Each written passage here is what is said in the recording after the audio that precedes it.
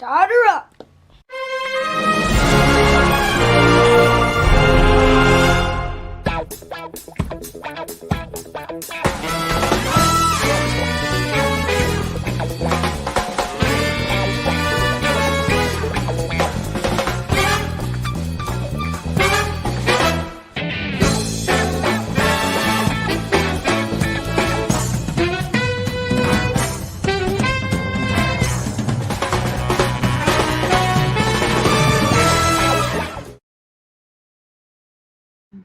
There we go. He's tired already. Oh my gosh. You could have had a better cue on that one. Hey guys, George here, back again at the train stream.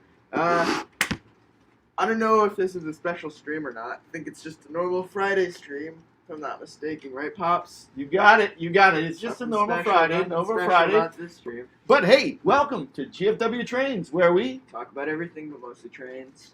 and you are. I am George. This is Wale. Nice to meet everybody. Hopefully, we've got a lot of our usual people here, and we got a lot of nice. I think we got a lot of people coming in. So what's going on today, George? There's really not just nothing going on, right? Nothing, not just nothing. We have the 24-hour stream, or 24 hours of GFW. 24 hours, George. And why are we doing a 24-hour stream? To celebrate our 2,000 subscribers. And so what we are doing to celebrate that is we are including some of our subscribers in the stream, and then we're going to be kind of interviewing them or just have them on to talk for a little bit, because I know that there are going to be points when we're just like, all right, there you go, stream's yours. Yeah, I think that we're going to have a good time. 2,000 subscribers. How about that one, huh, George? Okay, huh? 2 to the K. No, that's really cool. I think that it's been a long road to get here, hasn't it? I know, it's been awful. Not awful. Why did I say awful? It's been amazing to get to this point of 2K. I think from when I started the YouTube channel, and then from when my dad started helping me, we reached the first 1K subscribers, which was around May-ish, correct? I think in that time. From there, I didn't think we'd ever hit 2K that fast, you know? Boom. But it happened, and very thankful for it. So, how did we get here? I mean, you're right. We're right around May. We hit 1,000 subscribers, but as the process of getting that 1,000 subscribers rolled along, we kind of blew up. So, tell me a little bit about your channel for the people that are just showing up here, George. So, GFW Trains is mainly focused around trains, but we do talk about a little bit of everything, just not too often. And mainly in terms of the trains part, we like O-scale 3-rail trains.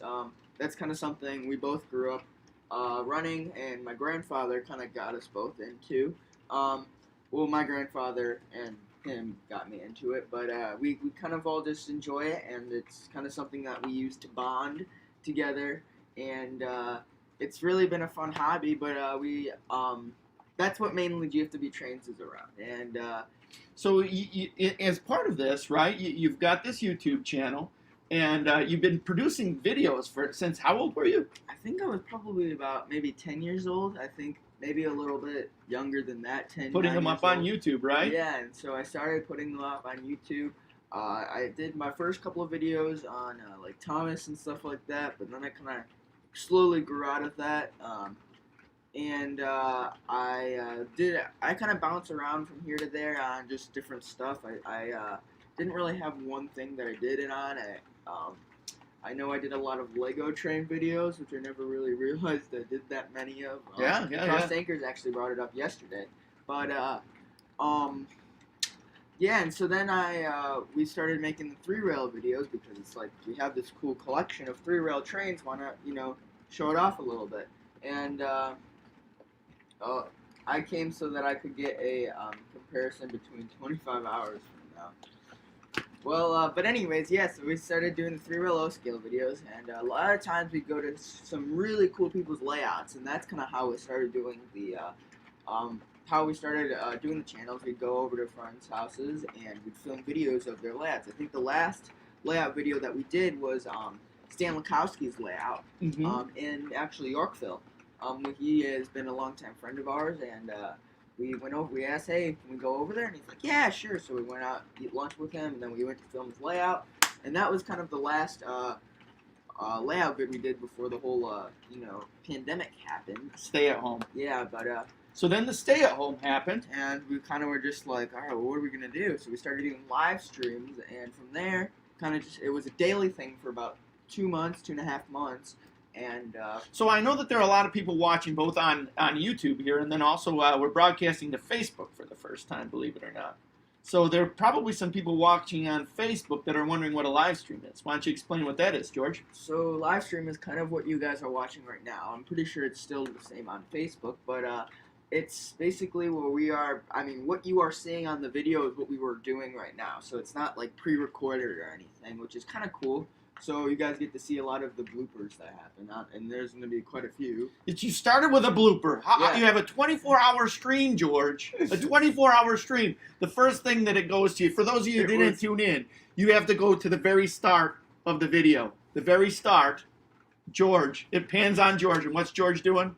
Yawning. Oh, and then there's the other one too, where I go, oh, how? So We got an awful stream. yeah. Oh, it's gonna be awful.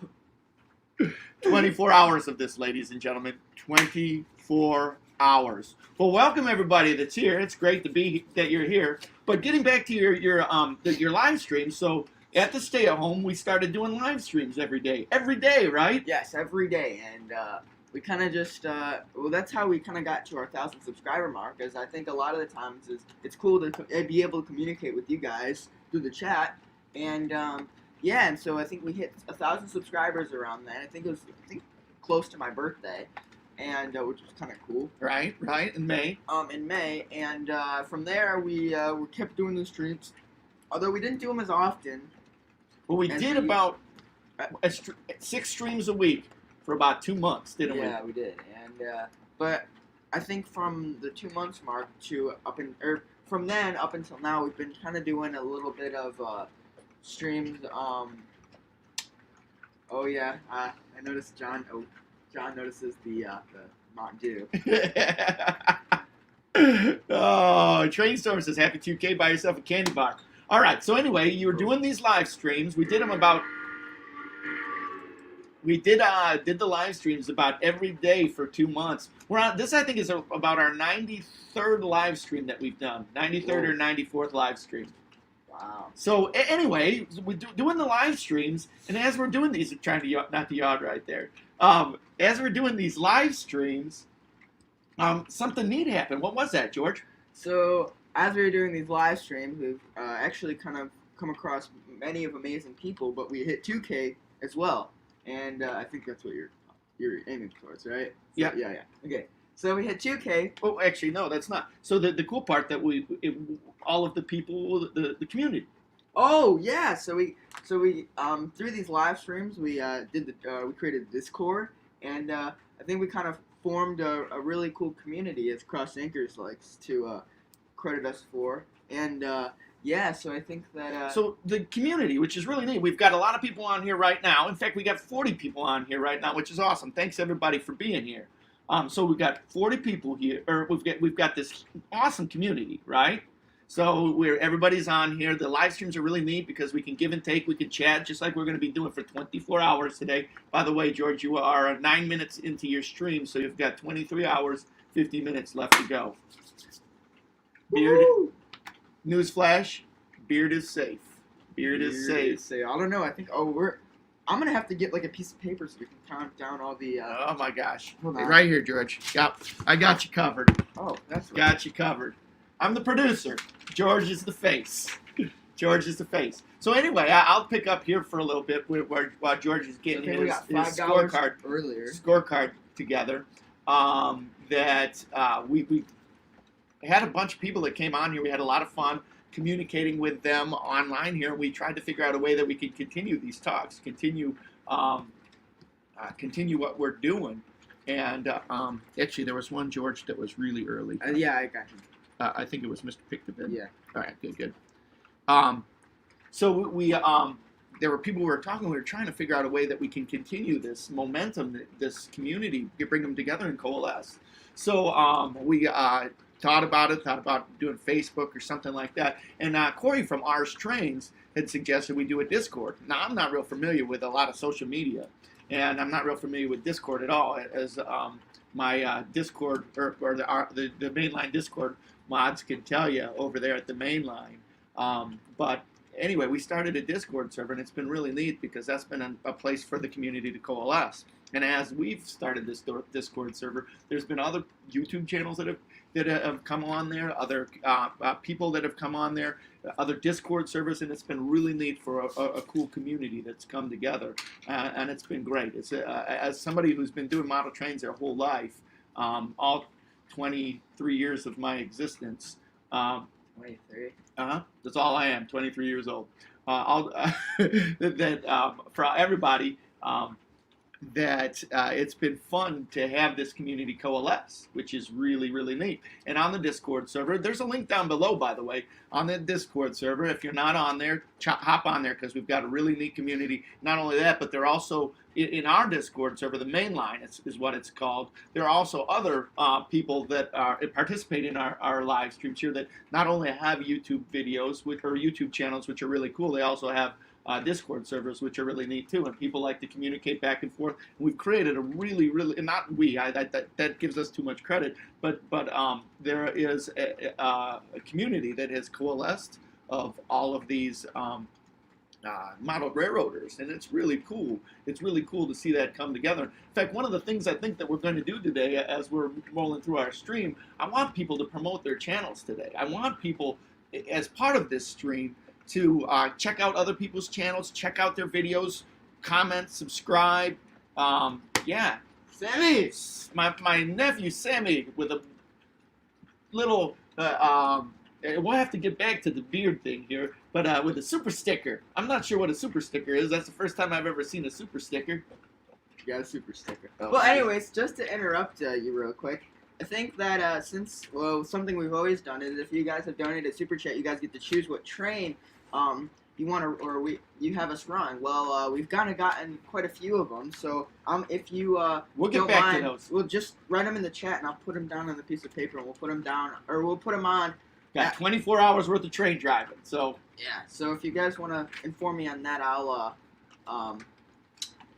put that down on the piece of paper, and we'll put them on the tracks. I think I know what Sammy wants us to run, but we'll see. We'll see. Very cool. Very cool. So anyway, getting back to this Discord, I want this. We've got 24 hours on here, which is going to be really fun. And I was trying to think of a way that we can promote each other, promote the hobby, could have this group coalesce. And one of the ways that I thought is on the mainline Discord, and there's a link below. If you're not on there, please go on there, sign up, get on the Discord. It's really easy to get onto. And then two, we've got a channel on the Discord server called Promote Your YouTube Channel. And what I want people to do is I want them to put on the stream here when they put something up or post something, and everybody go back there and support each other. So do that. Everybody do that for me.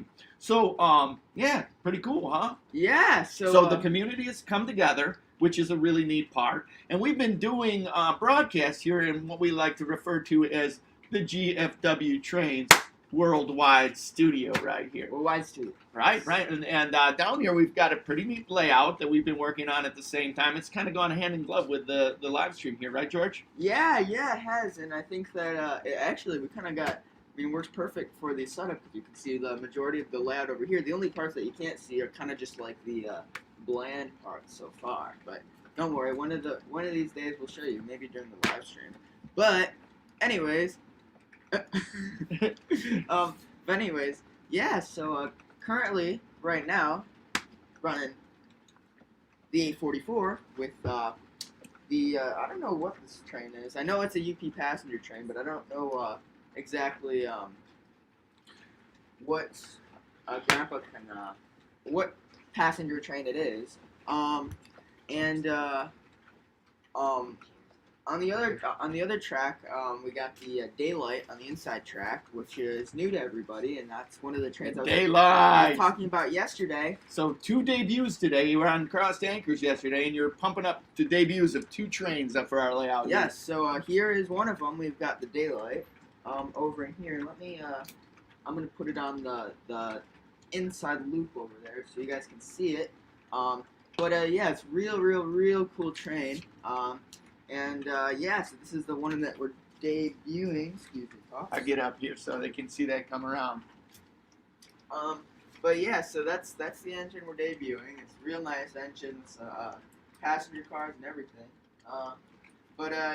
Yeah, it's I think anyways. So okay, so it's the Lionel UP Challenger set. Okay, thank you, Grandpa, for correcting me. But here's the engine, the cars. It's a real nice, beautiful set.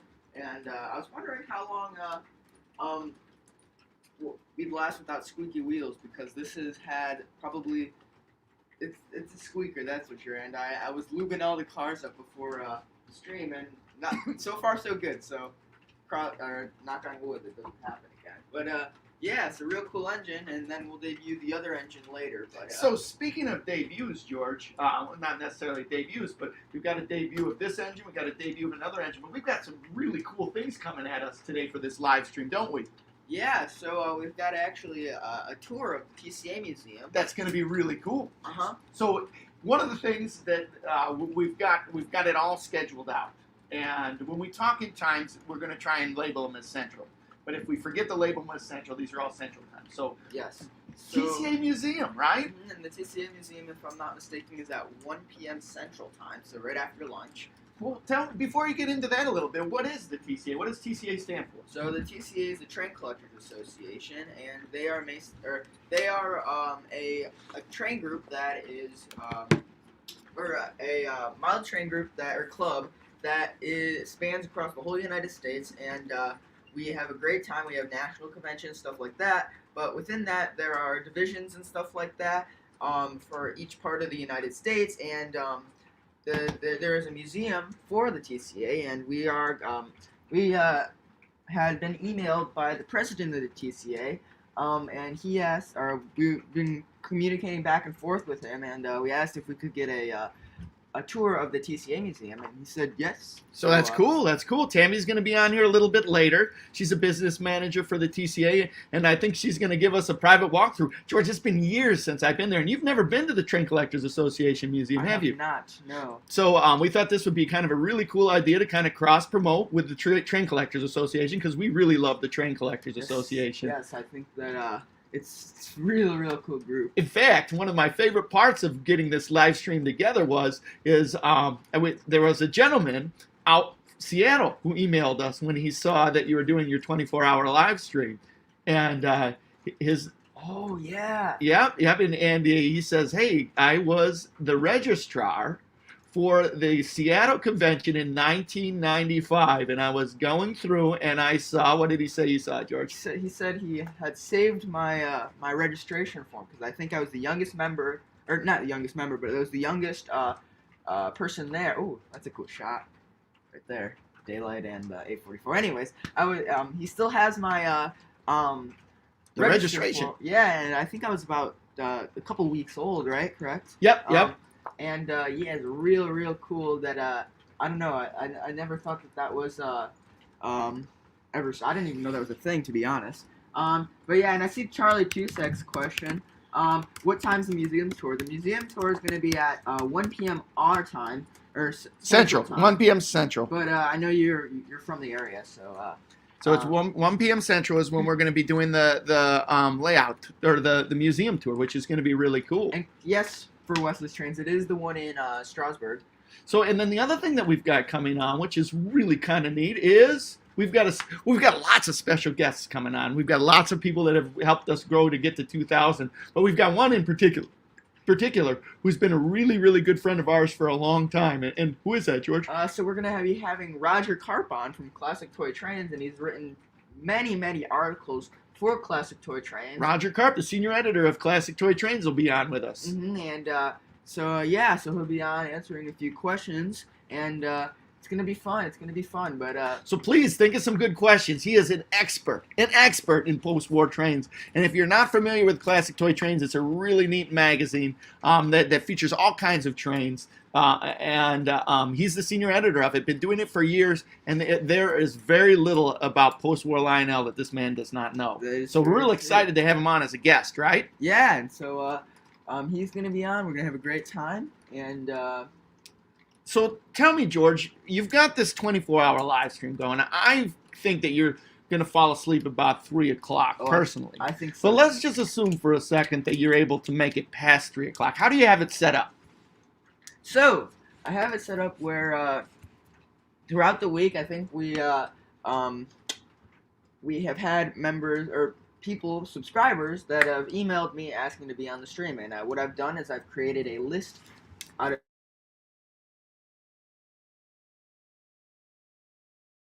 put them on a schedule, and I finalized the schedule, I think,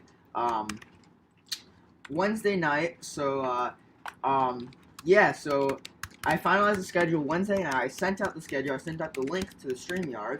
So, at certain times, we'll be having certain subscribers on, and I think I have the schedule on my phone. So, I'm not sure. Oh, that you can't really see that. Anyways, but, yeah, so the schedule, I think, for the first group of people we're going to be having on is at 11 p.m. And those people are going to be Alan Layton, or otherwise known as Layton Junction. We're going to be having Matthew Garson, a real good friend of mine. That is from Washington State, actually. I met him here. And we're going to, or AKA Matt's Trains and Things. And those guys are going to be on first time slot. I think that I think we have one more person on, but I forgot the camera didn't take the picture of the whole schedule. But oops, hold on, I'll be back. Woo. But yeah, so those are going to be the first guys on, and then right after those guys, we're going to be having Nicholas Schnee. I don't know how to pronounce his last name, but he better get it right. Yeah, so he's got a real cool. His grandparents have a really cool S-gauge layout, as he claims, and I've never seen it. And then we have Paul J. Licata, I think that's how you pronounce it. And then we have another guy. So we've got a lot of cool guests lined up, huh? Yes. So we'll be going through those, and every hour you've got guests lined up coming in and visiting with us until about midnight? About midnight, yes. And then I think that you're going to open it up to general chat to whomever wants to come in. Is that right? Yes, correct. And I think we can have 10 people in the stream for 10 people in the stream at a time, right? Yeah, and we're going to have a great time. I know that there are a couple people that asked to be on those later times. I know Corey asked to take a later time. I'm not sure if he still wants to do that, but if he does, Corey, feel free to take that time. But yeah, so I think that it's going to be real fun. I think there's going to be a lot of cool things. You guys can see. I think I'm going to try and run as many trains as I can on the two tracks. I think that's going to be an event on the stream.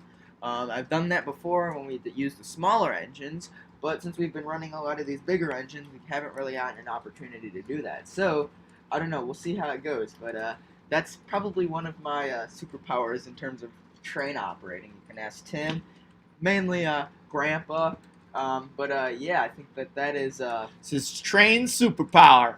Train superpower. Well, one of the really cool things that I've been watching here, George, is I've been watching the people pop in through the stream, and it's been really neat to see people not only from your train community, but also people from the regular community out here too, right, George? Yeah. So not regular community, but your friends and family from outside of the train community as well. So welcome everybody.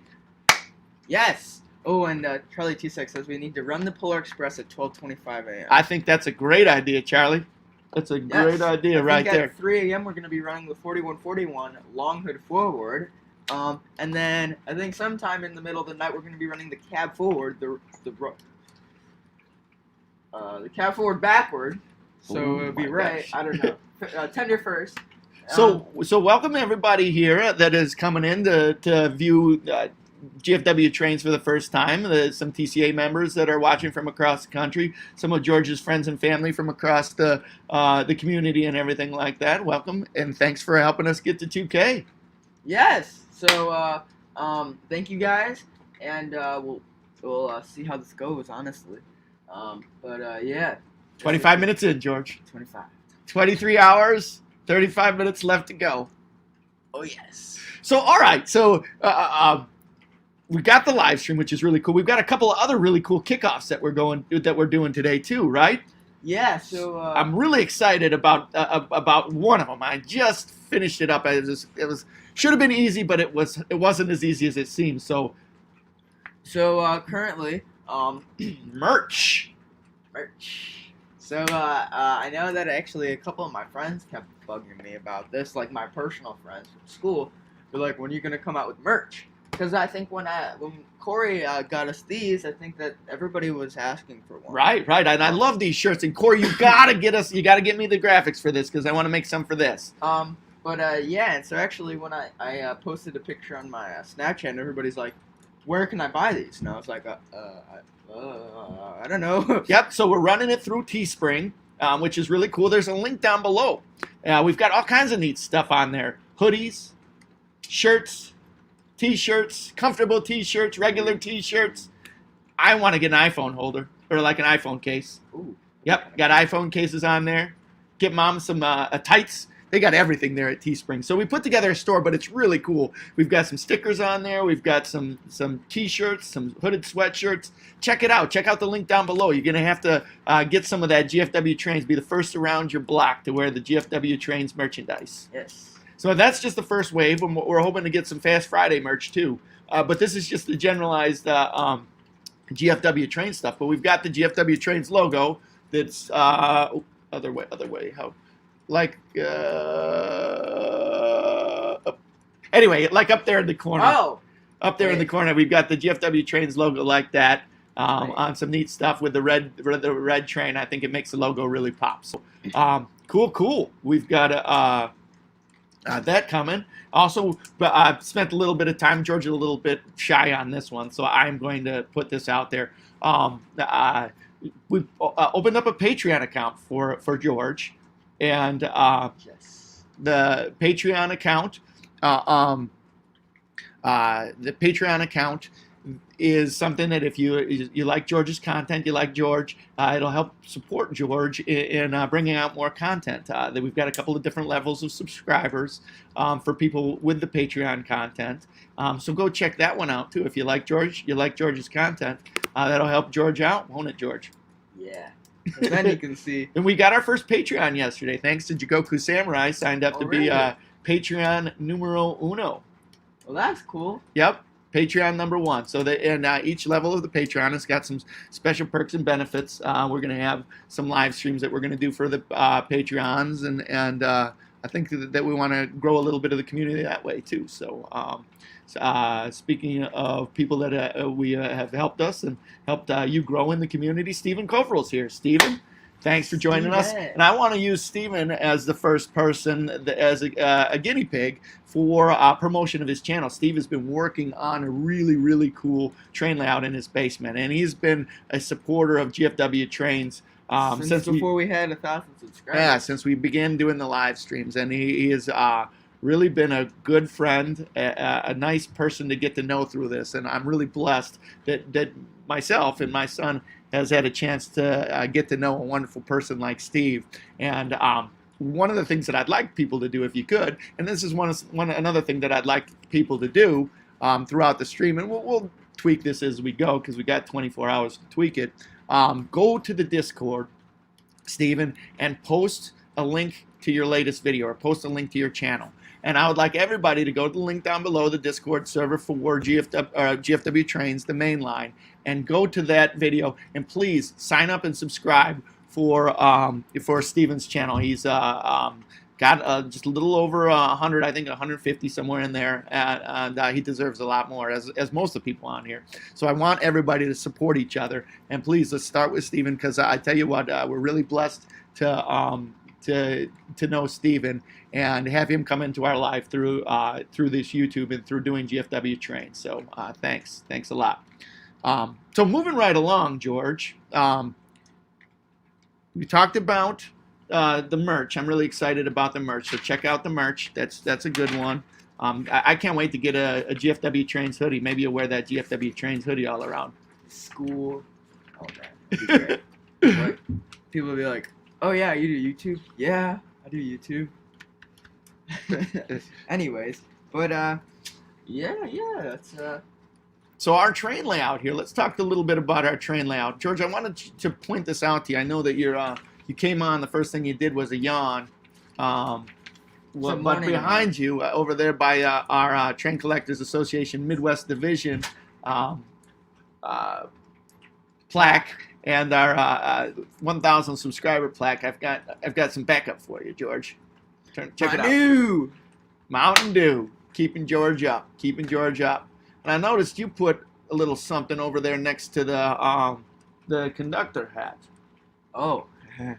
What do you got over there, George? What's that all about? So as maybe some of you know, this is shaving cream. Well, no, you're not going to need that. Why don't you just go ahead and put that away? You don't need that shaving cream for anything. Why would you bring shaving cream? So we can shave your beard off. Well, nah, I love my beard. My beard ain't going anywhere. So why would you want? Tell me about this. Oh. So, if we, so what we're gonna do is, if we raise $100, this guy is gonna get a pie in the face. Since I was like, oh yeah, GFW Trends, we don't waste anything. It's like, why don't we just use the shaving cream that we did the pie in the face with? Oh gosh. To shave your beard off once we hit $250. I'm not worried about it. Not worried about it at all, George. Not worried about it at all. And train collectors are poor. They're busy spending their money on trains. I don't know. So raise $100 and pie in the face for me, huh? Yep. $250. Shave the beard, huh? Yes, sir. Wow. And we talked about that. Well, actually, we didn't talk about this too much, but we talked about this. We want to, rather than you keeping these donations for the super chat, we want to use these donations and donate them to a worthy cause. I was thinking that a worthy cause would be the Kendall County Veterans Assistance. What do you think about that, George? So, yes, sir. Every dollar that we earn through the super chat today, we're going to donate to the Kendall County Veterans Assistance. That's cool. So, yeah, it's not just going into some greedy punk's pocket. If my beard's going to go, it's going to go for a good cause, not for this little punk over here. Punk kid. So, anyway, cool. So, George, I was thinking as we're getting into the live stream a little bit here, and we've got some new people that are watching, some new people from the community. Why and thank you everybody for piping in, and I'm sorry that we usually have kind of a chat, a give and take of the people that are coming in and talking, but we're just getting rolling on this 24-hour live stream, so we'll start bringing in the comments. Thank you everybody for who's already done the super chats. That's awesome. We've got a list of the people. When we do the super chats, we always have we always give the person that does the super chat an option to run a train on the train layout. Yeah, so I think so far, people have donated. Mr. Pictovid, and I know Mr. Pictovid hasn't told us what train he wants us to run, but he was the first person to donate. Our Trains wants an NS Lash Up, which we do have waiting in the yard over there with the intermodal cars. It's the Train Collectors Association intermodal cars, although I have to change out one of the engines because it is a UP. One of them is a UP engine, so I have to grab the NS, or one of our Norfolk and Southern engines that we have. I know Trainstorm wants the Polar Express, and Mr. Charlie Tusek brought a good idea. We need to run the Polar Express at 12:25 a.m. or we could do it PM, before or during lunch. I don't know how we're gonna do that. Trainstorm, let us know what you guys think, whether you want us to run it sooner or whether you want us to run it then, or we could take off some of these engines. But yeah, let me know. Let's see. Grandpa Rails donated, and he never told us what engine he wanted us to run. And if you guys have any questions on what we have, please don't be afraid to ask. And then Sammy Werderick, my cousin, he hasn't told us at all either, and I was wondering, I think I know what he's gonna pick, but we'll see. We'll see we'll see what we have going on. Okay. Okay. So we'll definitely run it when you are watching the stream. We'll make sure of that. Okay, Trainstorm. But yeah. So those five guys get to choose what they want to run, and so far we have 2 out of the 5 guys that are 5 guys. That are telling us what they want to run. So George, I was thinking, what would be a cool thing to do for some of these people that are around here who haven't seen our train layout, do a little tour of the train layout. So I've got the GFW trains track cam up on here. There you go. It's not even an hour in, and he's yachting. This is a scary thought, folks. A scary thought. So I want to do a little tour around the layout. What do you think of that? I think we should do a tour. And actually, do you think we should do the track cam where we can run the train everywhere? Well, we'll do that eventually. I think that would be a good thing to do. But I first want to give everybody a little bit of a tour of what we got going on here around the layout. So we've got a layout that's a little bit different rather than it being in the center, a tabletop layout. We have a layout that runs around the room. Right, George? Yes, and it is a pretty cool layout. So currently, what we have over here is this is the part of the layout that not everybody gets to see all the time. We have the this bridge which leads into the workshop. It lifts up, as you can see, like that. And then over there, as you can see out of the corner of your eyes, I don't think we really want to go over there because that's got one of the new engines. But anyway, so then we got over here, we've got the curved 072-096 switch, which leads over to the big passing sighting we have, and it leads over to the Hold on a second, George. I'm going to switch something over here. Oh, okay. Oh, there we go. Oh, okay. Hey, guys. So here we see, so we see the 072-096 switch that leads into the switch that so we have the passing sighting, and then we have the start of the grade for the second level, which we haven't made yet, but right now it's currently a storage track with my favorite big boy over there, 4006, and the cab forward and everything else. But then we have the station yard, which isn't really a station yet. We had to take that out because my grandma's painting, but as you can see on the wall. But yeah, so that's currently what we have on that side. And so yeah, then we have passing setting, as I mentioned, which you can see the long train back over there, which we were running yesterday. And then we have the storage tracks on the outside of the double main for just basically anything that we want to put there. I have most of our Pennsylvania engines out there, or Pennsylvania articulated engines out there, and then we have the cab forward in front of those. As you can see, some of my favorite engines right there. Yeah, so that is what we have going on over there, and then we have another train on standby in case we need to run an engine during the stream. I think. So George, why don't you talk what kind of track we use? So what we use is we use a mixture of Gargraves and Ross track for the layout. So a lot of our curves are Ross curves, and then I think we have a little bit of Gargraves curves in there. What we use, and then for the straights we use Gargraves Flex Track, which is pretty cool. I think it comes in 3-foot sections, and it's really easy to cut and stuff like that. And for the switches, we use raw switches. We're pretty religious about those. We like them a lot. Yeah, so that's what we use for the track. And as you can, that's gonna be a cool shot. As 4449 and the 844 on the same track. I would probably be able Parallel to, tracks. or parallel tracks. My bad. But yeah. So then for over on my dad's right, you guys can see that we have the ooh boy, I like how that 4449 curves in. Here, let me see if I can do something real quick. So here we go. You can see the 4449 and the 844 coming around the bend. Oh, that is the coolest shot for sure, for sure. Anyways, so over here, oh, there we go. First hand, boom chakalaka. Those are two beautiful engines, that's for sure.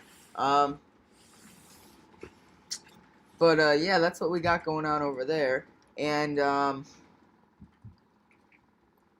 over to my dad's left, you can see we have our yard in the center of that loop. Oh, Southern Yankee Railroad, thank you for the super chat. So if you want to let us know what you want us to run later in the stream, please let us know, because you get that choice. Even if you don't see it out. Yeah, throw even it if out you there. don't. We've got a lot of trains that aren't out here. Even if you don't see it out, you can always ask what we have, and we can see what we can do. Oopsies. We have a lot of cool trains that we can run for you guys, and yeah, so just let me know what you can run. I can put it down the sheet, and So George, talk a little bit about this lift bridge, and then the background. What's the name of your railroad here? So the name of our railroad is the Yorkville and Eastern Shore Railroad, and so the concept of the railroad is you start in Yorkville, you go to Chicago, and then you go all the way to New York City, which is over there behind my head, and from there you go to the Jersey Shore, and then back to Yorkville, and so back over there is New York City, and my grandma has painted that, and it looks really, really cool. So If you ask over me, here will be where Chicago. Chicago will go right there.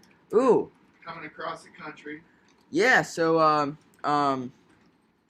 yeah. So then we have the rolling hills over there, and You can see we're going to have an Hellgate Bridge painted up over here. Actually, we're going to have the hills will be morphed into more of an urban setting as it travels across the country.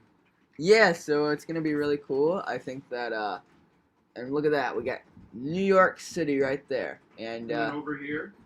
over here we got Jersey Shore, which my grandpa's been really he likes to learn about or he's a big fan of World War II history, and so he keeps asking my grandma to paint a German U-boat sinking a cargo ship over there. But yeah, so then we have the yard right there, and as you can see, we got some of our some power in there. We have the Monon C420s back there. We have that train I was telling Corey about. And then in there we have a little Pennsylvania switcher. Then just some cars here and there. We might have to take those off. So speaking of cars, George, there's some really cool intermodals here. Tell me about these intermodals. So those intermodals are for the Train Collectors Association 50th anniversary Of the Midwest Division. And so we bought a lot of those So they're selling these as a fundraiser for the Midwest Division, right, George? Yeah, so those are we got them from Menards, and a real good friend of ours. Oh, he's a member of the Midwest Division. He put the decals on for Stop. What? These aren't decals. These are all done by Menard. Oh, they are. Yes. Oh, never mind then. These are all custom done by the Menards. They're not decals. They're screened on there. And on one side is the Midwest Division. On the other side is the Chicago skyline.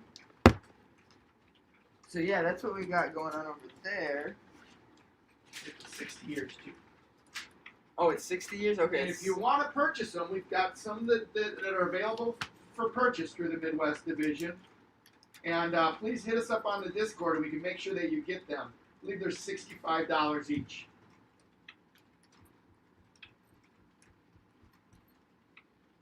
But yeah, that's what we got going on over there. Oh boy. Ooh, there we go. We're back. So do you want me to move the screens? So let's talk about this one, George. Which one? These guys right here. Oh, so those are the Blue Ra and the oh god. Red Rocket. Yeah, Red Rocket. And those are the engines we train race all the time. Yeah, so those are the two engines that we train race all the time. I don't know how much of that we're going to be doing tonight, but we'll find out later in the stream. And to answer your question, Stephen Orlak, those are 18-inch daylight cars. And Nita, if you want to come in, say hi. A little bit. You want to come in now or you want to come in later? You need a hammer? All right, go ahead. There's one in the Georgia.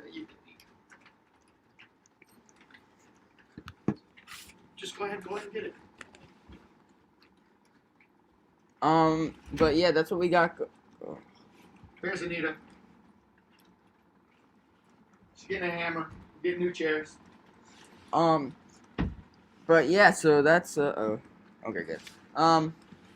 Yeah, so then over here we have our crossed anchors or is that that's a plaque, and so that we got from their traveling car, which is really, really cool. They sent us a really nice touching letter. It's framed up, but we put it in a frame like this, and we have it out there. So the other thing I like to show off too, there's 2 of these that George has been in, but this is for Train Fest, which is a huge train show that we have here in Milwaukee, Wisconsin, and this is the second one. And George and I were featured in there. Boom chugalaga. New for the kids. I'm wearing a kick butt shirt. George is looking like he knows what he's doing there. So we keep that one out here for this. But yeah, so that's the layout for everybody. Well, one thing that I want to show, because a lot of people like this and see it from time to time, George, what is double crossover? Oh yeah, so then we got our double crossover right here. Comes in handy quite a bit. For the just operating of the trains. I think it's real cool feature that we have in our layout, and yeah. Let's see it. Let's see it work, man. Can we do that? I'm not 100% sure. All right, this is going to take some fancy operation here. We got the daylight coming around, and we've got the 844 coming around. I think George was going to switch the...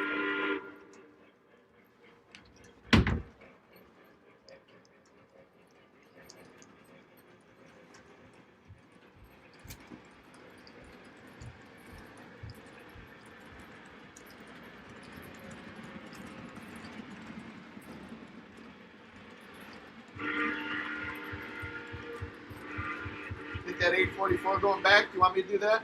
No. Or just... The other way? No, just leave it. Alright. We'll switch it back around.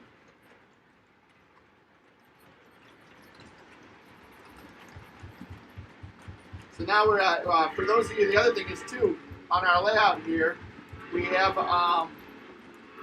we're running off a Lionel Legacy, but we also can do DCS, MTH DCS, and we've got the Wi-Fi system as well. The Wi-Fi through the DCS and through Lionel, as well as TMCC. So both these trains are running on the same track right now. Yeah. So they're going to cross back over in a second. You want to get that.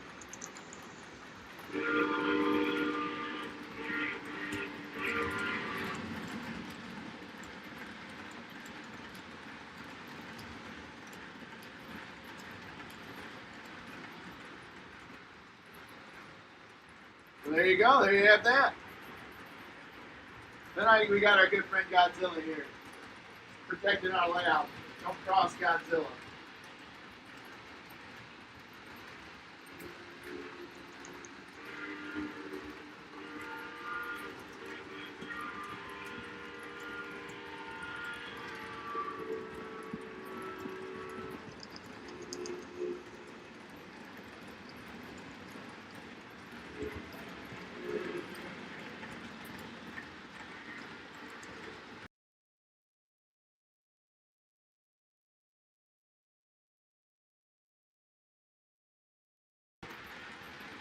Oh, hey guys. There we go. All right, so we're back. Yes, we are. So a little tour. We'll do a couple of those throughout the day. Thought that was fun. Oh yeah, we forgot. Smash that like button. Smack the like button. Forgot about that. check out that merch down below too. Bill, I got you covered on the merch, by the way. I got you covered. I'm gonna get you some merch, Bill Cabernis. So George, got a lot of new people here. Got a lot of old people here. Let's see here. So just quickly rolling through here. Our good friend Bill Cabernis and our good friend Charlie Tusek from the TCA are here. Welcome, welcome. They're going to be on the stream later today with also my grandfather and really good friend of ours. Oh gosh, why am I forgetting his name? Got it written down? I do.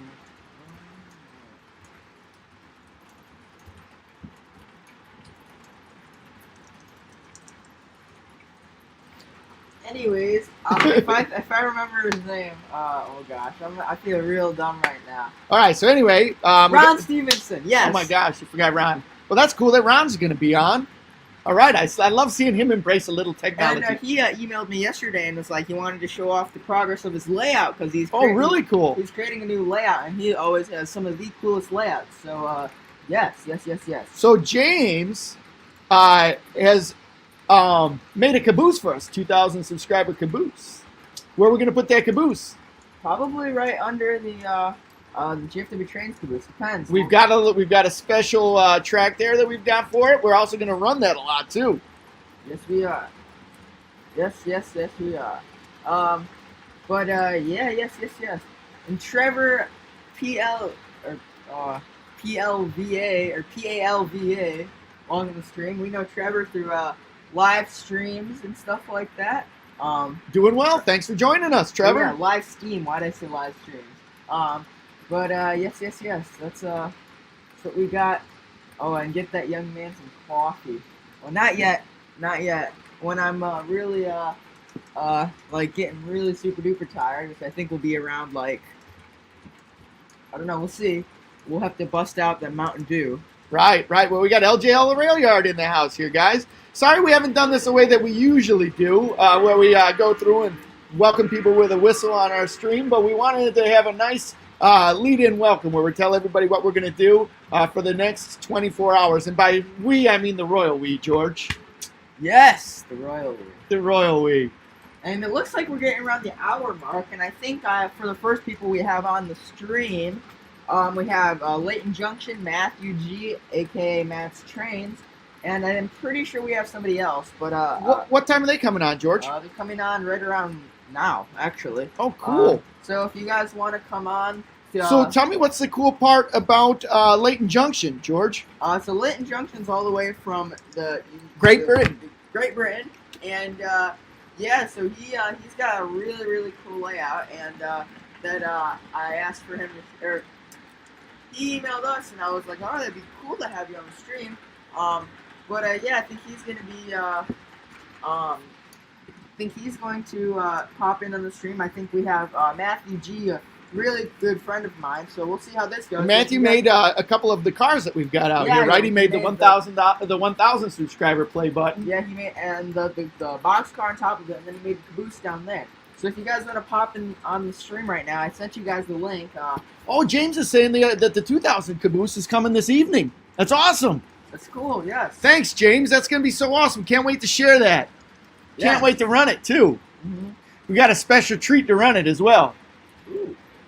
Well, that'll be a cool engine, that's for sure. But if you guys want to pop on, we have a couple more minutes left until you guys are on. Well, they'll come in and we'll bring them in. We've got a real neat way that we can bring people in and out. And like you were talking about earlier, from about 10 o'clock on, it's pretty open. So it's going to be a situation where if you want to come on to the live streams, that we'll bring you on. And George will be talking with some buds, and I'll be the one that'll be. I'm hoping at that point I can kind of step out from being on the stream and just be more of a production type of guy, where I'm just bringing people in and out and doing everything like that. So LJL, to answer your question, I think you're going to be on the stream today. If you didn't get my emails, I've been trying to send you a bunch of emails about the stream. So LJL, check your email account and let us know in the stream if you didn't get the link. What time is LJL? I think he's on. at 4 p.m. with Train Storm and O&N Gauge Railroad. Cool, cool. So LJL, we got you back there, and check out your email account and make sure that you got that link. That'll bring you right on. So Trainstorm is saying, ooh, a live unboxing. This is more. It's not necessarily an unboxing as much as actually we could make it an unboxing. Yawn. Oh, he just stifled that yawn. Yeah, it could be an unboxing, but I think that the caboose will definitely be an unboxing, and I think that the engine, I don't know, it depends on what you guys want, but we can put it back in the box and then unbox it. But it's a really cool engine, yeah, hopefully it will come during the stream. Hopefully. So Anfield, is that a good time for you? I was trying to figure out a time that would be good for both you. And when we're doing the stream, so he emailed about being on the stream, and he's also from the UK. Okay, so I put him at like 2 a.m., which is probably good for. I think it's good for his time. But anyway, I've got to. We'll tweak that as we're moving along. So, yeah. So James is saying that hopefully his caboose will come during the stream. That'll be a really cool thing. We got our eyes on the doorstep for that one. Yeah. So right on. So what time we got here, George? Well, they should be 10:57. So hopefully this. So if you're one of the guests that are coming on, feel free to hit that link. You don't have to come on right at the time because I can bring you in at the time when you're coming in. But like we were talking about before, these guys have YouTube channels. They all have YouTube channels. They'll talk a little bit about their YouTube channels. And I would encourage these guys before they come on to go on the Discord and on the promote your channel, put your channel up there. And I want everybody to go back to that Discord server in the link down below. Go to that Discord server and find these guys' channel, and please support them by signing up to their channel and becoming that's what I mean. Signing up, subscribing, watching their videos, smashing that like button. Speaking of smashing that like button, smash the like button for this right here. We want to try and see. Wouldn't it be cool if we could get 200 thumbs up? Oh wow, yeah. We've got the most amount of viewers right now. I know. Had. This is cool. Viewers, pretty solid if you ask me.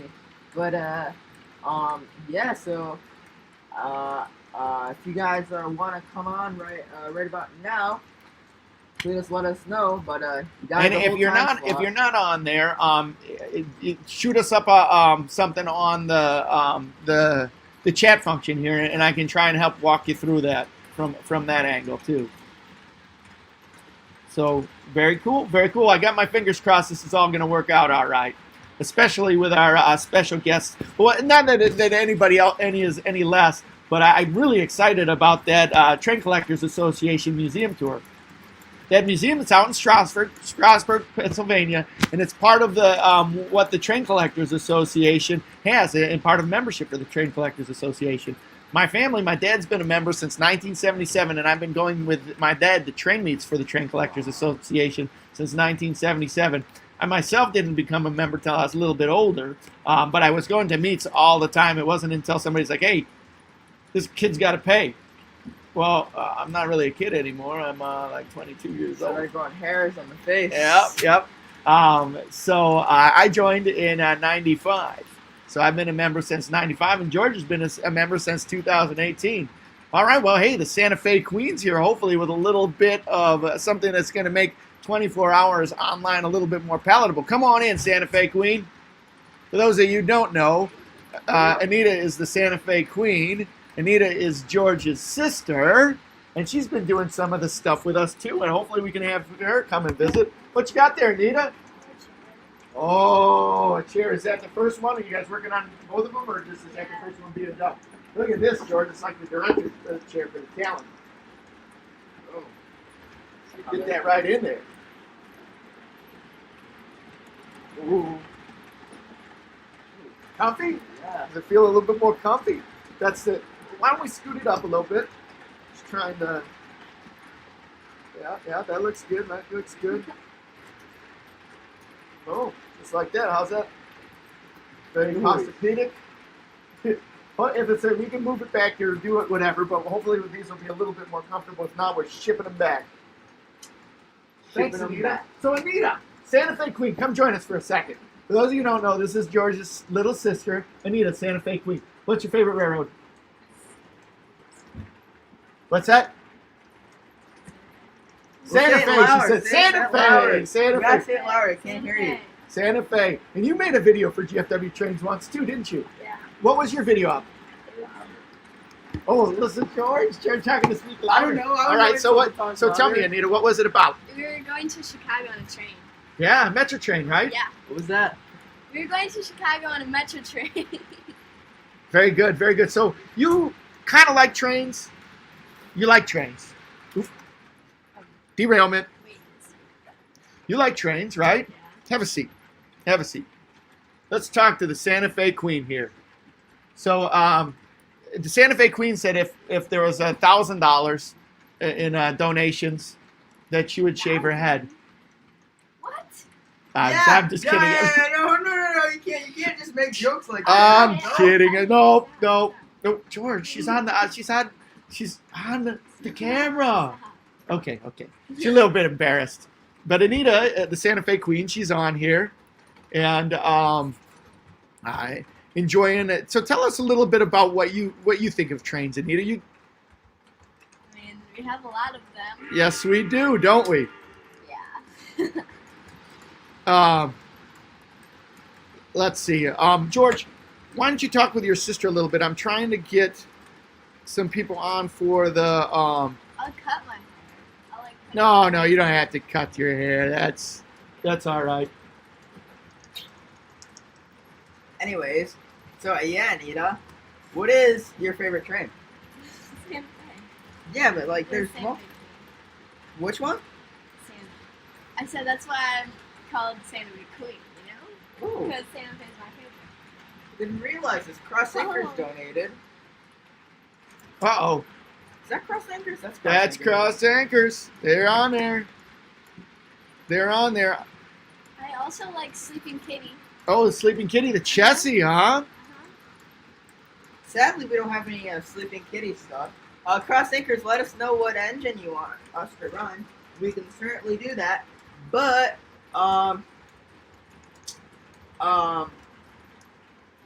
anyway. So we're having some problems here with our people that are supposed to be on right now. For some reason, they're not getting on, and I'm not sure why. George, do you have Matthew's phone number? Because we can text it to him. Excuse the pause here. Anita likes to dance. Anita, can you do a dance right now? Ooh, an arm dance. Very nice. Ooh, look at that. The wave. Right on. I don't have his phone number. I have his Snapchat code. Let's send him the link to that. All right. Do you have the link? Yeah. All right. I'll send you the link for this one. So hopefully Matthew.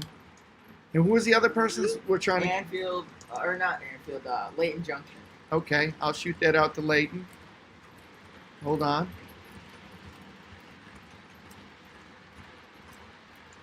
What do you think, Anita? I think it's cool. I'm probably going to be back down here again. Yeah? 10. Yeah, you did a couple live streams for us, and we had a lot of fun with that. Uh-huh. We definitely had a lot of fun. I don't understand. Are people going to watch you guys, like, sleep or something? They watch us sleep. Maybe. Yeah, George was... You guys should go in shifts. Like, George sleeps, and then you take over. Well, part of this was to see how long George could stay up. Oh, Yeah. very good at that. So, all right, I just shot Layton Junction. I Got have Matt. the- What about the last one? Who's the other one? I have the finalized. I don't know. I have it on there. I don't have it on here. All right. I think you added somebody. All right. Come on. Mom says no shaving Anita. Who says that? Mom. No, I think we need to shave Anita. I think that would be a it's for a good cause, Anita. For Blow a whistle. $1,000 Blow a for whistle. That's what we got to do, Anita. No, the whistle. Anita needs to do some of that as soon as we had some downtime. Leaving here in an hour. Where I you don't even going? know where this list is, George. It's in Word, Microsoft Word. Did you save it? Yes, I did.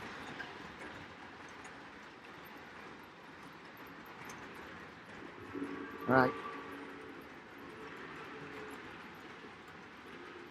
Matthew, So we don't have anybody on. just those two guys. Just All those right. two, Cool. Yeah, so Anita, what has been your favorite train trip that we've taken? So what train trips have you taken, Anita? Well, George? We went to New Orleans on a train. Yeah, did you? How was that? Twice, actually. Yeah. Yeah. What was your favorite part about those trips? Oh, Ken Munoz with a little super chat there. Thank you, Ken. For so shaving of the beard. Shaving of the beard, Anita. If 250 bucks raised for Kendall County Veterans Assistance, I shaved my beard. Doing super chats today. What do you think of that? Oh, you already weighed in on that. I forgot about that. You said you give $250 yourself, wouldn't you? Get my beard shaved. Yeah. Maybe. so how's that going? Anyways, so yeah, what's been your favorite train trip that we've taken? I think going to New Orleans the second time on the train. Really? Yeah. Why? Why was that your favorite?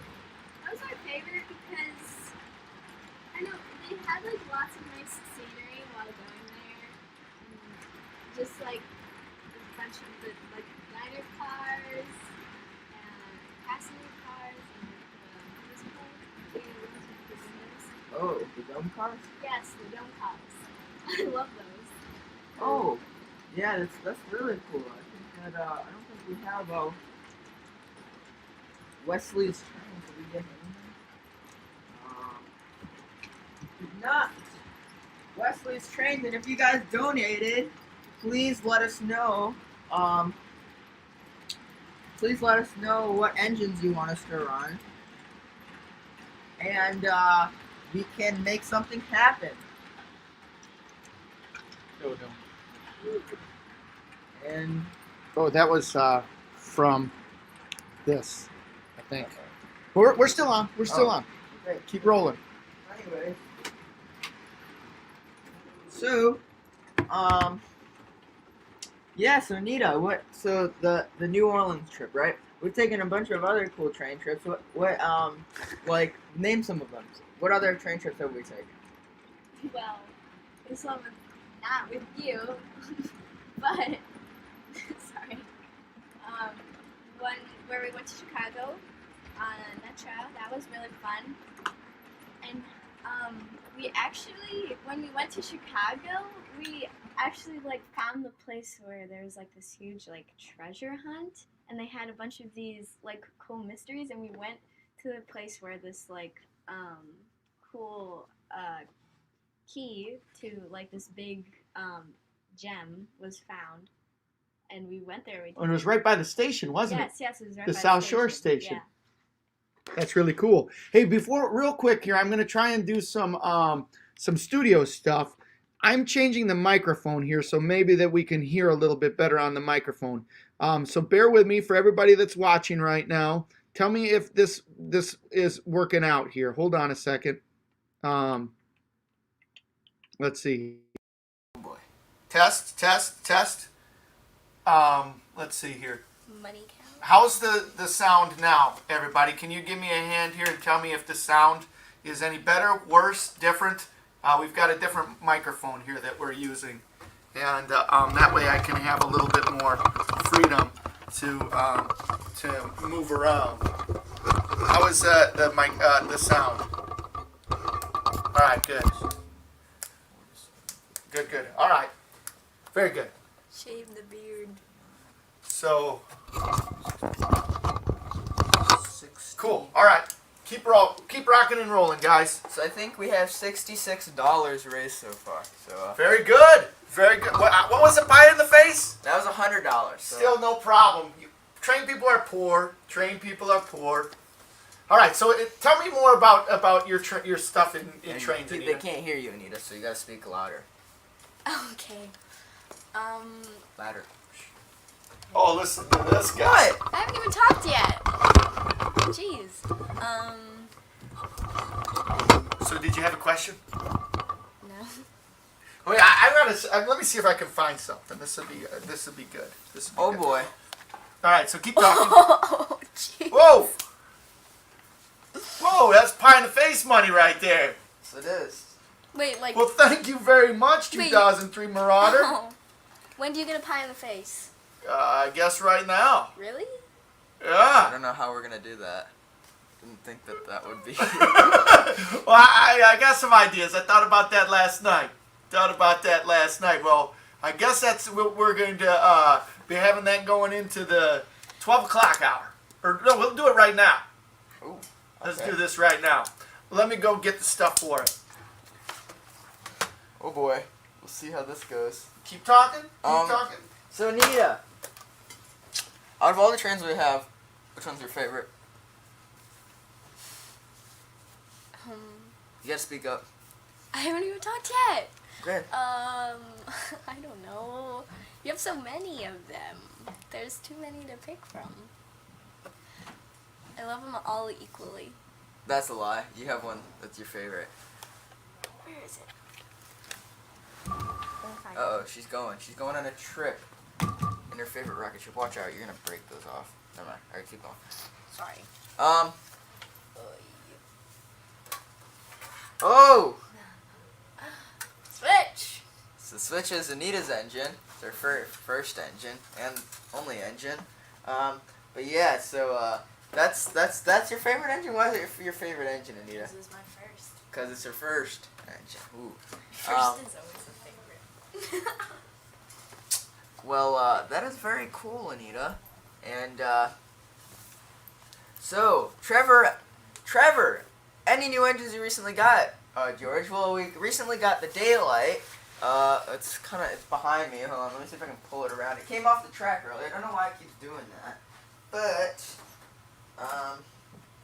let's see if I can pull it around real quick. Show you guys. And then I'll pull the 844 around to show you guys as well. It's not a new engine, but we certainly have. Ooh. That's not good. Hold on, I'll be back. Need to talk. Talk? Do you guys have Save the Chessie? Hashtag Save the Chessie. I guess. Well, what's your guys' favorite train that we have on here? I can't hear you, Anita. Sorry. I'm going to build a railgun and attach it to a flat car. Hey, Uncle Greg! Done. Oh, jeez. Oh. Well, that's not. Huh? What's not working? Don't worry about it. So, how many pull-ups do you dare George to do? He can probably do 10 at most when he's trying. Right? Yeah, probably about that many. Or I think the most I did 12 with Johnny. On FaceTime with Johnny. But yeah. Ooh, Lionel LLC is asking, Anita, tell us about your dance group. Are you are you gals still able to do it? Any competitions coming up? Yeah, we just started doing it on Zoom, but we can go into the studio and we can have like privates and that stuff. So I have a duet with one of my friends, and we can go to the studio and do that dance together, but we can't do the group dances, so we have to do the group dances on Zoom. But we're still rehearsing, and hopefully there's still a competition coming up in January? I'm not sure.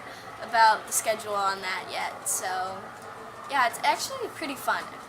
And we're still doing like normal classes on Zoom, and each class is about an hour.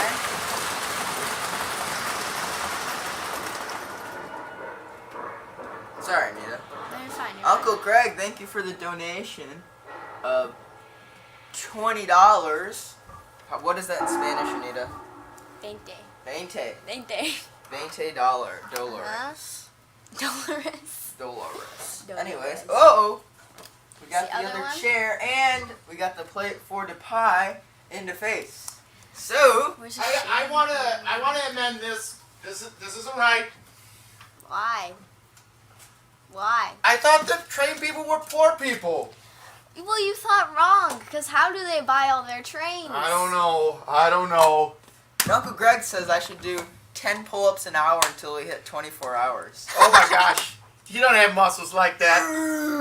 So I guess as we're talking about money here, and this is something that George is probably a little bit shy on talking about, but I set up for him to help him with all of his YouTube endeavors, a Patreon account. There's a link below for the Patreon account. So if you enjoy George's YouTube channel, please consider being a Patreon and supporting George. Mike from Cross Anchor says the beard ain't gonna last 10 hours. Yeah. Remember when we used to make slime out of this stuff, Anita? But please consider being a Patreon for George and GFW Trains, because this is I don't know, George. You have to like smear it in. We're gonna look No, who invited this girl? We're gonna look like You. Santa Claus after this. Ugh. When are we gonna do this? How are we gonna do this? So here's my idea. We're gonna get the GFW track cam. We're gonna go outside. Outside? Yep, because that way we don't have to clean up, right? Oh, yeah. We could go outside, Smells good. and then I'm gonna put it in George's face. Last second, I'm gonna boo. Hey, Give it a little hey! Yeah. So I would. anyway, just a couple of things. Patreon down below. Please consider doing or being a Patreon for George and GFW Trains. I think that it's a neat, worthy endeavor for a young man, and that's something that I think will motivate him, won't it, George? It will motivate. Say, please be my Patreon. Please be my Patreon.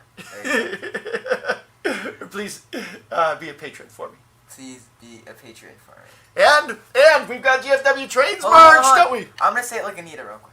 Please be a patron. Okay. Very good. All right. So DB Tech says it's gonna burn my eyes. Cool That's is right. too Close nice. them. Oh no! Cool is All too right, nice. all right. Here's what we're gonna do. I'm gonna get Oh. this over with. Get this Thank over you. with. Then I can go. I'm gonna go get some coffee after this. You guys can chat amongst yourself. Ooh. And, by the way, while we're doing this, since Uncle Greg, we don't have. donated. Thank you, Uncle Greg. Thanks for the you. pie in the face, buddy. Since we don't have anybody on, we're gonna go out. We're gonna do this. If there's anybody interested in wanting to pop on here that's not already listed, let us know, and we'll figure out a way that we can get you on and get you chatting on the stream. So let's see here. Let me see if I can get the Anita. You're in charge of the GFW cam, okay? Mike from Cross Anchor says I need to get some cream too, and I strongly disagree with that. What's that? We can hold on, wait.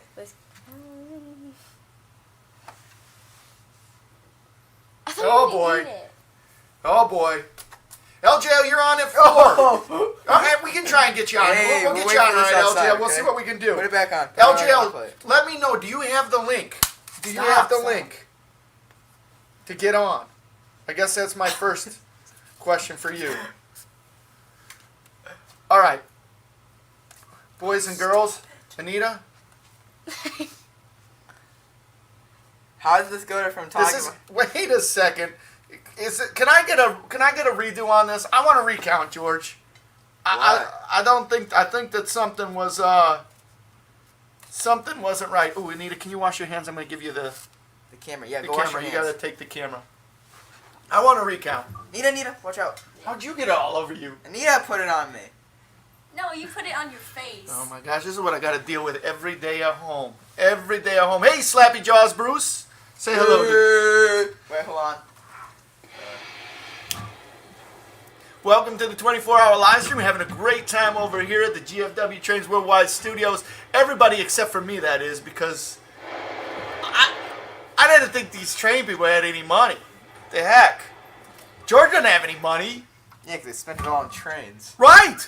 So why would somebody want to spend money to get pie in the face for me? George, you got a really nice look there with a little boogie.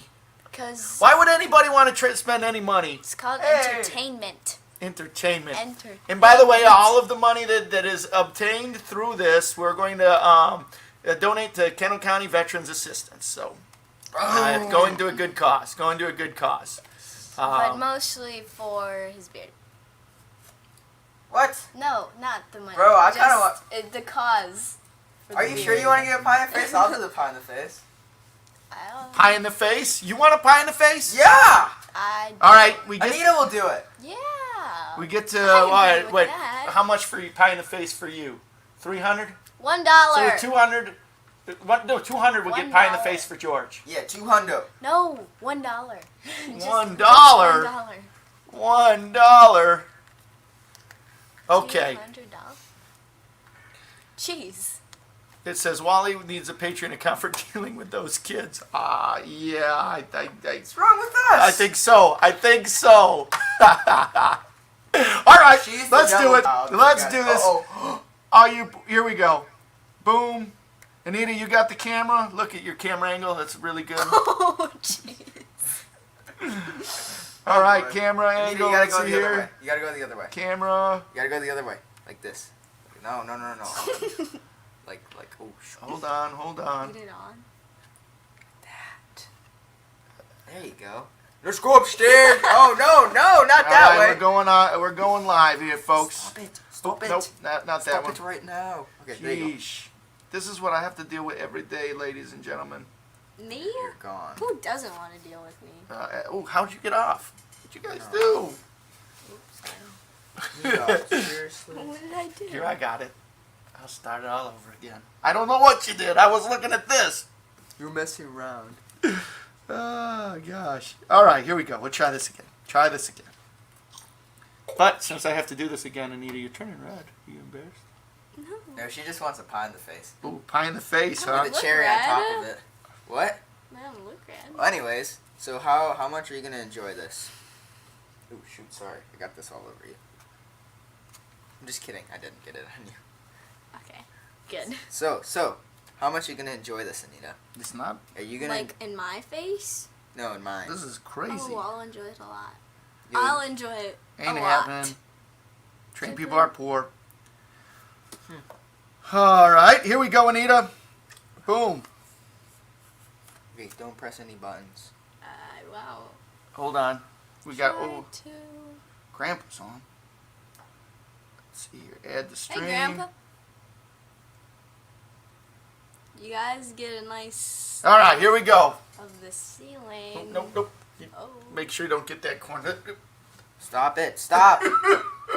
I'm so confused. All right, let's go this way. Don't get this corner right here. Oh, okay. I understand. All right. So here we go, a little bit behind the scenes. Going outside. You get to see the mullet. Maybe if you guys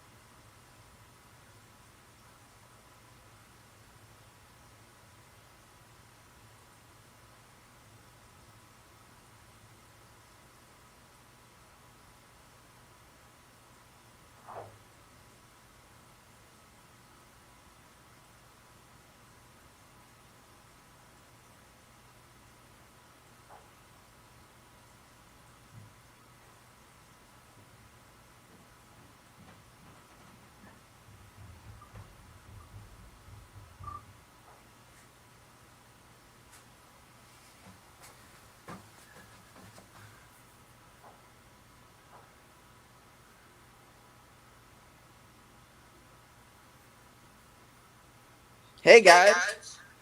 So here is the oh boy, hold over here. So here's our 7.5 gauge engine. We have a a nice NW2 over here, real cool. It's a Morse. It's made by Morse Locomotive Works, I think. And over here we have a real cool Santa Fe caboose. Over here we have two ride-on gondolas. We have our Santa Fe, or no, these are collections. Why did I say that? We have our Santa Fe gondola. We have a PTX gondola, and then we have our DT&I hopper. And then over here we have a Pepsi box car.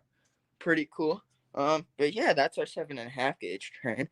I'm gonna go downstairs because it's cold out here. Whew.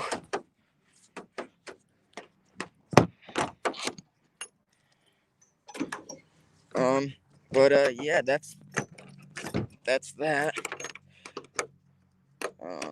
See if I can get it on. Ooh, nice, one-handed. But yeah, that's the trailer we got.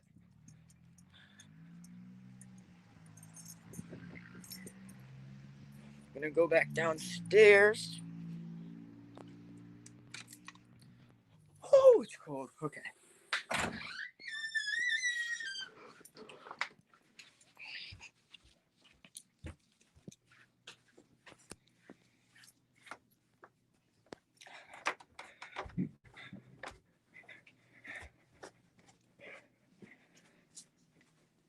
Uh-oh.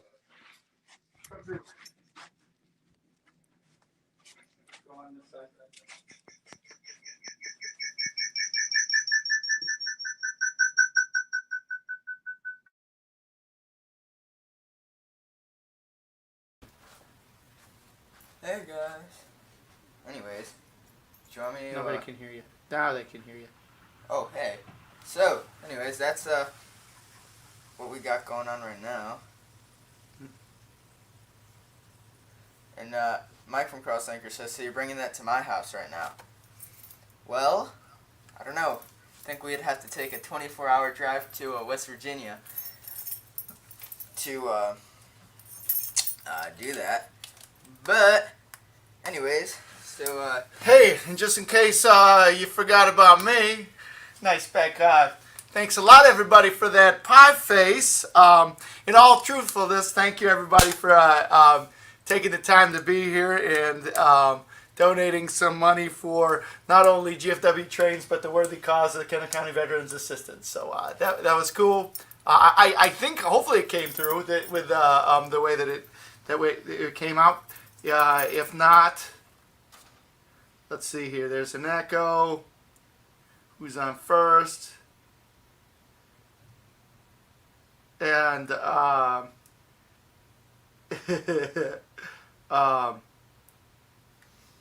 think we got it. Oh, the snow is gone. All right. Well, hey. Hopefully they got that. Was that all right, or are we going to need to do it again? I'll be willing to do it again. I know that the sound wasn't on there, and we had some camera fighting going on. So I'd be willing to do it again, but thank you for everybody who donated on that. George, have a seat, your new chair.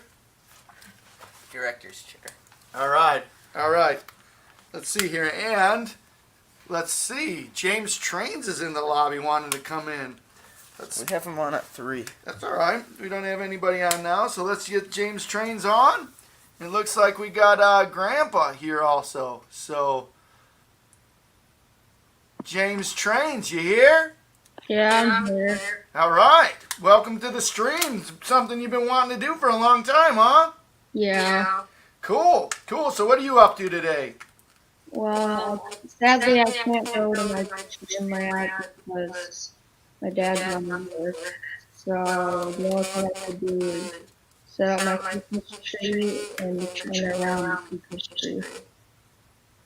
Oh, cool. How's that coming? I had the train set up earlier today, but I took it down because we had people over. And now I'm gonna set up the tree and then the train again. Cool. So what do you got planned for around your tree? Well, I like to use, the line out, like steel, whatever. But this year I want a big layout and I don't have much track, so I'm going with the Lego train this year. Ooh, Lego train. That's pretty cool.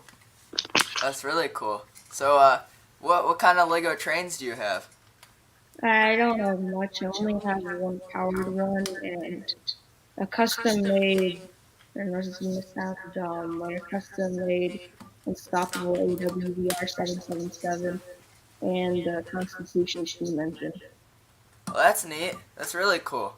So, what are your plans of is it gonna be just a simple loop, or are you gonna have how's that gonna work out? It's gonna be a loop around the tree and it's gonna have two switches that go around the big island in my house. Oh, that's cool. So, I know that you were the one who made the 2,000 subscriber caboose, and that should be coming in today, if I'm not mistaken. Correct? Yeah, it says 9 p.m. 9 p.m. Ooh, so we're gonna have to do like a late night unboxing. I think that's a time we don't have anybody on. But yeah. So thank you for that. So oh, and we have your caboose over here. I got one out yesterday. So But you have a YouTube channel, James? Yeah. So tell me about your YouTube channel. What do you want to know about it? Tell me about what do you feature on your YouTube channel? I feature mostly trains. Now I've started doing my own streams, but I kind of stopped doing that. But I did virtual trains for a while, and now I'm doing model trains again. Cool. What kind of trains do you hobby in? What gauge? Oh, okay, scale. what's your favorite engine that you have? If I had a Q61, I would do that, but in this case, probably my big one. The sound fit on that thing is really good in my opinion. Well, that's cool. That's cool. And I know you have oh gosh, write it in the pen. Oh, write it down in the pencil. Thank you, Internet, for the super chat. But yeah, so I've watched a couple of your videos, especially the ones that, or I know that you did a couple of Roblox videos. Tell us about those. I can't remember doing those. Oh, I did, yeah. So the one was I tried my hardest, well, not really my hardest, so I tried to recreate Unstoppable in the model scale in Roblox row scale, and it kind of failed, but it's my most viewed video, so yay. Well, that's cool. That's cool. So I think but yeah. So are you involved in any clubs in the area? Not really, no. No. I've never, What club are you involved in with Tim? it's called Associated Refugees, also known as USG. What do they do? Well, they're running Western mainly for the SK part of the line, and since my grandfather was in the past, we usually go with them for most of them, including training balls. Well, cool. And I know that your grandfather has an S scale or S scale layout. How did you so how did he get involved with that kind of stuff? I can't remember exactly, but I know it's one of his first engines is an old Atlantic 442. Well, that's cool. That's He cool. kind of got into it. And I know that your grandfather does S gauge. Why did you get into O scale? Well, because my other grandfather was in Dodge still, and I just, well, okay, but I just, you know, I just took it. Well, I wasn't the intro, but then I chose intro. I see. So how long have you been collecting the O gauge? Like when did you start getting into the bigger stuff that you have? Yeah, sure, it's still big train. Besides this, my collection grandfather is a, well, I know Hudson Junior 2055, which I got 6 years ago, I think.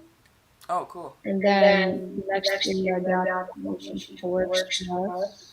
And the next year was the Legacy 280. And then the next year was the TNC Centennial with 290. And the next year was the Challenge. And the next year was the Big Boy. And now this year, I don't know. And those are Christmas gifts that you received? Yeah, but I think I played about half of them. And then I bought my 2 Santa Fe steel cards. Well, that's cool. That's really cool, actually. So which one of those engines that you mentioned is your best runner? Best runner? Yeah. It used to be the Big Boy, but now I'm having problems with the traction tires. And I'm lazy. I don't want to take apart the callback valve here. Yeah, I know that's fine. The rest of the 90 one's pretty good, but my problem is really, I mean, it only has one traction mode because it's the other one, but it's still pretty good. That's cool. And what's the most, or how many cars can you, or what's the most amount of cars you've run on one train? 20 maybe? 20, wow. Wow. I know Tim and my challenge played the scale with the excursion conference that was good in it. Oh, really? What? Yeah. How long ago was that? It was January 2019. Oh, so it wasn't too long ago. Did we Yeah. cover that show? It was on TTA. It was on the TTA layout. And that was at World's Greatest Hobby, correct? Yeah. We probably were there. You were. Oh, we were? You had the ancient video. We jumped up and down and cut it. Oh, okay. That's cool. That was a fun show, definitely. So, yes.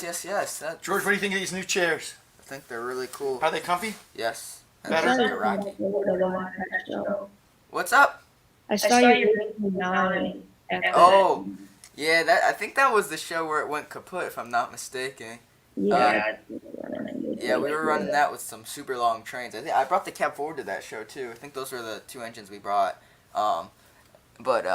Yes. That is.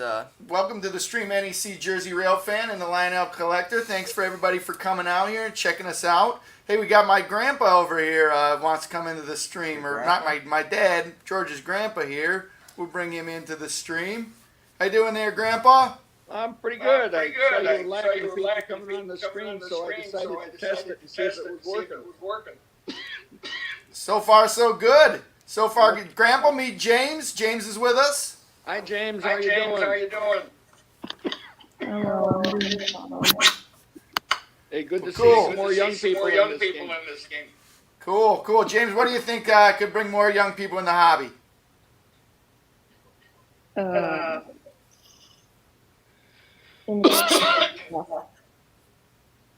Easy one. Easy to run. Hey, Okay. how about a government bonus for train collectors, especially if they're under 18 years old? I think that you got a lot of people on this stream that'll vote for that. Hey, run for office. Yeah, definitely. Yes. So I got the audio is echoing with James. Can you say something? Does it echo with James or just Grandpa? Hello. Grandpa, say something. It's echo now. Okay. Actually, what it sounds like is you're doing a PA from somewhere, and then it's coming over the speaker a millisecond after you talk. Yeah. Maybe if you turn down the audio on your well, no, that's not going to work because you got to hear us. So hold on a second. Let me try something else here.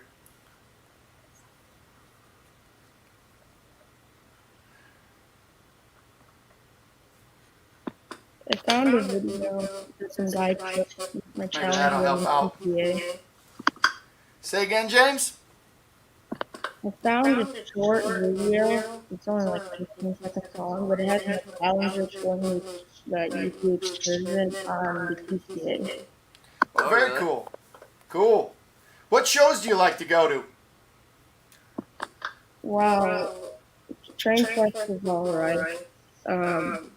It's a little too big for me.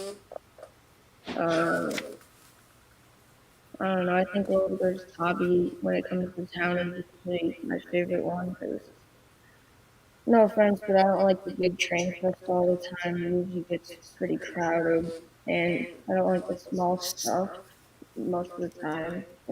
So World Beauty Hobby is a good medium size. Hey, James, we're doing a little troubleshooting on this end. Do you have your YouTube open? What do you mean? Do you have a browser with YouTube open? Yeah. Shut that down. Keep the StreamYard open, but shut down your browser with YouTube. Okay, I did. All right, that might help. All right, now keep talking. So tell me about the show. What about it? So you don't like big shows, right? No, not really. How about the DuPage show? Do you like to go to the DuPage show? Yeah, it's alright. Okay. So 261, is that your favorite engine? Yeah. Why do you like that engine so much? Well, I love the excursion they put on it, and I really like just the style of the S3s, and I just think they're really cool. That's cool. Yeah. So, I know that you have a layout in your, I'm not sure where that is, but, you have a layout. Do you have any plans to, do stuff, like in the future with your layout? Well, we kind of got buildings there, so now it's like a traffic jam. Backdrop will probably be the next thing, and then from there on, like mountains, but there's not much room, and then grass, and then ballast. We'll probably ballast before all that. Well, that's cool. I already expanded it quite well. We expanded the main table about a foot, and then we added a siding, and then another long siding on the other side of the layout. So there's not much more to expand about it. Well, that's cool. Do you have any plans to have it like wrap around the room, or is it gonna just stay kind of the way it is? Nah, well, if it wrapped around the room, my parents would hate me, so. Well, that's good. Well, hey, listen, James, we're gonna we got to get things rolling along for the guys that are coming in the 12 o'clock hour. Thanks so much for coming on, and thanks for joining us in the 2,000 subscriber stream. Did you have another slot that you were coming in at? I think 3. Yeah, 3 p.m. All right. Well, you're welcome to come back then too. All right. Actually, I can't do anything until 3:30 because, yeah. All right. Well, we'll see you then. We'll see you around the roundhouse, buddy. Thanks for that caboose. Can't wait to see that. Yep. Should be good. Bye-bye. All right. So, yeah, we're getting things back going. George, why don't you get these trains back running around here? I like that in the background. It's kind of fun. So, Well, I'll tell you what, Wally, I'll leave you off to say so you can get your other people coming on. I just thought I'd get in here and test this and see if it was working. You seem to have been having trouble getting your earlier guests on. So I thought I would try it and see if I'm on. So I'll get off now so you can get your other people on. well, no, you can stay on, Dad. Well, yeah. Why don't you do that? Okay. Okay. Sounds good. Yeah, I'll be watching. So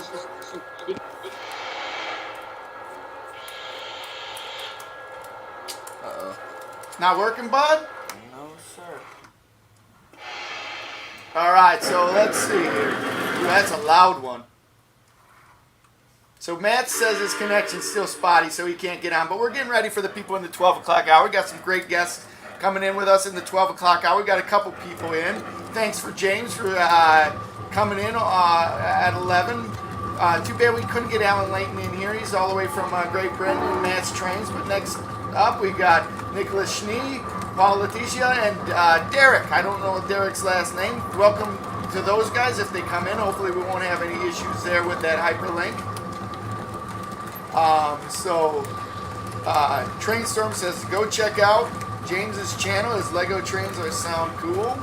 Yep, check out his channel. Go to the Discord. James, you should go up on the Discord and post up a link to your YouTube channel up there and on the share your channel portion of the Discord. And let's support each other out. So NEC Jersey Rail fan was asking about how he could be a part of it. Well, later on in the evening, we've got time slots filled up for a while now.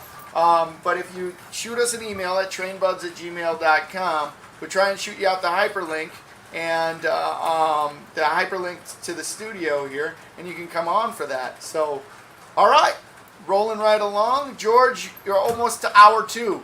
Almost to hour 2. Got some comfy new chairs here. Got some people checking in. We saw Stu. Stu checked in right before we went out and did some pie face. Welcome to Stu. Thanks for joining us. He's asking Anita about the dance stuff. Oh, cool. So Stu was from the Train Collectors Association, a big wig over there. He helped us set up this tour that we got coming at the 1 o'clock. Hopefully everything's rolling along there with that tour too. So, see, it says, I GFW trains, how are you keeping? I'm not bad, and I'm Anfield Road in the Lofts. Lee's girlfriend. Well, thanks for joining us. That's good. Thank you. Yeah, well, we're doing real good over here, staying healthy. At hour 2, George is still awake. I haven't gotten any coffee or anything to eat yet for breakfast because I was down here trying to get everything up ready for the stream. George is trying to get those extra winks of beauty sleep in before we rolled along. So,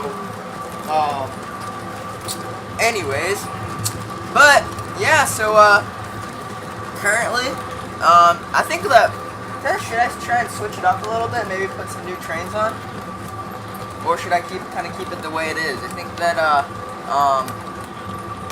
don't know. We've been running kind of the same trains for a while now. I think that we can maybe pull out those auto rack cars. What do you think? Or not the auto racks, the intermodals. Sure, why not? Why not? And actually, do we have the other ones out? Because we can do the unboxing of the new ones.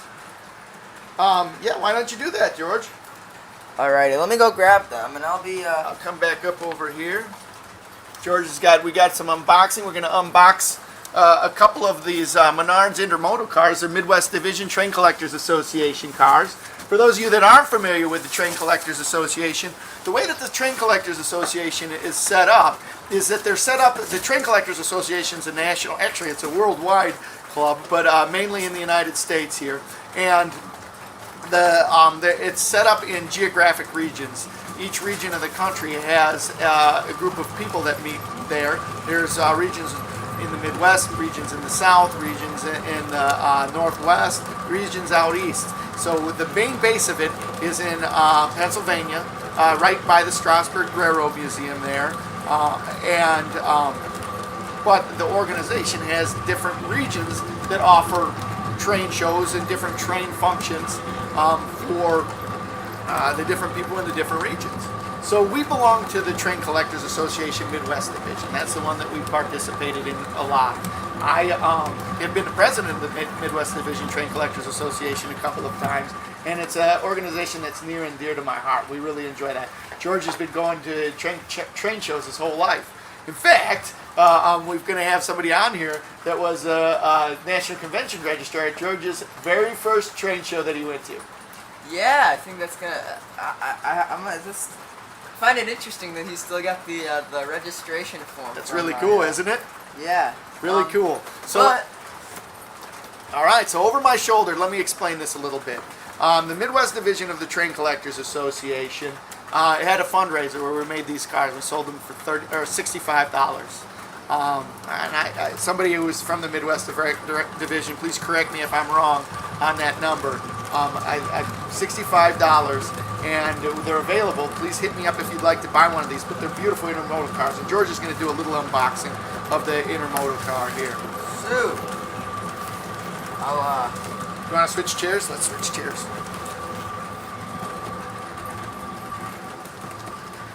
it's got its own chair now. I see. Very good. But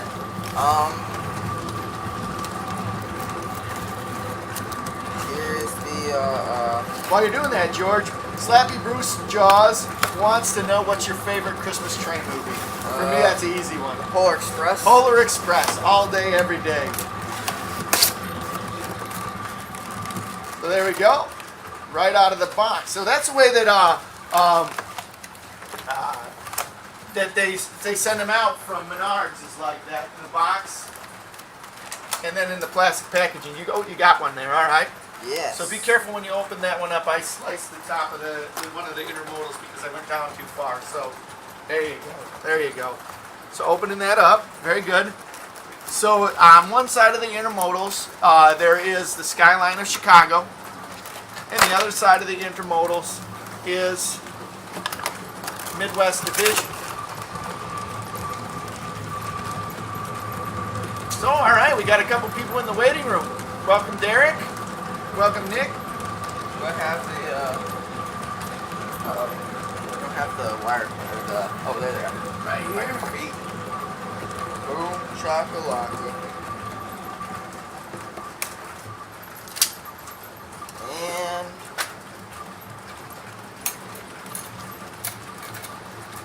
Get those off, get those rolling.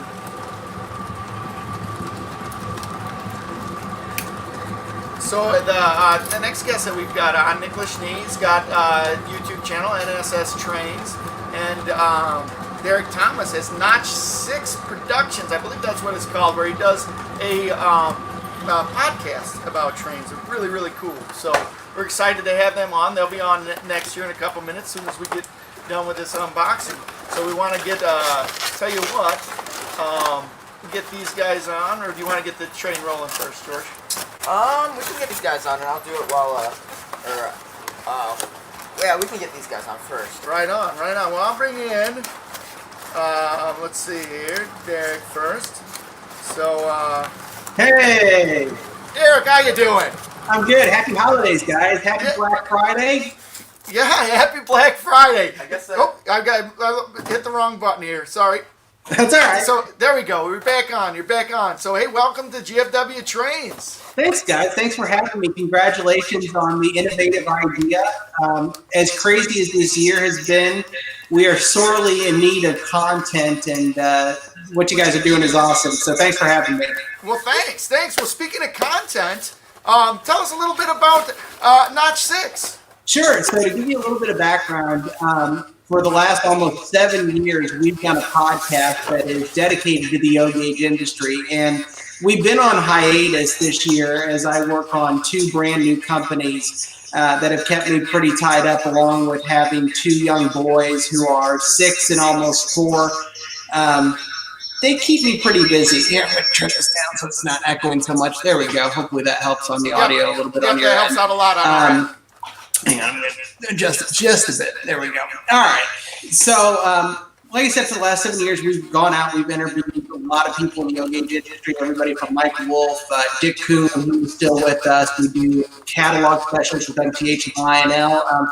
We've just developed a lot of great content over the last 7 years, and that's all still available on demand at notch6.com. The funny thing is, I have to chuckle sometimes because if I would have been smart, I would have done YouTube. And it's interesting how the social media aspect of this hobby has changed so much in just such a short amount of time.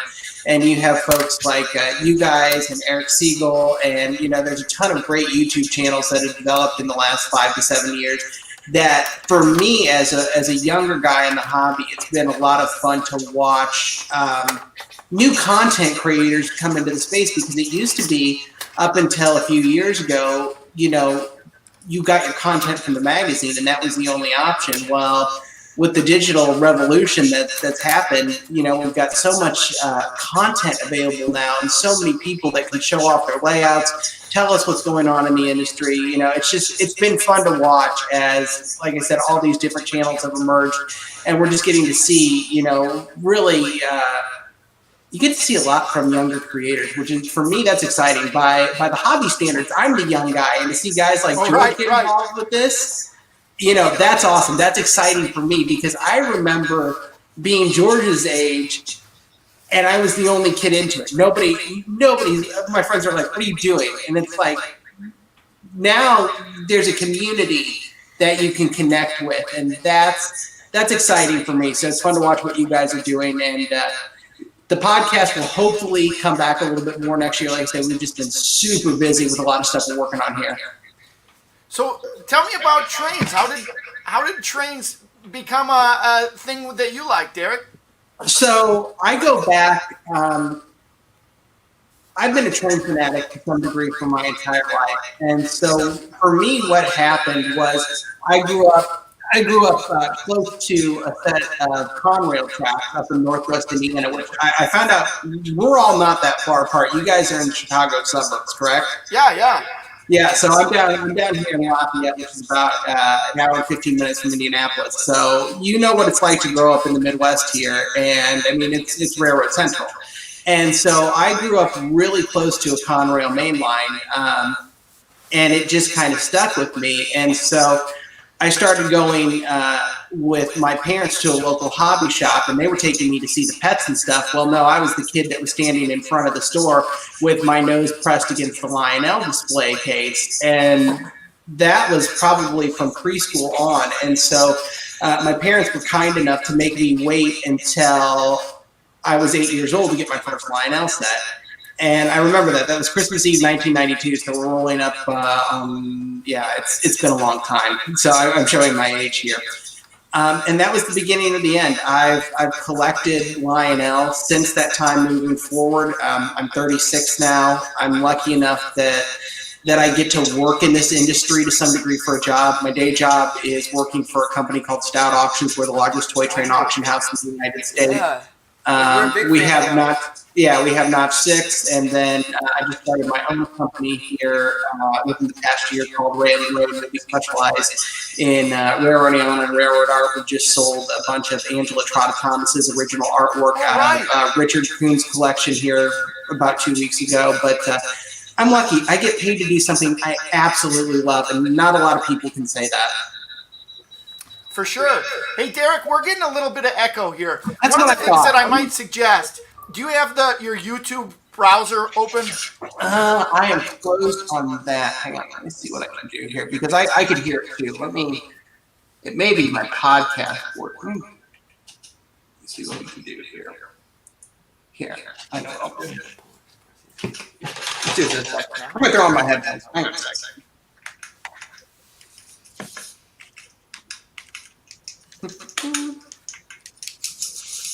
All right, is that better? Yeah, much better. There Much we go. better. We're getting a feedback loop through the speaker. Sorry. Oh, no problem. So, in terms of getting into these jobs that you've got, how'd you get rolling on that? It depends on how you see your view of the world. In terms of, it took a lot of fate intervening for me to get where I'm at. Hang on. I'm getting the feedback loop too, so I'm going to mute myself in my ears while I talk to you guys. So how I got the job, I moved down to Lafayette for something completely different. My background is actually in radio broadcasting before I got into the job that I did now. So I moved down to Lafayette to work for a group of radio stations and was here about 2 years, moved to another job, and then after moving to that other job, my then current boss was friends with Greg Stout, who runs Stout Auctions, and they knew about my hobby, and Greg and I got connected. And long story short, Greg came to me about 6 months after he met me and said, I don't want to steal you away from your job, but you know what you're doing. Will you come work with me? And I said, sure, why not? And so that has been 10 and a half years, and I've spent the last 10 and a half years basically getting paid to play with trains. Gotta like that. I think that there are a lot of people here that are jealous of that, getting paid to play trains. I'm very jealous. Well, the cool thing is we live in a society in a country that basically you can create your own job. And I'm all for, if you love something and you want to do something, find a way to chase it. And so I encourage you, especially at the age you're at, you've got your whole world in front of you still. If you're passionate about something, explore it, chase it. Like I said, I'm one of the few people that I get to do something that I truly enjoy. And so there are ins in the industry, but it does take work. It's about getting to know people getting to know you, you know. And so just do what you love, chase it. You know, it's a very special thing that I get to do, and you're right, not a lot of people get to do it. But I will tell you this, guys. After 10 years of playing with it, I still enjoy it. I still have a layout. You know, I still am passionate about it. And so, you know, I've seen a lot of people that, you know, they'll go work for the railroads and then it doesn't become fun anymore. But, you know, like I said, I'm lucky that I still love doing it after 10 years. Hang on just a second. So what part of the hobby? What's your favorite part of the hobby? Like, what's your favorite aspect of the hobby? For me, probably the most fun thing, like I said, that has changed a lot in the last 10 or 15 years has been the technology has come so far, you know, with the innovation that has come along with Bluetooth and all of the things like that. Bluetooth Legacy, TMCC, you know, it has completely changed the way that we play with our trains. And, you know, it's interesting because, you know, and I see it happening right behind you. You guys still have two, you know, vintage CWs that run your layout, but, you know, right by your right hand, you know, you've got a legacy remote. And what is so cool is that the two can still play. You know, we're playing with technology that in some cases is getting to the 70-year-old point. And technology, and it's hard to believe Legacy is 12 years old this year. And just to see how that technology intermingles and to watch how different people interact with that technology, especially, you know, for my boys, you know, they like the Legacy remote, but for them, they come up to me and they ask if they can have the iPhone to run the Bluetooth trains. And so it's interesting to see how different people interact with the different kinds of technology. And so for me right now, that's what I'm into, is watching how the technology is changing how we do things within the hobby. I see. So so then, like, your favorite part is like the legacy, the technology part. But is there any specific type of like trains that you like to collect? Are you a fan of like post-war, like scale stuff? I mean, so I have two things that I specifically collect. If it's blue and it says Conrail and it has a can opener on it, we have it. The flip side of that is the one thing that I've really gotten into is because of the job I have so many different things that come through.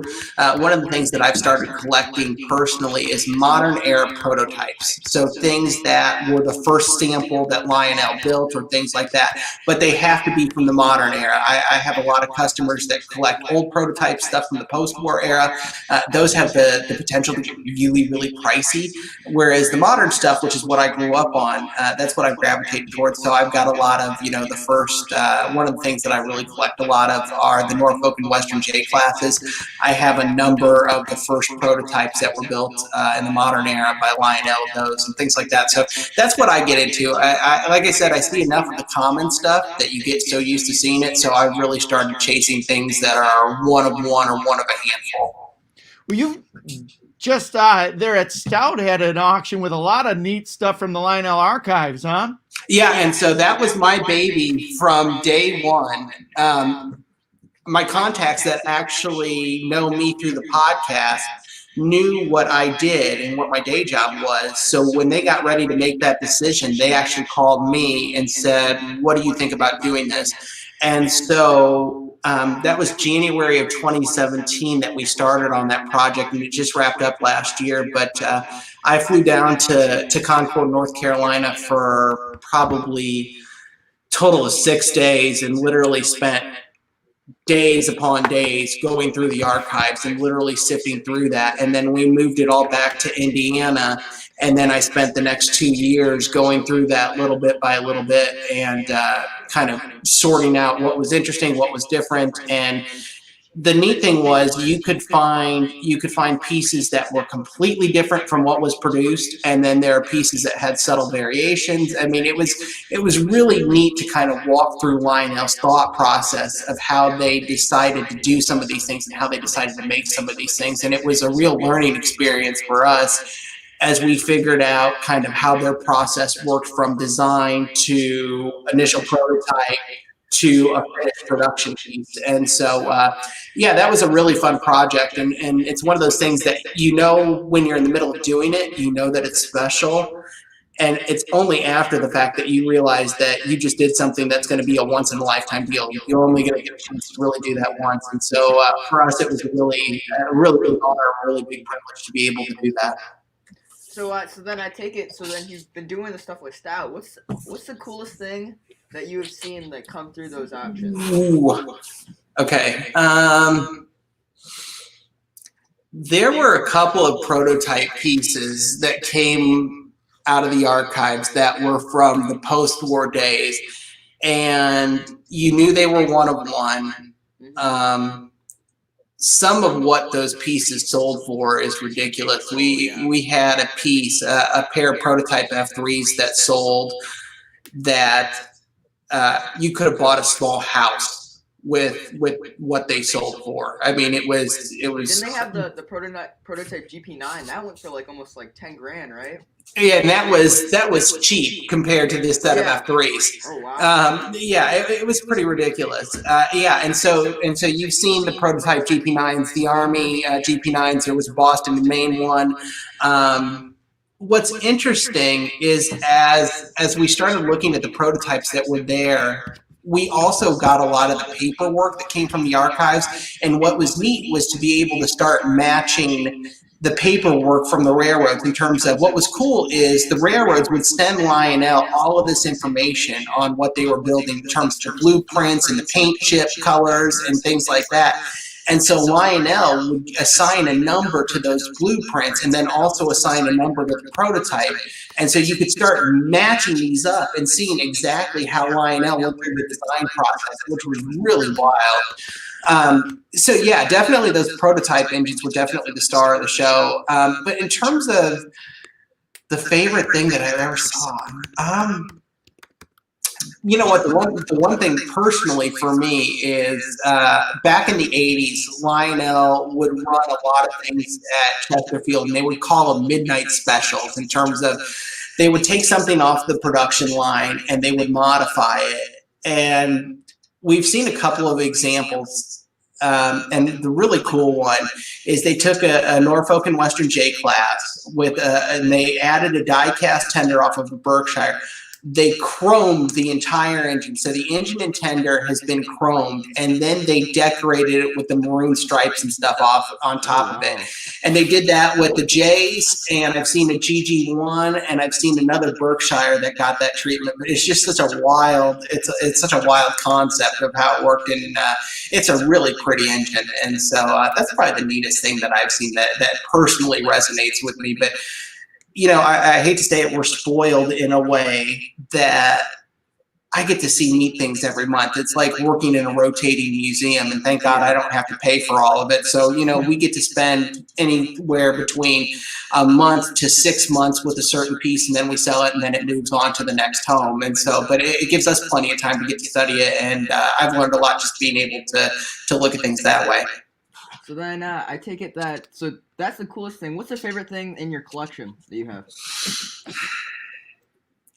If we're going for sentimental value, it's the first train I got in Christmas of 1992. I mean, that can't be replaced. Everything else I own, yeah, we have a lot of one-of-one stuff, but it doesn't have that personal touch and feel that first train will have for me. I mean, everything that started everything for me. And so in terms of, you know, I have things that are by most, you know, accounts very expensive. But you're never going to be able to replace that first train. So in terms of sentimental value and coolest thing, that train wins hands down. But like if you look over my shoulder, you can see my gold 10th anniversary Polar hanging out on the shelf up there. And it's a cool engine. I've never run it. It just hangs out in the display case. But I mean, I've got cool stuff like that. But again, you're never going to replace that first train. Yeah, that's. I mean, and it's cool. It's that first train too. It's like it can be any other train. I think my first train was a post-war 624 NW2, Sino NW2. I think we have like 5 or 6 of them. But like, it's that first one that's like, oh yeah. So much different than the rest of them, Like there's that like chip on the cab that like only happened once, Right. Now, did you put the chip in the cab? Oh yeah. At least you're willing to admit it. Yeah, no, I did that. Yeah, I think that engine. I mean, I've ran it so much that it only goes backwards now. Nice. But, time for an E-unit tune-up. Yeah. Yes. So, hey guys, I'm getting a really bad echo, and I'm getting a lot of comments on that. And I don't think it's anything on your end, Derek. I'm gonna restart my browser real quick. So just hang out here. I'm gonna restart things. Let me see here. So just hang out, everybody. I got to redo this.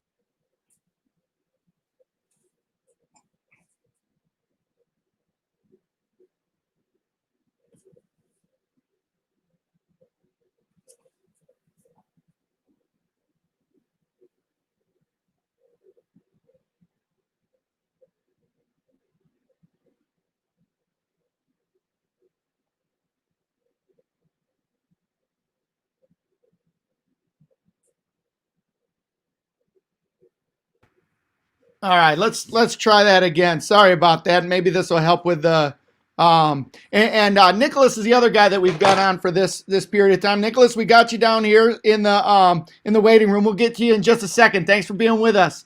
I don't want to take up too much. Oh no, please. We got plenty. We got 24 hours here, so we got plenty of time to get people in. One of the things I hope you don't mind is it's lunchtime here, so my wife brought George and I down some food. So hopefully you don't mind. No, not at all. Hey, by the way, George, good book you're holding there. Yeah. There we go. Everybody's got their copies. So this is. Do you want to tell us a little bit about this? Sure, and I apologize. The echo might be on my end. I'm trying to make some adjustments on my mixing board because what's cool is the computer that we use right now, this is actually how we record the podcast. So I've got my mixing board set up to record the podcast, but it might be throwing a loop in. So I'm going to make some adjustments as we go here. Let's see. Okay, there we go. So the book was a happy accident. How the book came to be is I went to interview Richard Kuhn for Notch 6, and this would have been probably October of 2015 or 16. And I knew enough about Madison hardware at that point to know that I wanted to know more about the store. And I'd heard he had taken a bunch of pictures when they had moved to New York, or when they moved the store from New York. So I asked him about those pictures, and he said, "I'll get back to you." I got a call a couple of weeks later that they said, "We have 7 bankers boxes filled with photos of Madison hardware." Yeah, it was a significant amount. By the time we counted all of them, I think it ended up being just under 1,600 photographs. And what you see in the book, that's, I think, 120 out of the 1,500 photographs that we had available to us. And so I brought them all home and I started scanning them, not knowing what we were going to do with them. Originally, I was just going to put together a photo album and that was going to be the end of it. And I finally sat down and realized that these pictures are kind of pointless without any context. And so then we sat down and started writing the Madison hardware story, which is really just a collection of stories of people that went to Madison, worked at Madison, had some kind of involvement. As being a younger guy, I never went there. You know, I was 6 years old when they moved out of New York City. I was 16 when they closed Detroit. And so for me, it became kind of a passion project of trying to understand, why are we still talking about this store 30 years after it closed? And again, this is another one of those examples of not knowing what you're doing. I've never written a book before in my life. And so this project just kind of happened. It took a village to make it happen. But we're super proud of it. I had no idea it was going to sell out as fast as it did. I get requests Derek, every we got month. we got a lot of guys on the stream here that aren't real familiar with Madison Hardware. Can you explain a little bit about Madison Hardware and what that was? So Madison Hardware, and I'll try and give you the 30-second version of Madison Hardware, was a hobby store that was located in New York City that opened in 1909 and closed in 1989 when it was purchased by Richard Kuhn, who at that time owned Lionel. He moved the store lock, stock, and to Detroit. And once he moved it to Detroit, they set up shop again. But what made Madison Hardware so special was they were located 2.5 blocks from the Lionel showroom during the post-war era. And so what ended up happening is that Lionel would have a bunch of factory second parts that they didn't know what to do with. Well, Madison Hardware started buying those factory second parts and stashing them in warehouses that were located within walking distance of the store. And so when Lionel grew up as a collectible here in the 80s, 70s and 80s, suddenly Madison Hardware became this treasure trove that you could go in and you could get a bunch of original post-war Lionel that was brand new, had never been used. And so that's what made the store so special. And you'll find out if you do have a copy of the book that it wasn't so much about the trains, it was about the owners too, because if you've read the book, you'll know that Lou and Carl Schur, who were the owners of Madison Hardware, were quite characters, and so it was partly their personality that made the store so special. The trains were great, but the mystique was all about them in terms of how they chose to run their business. And so it's a cool book. And again, I apologize because the book's been unavailable for almost 2 years now, and I don't know if we're going to run another copy of it, but every time about this time of year I get on eBay and we just set a new high watermark for the book. A copy of the book sold for $325 like 3 weeks ago. Oh. And I'm like, whoa, why? I got one here that's signed by the author. Yeah, where we at? Yeah, get on eBay and sell that Look sucker. at that, signed by the author. You know that guy? I know that guy. He's a real jerk from what I've heard. But no, it's one of those things that it's just blown me away, the reception that the book got. And I did it for me, but I'm so happy that it helped other people learn and help them understand what made Madison so special. And it's one of those things that I'm just really proud that it's part of my history and the history of the hobby. And something cool I'll show you guys. Hang on a second. I'll take the webcam. I just got this spray. Oh. That is the original painting. That is the cover of the book. And so that hangs in the office now. And you can see all my podcast mixing board and all that fun stuff. How cool is that? Did you just get that at your auction? So, well, that was that was one of the nice things about working with the family is I was able to put together a deal from day one that I would become the owner of that painting. And so we did, or I did the auction of the rest of the artwork. And like I said, from day one, it was understood that I would be purchasing that painting. So, and it's just, you know, and I say that,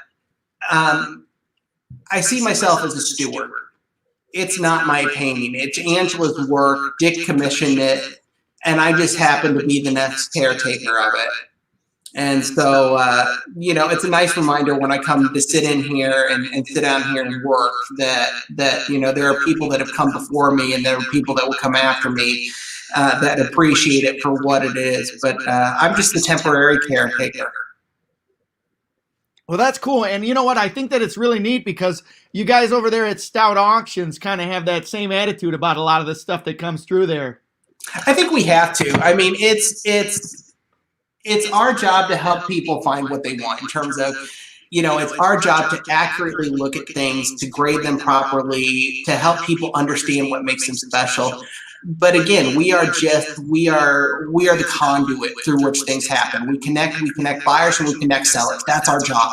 And so, but yeah, there's definitely an attitude that we have to take of we have to find good homes for this stuff. You know, that weighed heavy on me during the archive process, is because, you know, I remember literally taking the first group of stuff out of the archives and realizing that was the last time that stuff would ever be together as a group. And, you know, that kind of weighed heavy on me. And we knew it was important for us to find good homes for this stuff. And so that does weigh heavy on us. And it's something we take very seriously. And we're privileged enough to work with great customers on both the buying and the selling side, that we get to find great homes for stuff. And some of the collections that have been put together and some of the historical fabric that gets to stay together is just really cool. Well, that's really neat. Let me talk to you about one thing here too that is a real big interest of a lot of guys here. So, you're a younger guy, at least in the spectrum of the hobby. And we talked a little bit about how you got into it. You have 2 young sons, did you say? Mm-hmm. So, what are your thoughts about us? Like from our age and younger, what do you think about the hobby from there? On our channel here, we've broken it down into different generations, and I know this is a big stretch on some of this stuff. But the generation 1, those are the guys that grew up with Lionel as the toys. That was their thing. They came home and it was the main toy to have. And these are the guys that grew up, you know, were born anywhere from the 20s to the late or mid 60s, mid to late 60s. And then there's I call them Gen 1. And then there's our generation, which is Gen 2, which is a lot of the people who have parents that were in there, mm-hmm. and kind of picked it up and kind of, it wasn't necessarily the main toy, but it was a toy. And there's a lot of people that enjoyed trains and were kind of attracted to trains as a hobby or a toy or something to have. And then we've got George's generation, which I kind of consider as generation 3. This is the next generation. And this is kind of like the internet generation, as you kind of spoke to a little bit. They've got new platforms and new forums and new ways through podcasts like your own and YouTube that they're able to connect with in a way that you and I, and we're probably approximately the same age. We'd have never had any vehicle to connect. Now these guys are connecting now. So what are your thoughts about that, if any? No, definitely have thoughts on it because it's a discussion I have with a lot of our customers. And I think it depends on what your expectations are for the next generation. Trains are just not as relevant as they used to be, and that's nobody's fault. But to have the expectation that the hobby is going to look and act like it did in the 1950s, where, you know, one of my favorite things is, especially in the early 1950s, Lionel was the place to work within the toy industry. They were the Mattel, the Hasbro of their day. Some of the best chemists, plastic engineers, designers in the country within the toy industry actually worked at Lionel. And again, the expectation for the hobby to look and function like it did in the 1950s just isn't realistic anymore. Toy trains are always going to have some kind of following. It's just inevitable. Guys like me, guys like you, guys like George, for whatever reason, we fall in love with it. Personally, I feel like we've just come through a second golden age of the hobby in terms of the technology and the variety of things that have been available to us the last 20 years. It's absolutely ridiculous. I mean, the hobby has never seen anything like that before, and I think we've come through the crest of that, and it's going to start slowing down again. But in terms of the generational thing, everybody wants kids to get into it, stay in it, and it to be a lifelong thing. But what they forget is most of them went through the same story that everybody else did in terms of it's a thing while you're a kid, you walk away from it during high school, and there are a few guys like me that we never did walk away from it during high school. That was always the thing. But the reality is most kids walk away from it for a season. I mean, that's normal. That's how it should be. And you come back to it when you get into your 30s and when you have kids. And, you know, it's always interesting to me to watch this ongoing conversation that kids should be expected to do this as a full-time hobby. And the reality is, unless you've got a lot of parental support or, help from grandma and grandpa. It's not a cheap hobby. It's not an easy hobby. There are a lot of barriers to entry to get into this hobby anymore. It's not like you can walk down to Walmart and pick up, enough stuff to make a significant layout.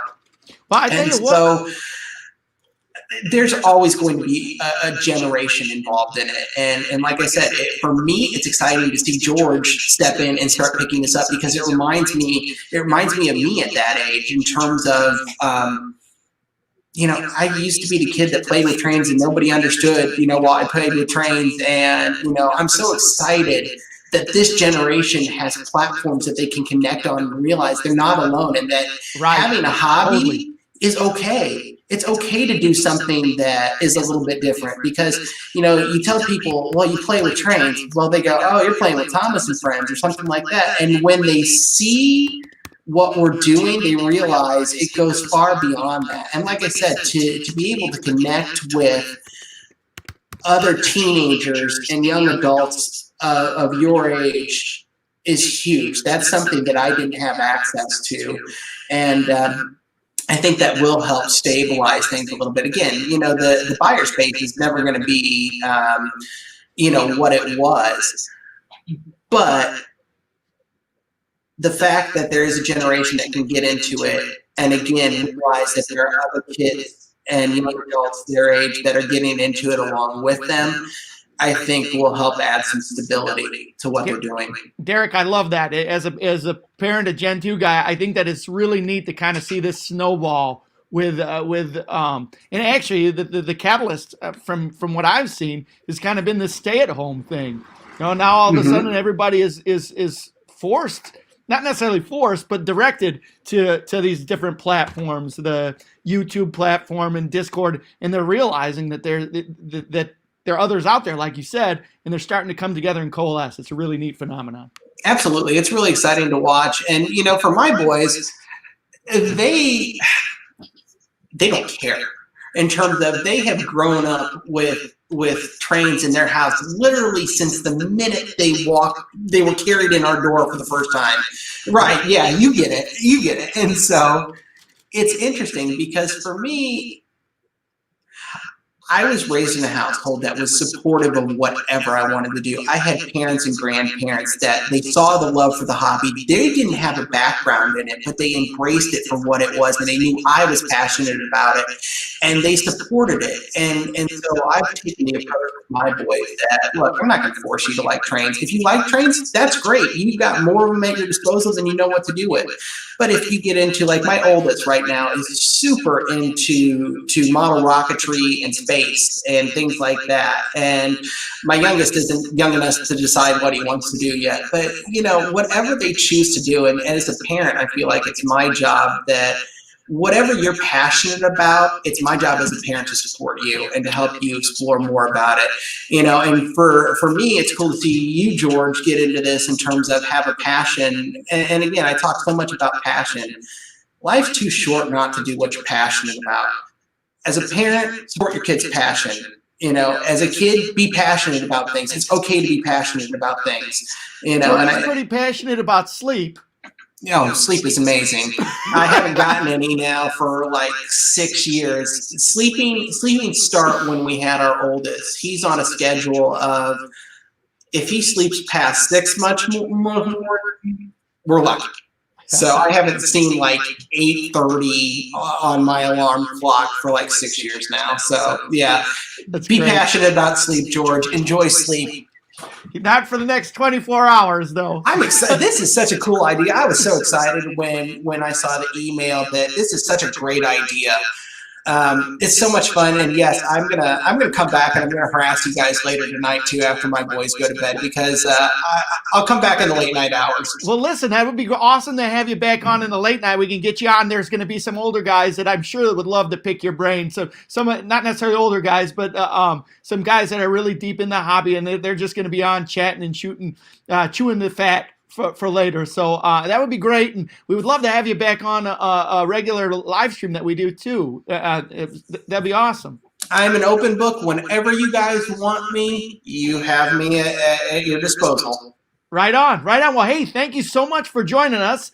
appreciate the time that you're here and enjoy the holidays coming up. Happy Black Friday. And again, Yeah, like I said, I'll come back later tonight once things settle down around my house a little bit. But thank you guys so much for doing this. This is so neat. Good for you guys. And to get the TCA to take notice and give you guys a shout out, that's huge. So good job. Well, cool. Good job. We love the TCA. We've been Train Collectors Association guys for a while, you know. So a great organization, fun times that we've had through the Train Collectors Association. In fact, that's where I bought my book. Got it from you at the Train Collectors Association National Convention in Pittsburgh.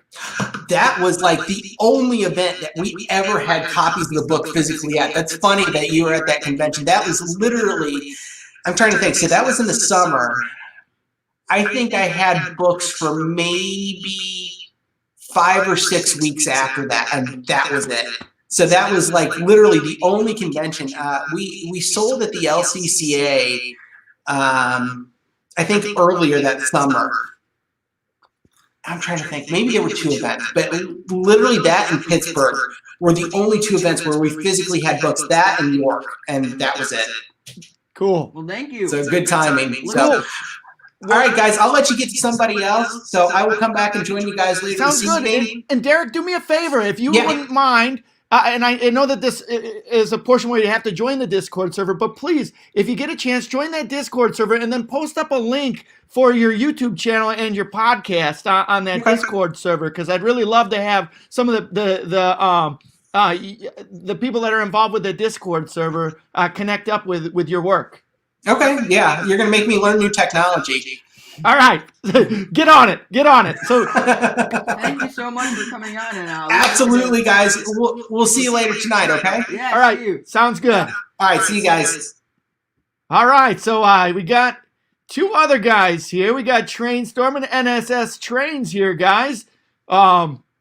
That was really cool to meet Derek, and I appreciate you guys holding on. Wasn't it cool, George? Yeah, man, such a great guy, man. Dude, that's so cool about the book and everything. I love that Polar Express he had in the display. Oh my gosh, I saw you drooling on that I one. know, it's like, oh my gosh. Oh man. But yeah. So why don't we wow, I'm just His book, The Madison Hardware, working for the Stout prototype Auctions. stuff? Oh Yeah, my yeah. gosh, yeah. So now we got another reason to go down there. We see Derek and Greg. Greg and I have been buddies for a while. So Trainstorm, NSS Trains, you guys ready to roll? We got you down in the in the backstage here. Thanks for waiting. It was really neat to visit and to spend some time with Derek.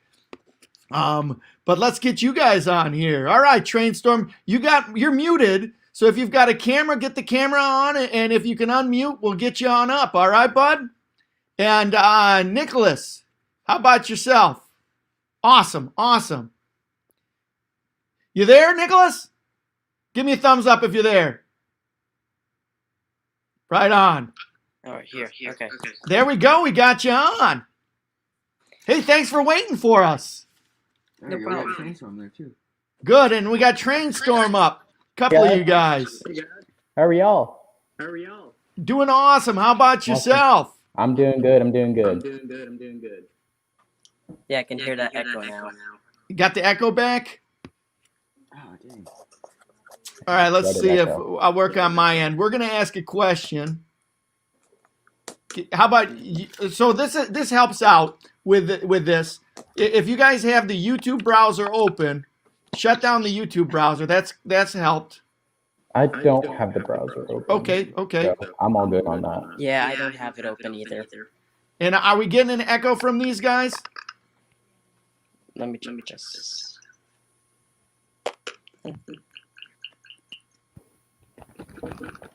One of the things I can do is I can shut off the mics after we ask a question. I can do that.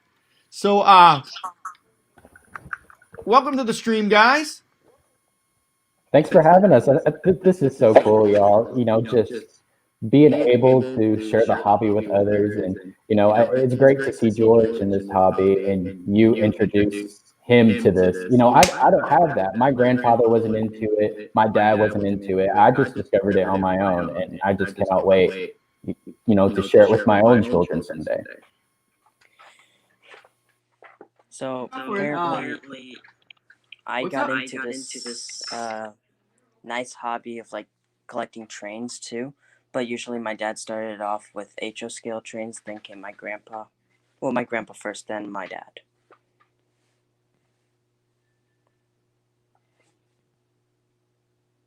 What the heck? Oh, go Oh, ahead. so why don't we start off with train storm. How did you discover the hobby of model trains? So I was a Thomas kid, I'm sure all of us were, but I got my first Lionel set for my birthday. It was the O gauge Polar Express. That was probably when I was 8 years old, and I set it up underneath the tree every year for Christmas. Had it up, sitting on the floor and everything. And eventually, we decided to build my first layout. It was an O gauge, and we wanted to base it off the Polar Express movie. So we had the little neighborhood and everything. We had, sorry, I need to take this off. All right. Anyways, we had North Pole. We had the little mountain, that the train goes up that swirls around. We had that, but then sadly we had to take it down because my sister, was being born, so we had to make room for her. So sadly we had to take that down. And I wish I had pictures of it, but I don't. If I did, I would have made a video on them. But I remember just being in love with that layout. And when we had to take it down, I was pretty upset. But, I still had it up underneath the tree and on the floor. And then eventually, I got into the Bachman Thomas stuff in HO scale. I set that up on the floor as well. And then around 2016, Lionel came out with the HO scale Polar Express. And I picked that up. And my dad was like, you know what? We're going to build another layout. We'll make room for it. So we started building the layout I have now. And, I joined the Railroad Club, and I'm just really enjoying it. It's a great hobby to get into. Take it then both, or your dad, your parents are very supportive of it. Yeah, they really are. They weren't into it when they were kids. I didn't have anybody in my family who was into it. Again, I just kind of discovered it on my own. But yeah, they're very supportive. They've put a lot of money and effort into doing this for me. Building the layout, getting me the trains and stuff like that. And I'm just very thankful that they're very supportive of me.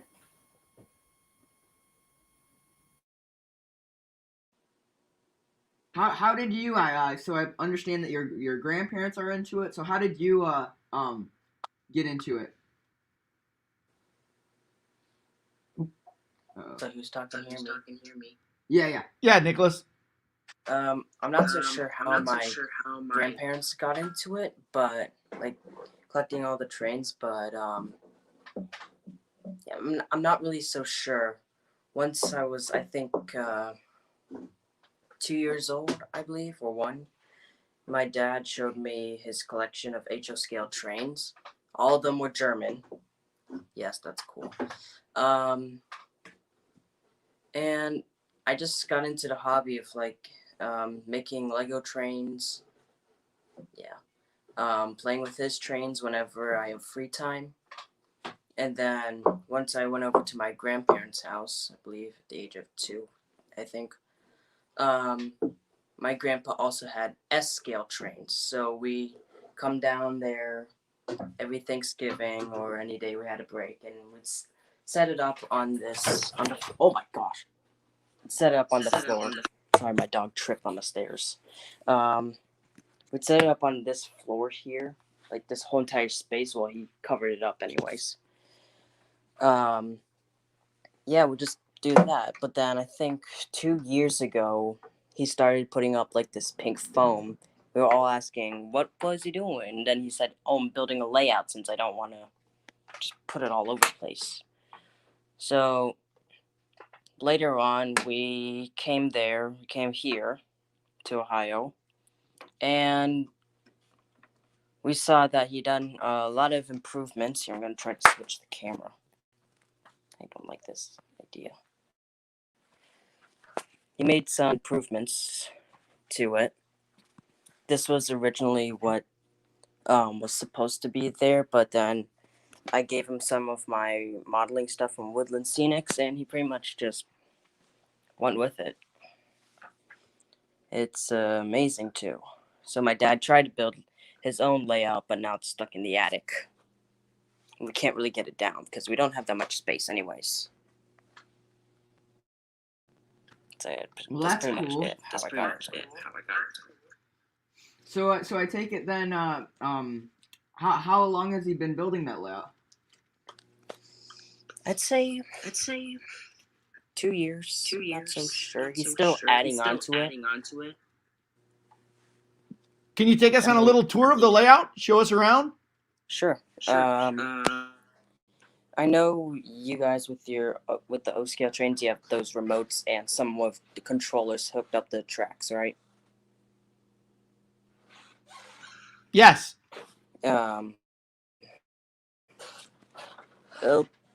my grandma made his own. That's the whole thing. 2 little transformers connects to all these. Yes, this still works.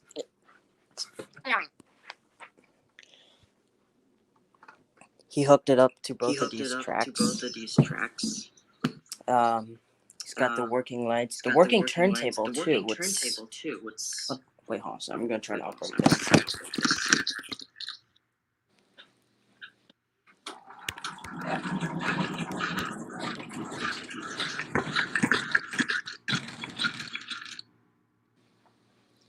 Yes, it makes a lot of noise. Okay, I turned it sideways so there's a better view. Oh, cool. The royal blue. And then he's got that one. Oh wow.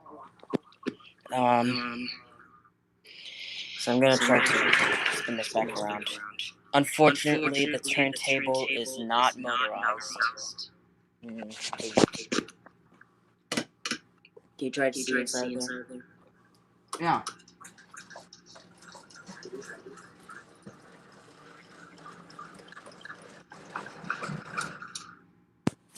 There's also a detachable roof, so you can see inside of it.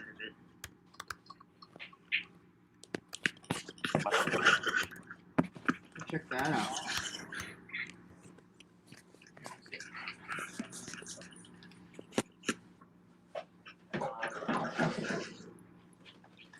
So he's got all of these trains, including a diesel that says it doesn't really work well, and I can see why.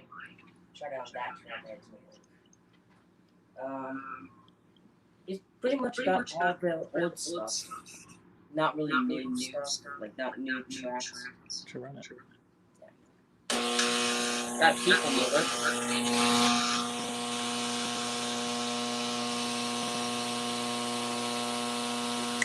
Oops. So he has these labeled as the outside track, inside track, and the roundhouse. The inside track is this one right here, not here inside.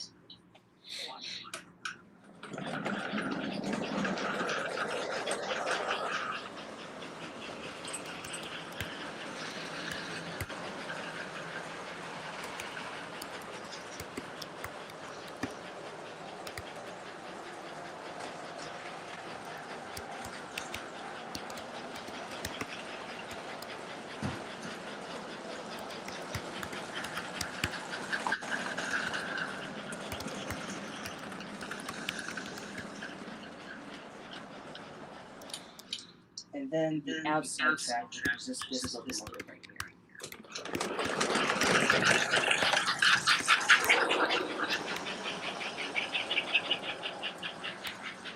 Yeah, there's a dead spot. Here, show me.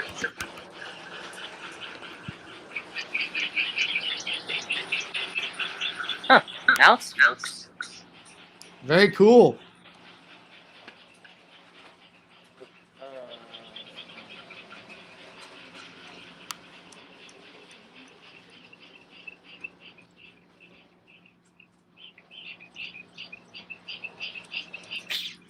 There's a couple of hidden secrets with this, including this talking station.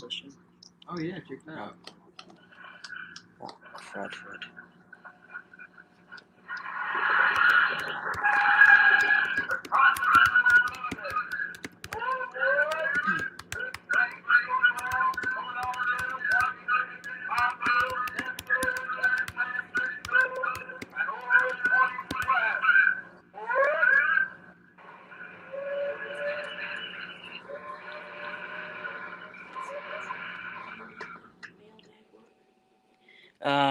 Supposedly, well, sometimes, you would run this train, and once you press this at the right time, it passes this switch, the train would stop, like right here.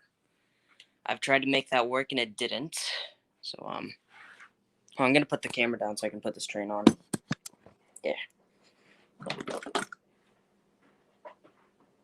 Also, they're very, very heavy.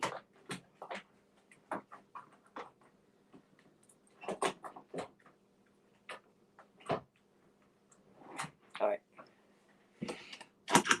Hold on, Nicholas. We're gonna get Train Storm back on here real quick. Alright. Train Storm. That's a cool layout, Nick. I really like that. Is that an S scale? Yes, this is S scale, and it's Cool, all that's cool. American Flyer. That's cool. I thought about doing S scale, but then That's cool. I thought about doing S scale, but then I just wanted to do HO just because of the smaller size. HO. Yeah, there's That's a cool. much larger Cool, man. market for HO. Yeah, there's So- a much larger market for HO. So That's hey, part of the reason why I chose it. I'm apologizing. We're got a little bit of a timing squeeze on you here. Can we get you back on at around 2:15, 2:30? Yeah, that's perfectly fine. Yeah, That'd be that's awesome. perfectly fine. Whatever. We've got whatever you Roger guys. Karp. He's going to be Yeah, on for sure. about 15, Okay. 20 minutes, something like that. And then right, I that's want to fine. get you back on, but I want to give Nicholas plenty of time to show off that S gauge layout. And then we've got Yeah, in the definitely. waiting room, we've got the National Toy Train Museum set to go too. I just didn't Okay. want to squeeze you out. No, you're all good. All right, good. So let's even though we don't get much chance to chat right now, we'll get you back on after Roger. Okay? Maybe you can even get on All with right, Roger awesome. if you want. Yeah, I don't care. Whatever's good with you guys. All right. So you want to pop back on it too? Yep, that's perfectly fine with me. All right, cool. We'll keep you here, but I just didn't want to cut you out. Okay? No, you're all good. You're all good, man. All right. So let's see here.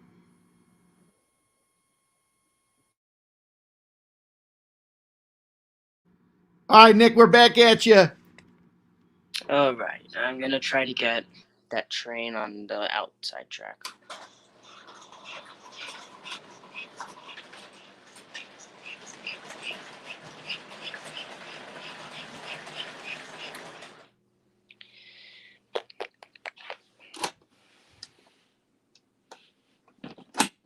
Ow! Burning, though. Alright.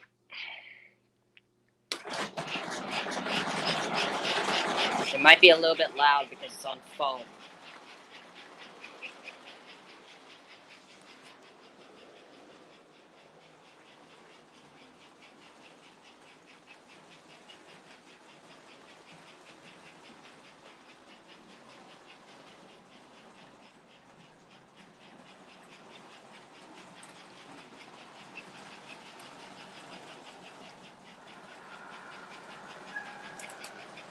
You didn't do it. Come on.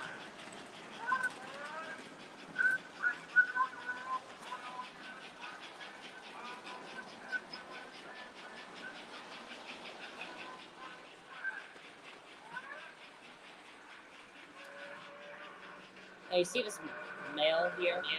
Just wait. I think he'll pick it up. My hand doesn't get run over.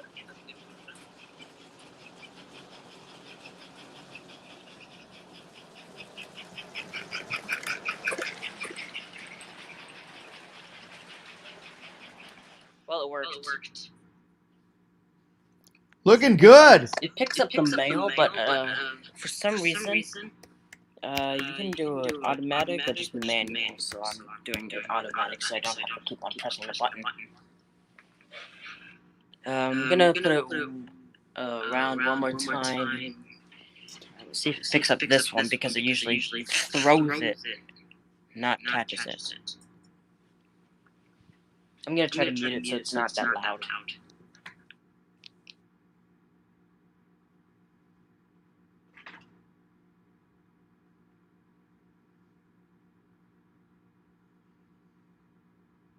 That's a really sharp train, Nicholas. Do you know anything about that one?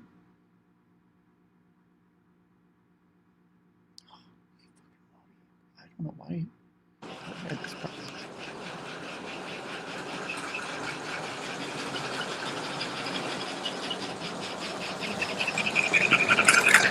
Alright. Gotta put it back.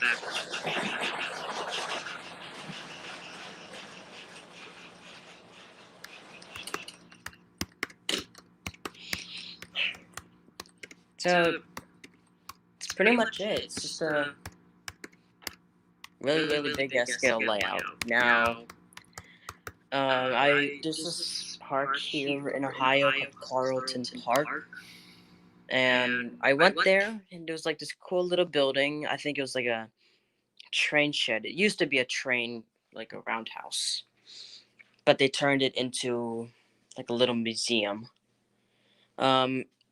Has like these rideable trains you can ride on. I forgot what type of gauges it is, but anyways, it's really cool. But actually, they had this really large S-scale layout that my grandpa was into, and it was, I think, 2 times larger than this, but it had basically all the main stuff, including UFO picking up a cow. I remember getting like a little Tommy train there, and I started collecting more of them and just making them other stuff. So yeah, I'm gonna transfer the camera back.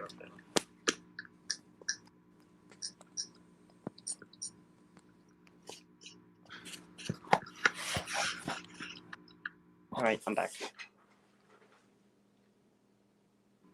All right. Well, thank you so much for sharing that with us, bud.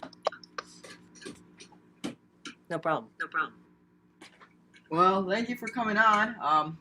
Yeah, thank you for showing us your grandpa's S-Cage layout. We'll look forward to talking to you guys on Discord. And yeah. All right. Thanks for everything. Thanks for doing the GFW Trains live stream and being part of the community. Hey, George. Yeah. If you hit 3K subs, you need to do a 48-hour stream. Oh my gosh. We'll see about that one. That's crazy. All right. So we have gotten the back room here. Tammy at the National Toy Train Museum for the TCA. But before that, I have got to clear up and see if I can figure out what I've got going on wrong with my my audio loop. So everybody, please just hang tight. Please just hang tight. I'm going to restart everything here at the GFW Trains Worldwide Studios, but you're going to have to give me a few moments to get this shut down and started back up. So, Tammy, hang with us for just a second. Can't wait to get out there to National Toy Train Museum. Everybody, please, just give me a few moments. I got to get this figured out and sorted out. So, I'm going to restart everything and see if that helps. Thank you.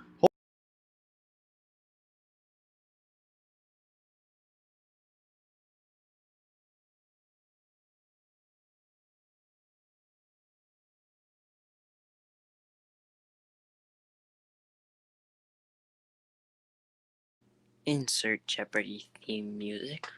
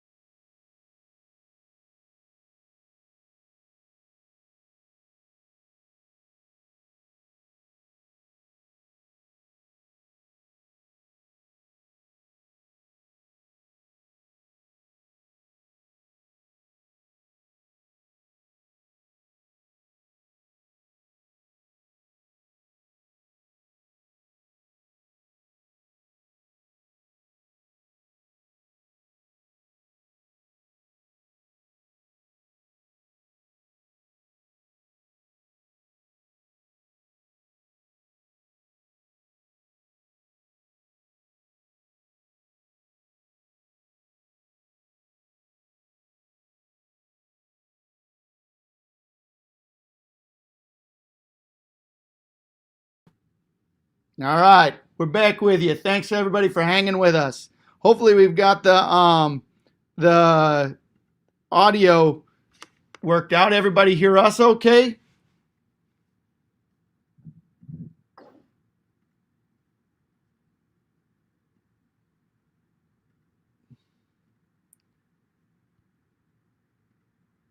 All right, let's see here. Hopefully we got that. Hopefully we're back on. We've got Tammy in the back room. All right, well, good. We got good audio on our end. Hopefully we'll get good audio coming in, adding to the stream here. So, George, you ready to go? Yes, I am ready and raring to go. Tammy, we're going to bring you into the studio. All right. Tammy, how you doing? I'm good. How are you? Fantastic. Well, we're real excited to be with you here at the Train Collectors Association National Toy Train Museum. Well, we're happy to be here. Cool. Well, George is especially excited. I've been to the museum. It's been a long, long time, but George has never been to the museum. I've never been. Oh, really? Yes, never. Well, here's what you see when you walk in. Oh wow, that's really cool. So before we get in, Tammy, I wanted to ask you a couple of questions. So the Toy Train Museum is part of the Train Collectors Association, right? That's correct. And we talk a lot about the Train Collectors Association here on GFW Trains. So it's headquartered right there where the Train Museum is, right? That's right. And where is it that you're located? We're located in Strasburg, Pennsylvania. And they talk a lot about Strasburg here on GFW Trains. And again, that's something that George has never been to. But there's a lot of neat things there by the National Toy Train Museum too. Isn't that right? Yes, there's the State-owned Railroad Museum of Pennsylvania, the Strasburg Railroad, the Choo Choo Barn. So there's lots of things here. Lots of neat stuff going on there. And the Train Collectors Association, so you've got the museum, but beyond the museum, there's a lot of other neat things going on with the Train Collectors Association too, isn't there? Yeah, we have a full-service research library here on site as well. And the Train Collectors Association has 20 divisions throughout the country and worldwide. That's amazing. And how many members are in the Train Collectors Association? Right now there's about 19,000. 19,000 members. We got 2 right here in the basement. Proud TCA members, and 3 from our 3 generations in our family. And in fact, we've got 3 members in my particular family too. Oh, really? Yeah. So my daughter, myself, and George are all members from our family. And then my dad, myself, and George are the 3, and my daughter are the 3 generations that we got from the Woodruff. Anita's got like a crazy number too. I think. Do you remember her number? She got 74999. Oh wow, that's pretty cool. Yeah.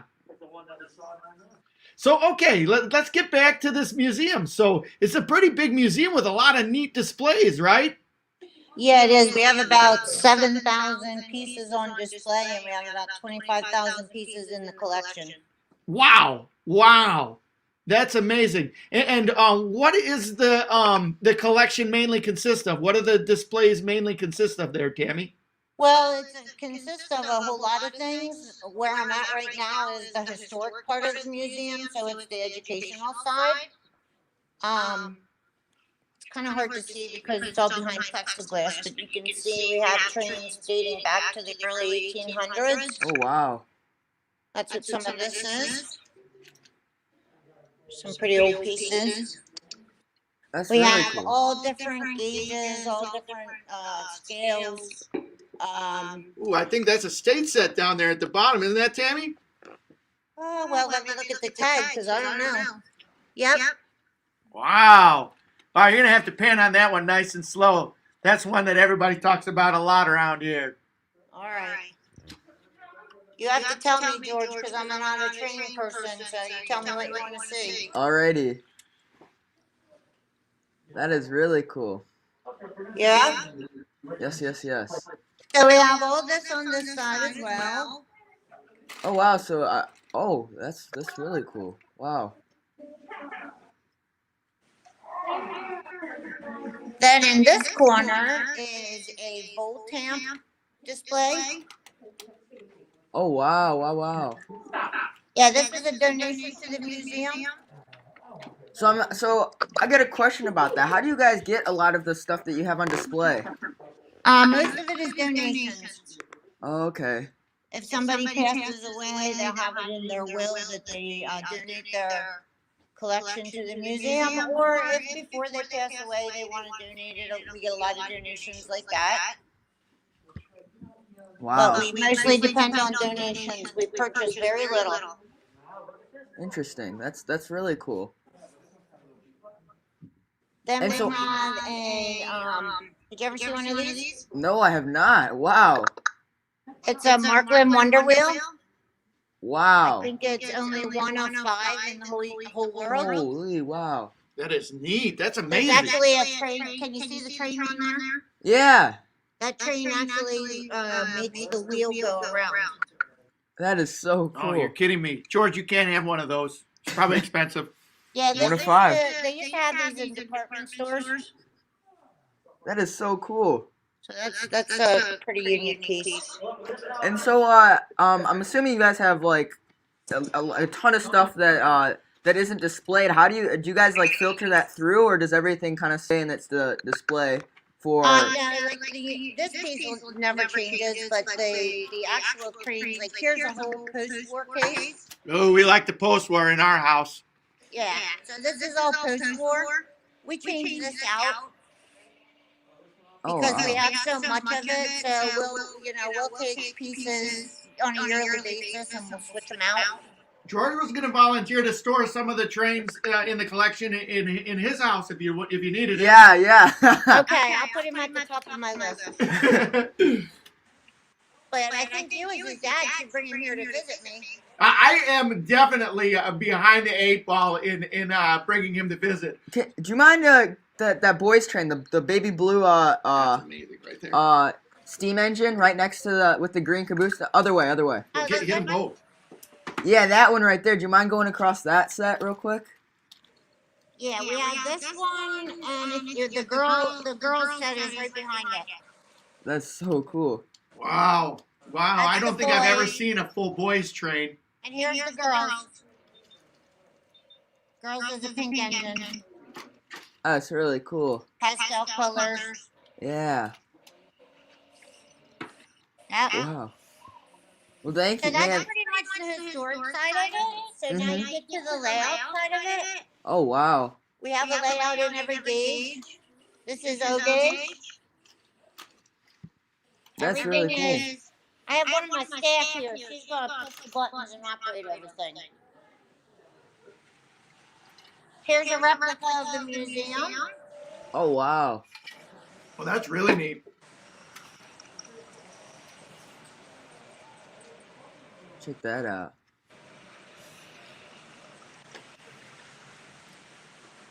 And we got a whole wall of trains back there. Wow.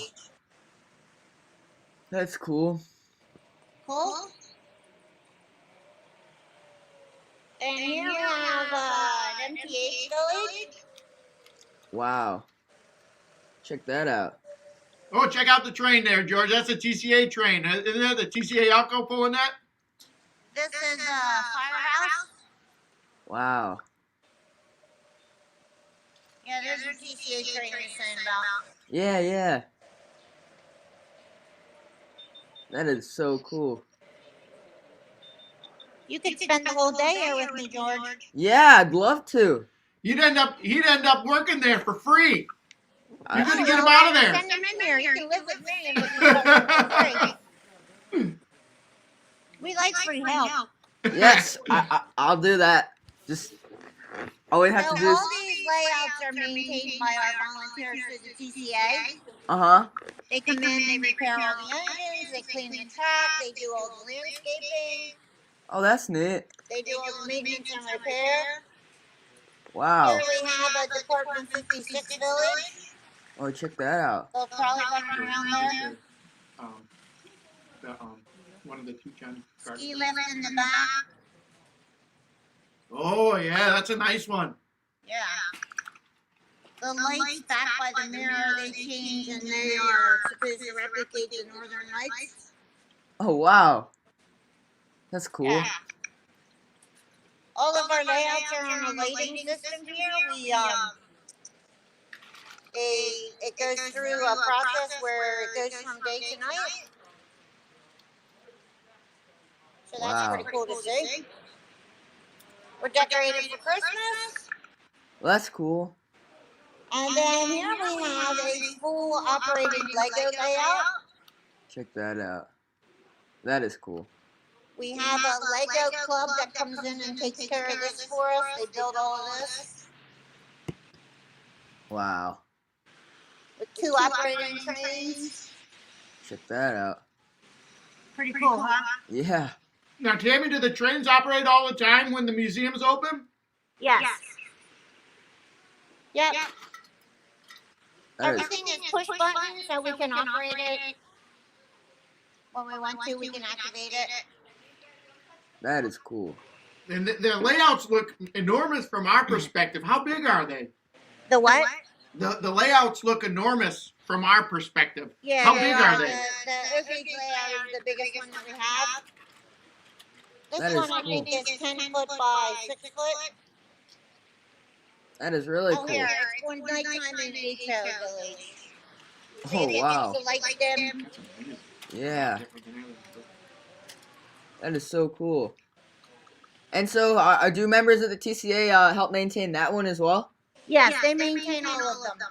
Oh wow. You They should come ask in if and there's clean any everything. so if he has any questions or wants to see something They specific. fix engines. They do all the electrical work.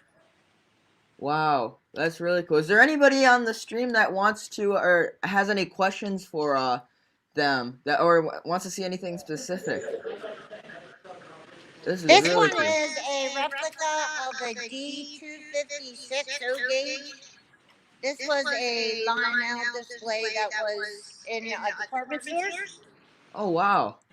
So this was donated, this entire layout was donated to us. That is so cool. Is that? How do you determine what you're going to run on your layouts, Tammy? I don't really know the answer to that. The volunteers do it. How often do they come in? And then here is the standard gauge layout. Oh, wow. We have some blue comics on the wall. Oh wow, check that out. That is a beautiful train right there.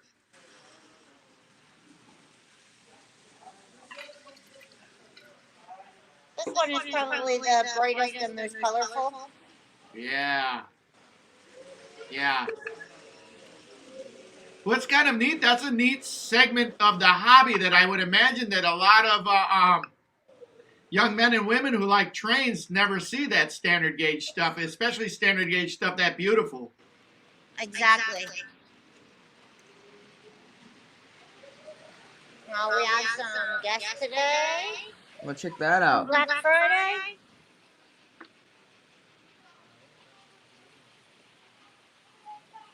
So we have a whole bunch on the wall. You can see those. Now that yellow one on the top, that's a standard gauge TCA train, isn't it? What's that? To your right, the shelf to your right on the top level, it's the yellow one all the way at the top. That's a TCA standard gauge train, right? Yes, it is. Wow. It takes up the whole shelf. Check that out. That's probably, I'm going to say 10 foot, 12 foot long. Wow. Actually, the question from On the back wall, there's a gold one.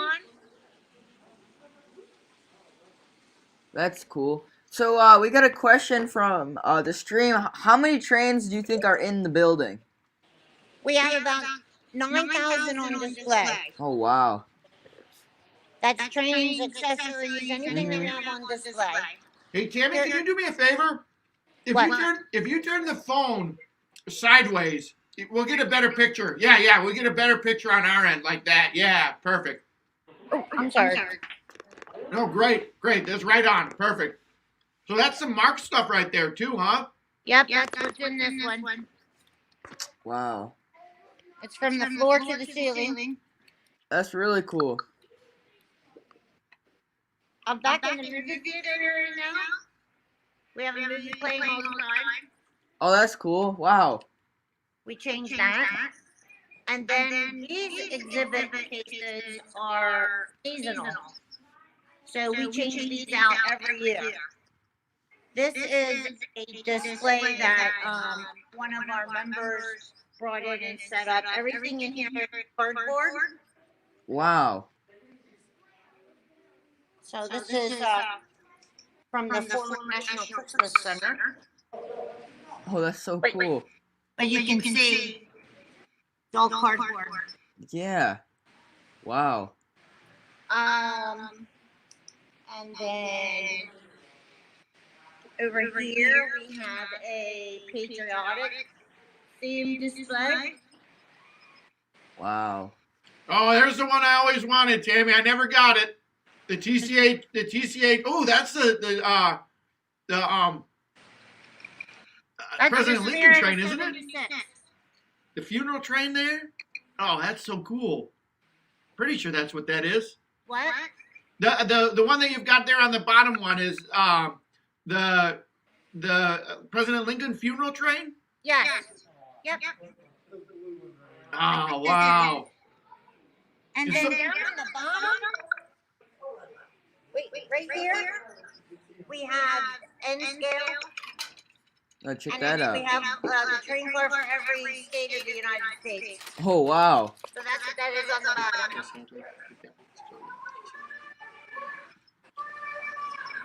We have the Spirit of 76 cars up there.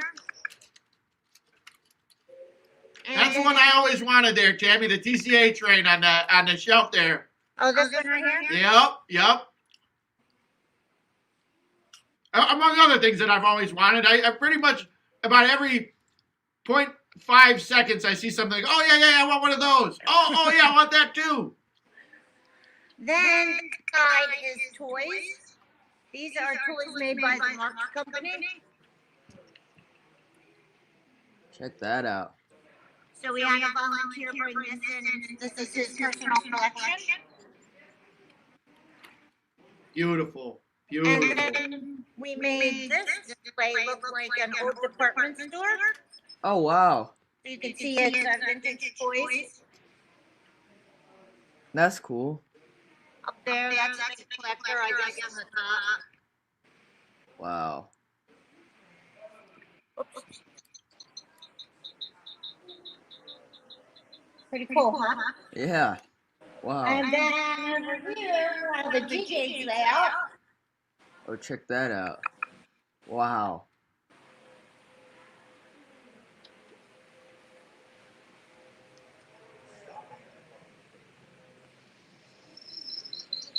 This is the easiest layout to maintain. I bet. Yeah, that stuff's like bulletproof, isn't it? Yeah, it runs forever. So The scenery is so amazing on all those layouts. Trolley tracks. Oh, check that out. Wow. We have Snow White and the Seven Dwarfs inside here. Oh, yeah. That's cool.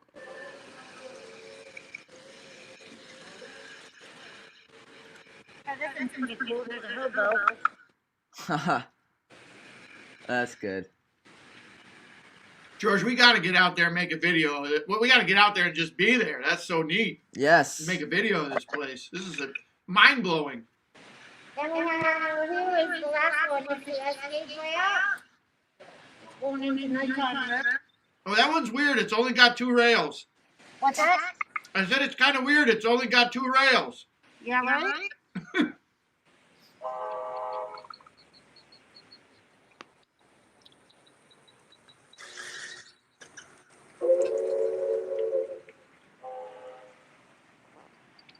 This one is maintained by a train club from New Jersey, the New Jersey S-Gaugers.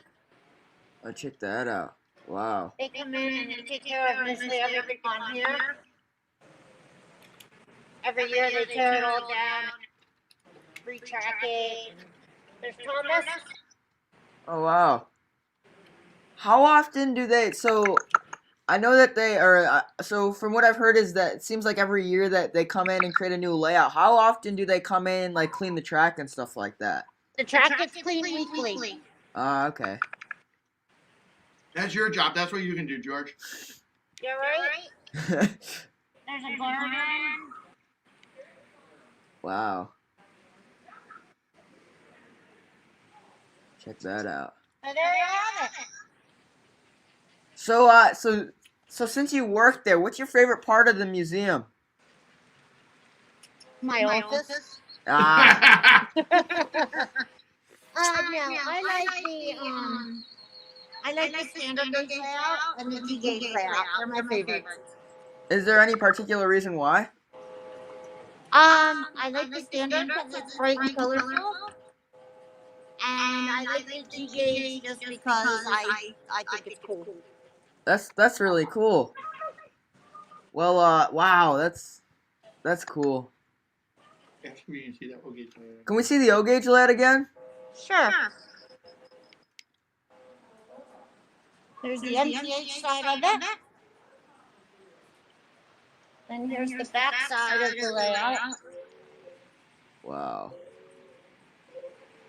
Is your layout O gauge? Yes, ours is O gauge. Okay.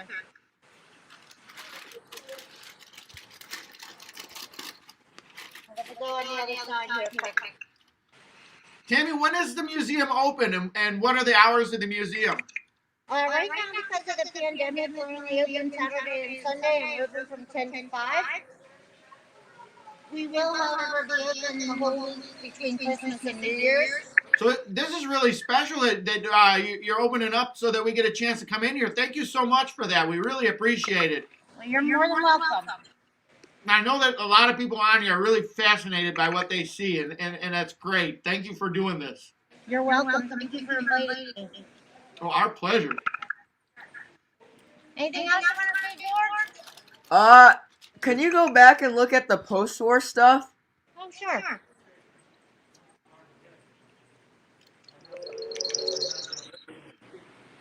And Tammy, as we're doing this, if one wanted to get involved with the Train Collectors Association, what would they do?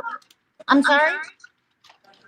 If somebody wants to get involved with the Train Collectors Association, what would they do? They can visit the website at traincollectors.org. And I've got that link down below. And that has all the information on how to join, or they can call and we can help them out. And what would the phone number be?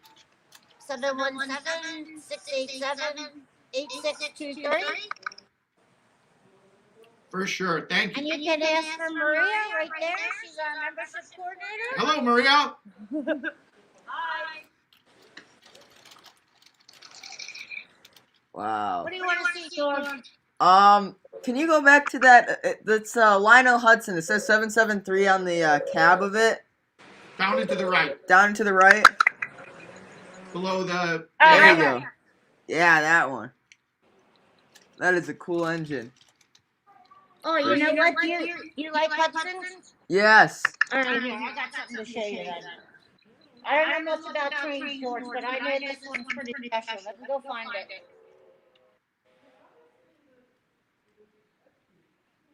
You're going to really like this. We received a donation from an estate in Baltimore. And we acquired... Oh, wow. Oh, my Look at gosh. that. It's kind of glare. But look, there's the original box. Oh, wow. The outside Holy. box. Here are the inside boxes. Wow. They have the tissue paper that the engine was wrapped in. That is amazing. Tammy, I'm going to say, if it's missing tomorrow, the number one spot you may want to look is in George's bedroom. So if George comes to visit me and help, I gotta keep an eye on this, right? Yep. Yeah. Alright. I mean, I think that as if I do come down to help, I think that I probably should. I think it's mandatory that I need the keys for that display case. No real reason why. Just I think that's something that you know, Okay. you know. I think it's just part of the volunteer work, you know. Yeah, I'll keep that. You and everybody else that comes in here to volunteer. Right. This is one of our memory cases. These are donated by family members. And their husbands passed away. Oh wow. We got that first aider there. Well, that's kind of neat. Yeah. I've never seen that before. That's really cool. So that's what this cabinet. You can see down here. There's some really pretty old ones in the original box. That is so cool. That's amazing that they've gone that long and still are in that pristine shape. Yeah. And over here we have some little. These are the wind-up ones. Oh, check that out. So here's a off the wall question. Maybe you know it, maybe you don't. What's the oldest train that you have in there? I think it's one of these over here. It's like 1700 something. No way. Yeah. These over here are really old. Holy. Did a dinosaur own that one? What's that? I said, did a dinosaur own that one? Yeah, I think so. I have another pretty cool one here that I know about. I don't know about many of them, but up there, that's one of the. Oh yeah, that's the first Lionel train. Yeah. I think that's only one of 4 or 5, maybe. Oh wow. But that's what that is. That's cool. We have some buddy out on the bottom there, the big ones. That is neat. Wow. So I don't know if you put this out there when you stepped in, but that display is a mint car, isn't that right? Yeah, this one? Yes. Yep, it's a replica of a mint car. Did you catch that, George? Yeah. Wow.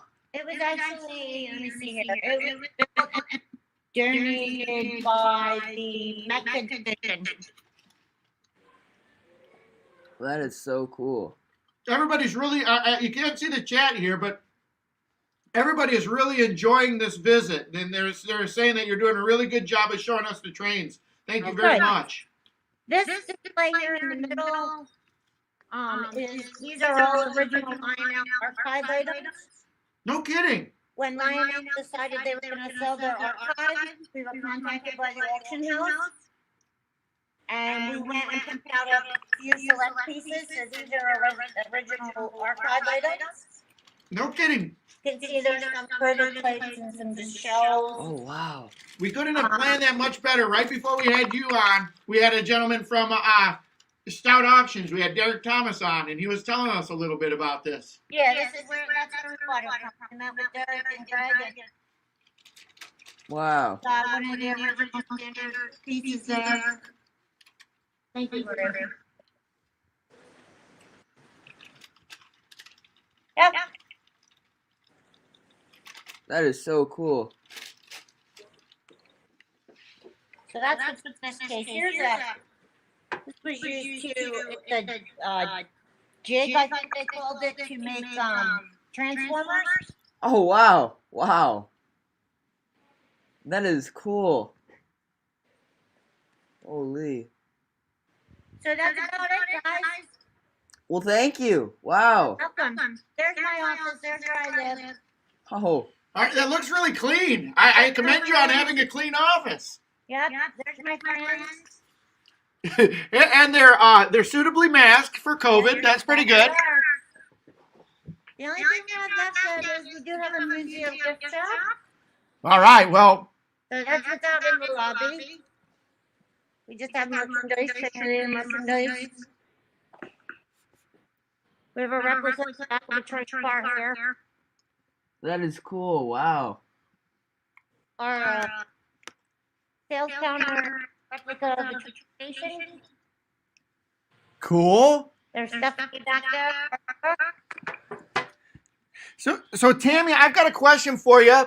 All right, let's finish this off, and then I'll follow up with the question. Okay, I just want to give a quick tour here of the library. Yes, please. Now this library is pretty amazing.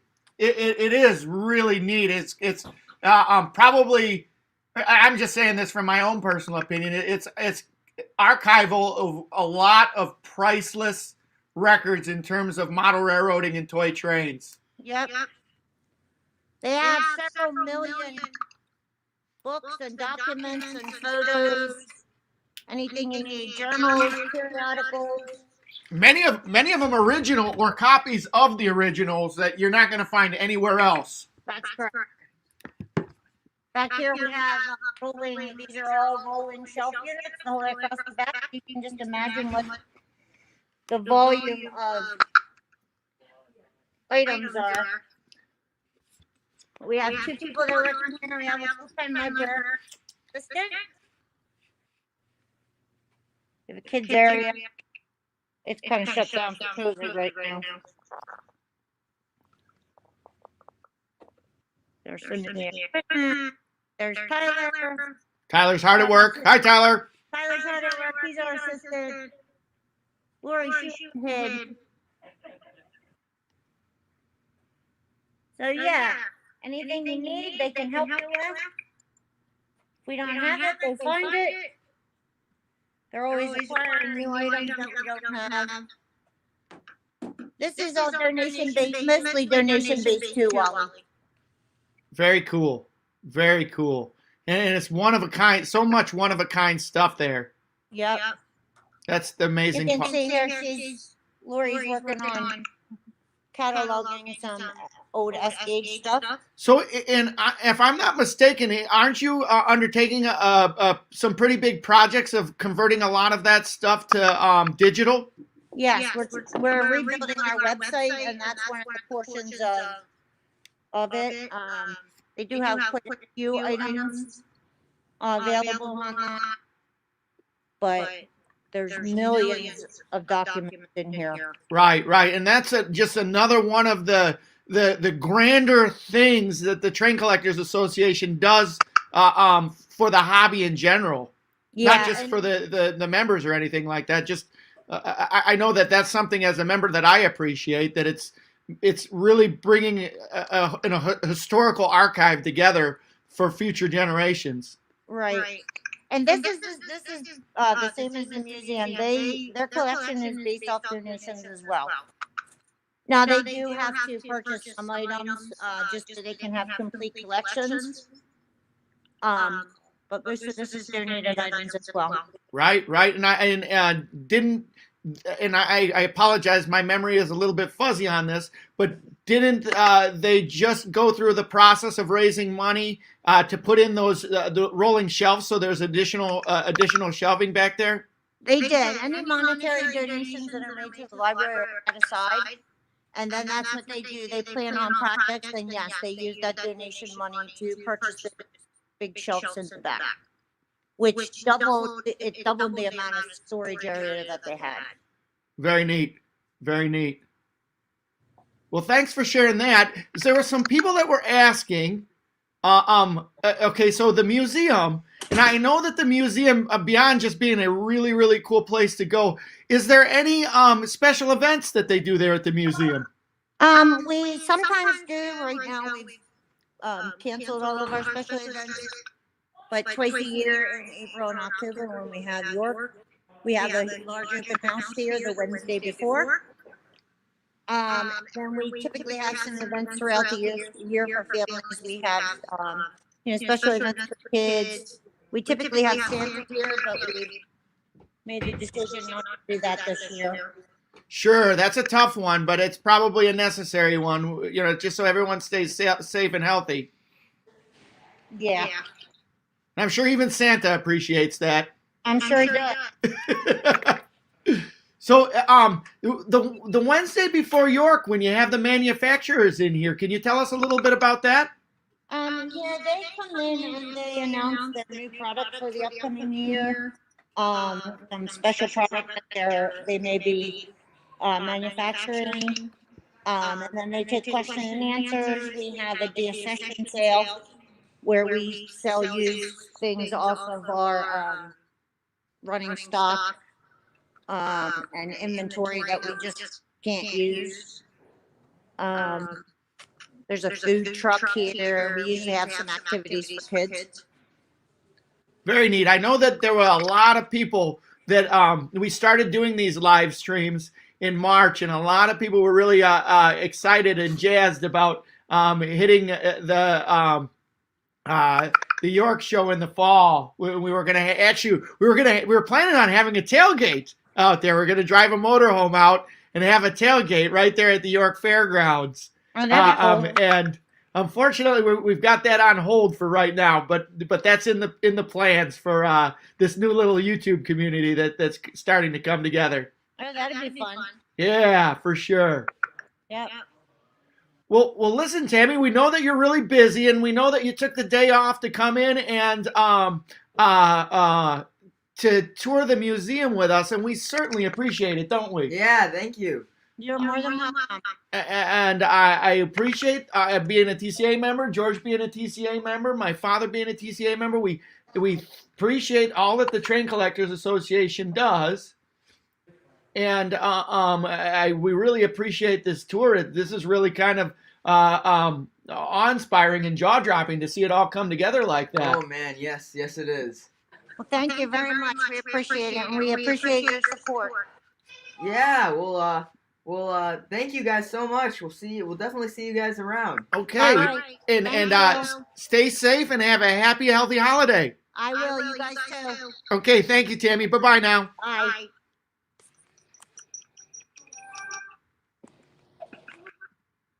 Well, how about that one, George? That was pretty cool. Yeah, I haven't been there for years, and it was nothing like that when I was there. Now What was it like? Were there like dinosaurs walking around?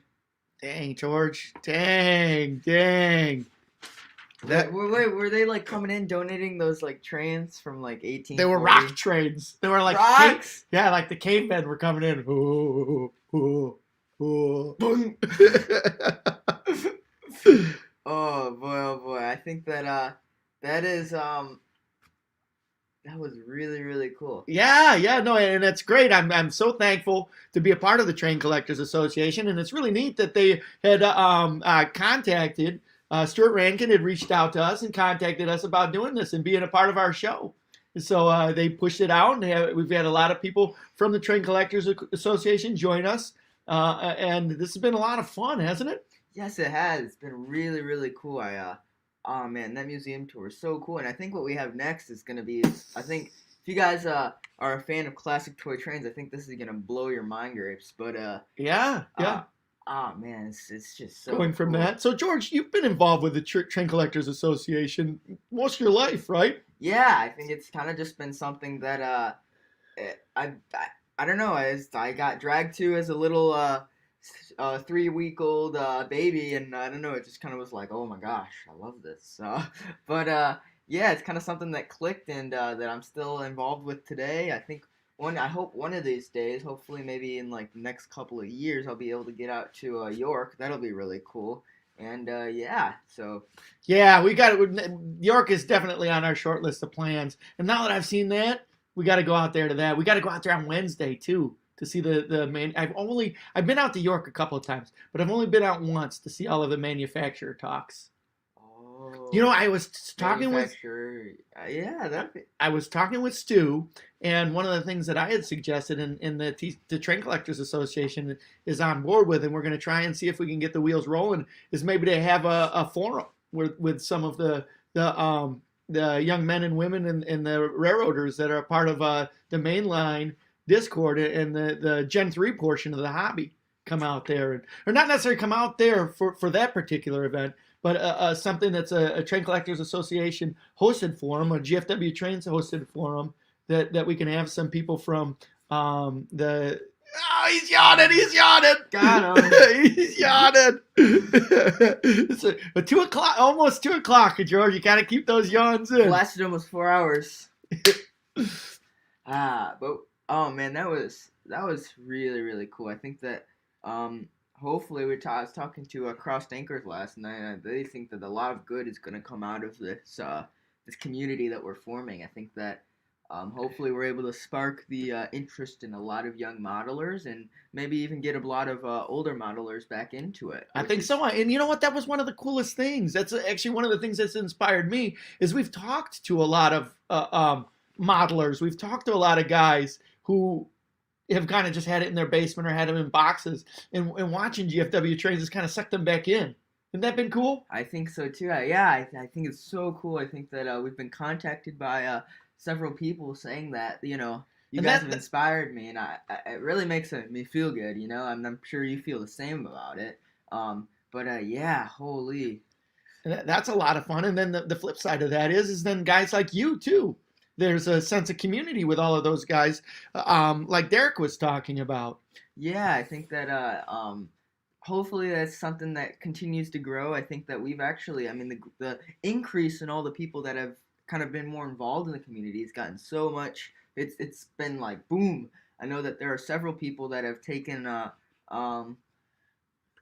have taken like responsibilities, like Bernsey, Johnny, otherwise known as Optimus, but they both have been really big helps in the community. I know that Bernsey has helped a lot in Cross Anchors Discord. I know that Optimus has really helped out with ours, setting the stone for So, and for those guys that are joining us from the Train Collectors Association, George, why don't you and some but why don't you explain a little bit about what the Discord is? So the Discord, what it basically is There we go. Hold on. Drinking game. Every time George yawns, you got to take a drink. Drink up, everybody. Okay. So anyways, so the Discord is basically kind of like I don't know how to describe it, but it's kind of like a forum where people from all over can just chat with each other, ask questions about certain models, show off what they are working on, and I think it's really cool because it's allowed me. As long as oh shoot, we forgot to put on our TCA shirts. Oh, we'll put them on for Roger. Okay. But yeah, I think that it's allowed us to I think just reach out, and I know with a bunch of other people reach out to each other and become like really good friends. I know that I became friends with Johnny through Discord. I became good friends with Angel Garcia through Discord. I mean, there are a lot of like really good people I've met, and yeah, I think that it's just a really good platform to kind of. I mean, and I know it's meant for gaming, but we've used it so much. It's helped so much with spreading of the community and all that. So yeah, I think that it's been something that it's helped us so much in spreading the community, and yeah. So yes, Grandpa, we've only got 20 more hours to go. We'll see how this goes. Hold on. Excuse me. I think that let's see.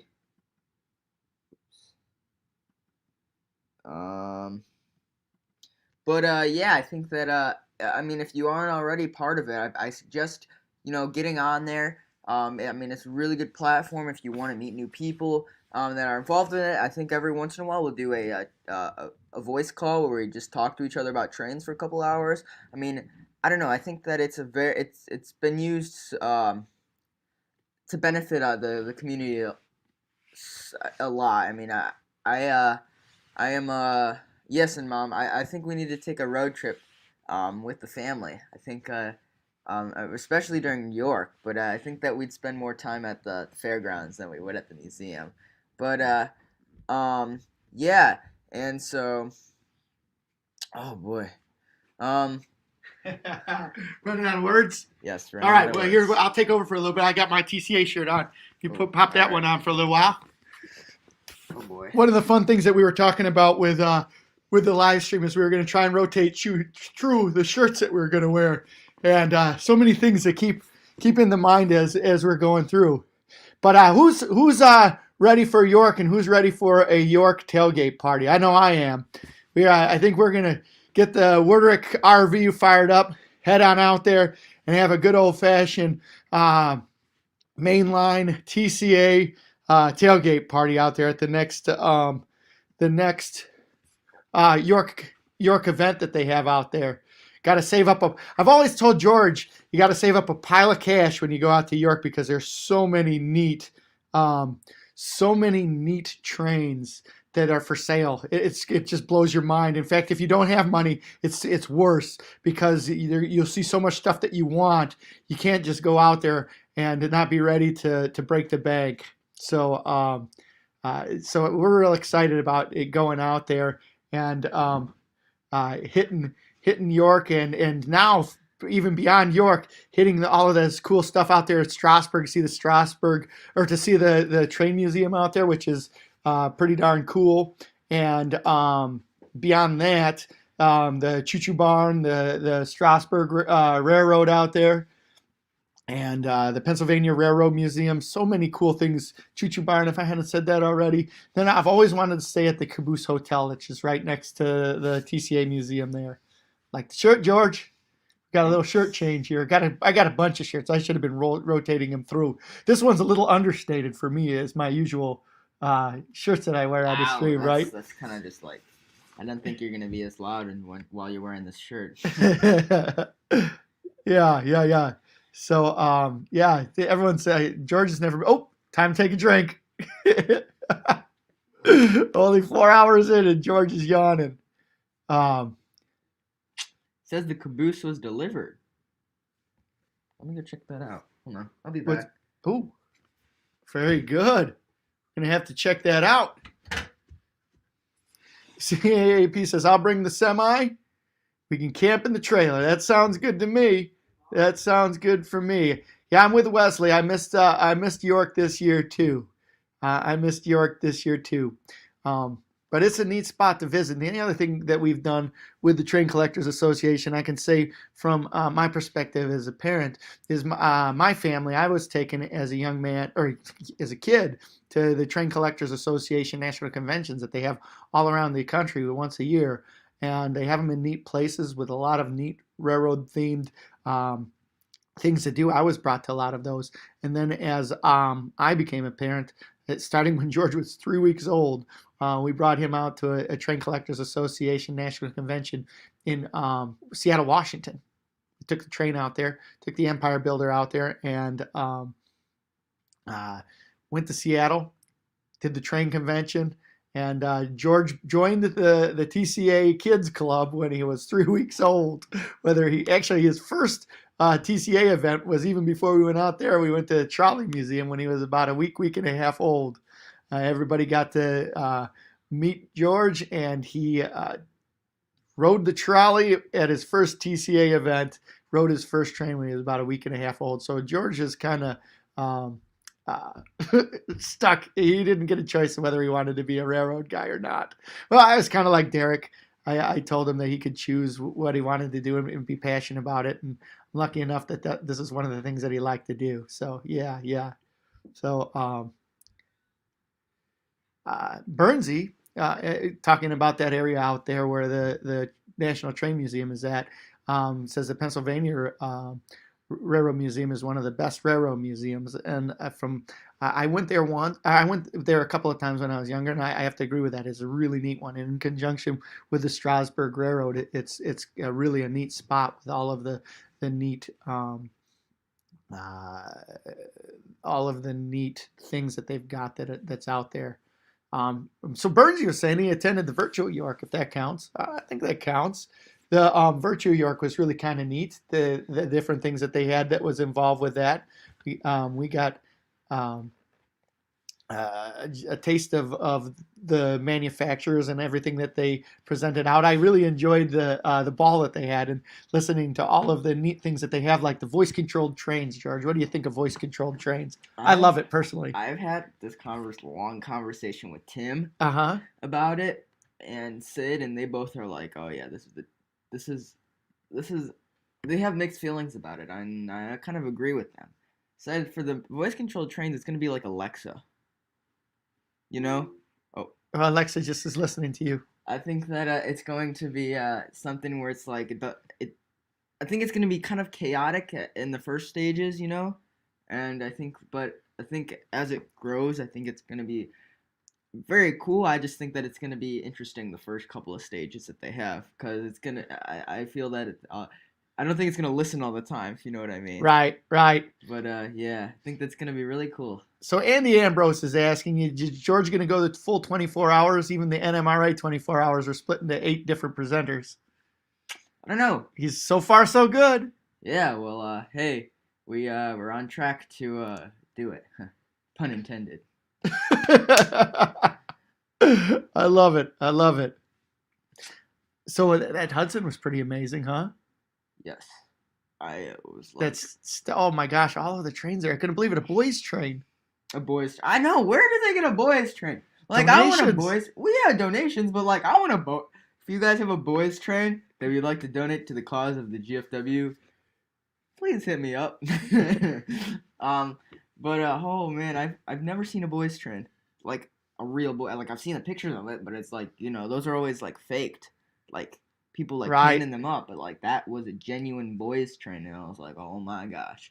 That for the longest time, that was probably one of like my white whales that I knew I would never ever get. I think I mean, unless I became like super rich and famous, but that's one of those things that one day I'd like to have in my collection, is a boys train. So I got to tell you a story. When we were at York growing up, my dad was selling trains. He had a table there where he was selling trains, George, and he just had some normal trains, stuff that he got, doubles and whatnot that he was selling.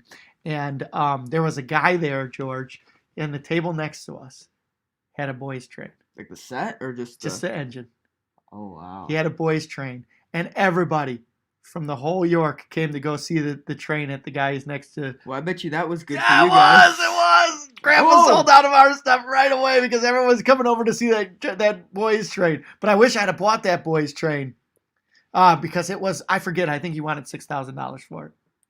I don't have $6,000 now. I didn't have $6,000 then, nor did Grandpa. But it was one of those that I'm sure that would have been an investment, a good investment to have. It wouldn't really have been an investment. We both know that. Yeah. I think it would be more of like a. Oh, alrighty. Well, I think it would have been more of like I have this. I'm never gonna let go of it, and I think that I wouldn't let you let go of it either. Just so you know, I don't think it'd be much of an investment. But yeah. So Andy's on your side, George. He says, cool, the fitness and enthusiasm, maybe the ambitiousness of youth. I just think it's the crazy idea of this guy right here, 24 hours. I know I'm not making it. I'm going to have to bow out for a couple of hours of sleep. I didn't sleep real. Get ready to drink. Get ready to drink the George drinking game. Got to take a drink every time George yawns. Mom knows exactly what it is too. Yeah. Why I'm so tired. Yeah. Well, hey, he's here a little bit early, but we've got in the back room Roger Karp. We're really excited to have him on. He's coming in at 2 o'clock, everybody, so stick around. For those of you that don't know him, Roger Karp is the senior editor at Classic Toy Trains. And we've had some really, really cool people on here talking about old trains. And I tell you what, I don't think there's anybody that I've ever met that knows more than Roger does. Roger would have been the one that we should have had on here as he was walking when we were walking through that museum. That would have been really cool. Oh my gosh, yeah. So, yeah, Roger's in the back room. Let's welcome him on here since he's on here early. Let's get him in and let's get him started talking. Good to have him. So, all right. Hello. Hi, how you doing, George? How's it Holly? going? Hey, Going Roger. great. Happy Thanksgiving. Yes, happy Thanksgiving to you too. How But are it's you really doing? great to be. I'm doing well. And That's thank good, you that's so good. much for the invitation. Yeah. Oh, it's our honor to have you on here, Roger. It's really cool that you could make it. Well, it's been a pleasure. I think I met Wally, George, and how many years ago? 15, 16? Yeah, something like that. Yeah. It seems like just like it was yesterday. It was probably I know. probably closer to 18 years ago now. Wow, and so much fun. All of you add a great deal to the hobby, and we're really lucky. Well, thank you for saying that. Thank you for saying that. We enjoy the hobby, and it's a fun thing to do. And I tell you what, since I've been involved with the hobby, there have been few people more energetic and a bigger ambassador of the hobby than yourself, Roger. Thank you so much. I appreciate it. So we've got a really neat, diverse audience that are with us today, and it's been really cool that they've been hanging out. We've been seeing a lot of neat things. So, Roger, if I were to ask you, what would you say your specialty was in trains? I've always enjoyed the history of the hobby and the different manufacturers and how we got to where we are now. So, and like I said, you're the senior editor at Classic Toy Trains, right? I am. And how long have you worked at Classic Toy Trains?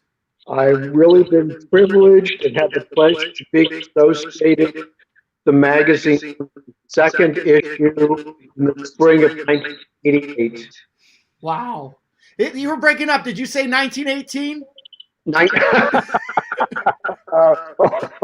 It's so Wally. So Wally. I'm sorry. I was low hanging fruit, Roger. I should have. You're a guest. But what is the layout I'm seeing behind you? This is the one we've been working on for over the past 2 years. It looks great. Well, thank you. It's still a work in progress. I know that there are a lot of things I know he still wants to do with it, but currently right now it's at a stage that we can run trains, and I know I'm happy and he's happy, so every once in a while we'll get down here and just work on it a little bit. We're getting there. We're getting there. Our goal is to one day make it into Classic Toy Trains. There's no doubt, but I think George could probably find some areas to photograph. Maybe, yeah. I think that maybe my grandmother's been working on the mural behind us, but I think that that adds a different aspect to it, if you know what I mean. Oh, it's huge. It's great. Yeah, it's definitely something that once it's finished, it's gonna be amazing, I think. How big is it? Do you know how big it is? Our layout? It's around the. It's a question we get asked all the time, and I always forget. But it's an around the room layout. In fact, George, let me pull up the camera, and maybe you can give a tour of Roger and all the new people that are just coming on here. Give me just a moment. Okay.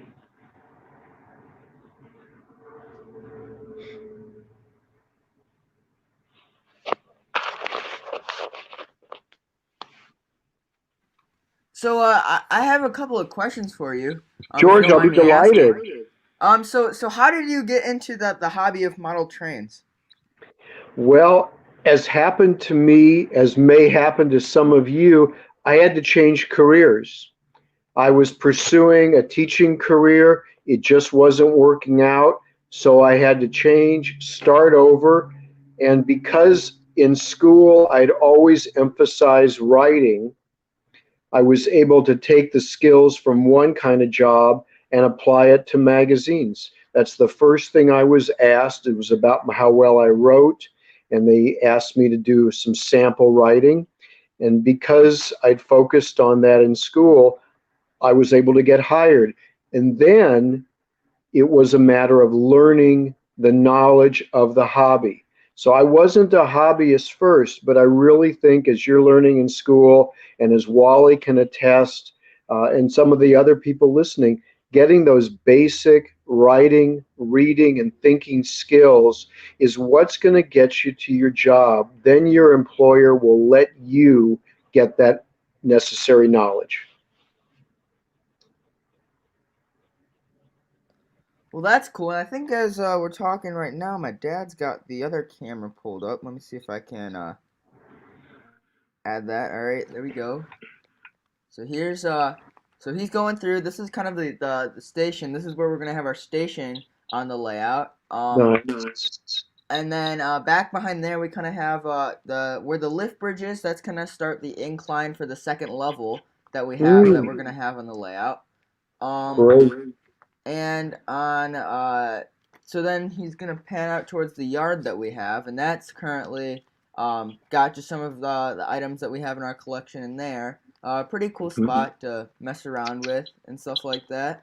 Then you can see behind there we have my grandma. She created the mural over there, and that's of New York City. So the concept of our layout is you're going from Yorkville from where we're from. It's gonna start over here. Yeah, and then it's going to Chicago, which Chicago is will be over here. yeah, and then then from there you're going to New York, and then from New York you're going to the New Jersey, which is kind of the Jersey Shore, which is what she's been painting.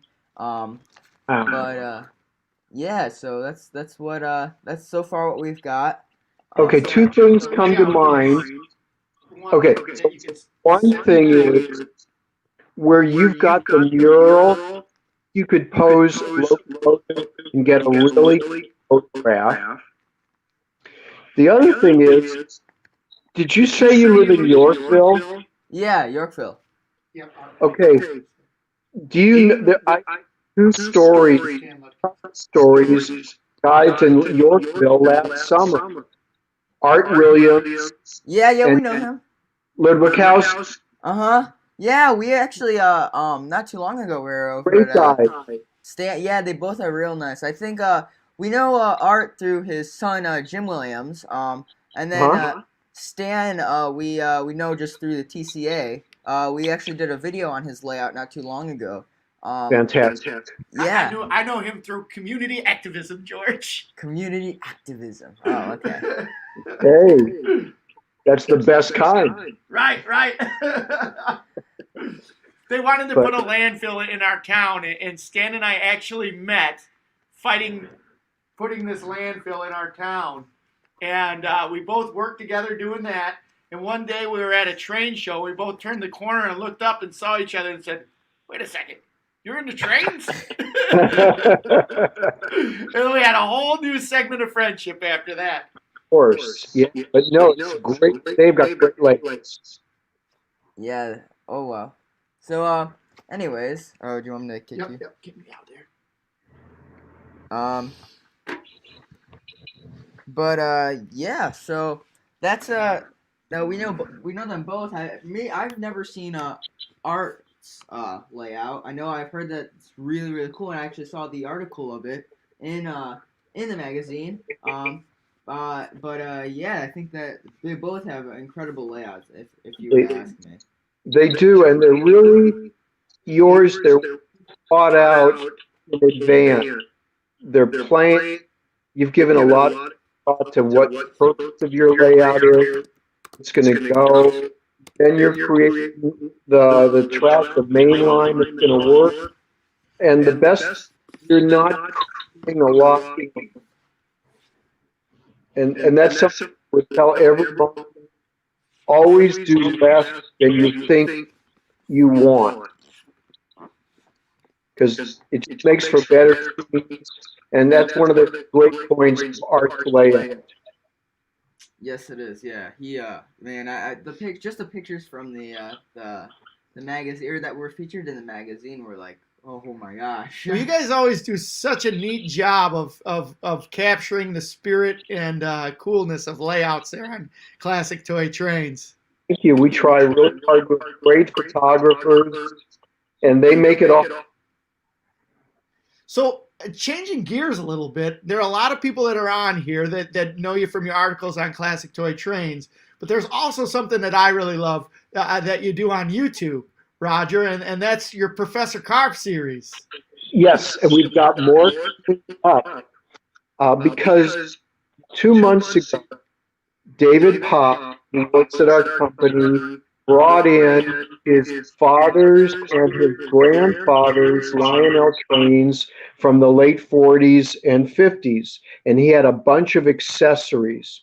And so we opened the box in David's office, and then we started playing around with, well, what works, what needs repair. And so we're doing a whole new series of Professor Carp, in which I will talk about the history of, say, the milk car, or the cattle car, or the coal elevator. And then Hal Miller, who's our editor, has already taken them home and figured out what was not working. So he'll be able to explain to everyone how you fix and maintain these great accessories. So we think we're going to have some really fun and useful new videos. Oh, that's great. That sounds awesome. So for those of you that don't know the Professor Carp series, on the Classic Toy Trains website, or the YouTube channel. They've got a lot of really neat stuff, and Classic Toy Trains has been doing a really good job of not only putting out magazines in the old print format, or in the print format, but also doing a lot of online content, pushing online content out there, including having a YouTube channel. And Roger has on the YouTube channel a series called Professor Carp, and just so many neat stories about trains and about little segments of the hobby. And Roger, I have to tell you, one of my favorite ones, it sounds kind of silly, but one of my favorite ones is where I think it was a dwarf signal. There was a price tag on the dwarf signal box. That's right. And I traced it to a department store that had been located north of Milwaukee, where I live, in Sheboygan, Wisconsin. And I love those little touches. As do I. I think that's great. And it's such a neat thing that you do in your series. But Wally, you said something really important. And I think you were almost a little embarrassed that you were saying that it's in the old print format, and then you went to say, no, I mean the print format. But you're totally right. The print format is old. And what I'm really hoping is that people like George and you and all of the younger modelers who are listening, you're going to lead us into the digital age, where I really believe in time, more people will be reading CTT, Classic Toy Trains, online on our website as a digital product than they will a print magazine. That's the future. And if we can get to that point, then we're going to be able to do much, much more than we can in the limitations of print. So we're hoping to get more people doing what probably comes very naturally to George and to you. Oops. Yeah, well, I think that I have to agree with you on that. I think that's really cool. Yeah. I think so too. And it's been neat, as we've been talking about, and kind of the theme of the stream today. It's been really neat to see a little online, or a little online community, but it's really kind of grown. Shoot, we've had up to 60, 70 viewers for 4 hours on here. Yeah. That's fantastic. So that's it's been it's touching, and it's really kind of neat that there's this community that's developing, and like you said, it's guys George's age that really know how to navigate kind of our new world, and it's forced a lot of guys like us, a dinosaur like myself, to jump into this and kind of embrace it, whether we like it or not. This is the new age. It is. I think it's something that we all like. A trend that I'm noticing, and I think it's maybe the most exciting trend in the toy train hobby. Every year, I get maybe 3 layouts that are built by guys in their 20s and their 30s. And they're like George and you, meaning what they love about the trains is the technology, because these are techie guys. They're also restoring cars. They're using digital photography. They're exploring audio equipment. One guy's flying airplanes. They're not at all afraid of technology. They love what all the new locomotives can do, all the bells and whistles, command control. This is just one part of their life. So building a layout, maybe an 8x16 layout with new trains, scenery, this is just something that they naturally do. How long they're going to be in the hobby, I don't know, but their commitment to technology is what I think really holds promise for the hobby. There's no sense of nostalgia. They're not interested in post-war trains. They didn't grow up going to department stores and looking at Christmas displays. They just know they like new technology, and what Lionel and MTH and others offer is what intrigues them. And they're building fantastic layouts. I can tell you to look ahead to our March 2021 issue to see one of the best layouts built by any modeler. And this gentleman is in his 30s, one of the best I've seen in years.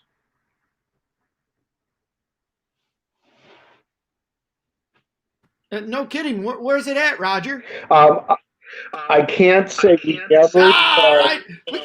On the edge of my seat. I'm on But the edge of my seat. it's not in Yorkville. But I'm expecting what you guys are doing, this father and son, George and Wally doing. I'm expecting is going to be outstanding, and I'm looking at a lot I know will be in the magazine. Well, we hope one day. That's been our goal since the day we started, right, George? Yeah, I think hopefully one of these days that'd be really cool. And I know that my family still considers it a huge honor that my dad's layout was in there. It was featured in the magazine. And that was so much fun. But I guess we have a goal of at least once every 20 years to have a Worderick layout in classic toy trains. That's our goal. That's a good one. Could be sooner. Maybe. We're working on that. We're working on that for sure. So, Roger, you kind of touched on this a little bit, but we've got some people that are on the stream here that are asking some questions, and there's a young man that frequently comes on the stream and posts and asks, "What do you think the future for model trains or model railroading and toy trains is going to be?" And it's just what I said. I see nostalgia is going to drift away. I don't think the value of post-war and portraits is going to do anything but slowly decline. But I think we're going to see better layouts built by people with a whole different commitment to the hobby. And that's what I'm seeing with you. And I just great things going. We have great equipment. I think as far as the trains being manufactured, this is the golden age. What Lionel, what Atlas, what Menards are offering, just better than ever. I think the entrance of Menards in the field has been so important. Menards, as maybe all of you know, maybe not, is a home improvement chain of stores based in Wisconsin, and its owner and founder, John Menard, is an O-gauge railroader. So he looked around and he saw the prices of track, of accessories, of rail cars, and said, I can do the same or better, and I can sell them for a lot less. And that's what's happening. And every layout that I see has at least one Menards building on it now, and usually more. And they're creative, they're fun, they're different. So I just see better and better things going on with a commitment made by younger people. Oh, I agree. I agree. And it's funny. One more thing, another area that I'm also seeing very exciting things happening is with Lego trains. And I see individuals as well as clubs of guys in their teens and 20s building huge and fun displays using Legos. And so I don't know if that's something, maybe there are people listening that are into that, but that's also really a great area. So there's just so much going on that's exciting and is going to be different. It's cool that you mentioned that. We got two things that we wanted to share. One, or not necessarily with you, but to everybody, we've got a couple of Lego modelers that are going to be coming on right around the corner here. What do you remember? What time they're going to be on? They might be on right after. I'm not hearing you. So. How about now? You got me? Nope. Oh, having more audio problems. Okay, Wally, you guys are muted for me.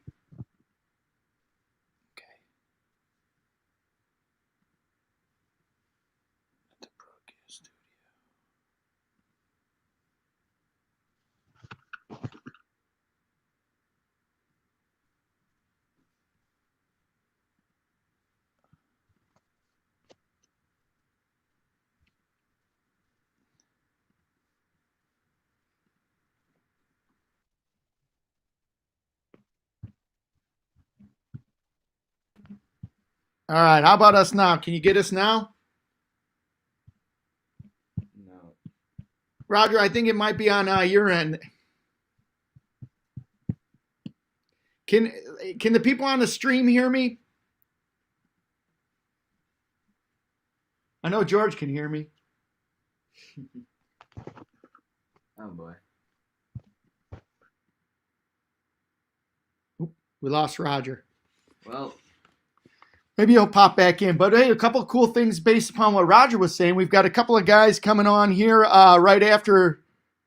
Do you have you know what time the Lego guys are coming on? I think 3 o'clock, right? I think I have them at 5.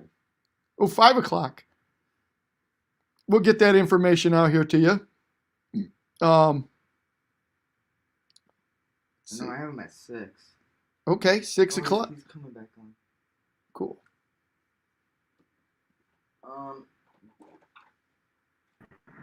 All right, Roger, we got you back. Good, thank you. Can you hear us? Sorry about that. We've been having some audio issues with the stream here today, so we're hoping to. We're ironing them out on the fly. And doing a great job. Thank you. So we were just telling the audience we got a couple of Lego guys that are coming on a little bit later, some real master craftsmen. And George had a piece here that was what was called a Bridger model trains, which is both, you can gauge it so it'll run and haul both Lego trains and it'll run on O gauge as well. Fantastic. So Roger, I thank you so much for your time and spending it with us. I certainly appreciate it. But one of the things that I wanted to talk to you a little bit about, and this is something that I find fascinating, and I think that all of the different age groups of model railroaders on here can find fascinating. So you've written multiple books about model railroading and toy trains and everything like that. How many books have you written? Can you say that again? About 8 or 9, and I'm working on another one now that I think is going to be one of my best. It's going to be a history of Lionel and what it means using photographs. Oh, how cool is that? That sounds awesome. I think it's going to be great. You're going to see a lot of pictures that you've never seen before. Wow, that's really cool, actually. Roger, where are you getting your source material for that? I've been doing this so long, and a lot of great people have shared good things with me. I've really been lucky, and as you know, one of maybe the best part of this hobby is the camaraderie. It's the people you meet, the people you get to know, and more people are so generous helping you out, whether it's you need an operating tip on a layout, or you need just advice on what to buy, or in my case, on just materials for a book. Folks are great, and I think that speaks so highly of this hobby. People from every background come together around toy trains. Yeah, I have to agree with you on that one. I think that it would definitely be really cool. I think. What do you think? Right. No, I love how all of these different media formats all come back together. And George, I honestly think that's really neat how it all is now being tied together with your generation and all of these generations through the internet format that this world that we're kind of starting to live in now. So that's kind of a real neat way that this has all worked out. Totally agree. Well, listen, Roger, I thank you so much for being on. I don't want to take up too much more of your time. I know that everybody here was real excited to hear that you were going to be joining us today and being a part of this. Well, it's been my pleasure, Wally, and thank you both for the invitation. I hope you've had a safe and a happy and a healthy Thanksgiving. Please give my best to the patriarch and the matriarch of the family. And I can only add, I hope the Packers can really knock off the Bears tomorrow. Roger, we were doing so well. We were doing so well. I know. And then I got nasty. We were doing so well. But seriously, good luck with the layout. And please, serious, let's see pictures.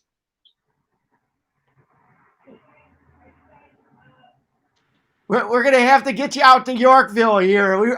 I was actually kind of mad at myself when I saw the 2 other Yorkville layouts here. If nothing else, we could have gone out and had a beer. Very true. That would have been great. So, all right. Well, hey, happy Thanksgiving. Have a happy holidays to you and yours, and please stay safe and healthy. All right, George. Ollie, thanks, George. Take care. Bye-bye. Okay, we'll see you, Roger.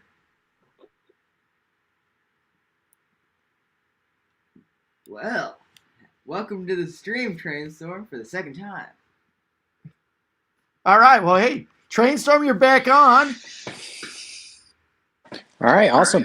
There we go. He's got a new hat now, too. New hat, new earphones. Yeah. It's like we're talking to a new guy. Those ones were crappy, so I had to change out. Well, cool.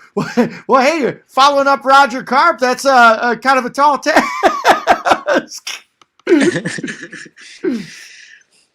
He's really got some neat stuff. I don't know if you're familiar with the Classic Toy Trains magazine, but he's really got neat information that he puts out there in the magazine. He's always he's the one that generally will go out and take pictures of train layouts all across the country and has some really neat stuff. And then also on the Classic Toy Trains YouTube channel, they've got his Professor Karp videos, which are a lot of fun. Yeah, if you haven't checked those out, make sure you do. Those are... Yeah, I definitely will. I haven't checked them out yet, but I'm going to definitely after the stream. Fantastic. Well, hey, we appreciate you rolling with the punches with us a little bit, and hopefully we got with you with the earphones, we got the audio ironed out. I don't know what's going on. In fact, my computer won't even turn off at this point. It's wired on for 24 hours, I guess. Take it to Mountain Dew. So, all right, tell us a little bit about yourself. All right, so hi, my name's Carter. I've been in the model railroading for about, I want to say maybe, probably since I was 4 years old when I got from my first Lionel set. That was, of course, the O-Gauge Polar Express. I've been doing a whole restoration project on that. Replacing parts here and there. I'm going to give it a fresh coat of paint. Make it look new again, because that thing's been pretty much to hell and back. It's just been thrown down the stairs. It's been stepped on. It's been dropped. So I'm really looking forward to getting this done, and I'll probably make a video on it once it's complete. But now I'm doing HO scale model railroading. I still got, of course, my pride and joy. Let me see if I can put the camera on. So while you're doing that, right there, 25, of course. Ooh. So got that. See more of your layout. It was having some issues the other day. I'm sorry. You were saying? I didn't mean to interrupt. No, it's all good. Can we see more of your layout? It looks real cool. Yeah, sure. So this is my layout. It's pretty small. It's just a 4x8. It's my second one that I've made. The first one I no longer have, but I really enjoy this layout. It's been through a lot of design changes, and I'm getting it ready for Christmas, of course. So, I got Christmas lights on my buildings, got some decorations. I'm going to add some snow later on once I get my hands on some. But that's my layout. I really really enjoy cool. it. It's not the best layout. It's got some problems here and there, but it's my layout, and I really like it. So. Wow, yeah, that's really cool. Yeah. So then you collect the HO scale. So how many engines do you have in your collection at this point? So right now I've got about. I got 5 on my layout right now, but I've got some others. I think I have 11 total in HO scale. I'm not quite sure. I haven't counted them recently, but I have some of the Thomas trains. You know, I've got Thomas, I've got Percy, got James Gordon Henry. So I've got those guys as well. You know, I like to take them out, run them at the club. You know, for the younger people, you know, coming to visit and everything. So, you know, I was Thomas kid, and I've had those probably since I was about 8 years old. So and the fact that they still run, it's pretty insane, especially, you know, since they're Bachman. You know, they're not the best. Yeah, I really enjoy them. I'm really enjoying, you know, adding to my collection. And, you know, there's a lot of stuff I want to get in the future. I want to get a daylight, you know. And unfortunately, you know, some trains aren't doing their best right now. Like, for example, my George Bush is being repaired right now, you know, which is a shame, but, you know, that's part of it. You know, with technology, it fails. And, you know, that's just part of the pain with model railroading. You know, you got to live through that kind of stuff. I think that yeah, people are asking about that Berkshire you have, or I don't know what that is behind you, on the shelf. Oh yeah. Yeah, so this is an old vintage River Rossi Berkshire. It's 1225. This was my first HO scale 1225. I tried to make it DCC in sound, and it did want to cooperate for a while, but sadly it no longer runs. I think there's something wrong with the decoder, but I'm probably going to make it DC again and run it on my lab. But it's just kind of an older vintage model. I bought it from a guy who passed away. His son was selling some of these old trains, and I saw this one pop up, and it was in really good shape. So I decided to pick it up, and it's a nice model. I really like it. That's really cool. I like the way you have it displayed. Thank you. But yeah. So then your first lab, right? And are you talking about the O gauge one, or have you had another HO one in the process? So my first layout was an O gauge. It was Polar Express themed. I had the town to the North Pole, and then I had the mountain. That was how you got to the North Pole. You'd start off in the town, you'd climb up the mountain, and then you would end up in the North Pole. And I don't think I have any pictures of it. I'm going to try and look and see if I do. But if I do, I'm definitely going to upload those to YouTube and talk about it, because it was a lot of fun to build that layout. And so then you have a YouTube channel, correct? Yes, sir. Yeah, so what do you mainly do your videos on for everybody in the stream? Like, what is your passion for filming videos? So mostly just HO scale stuff. I want to do some stuff with my O gauge model. Hopefully around Christmas time I'll get that up. But mostly just HO stuff at this time. So sorry, that was my mom. She was just wondering what's going on. But anyways, yeah, just HO for right now, and then I like to do cuts and stuff like that. Uh-oh.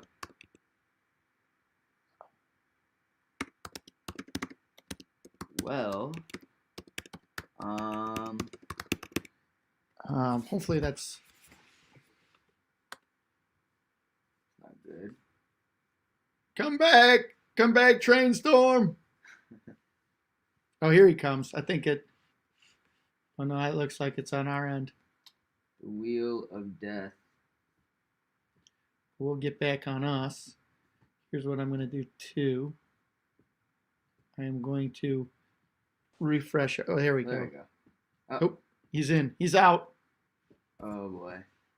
So how you doing, George? I went and grabbed a bottle of that Mountain Dew back there. I was going to start getting a little bit for myself. We're on our 4 hours 30, George. My beard looks like it's in good shape. Ever since I got the pie face, things went silent.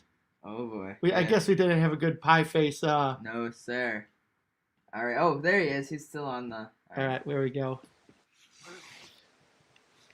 All right. You with us? Sorry, can you guys hear me now? We got you, bud. Yeah, I can hear you. Good. Okay. All right.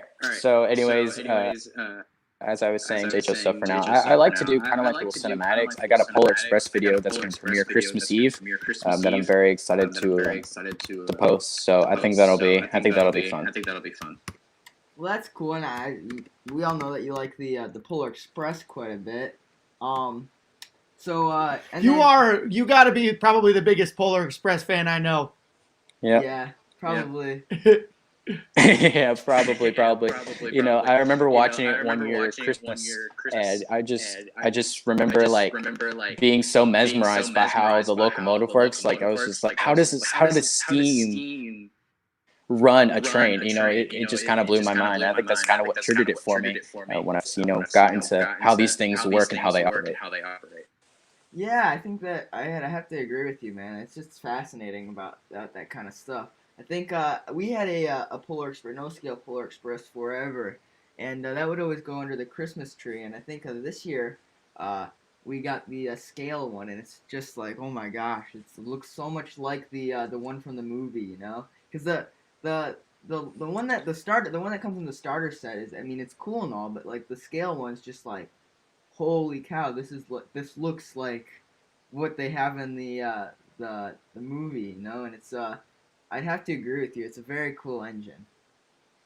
Have you Yeah, I remember for the longest time when I was still in O gauge, that I was asking my parents for this scale Polar Express, and when they saw the price, they were like, "No, how about you just stick to the one you have for right now?" I think that was the same way when when I asked my dad about that engine. You guys need less expensive tastes. Come on, less expensive taste. And you know, when I told my parents about the price on the 1225 that I have now, they were like, "Well, that's $1,000 better than the one you were asking for all these years ago." So, yeah, let's get this one instead. So the moral of the story is the first car you guys are going to ask for is a Corvette, right? You'll be like, yeah, I'd like a Corvette. Your parents will be like, whoa. Then you'll be like, well, the Camaro is only about a third of the price. Oh, that doesn't sound so bad. Right. So let me see if I can actually fire it up here. It did have some smoke unit issues the other day. It wasn't smoking for some reason when I took it out to the club. So I opened it up and I saw that the wire for the motor came unsoldered, and I was devastated. I was like, "No, I don't want to send it in. I want to have it Christmas." So I called up MCH and I said, "Hey, if I solder it back myself, will I void the warranty?" And they said no. So one of the club members, he's really good at soldering. He was trained in the Navy to solder, so he's really good at it. So he soldered it back for me, and now it's working as good as new, which saved me like $15 in shipping. So yeah, that's always good when you have to when you get to save a lot of money or any money for yeah. But I do have it going now. It may be a little hard to see the smoke. It doesn't show up very good. It may need some more fluid in there.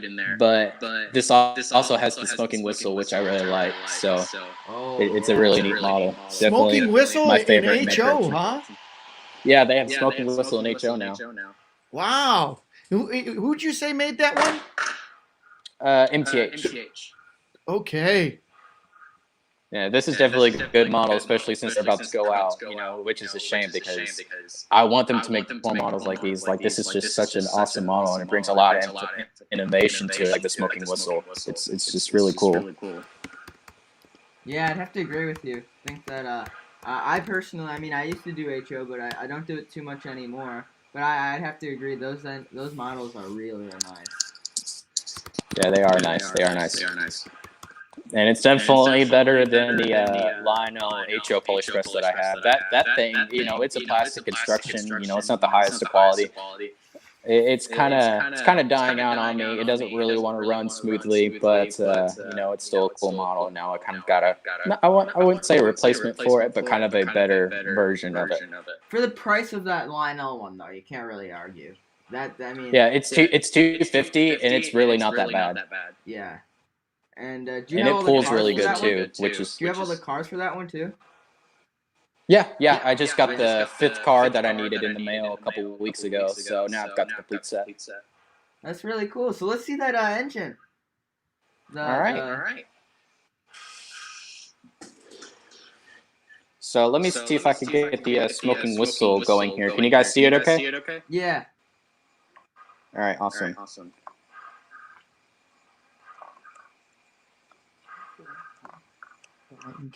So it may take a little bit to warm up, That's all good. but it should go here in a little bit. But it's really nice, you know, it's got a swinging bell. You know, you can model it in different positions, which I really like. And you can open up the roof vent. It's just a really nice model. And especially in HO scale, you know, we've got all these small parts. I have no idea how they're just able to get that stuff on there. Right? Right? My I can't mind is imagine blown how that hard. I can't imagine how hard it is to do stuff for in scale. I can't imagine. No. That's like crazy. Okay. Did you guys see it? One more time. Oh wow. Yeah, check that out. That's beautiful. Wow. That is amazing.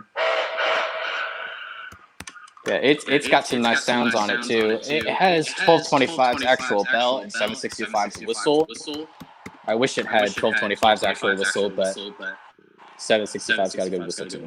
Yes, they both do. 765 was the I think probably the biggest engine I've ever ridden behind. That's amazing, that engine. Yeah, I want to go see 765. I'm much closer to 765 than I am 1225, so I'll probably see 765 first before I do 1225. But I really want to see 765 when I get the chance. What state are you located in? What state? I'm in Kentucky. Oh, Kentucky. All right. Yeah. Yes, sir. That's really. And didn't you just move too?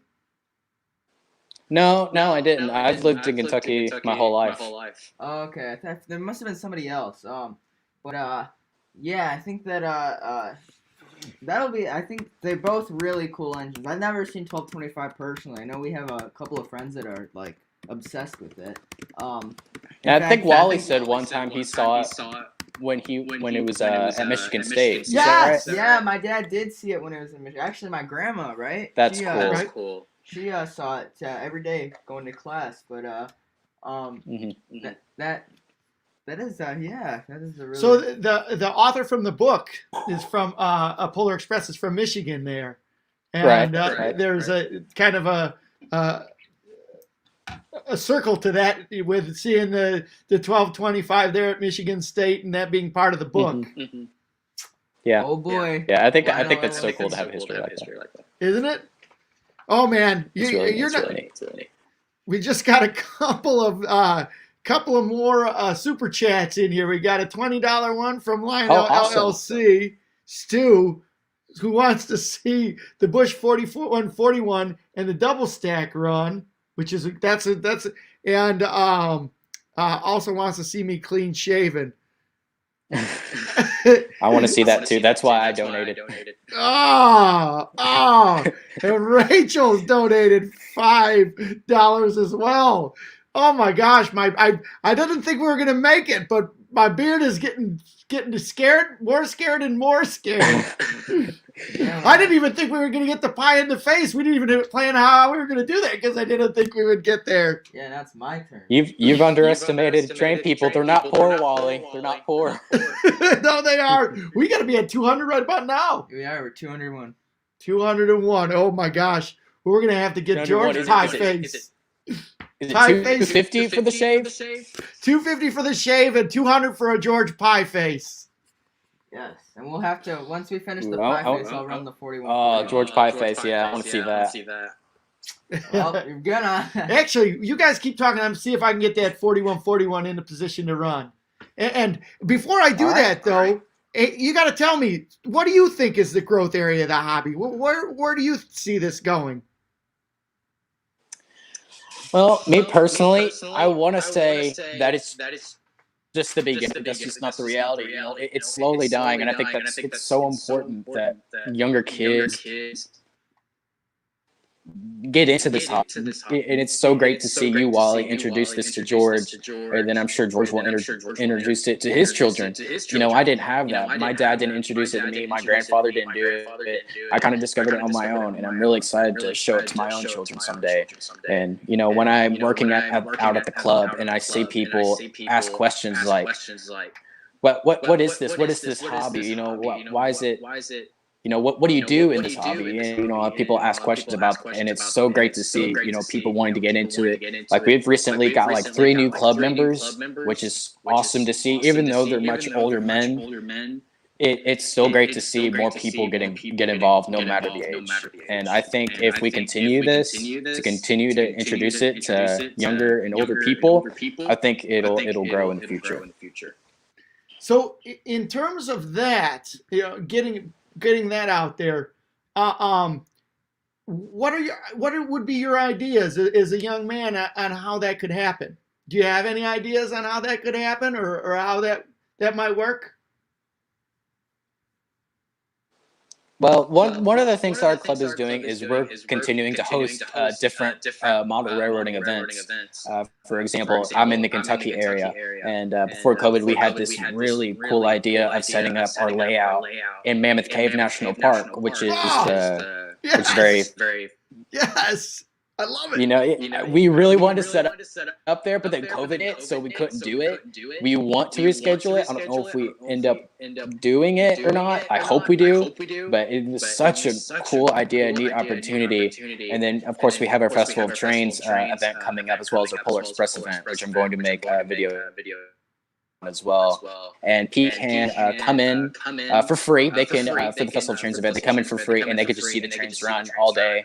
And they can just ask questions about the club. They can join the club. They can you know, enjoy the trains, run the trains themselves. You know, help people get into the hobby. And I think having events like that is very important, so that people can be hands-on with it.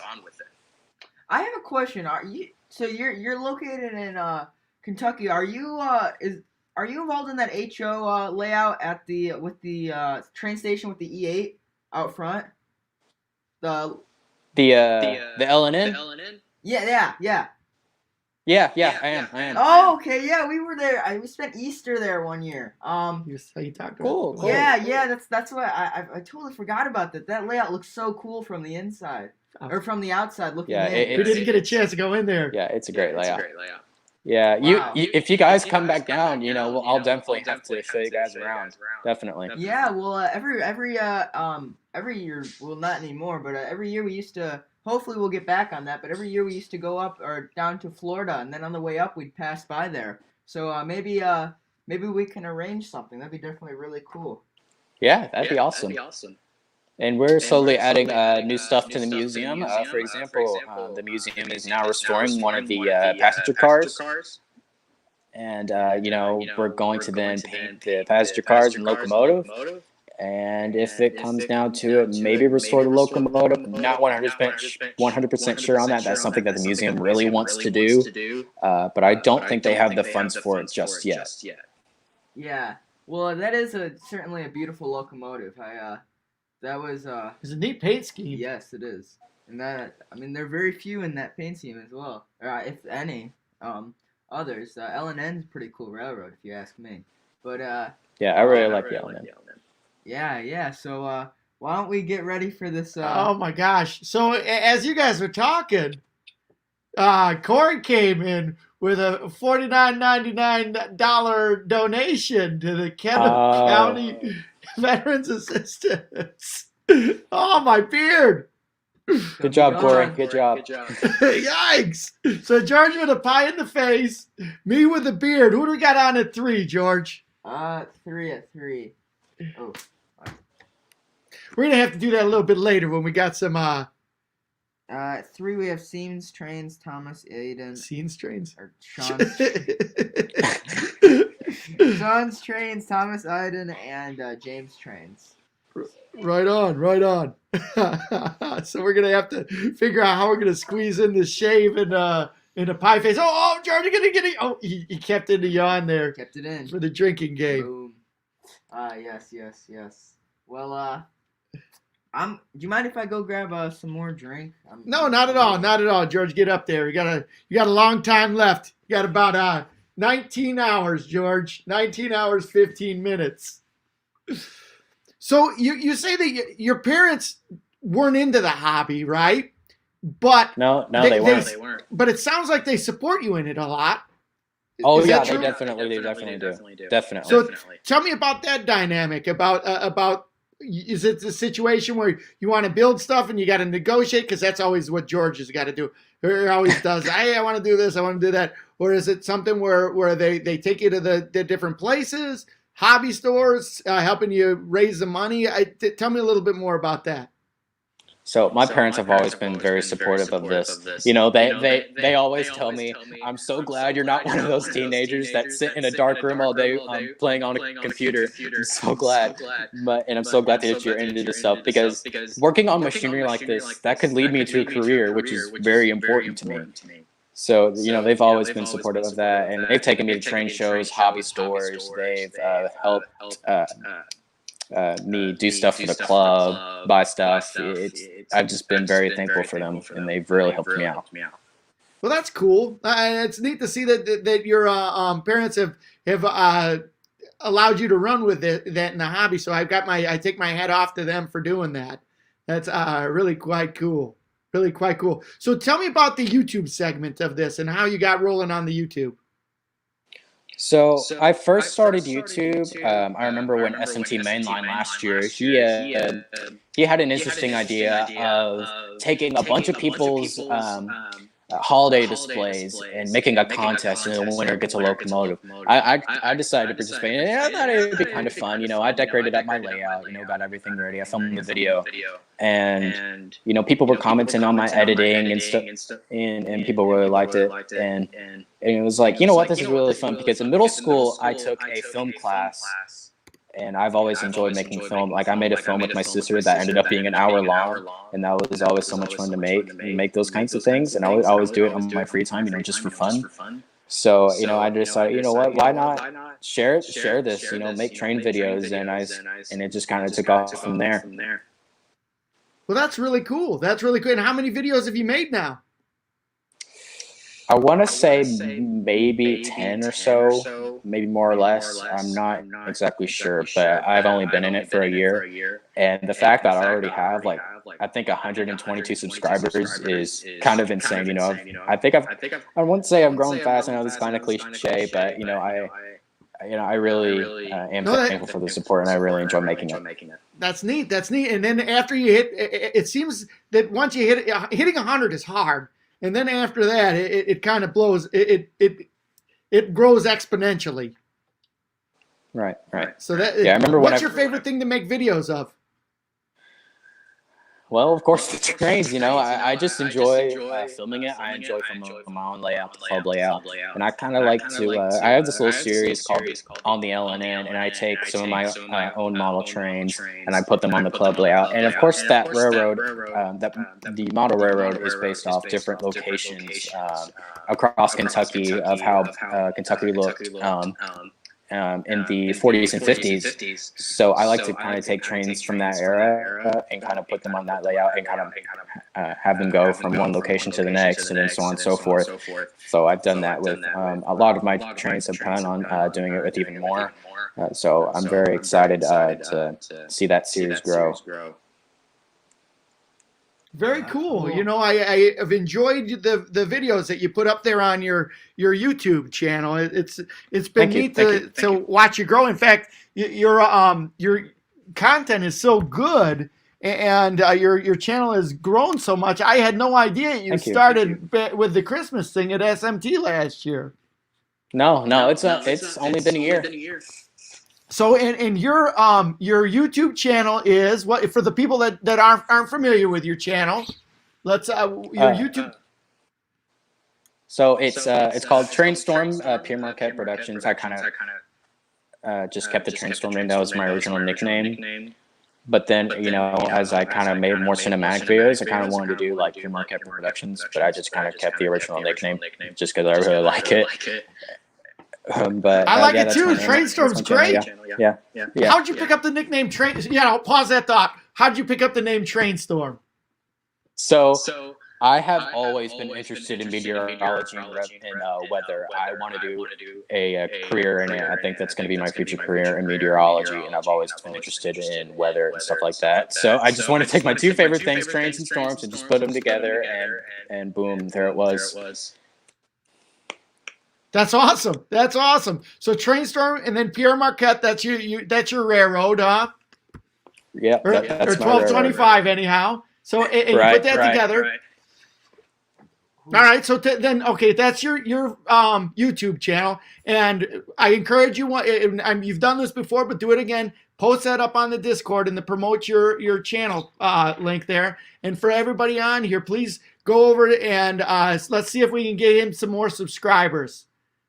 122. We've got a lot of people on here. Let's get Trainstorm Pierre Marquette Productions some more subs on his YouTube channel. So get over there. To get on the Discord, sign up on the Discord if you're not, and get over there and get him some more subs. So okay, so they don't know about you. You mostly train videos, and model trains, real trains. Anything in particular that you like to do? Mostly just model trains. You know, I haven't been in the rail fanning stuff very much. I've only probably gone only rail fanning once or twice. You know, I'm not as into it as most people are. But I really want to get into it in the future. For example, I'm not sure if you guys have heard, but Kanawha, Chesapeake, in Ohio, 2716 is being restored right here in my home state, which is super exciting to have a live steam locomotive here in my home state. So once that's finished, they said they wanted to finish it this year, but because of COVID, I think they're going to get it done in 2021, either 2022. But once that's done, I'm definitely going to have a lot more rail fan videos with that. Very cool. Yeah, I think. Well, I know those Kanawhas are so cool. We have one, although it's currently being repaired. Yeah, I think that'll be definitely a beautiful engine. I think so too. In that repair process, that can be kind of a pain. I got my 4141 being repaired right now, sadly. But you know, it's just part of it. Things break, and you know, to be able to send it in is just nice. There are a bunch of really cool engines that I've been wanting to share with the channel that I haven't really gotten to because they've been broken. I think we have a Dreyfus Hudson that has been it's currently being repaired, and it's probably been a year since I've seen that engine. To be totally honest, I mean, I don't know. I think that it definitely can be a pain, but once you get it back, it's like, oh, okay, good. Hold on, let me put this bridge down real quick. We're trying to fire up some more trains over here. Sweet. So you guys got to get that Polar Express going at 12:25 a.m. 12:25. I like that. Hold up. Oh, yes, we do. We missed it. Yeah, I'll pop in for that, definitely. Alrighty, yeah, I think I'll wake myself up for that. Okay, good. Yes, we'll make that a special occasion, just for you. Also, I just want to say, I think I got a subscription from Gus Hadley, the lunatic from the Arno. He just subbed my channel, so if he's watching this, thanks so much. Really appreciate that. Yeah, fantastic. Get him some more subs. Get Trainstorm Pierre Marquette Productions some more subs. Yes. And I think hopefully soon, coming around, we should be having some of the members from or not members, but what's up? I can't get the 4449 going. Sorry about this. Oh, no, you're good. I think it's I love seeing the trains run. So get those things running. I try this one. Yeah. Uh-oh. Now, George, is that 4449 from Lionel or MTH? It's a Lionel one. I think it's the legacy one that they can't. It's not the Vision Line one, but it's the one they made before that. It's really cool. I think that Vision Line one with the steam coming from the cylinders, I think that's going to be really cool. Yes, yeah, it will be. We have a friend that's getting it. He's getting the whole like Vision Stock Express set. So it's got like the Vision line like sound cars. It's got like 3 of them in the set. It's got the oh gosh, it's just got a bunch of cool stuff. It's got like the Vision Cam caboose, which oh man, I'm just looking forward to seeing that whole set in action. But yeah, I think this engine, it's got the whistle steam and all that, and it's so cool if you ask me. Yeah, that's But cool. yeah. It's things like that that make me wish I modeled O scale, but I Yeah, just but I I mean just that. couldn't afford it. Yeah, but and sadly MTH is going out of business. But I MTH did a know. really good job with that kind of stuff too. I mean Yeah. they brought the whistle steam to HO scale. I'm pretty Mhm. sure. Yeah. Which I think is really cool. I know that they have MTH has a bunch of really cool HO scale models, and I've heard really good things about the MTH HO scale line, just because I mean I heard that they're like built like tanks. That they're like indestructible. I'm not 100% sure how true that is, but I know that I definitely heard a lot of good things come from a lot of HO scale modelers about MTH. Yeah, MTH does some pretty good HO scale stuff. Their pulling power on that is kind of hit and miss, but other than that, they make some really good models. Yeah, I'd have to agree with you. And even in O scale, I mean, they did a really good job. You know, if it weren't for them, Lionel would still be making. Probably they would be like out of business, if you ask me. I mean, they definitely were kind of a leading force in what makes Lionel today. You know, without MTH, we wouldn't have It was them pushing each other to get to where we are now. But Yeah, I think, correct me if I'm wrong, but I think MTH has the record for most trains manufactured. Really? I didn't know that. Wow. I think so. Is that like all together or a particular model or? I think altogether, because they do template, they do G, they do S, HO, and O. I don't think they do N scale, but I know they do those 4 big or 5 big scales. Yeah, they definitely. Oh, and this is a good question from Ours Trains. If you could have any HO scale locomotive, what would it be? Well, what I've wanted for a long time, ever since Lionel got back into HO, I've wanted them to bring the legacy system over to HO, kind of like what MTH did, bringing DCS over to HO scale. I really want them to bring legacy over, because I've heard a lot of good things about legacy. I've heard that there's so much quality in the legacy control system. And the HO Polar Express, you know, it's not the greatest model out there. You know, it doesn't have the best detail. It's a plastic construction. And, you know, that kind of turned a lot of people off from wanting to buy the model. But I think if Lionel kind of got into making kind of like more expensive stuff, higher detail, smoke units, stuff like that, but I think HO would be really good for them. And they're slowly getting into that. Their newer Mikados are looking very good. I've noticed a lot of separately applied details on those. All the details on the HO one are molded in. So I think if they brought that system over, I think that would be really good for them. I do certainly think that will be something that Lionel does bring over. I mean, they did that with the S-Gauge stuff. I know that the legacy system, they made that. Work for that kind of stuff, and I think hopefully, I don't know, it might be just something where they have to buy a certain company like to get to that stage, because I know that they bought American Flyer to get to the S scale stage, and they use the K-line moldings to make all the Lionel trains, because the K-line moldings were actually like the scale of the K-line moldings for O scale were actually S scale trains. They were the right size for that kind of stuff. So they used all that for the S-scale Lionel's S-scale trains. But since they recently gotten into HO scale, I think that it definitely will be something that we might see a future for Lionel in, just because I know that there is a huge market for HO scale. Throughout like many people, I know that it's very popular, probably the most popular scale amongst modelers in the world, actually. But yeah, I definitely do see a future in Lionel and HO scale, and I'm very curious to see how it goes for them.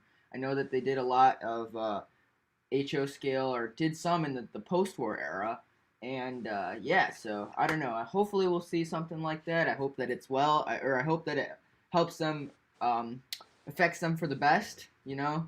But yeah. Yeah, I hope so too. There's been a rumor that uh, Lionel will buy MTH's HO scale molds and use them for their models. I don't know if that's going to happen or not. I almost hope it does because I'd really like to see that kind of stuff from Lionel. I'd have to agree with you. I think that I mean that is a very and yeah, going along with what I was talking about earlier about how they bought American Flyer, that would be so cool to see them continue MTH or just under the name Lionel and HO scale, because I know MTH's models are.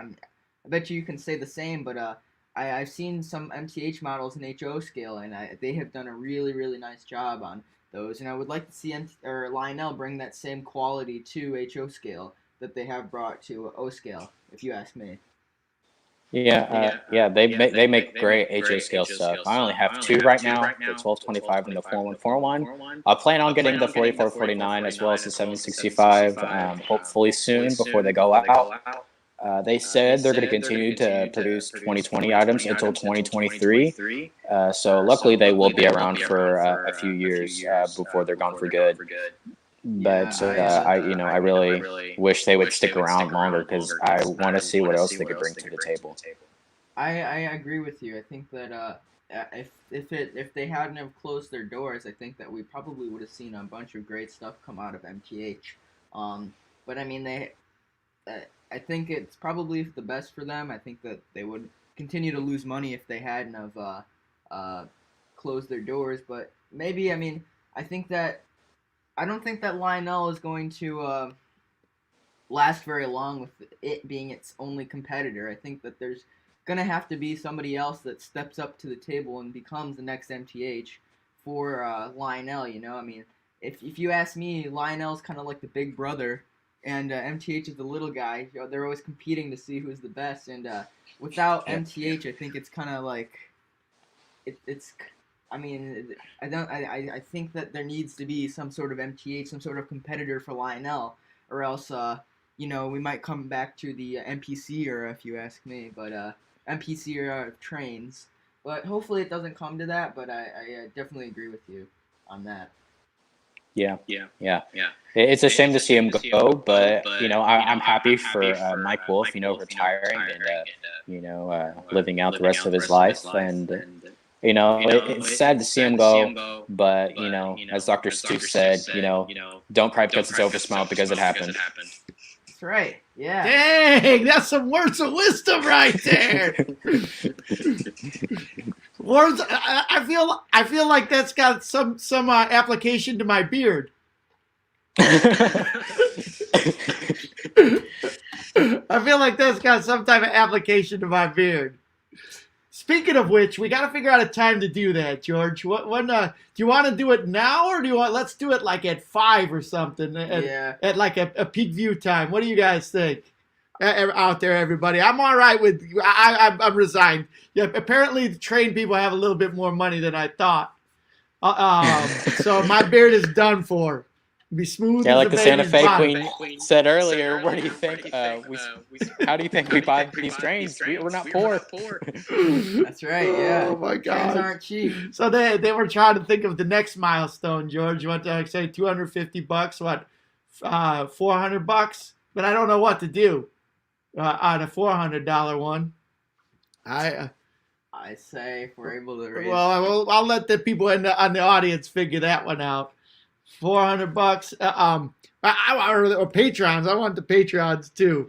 For those of you that are just joining us, I gotta stop. We've been kind of fooling around at the last couple of live streams. We've had some banter about me shaving my beard if we're able to raise $250 on here. So we got on here. We said we're going to try and raise some money and donate that money to Kendall County Veterans Assistance. And boom, sure enough, it didn't even make it into the evening. and got $250, and I've lost my beard. But another couple of things down below in the description. We've got a few exciting things that I wanted to talk about. One was the Patreon. If you enjoy GFW Trains and George and GFW Trains content, please consider being a Patreon for George. And there's a link down below. We got I got one today too. Last I looked, there was another one. I haven't had a chance to do a deep dive into that, but that, and then the other cool thing, the GFW Trains merch. Finally got that rolling. So we got some GFW Trains merch out there. Gotta have it. So that's in the link in the description below. And of course, we've got our Discord server down there. So check out the Discord server. That's a great place to continue the chat beyond this. And like I was saying earlier, that with it on there on the server, there is a channel to support each other's YouTube. Please go on there and support everybody who's on here and all of the cool people that are enjoying the hobby with us. So hey, how long have you been on hanging out with us? Speaking of that, you've been on for most of the stream, haven't you? Yeah, I've been here probably all 5 hours. All right, man. Somebody's gonna say you need a hobby. I'm gonna do all 24, but somebody's gonna say you need a hobby, but your answer is this is what it is, right? Right. Yeah, I'll be shocked if a viewer makes it to 24. I can't even make it to midnight on New Year's, so I don't know how you guys are doing this. Oh, I'm not sure either. I want to see George. Did you? I don't know if you caught the very beginning, but soon as we panned to us, the first thing George was doing was yawning. He yawned. Yep. It's like, oh my gosh, you couldn't have planned that any better. You couldn't have planned that any better. And Gus Hadley was asking on the merch page, we had masks and we have gators on there, believe it or not. I couldn't believe it. We're doing it through Teespring. They've got all kind of different things that you can put through the merch. So we've got sweatshirts, hoodies, we got t-shirts, we got iPhone cases, bags, all kinds of stuff. Check out the merch page down there. So pretty excited to start getting that one roll out. Ooh, here we go, George. I'm on board with this one. 500, you get a high and tight. No. Oh, I got a flat no on that one. I need this for the baseball season. Oh, yeah, he needs that one for the baseball season. Hey, Steam Bricks is in the house, George George. wears a dress. George wears a dress. Oh, no.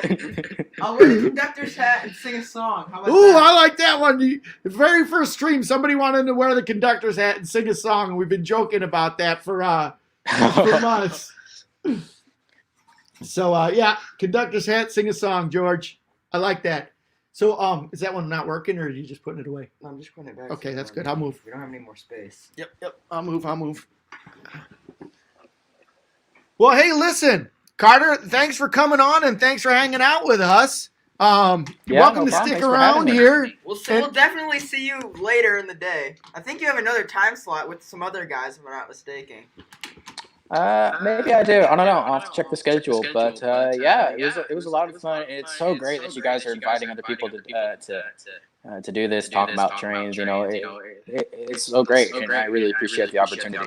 Oh no, it's been a lot of fun. It's so neat that we've had people come on here and want to share their love of trains and everything like that. It's been really enjoyable, and it's been so fun getting to meet and getting to know people like you. And with the there we go, he's gone. Yeah.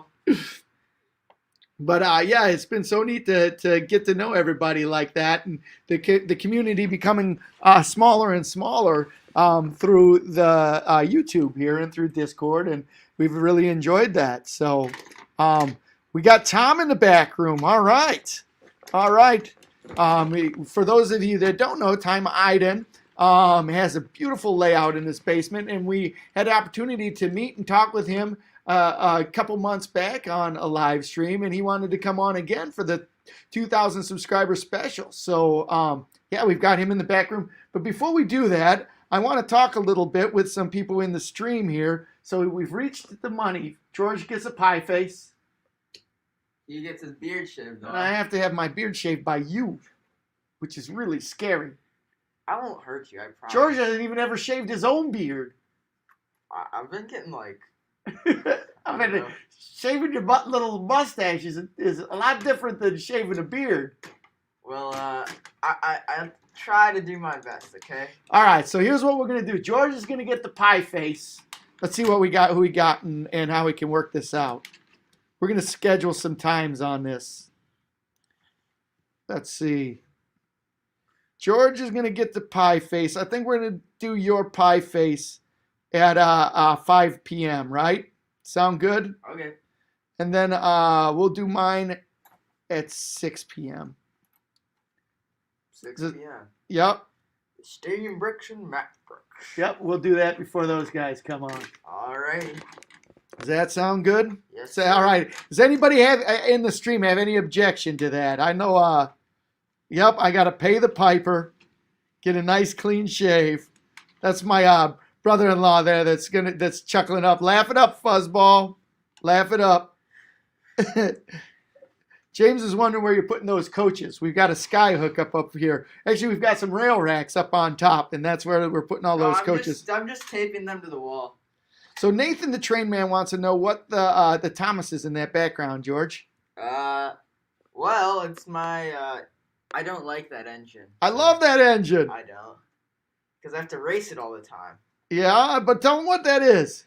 So basically, what my dad did was he made a Thomas the Tank Engine using a Thomas whistle, if I'm not mistaken, and that whistle that's not the exact whistle. We actually used the original whistle on something else, but he made a Thomas engine, or Thomas the Tank Engine, out of a whistle and the bottom of a 2026, right?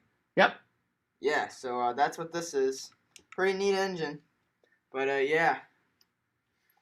Do the pie face outside or in the shower. Yeah, we did the first one outside, so yeah. Oh my gosh.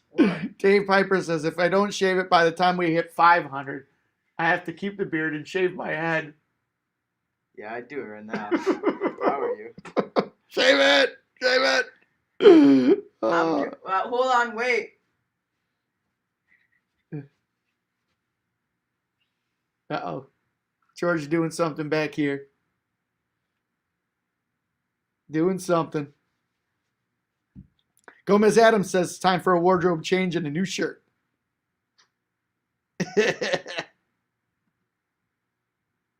So, all right, we had to break the stream up, and I did it a couple of this morning when I was going here to Mike.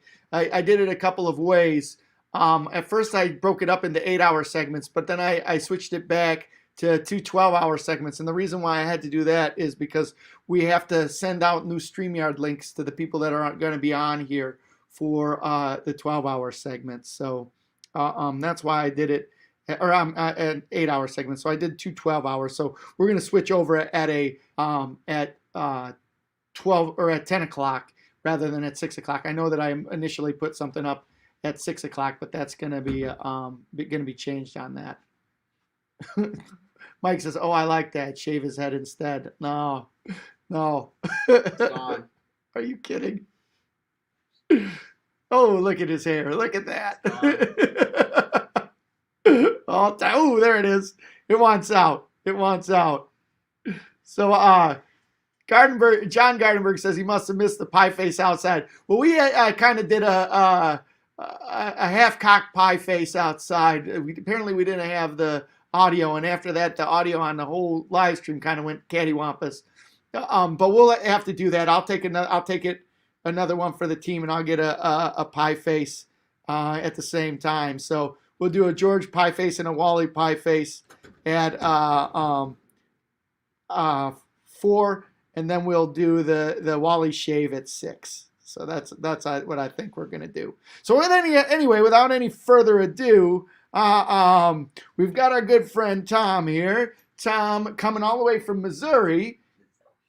Let's bring him in on the stream. George is busy doing some equipment changes out here on the yard, getting ready to pull out that. He's already got it out. Our Maxi Stack intermodal train. So, without any further ado, Tom, how you doing? Well, can you hear me? I got you. Hopefully I'll get the audio thing up here. I got you. Hopefully, if there's any problems with the audio echo, we can't hear the audio echo problem here on our end. But if there is if anybody can pipe up, and I'll try and work on that. But otherwise, welcome to the stream. We've got James Trains here. I'm bring him also in here. James has been kind of popping in and popping out. So, Tom, what have you been up to these days?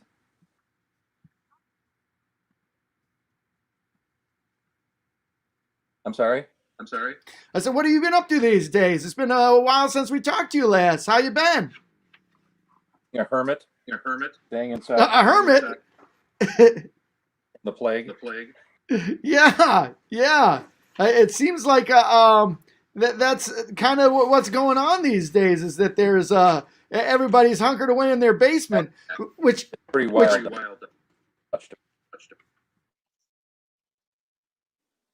It makes you feel like a hermit for sure, but it gives you time to work on your trains. Are you doing any work on your trains? That and read a lot of good books. Like your father, I'm the guy who loves World War II history. And I've been reading a number of books that I passes the time.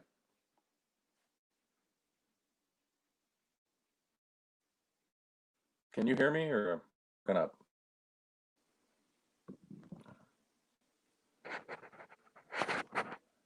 I can hear you.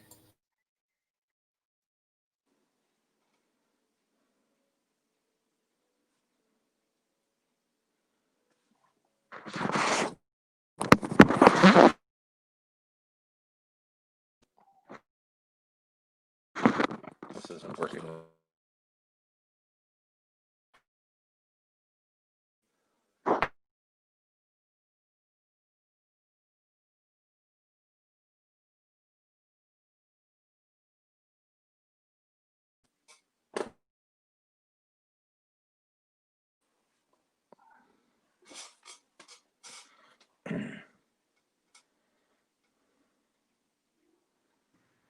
Does that work any better? Can you hear me with the audio at all? You now. Okay, good. Minutes there. Oh man. I am going to, let me do something here real quick, everybody. Give me a moment. I'm going to restart the whole process here. Having some issues on my end. So I'm going to shut down. Everybody will be on here and continue going on. But on my end, I'm going to shut down and restart. So hold on a second. Please stay with me, everybody. Bye, Wally.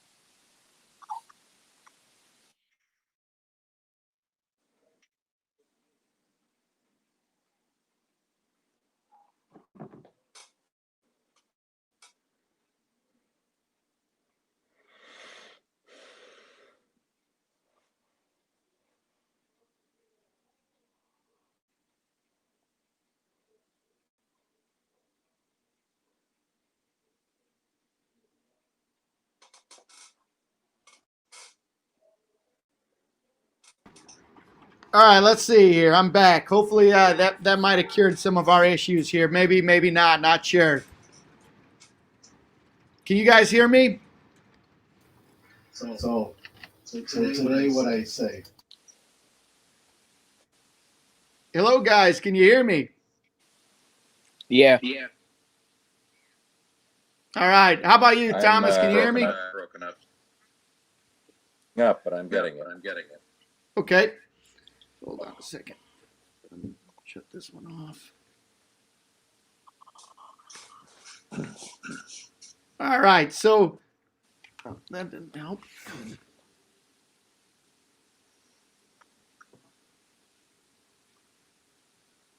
There you go. All right.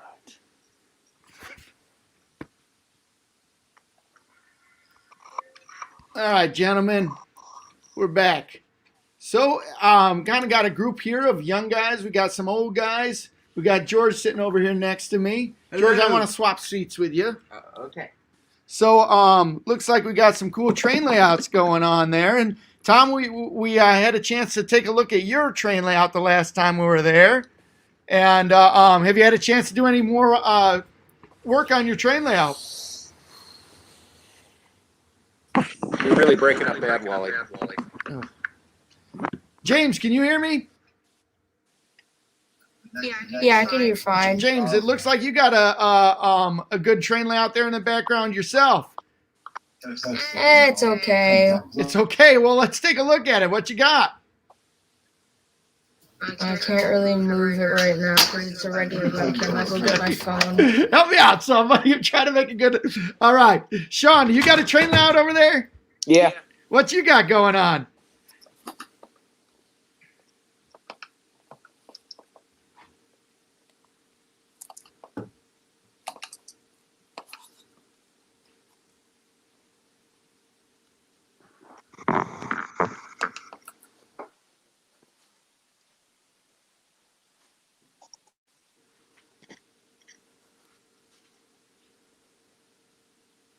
Well, that's really neat.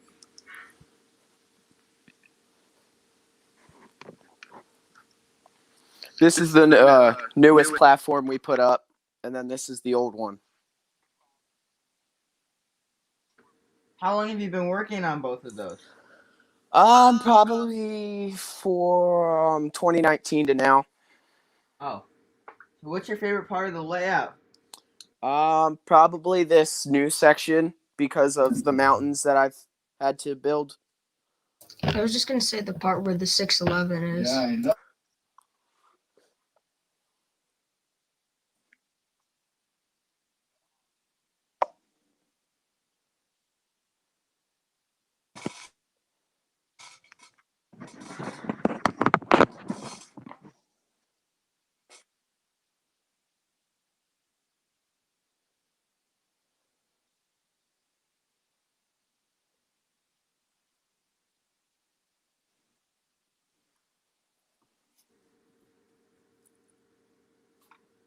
All right.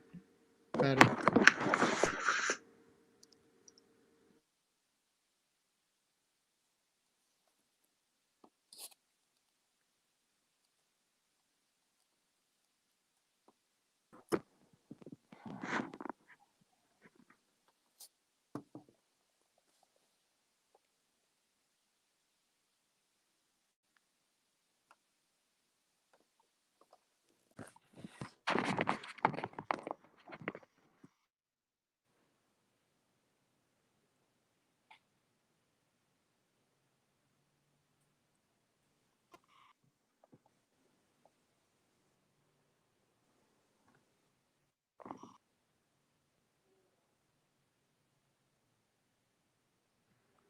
Sean, can you hear me?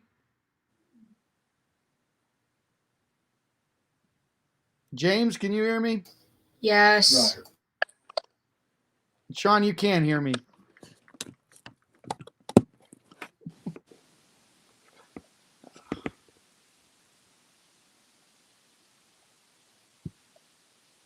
I don't know.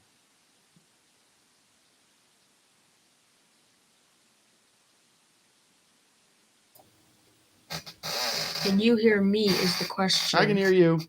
Okay.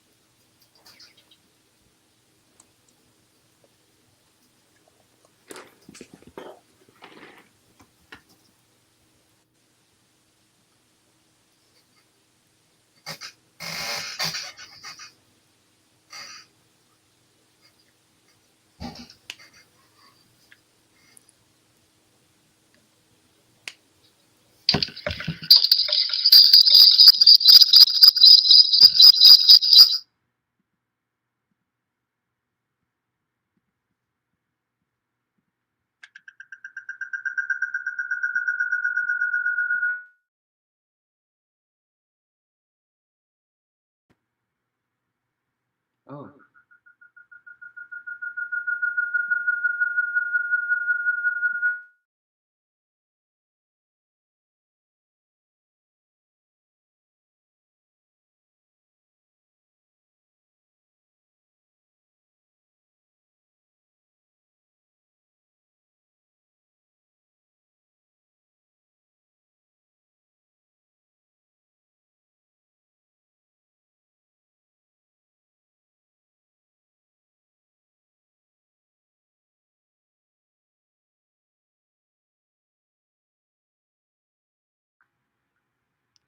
Can you guys hear me? Oh, Oh, jeez.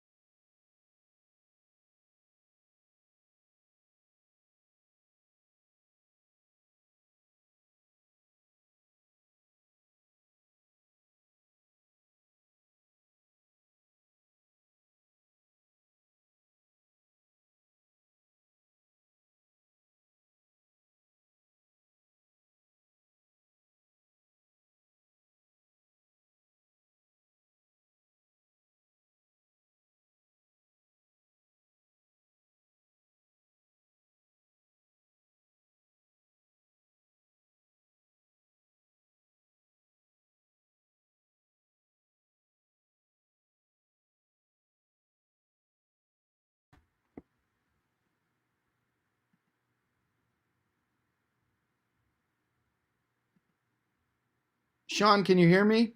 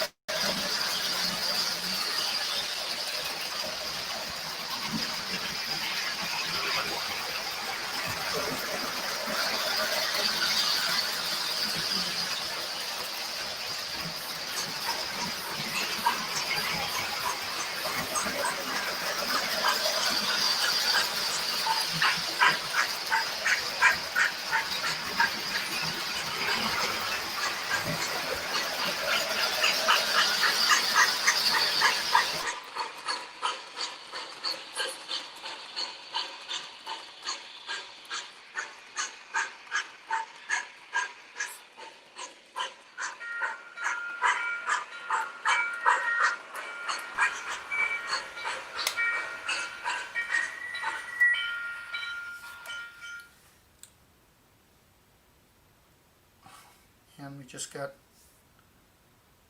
oh.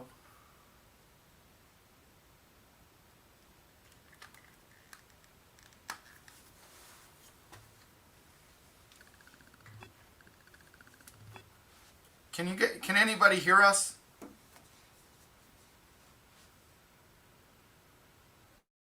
Ooh, I got a thumbs up from James. I can hear you. It's just really breaking up. It's breaking up. Is that James who's talking? No, it's good now. Do we have a bit of a echo? There you go. Maybe I got it. I can hear you good now. All right. Perfect. Perfect.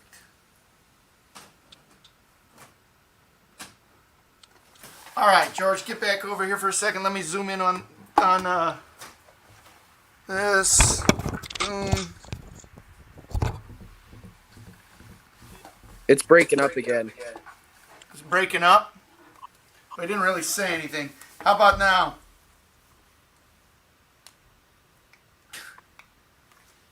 Nah, I'm perfectly fine, and now Sean's gone. All right. How about you, Tom? Can you hear me?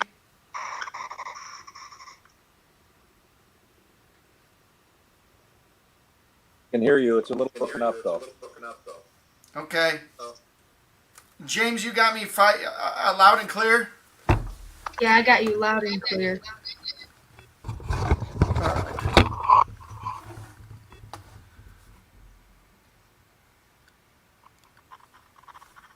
You think it could be my iPad wall?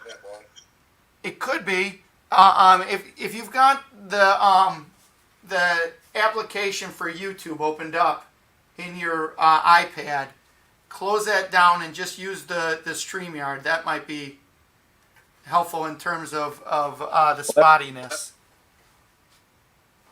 I used the StreamYard. Is that with the iPad? Should I shut it? The StreamYard should be okay.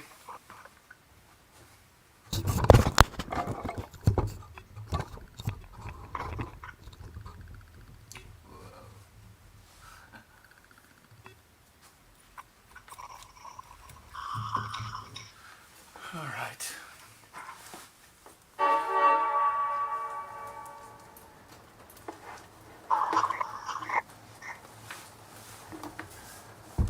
We've got a different camera that we're working off of and a different microphone. I'm hoping to avoid the feedback loop. So James, tell us a little bit about yourself and the hobby. What do you want to know? Like Anything, man. Just throw something out there for me. Okay, so Throw something out there. So you live in Illinois, right? Where do you go to your train shows? nowhere nowadays. Everything's shut down. All right. So tell me about yourself. Where do you go to train shows at?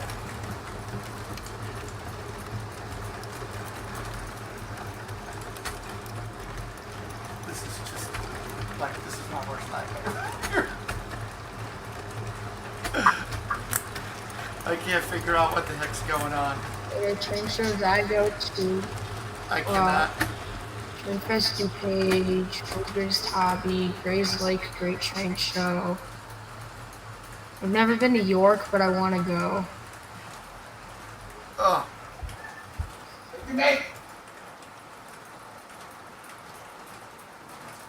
Even that's not working good. Oh, there we go. It's getting better. Well, can you add my second camera so I can put on the layout? Yes. There we go. Sean's back. Sean, can you hear us? Yeah, I think I fixed the problem. All right. What was the problem? Was it on our end or on your end? I think it was my earbuds. I think they're broken. Okay. Well, there you go. Let me just try one thing here too.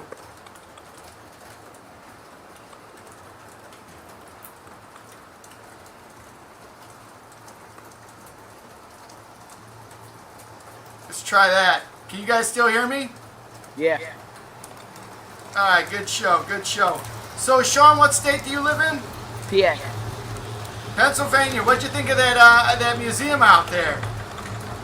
I'm mad that I just didn't realize I was 5 minutes away from it. Yeah, how about that? Have you ever been? No. Really? I've been to Strasbourg and all that, but never realized I was back there. Well, that's got to be a cool place you got to get out there to, huh? Yeah. Do you live close by, or is it quite the hike to get out there? Personally, I live pretty far, but right now I'm staying at my grandparents, so they live like 5 minutes away from Strasbourg. Well, perfect. You can get out there doing that then. Perfect. So, tell me about what you model in.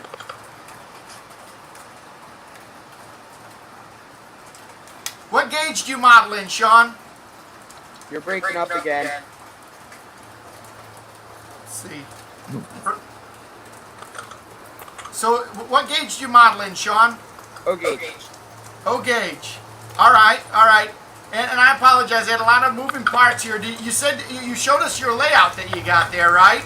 So Yeah. that was all O gauge, and I apologize. Like I said, I'm a lot of moving parts here, trying to get everything so it's working out well. How long has it been How long did it take you to make that layout?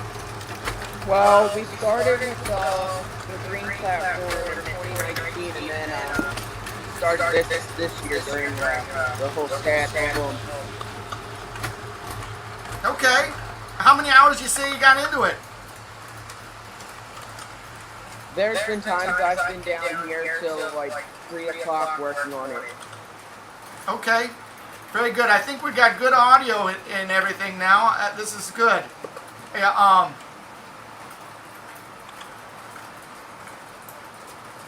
it says breaking up could be a bandwidth issue. I don't. Yeah. All right. Okay, I'm getting breaking up. I'm just gonna go with it. Here we go. I'm gonna check some stuff out upstairs. George, why don't you step in here?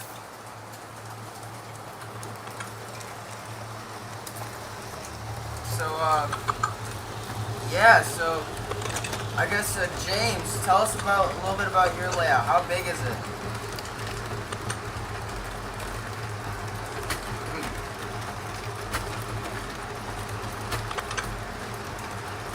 Let's see, maybe, hold on. What's up? All right. It's about 4 foot by 9 foot, and there's a long siding behind the computer, and then there's another one back there. Well, that's cool. And so was that all built at the same time, or did you add on to that later? No, this section was built first, and then it was extended about a foot, and then where the bridging we added that later, which is where the siding is, and then the second siding behind here was added just a few months ago. Well, that's cool. All right. So, just to give you an update, my wife is out shopping right now, doing some Black Friday shopping. And she's headed out over there to Advance Auto Parts to get that caboose. So as soon as we get that caboose, we're going to do a reveal of that with the new engine. So that's what we're going to do. So Sean, it looks like you got some trains from different eras there. What's your favorite era to collect? I'm starting to get in more into the steam era. All right, I'm going to try and get Tom in the stream again. It seems to be that sometimes when we're adding Tom, that's when we get broken up here. So, Tom, we got you back. Okay. I moved. All right, I think I got you in a good spot with good video. How's the audio for everybody? Sean, you got me? James, you got me? Give me a thumbs up. I got you. All right. Hey, look at that. It's all working now. George, it's all working. Very good. Go across. Very good. So I love this because we've got now a forum with a couple of different generations. And in fact, to getting us to this point, to this forum, it kind of shows the weaknesses and the strengths of what we got going on here. The weaknesses being sometimes this format is a little bit hard to figure out with the streams and getting everybody on here, but here we are. And the cool part of it is that we're all here talking. We got a couple of different generations, and so Thomas, how long you been collecting? I know you've been collecting for a long, long time, right? Probably about twice as long as these two guys are added together. So let me see. 1948. 1948. Sean, do you know how to count that high? George doesn't. That's the only reason why I asked. George has he ever met anybody from that era? So, Sean. So my thought is when you're that age, are you hoping to be collecting trains and operating trains? Yes. Where do you think? So, Tom, I'm asking you. Did you have any idea when you started this in 1948? And I believe you were 3 when you got your first train in 1948, right? I think 4. 4. Do you have any idea? Not even necessarily when you're 4. Obviously, you don't have any idea when you're 4. But say when you're a young man Sean's age, or a young man James' age, or a young man George's age. Did you have any idea where this hobby would be now? No, not at all. So Sean, let's put this out another 40 years, and James, let's put this out another 40 years. Where do you guys think this hobby will be then? I don't really know, to be honest. Okay, what would you like to see? Let's start with that. I definitely would like to see more younger people getting into the hobby. So in 30 years, there'll be all kinds of younger people, but then you'll be in your 40s. How about you, James? James. Got up. So, okay, more younger people in the hobby. Sean, what do you think that we could do to get more younger people in the hobby? I'd just say if you see somebody who has a channel on their own, the younger hobby, just talk to them and keep them in the hobby. You don't want to lose them. Sean, do you have a channel? Yes. So tell me about your YouTube channel. My channel is mostly literally trains. There's a couple of Strasbourg videos on there. And there's one video that I did about my Navy ship collection that I have. Really? Yeah. Cool. Very cool. Very cool. So, Strasbourg, huh? Yeah. Now, Tom, have you ever been out there to Strasbourg? Yeah, we have. And something else gets in the way. Say that one more time. We have tried, plan. One time we had a set of twins born early by our daughter. Another time something else happened. We were going to go this fall, and as you know, they didn't have it, and we weren't going to go anyway. So, the goal is still to get there. Yeah, that's kind of the same for us as well. I think, we kind of planned, not as much as you guys have, but we have planned to go out there in the future, and I think that hopefully one of these days I'm gonna try and get out there. I want to go to York so bad, yeah. Motorcycle where we were going to run and a couple places in West Virginia, and then head back. And the weather turned bad on us too early. Just couldn't make it. So we'll get there. We'll get there. I think it's gonna be something that hopefully in the next couple of years we'll get out to. But yeah. So James, you're back with us, right? Yeah, I'm back. So we were just talking that things have changed a lot since Tom was involved in the trains, or started with trains. Where do you think the hobby's going to be in 30 years? I have no idea. Trains you can control like this. Oh, I'm not the only one who. I have no idea, so. Well, one of the things that just came out is voice control. They're talking about just coming out as voice control trains by line now. What do you guys think of that one? Nick will play 458. Blow whistle. Hold on, hey.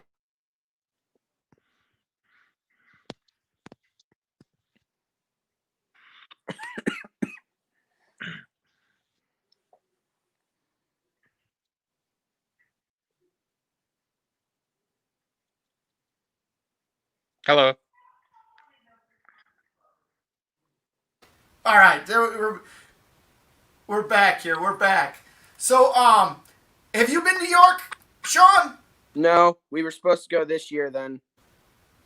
Everybody's hit. man.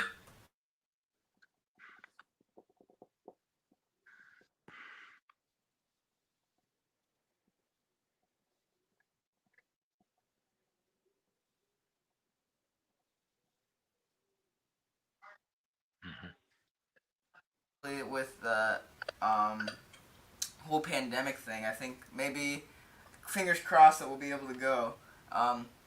But everybody in those terms. But yeah, I think I'm just really hoping that we have the opportunity as a community to get out there, meet up, if you ask.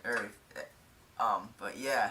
I think there is a lot of cool things that we as a community can do, and hopefully by the time we're able to go out there and meet up, I think that we'll become, one of those. I really hope that we become a lot bigger, and then we have. I mean, as Cross Anchors was talking about last night, that he thinks that there's going to be a lot of good coming out where we get in touch with, some clubs, manufacturers, and hopefully it gets to that point. And by the time we go to York, hopefully we're able to go to York, I think that we'll be able to, I think it'll be cool just to meet up with everybody. Right. So, Tom, you've had a real eclectic career, and we've got some younger people on here. Why don't you talk a little bit about your road through life and what you've been doing and how that's kind of intersected with model railroading? Well, I after I graduated from college, I went in the banking business for 30 years, and my family ended up owning a bank in the suburbs of Chicago up in Waukegan. And in the late 90s, when the industry was consolidating, it became more than anybody that we had to either grow or get out because we were going to get swallowed. So we found a suitor and sold it to him. But I was still in my mid 50s and didn't want to retire. And Sarah and I had ridden motorcycles all our life. So we threw our hat in the ring and on a lark just decided to try to get a Harley Davidson dealership, never thinking it would happen. And we got one. We ended up buying one down Streeter, which is southwest of where you and George are, Wally. And we had to move it to Ottawa, and we owned it for years. And then again, that is an industry that I think, as a lot of industries are going through, it's consolidated out. There's fewer and fewer, not fewer and fewer. There are fewer people riding today than were. The generation that Sean and James are part of are far more conscious of the environment, and George, and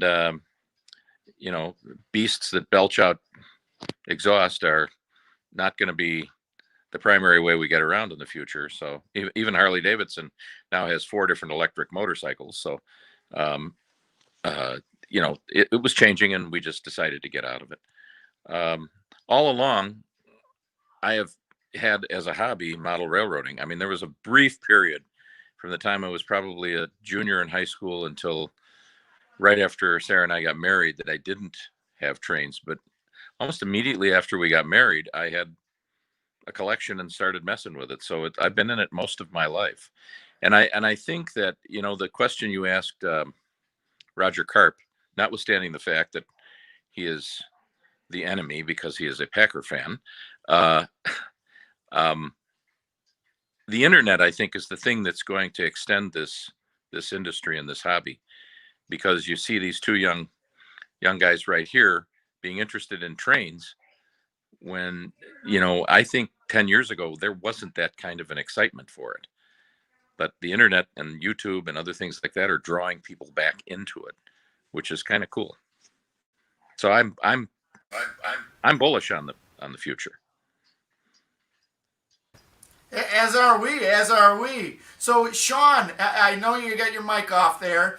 What is it that you would like to see in a career path for you, and does that intersect with model railroading or trains or anything like that at all? Well, I know for the future that there's definitely going to be a gap in my channel where there won't be videos because I do want to go to college for music. But I'm definitely throughout my life going to continue doing videos on the layout that I do. And Very cool. Very cool. So music is what your thing is. What's your go-to music? I don't know. I listen to a lot of music and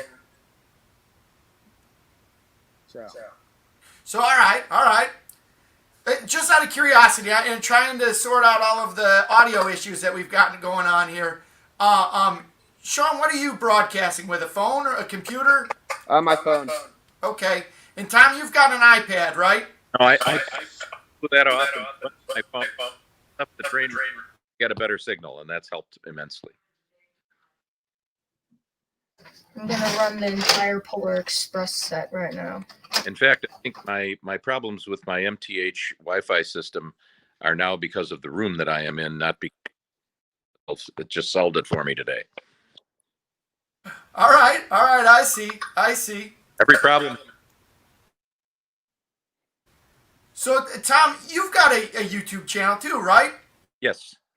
Not So- many 5 videos. It's called Illinois and Osage Railroad. And what's the that's all based on your railroad in your basement, right? Yes, I do have a video that I took that's about 2 minutes long this summer. My wife and I drove out to see our son in Las Vegas, and we stopped part of the way out to visit the Georgetown Loop Railroad. We couldn't ride it because we didn't have a reservation, but we stood there and talked to the lady that ran it for about an hour, and in the process, one of the consolidation came up with one of the trains, and they uncoupled it and headed off to get water in the engine, and I videoed that whole process. It was really very cool just watching the guy, because I was right up against him while he was doing it. Yeah, that sounds really cool, doesn't Yeah, it, George? does. That's a place I want to get out to, It's at some point. all of those railroads are cool. They are all owned with the Silverton, the rest by a history college, part of the state. Yeah. Their future. Mm-hmm. So, Sean, do you like one-on-one scale trains, or just model trains, or what do you think about the regular size trains? I love them. I love everything trains. I literally live right next to a Amtrak, so I hear them go by every day. No kidding. What's the rail line that you live next to? I don't know off the top of my head. What town? What? Yeah, go ahead. I'm sorry. Christiana, PA, and Manchester. Oh, so it's probably either the CSX or Norfolk and Southern, if I'm not mistaken. Maybe it's a short line. But what's up? Am I muted? No. But yeah, here, Jeremy, I have the schedule on my phone. Oh, I got it here. Okay. But yeah, no, we've got the BNSF that comes through Yorkville, and we see those Amtrak trains come through every day. It's interesting seeing like all the different trains, because I mean there are quite a few Amtrak trains that come through like daily, and each one of them is always different. Think that yeah, I think that's really cool. I find it cool seeing the passenger trains and the freight trains come by. But yeah, I mean that's always something I've liked to rail fan. We Amtrak from City to Chicago. It's only a 35-mile trip for us to get there, and then we can take it right into downtown. And it's really a cool trip. They do a really good job on that.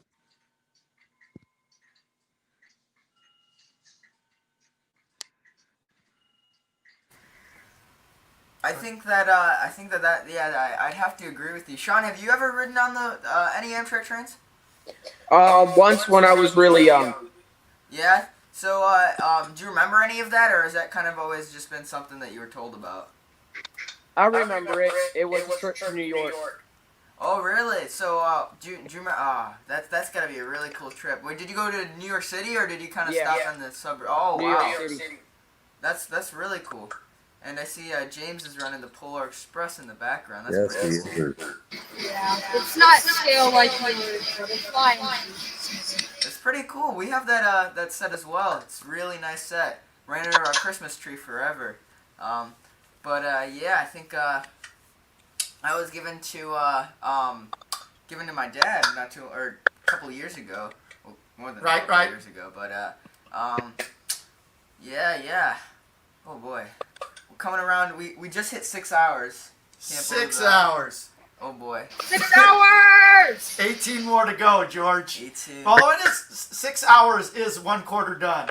That's right. Oh, he's about ready to yawn. Everybody, drinks up. Drinks up. Where's the other Coke? Oh, I brought that Mountain Dew upstairs. I gotta get that Mountain Dew going. Oh boy. I think I'm gonna wait till like halfway to crack one, or to start drinking Mountain Dew, because I'm gonna be like bouncing off the walls around like 12, and then from there it's just gonna be like dead. I'm gonna be dead. Yeah. Oh man. And Trainstorm's complimenting your Polar Express there, James. Thanks.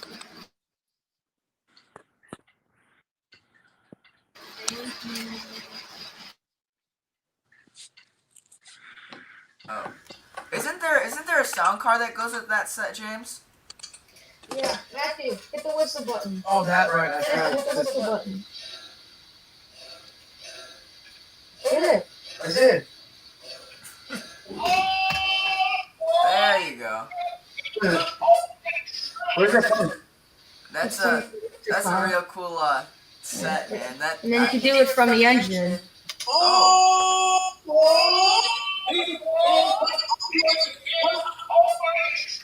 I forgot. Hey, That's a real cool set. I know that's probably it's been Lionel's best-selling engine throughout the years. I know that for a fact, and real cool set. So yes. Grandpa says bridge paddle, George. And for those of you who don't know what that is, when my dad used to canoe race, there would be something called bridge paddling, and he'd do these really long canoe races, and then when he'd come up to a bridge where people would be watching him, they'd have to go their fastest to show off, per se, and then once they got outside of the bridge, they'd do whatever they wanted. But yes. And it looks like we're coming up to So LJL's coming in. yeah, so Hello? welcome to the stream, LJL. LJL, you're in the stream. Yes, I am. All right. Then can you hear us? We can hear you. Any echo? Yes, sir, Bob. Very good. So, hey, you have a pretty cool YouTube channel. First off, introduce yourself and tell us a little bit about yourself and your YouTube channel. Well, first of all, hello, and thank you for inviting me. My name is Luke Leach. I'm responsible for LJL Rail Yard. Primarily, we do sending videos, but occasionally I'll do a model railroad video.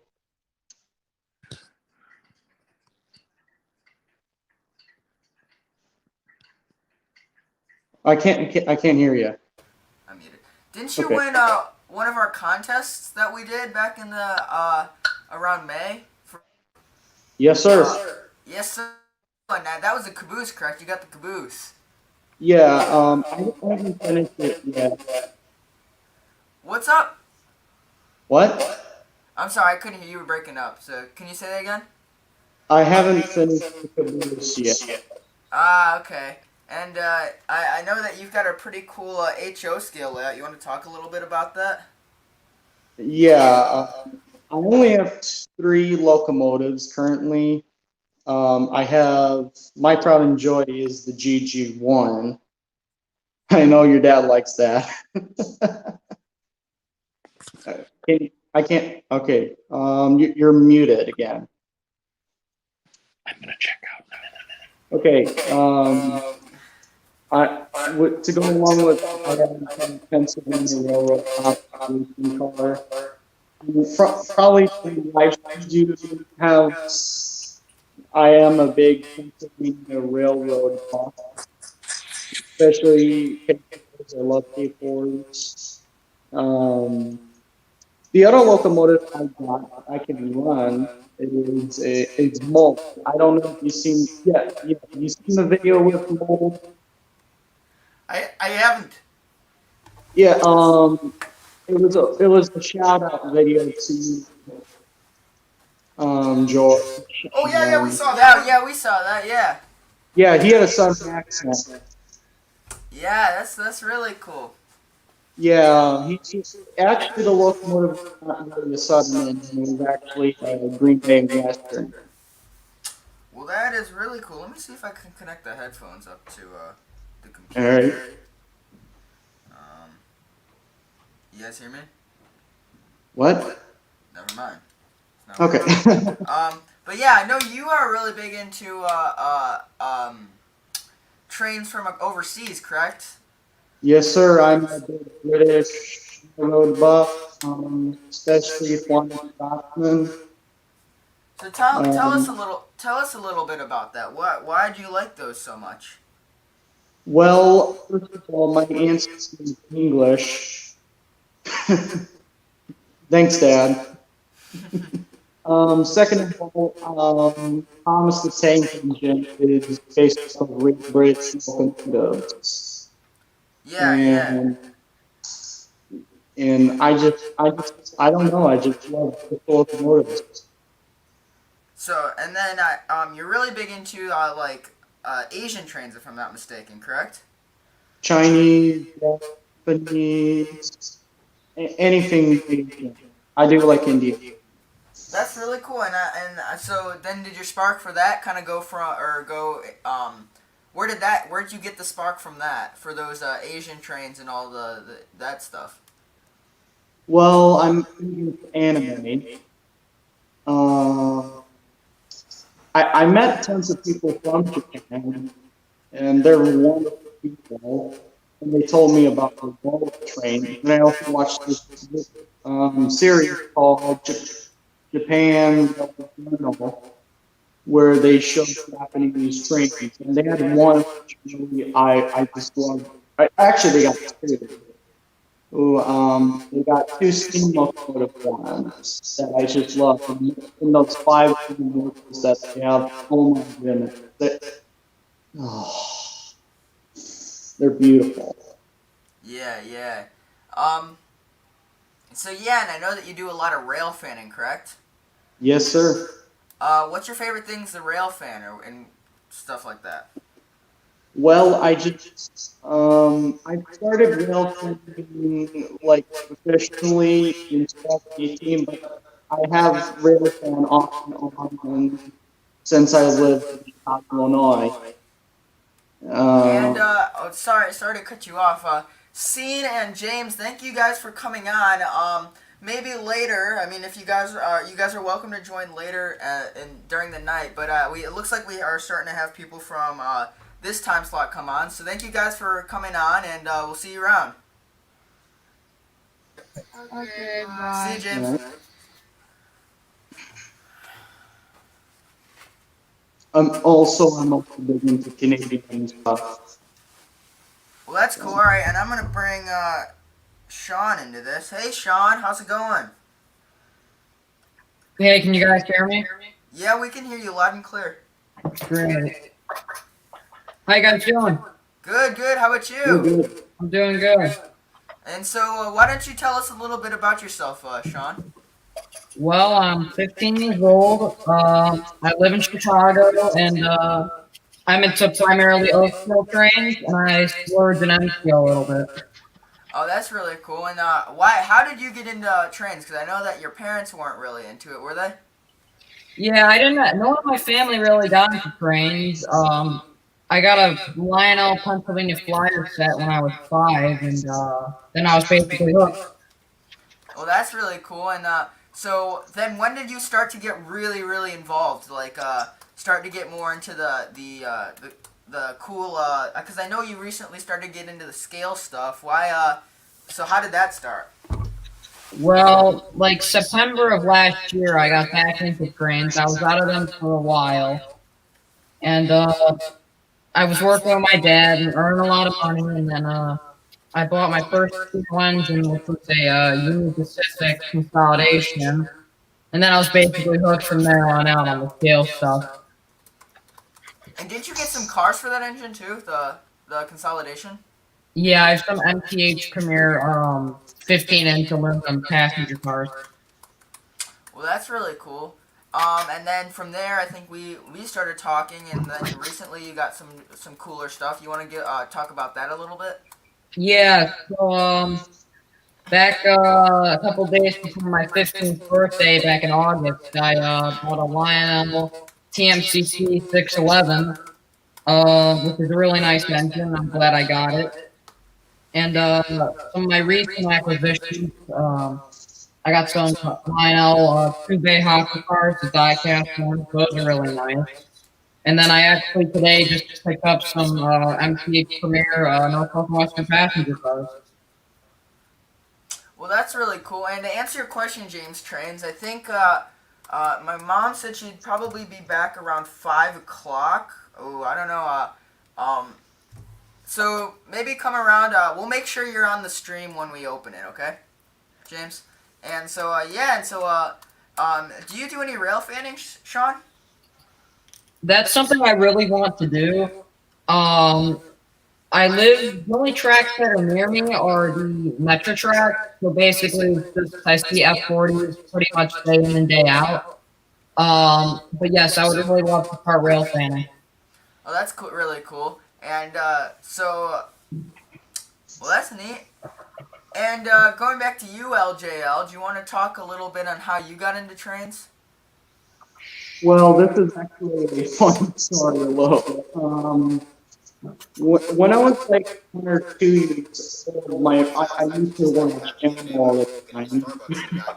And when I was 12 on the couch, and my mom was going through the channels, and she set the phone top of the tank engine, and she thought, oh, she wouldn't like it, and I just started jumping up and down like crazy, and she's like, oh, this kid's liking things, and it's been one of those things. Well, that's really cool. So, Sean, I know you're from our area, kind of. Have you gotten to meet anybody through trains? Yeah, so through Discord, I know I met up with you guys once, which is really great. Yeah. Griffin, who's channel Fire Fox 7, I met up with him a couple times, and then Johnny, who's on the Discord, I met up with him also, and then the one day they came over and we all ran trains, which was really fun. Yeah, and I saw a video on that. Next time you guys get together, you guys will have to let me know. Yeah, for sure. But yeah, and so LJL, have you met up with anybody through trains? I have have you seen my face before in my video? I have not, no. Hello. I have a good friend from Minnesota named Chris. He's BSF 2050. He does a lot of cool videos on what was it called?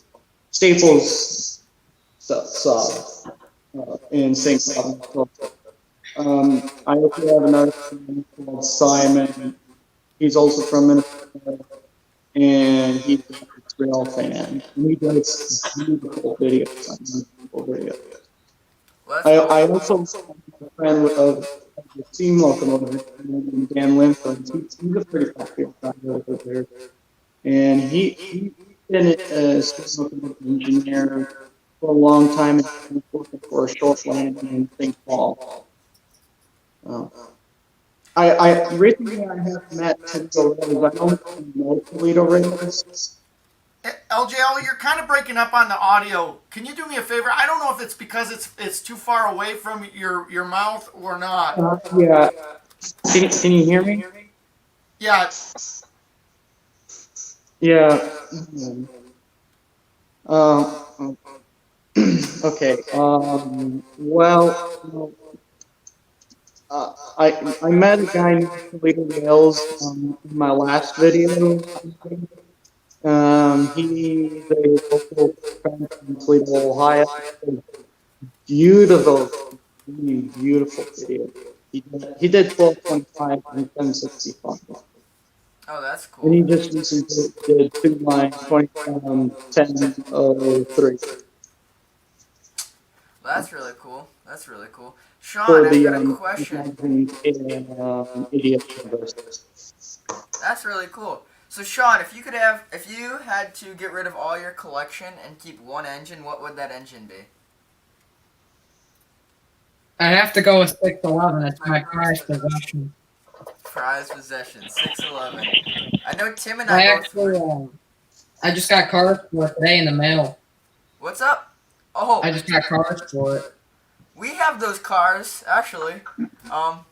Those are in the back room. We'll have to bring those out sometime tonight. But I know we plan to run a lot of trains.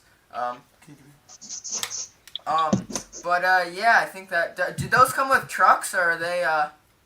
Yeah, so the deal with these was I got these used on eBay, and 2 of the passenger cars, it's a 5-pack, 2 of the cars, the trucks, were not attached to the bottom.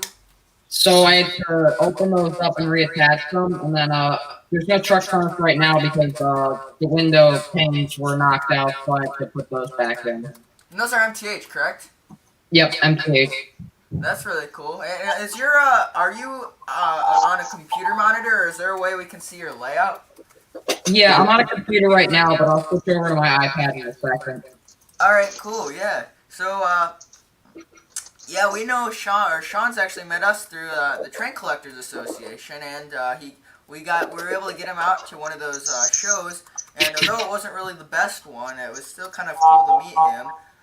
But yeah, and I know that that 611 I'm kind of jealous of because we got the Pocahontas, and I really want that 611 to complete the set. But we do have a really cool 1218 to run it with, and yes.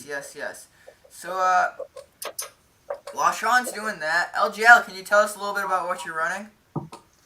I am running basically it's the Bronze Limited with this one passenger car.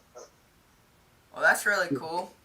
Yeah, actually, locomotive, passenger number 49 is actually Pennsylvania at the Memorial Museum with 56 Well, that is cool. So yeah. Wow. I thought you brought some things. I don't know if you know, I'm an artist, but hobby also. So I do stuff. On everything. Yeah, that's so cool. Wow. Yep. This is my favorite one so far. This is in Milwaukee Road in Montana. Yeah, dude, I love those This is Milwaukee. I love like looking at pictures of the Milwaukee Road in Montana. That is that's a real neat drawing. But yeah, Yep. oh man, that is so cool. Here's one in Ohio, Cincinnati, in the 1940s and 50s. A nice class from the scene wall. Wow. And I take it you like to Um, draw a lot then? what? I take it you like to draw a lot?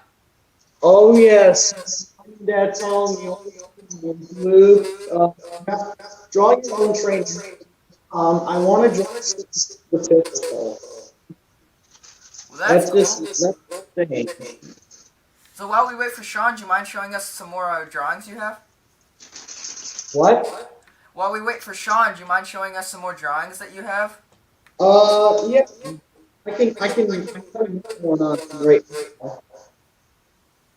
Oh wow. Sun Pacific. This is at Super Summit, Sun Pacific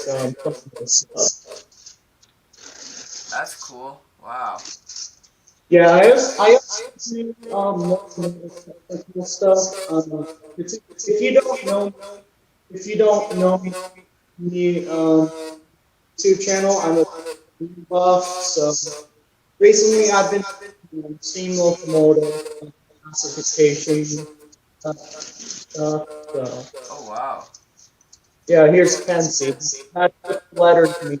K, K right here, that's what it That's means. cool. K. That's really cool. That's what it means. Yep. Do you wanna? Do you want the? Do you want? Sure. Okay. I'll just take it off. Uh-oh. And it's a beauty. I got the birthday. Now steam engines are more noisier for me. That's cool. It's smaller. That's really cool. It's only a 260 Do you mind motor. stopping the GG1 so we can see some close-ups of it? There it is. Oh wow. I'm thinking And about you doing. said you had a couple of other engines. You want to show those to us too? Yeah, I got a couple of different engines. I'll get mold on the track. That's the engine from my little shot at.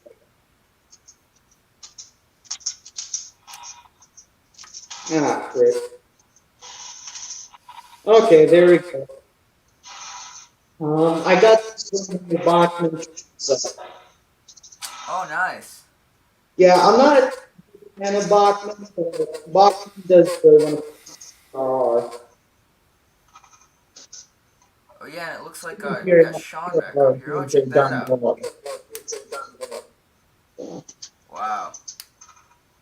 I'm a big Henson, so it's I just don't know why I love Henson so much. It's just classy, real. Yeah, And I Pence's a good railroad. Central. You guys, we have a shorter, we have a more scenic, and we have a local lasted 2 times longer than lessons. Now, I'm not a fan of New York Central, but I do respect the review. Yeah. Besides, I live in New York Central. Pops, do you mind adding Sean real quick? Yep. I don't know if you heard the I just gave you the 2. All right, Sean. Think you're back. Can you hear us? Yeah, let me just get my camera set up here. Alrighty. I can't figure out how to reverse my camera, but let me know if you can. I think if you go to the little toolbar or the little circle toolbar, Sean, that says cam/mic, click on that, and then I think if you choose camera view, and then you choose back camera, then it will show the other way.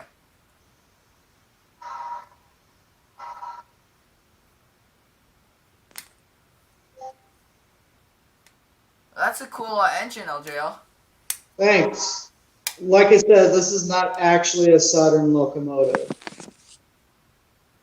Yeah, thanks, Bachman. Can you guys hear me? Yeah, I can hear you.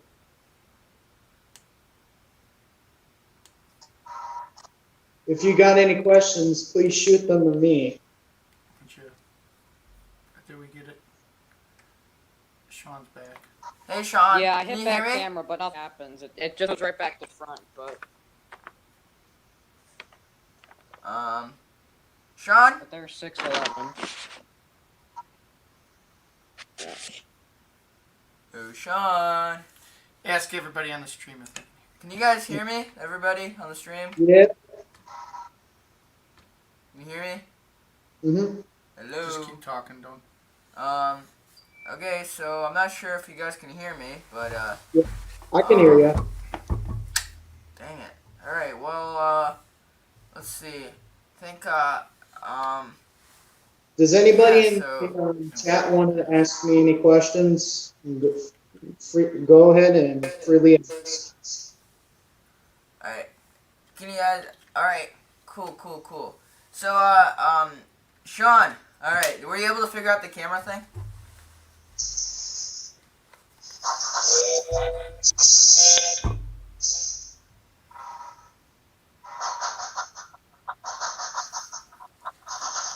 Nathan wants to know what. LJL. Yeah? So Nathan the Train Man wants to hear what got you in the model train hobby. Just had HO time, and I had entry. I never really really got into the railroad because I don't see steam as that often, and I wanted steam, so.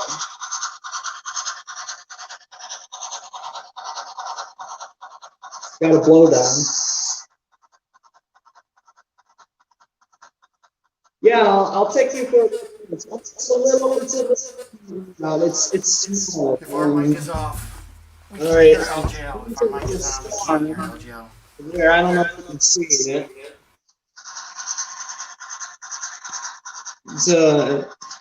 It's a typical farm. My grandparents, my grandfather lived on a farm when he was a young boy, and I wanted to recreate a farm in Michigan, so there's fun. Here's my other passenger coach. This is my railroad's private business car. If you guys don't know, my railroad is called Leech Valley Point Pacific. It's a railroad based out of Ohio, and this is our private car. I don't know if you from that shout out video. I have a guy named Mr. Cricket. He's the manager of the railroad, and this is his private business car. And I don't know if you ever heard of the Shofo Buccaneers from MSTS, but when they had the show in MSTS, they had a little microphone sticking out of the car, so I wanted to recreate that. So, oh, there's my phone, and here's a little Japanese soldier. I'm big into World War II, so especially the Pacific Theater.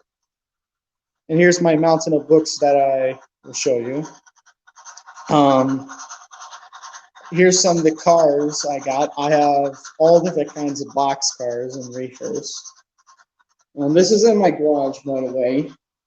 And here's a little church, and I wanted a church because I'm a very religious person, and I wanted to dedicate my religion. So, and I always believed that I would take a train to heaven once I leave this earth. So, over here's my Bachman system. I don't care much for Bachman, so yep. I do want to make an announcement to my followers. I don't know. Are you on my Facebook, George? George, can you hear me? George, can you hear me? I can't hear you. Yeah. I'm not 100% sure if we are. I think we might be. Okay, I just want to announce that I'm going to stop making YouTube videos for a little while, for at least 2 weeks. The reason why is I had some heartbreaking news recently. My mom has just been sorry, it makes me upset. My mom just got recently diagnosed with breast cancer, so I want to spend some time with her. So I want to let my YouTube fans know that I'm not dead. I want to spend time with my mom and make sure she is loved and cared. So what? I think it's always good. You gotta spend time with her, man. Yeah, Can you respond? LJL, know that our thoughts and our prayers go out to you and your family on that. We've recently dealt with that ourselves and our family. And we know that it's tough, but please know, spend all the time that you can, and our hearts and prayers go out to you and your mom and your family, okay? Thank you so much. I do appreciate it. For sure, for sure. Find love in those things that you love, right? I'm going to turn that off so I can hear you. Yeah, and everybody in the comments are wishing her good, and they're all praying for her. So yeah. Well, thank you. God bless you. Y'all, it is rough times, but hey, I'm going to. I had 2 other aunts who had breast cancer. One survived, one didn't. So it's kind of a game of it's just upsetting. So,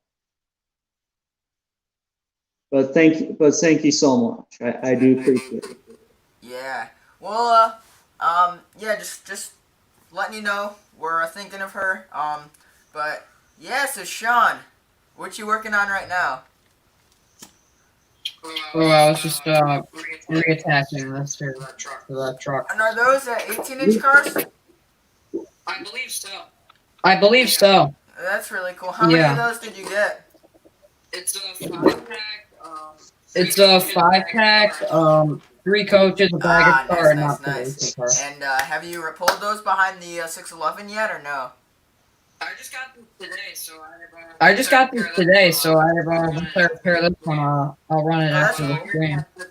But here's my 611. It's a beast. Don't show that with Tim around. Beautiful. I want it.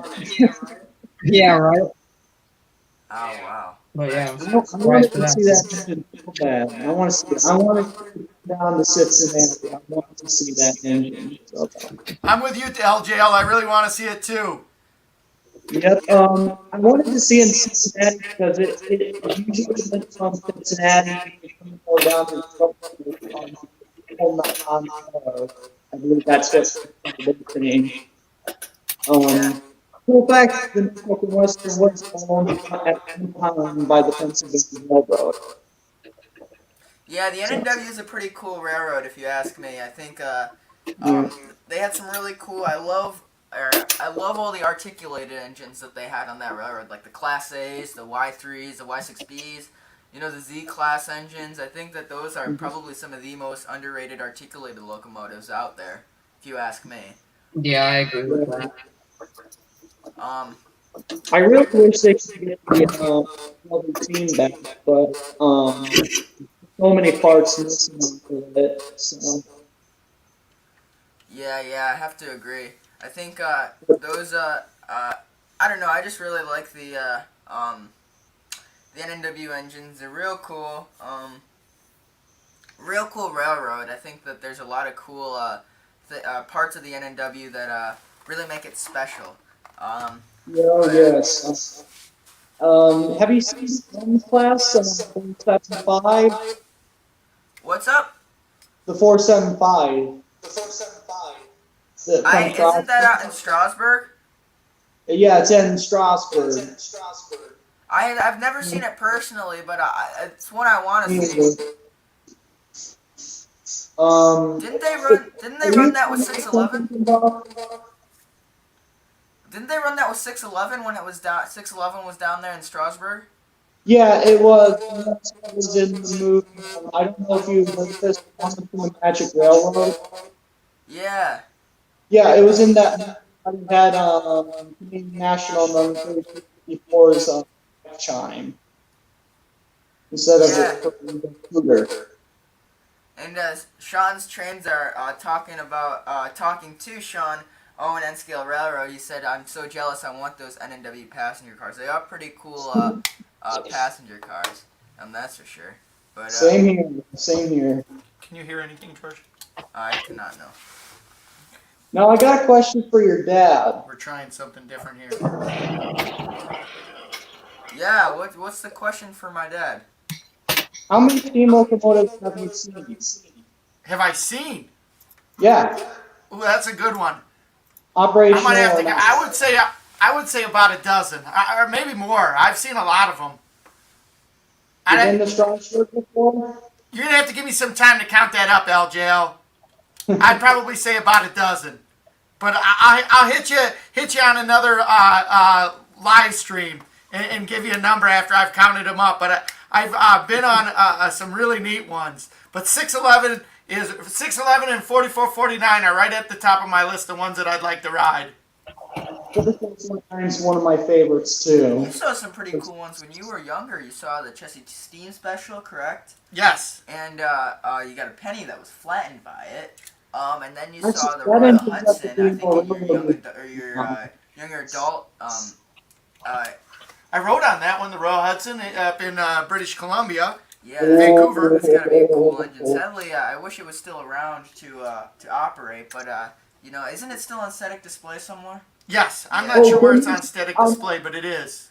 Yeah, but guys, man, I don't I know wish if that they you would have big continued fans of to. steam, but they brought their steam engine back. Yeah, I don't know. Yeah, I the think Royal Hudson, they brought it back for their Christmas train. think that both those are really cool steam engines. And then we went to ride behind 765 when it was over, when it was in Chicago. That was also really really cool. Yeah, I have to say, I think that probably the coolest one you've seen is that Chessie Steam special engine. I like that one. That was the first one. That one always has a special place in my heart. Yeah. Can you see it? Man, I haven't show me done that it. one. I think. Hold on. Crap. I'm not good at this. Oh, there you go. All right.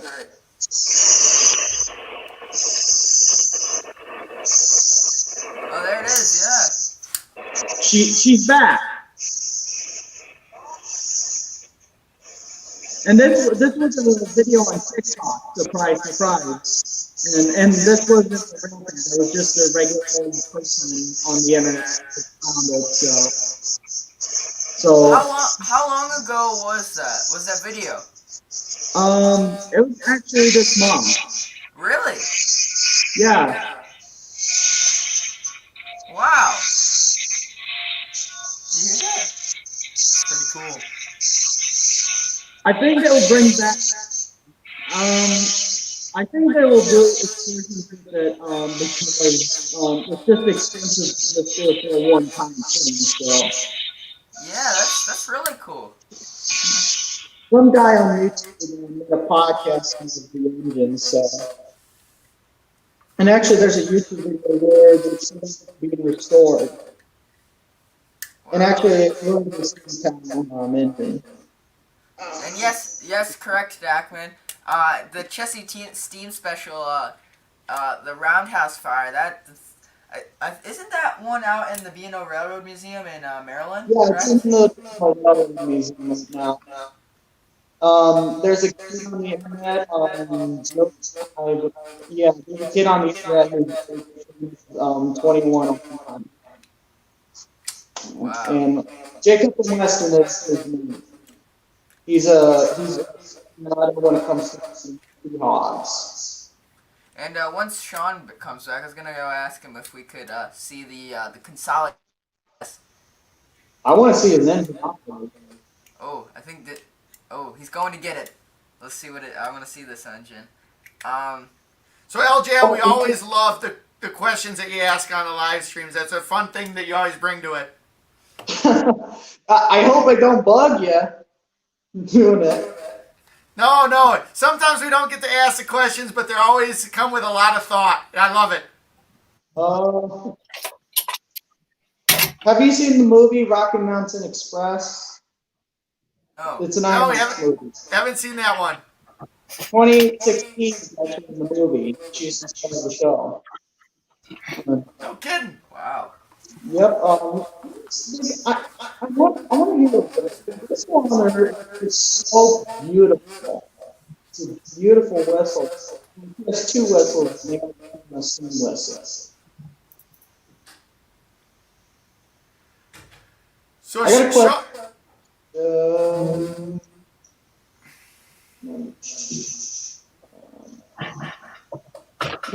Okay, there's one.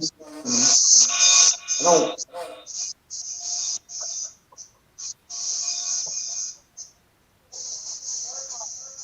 Sean, when he's doing that, did you bring over some more trains for show and tell?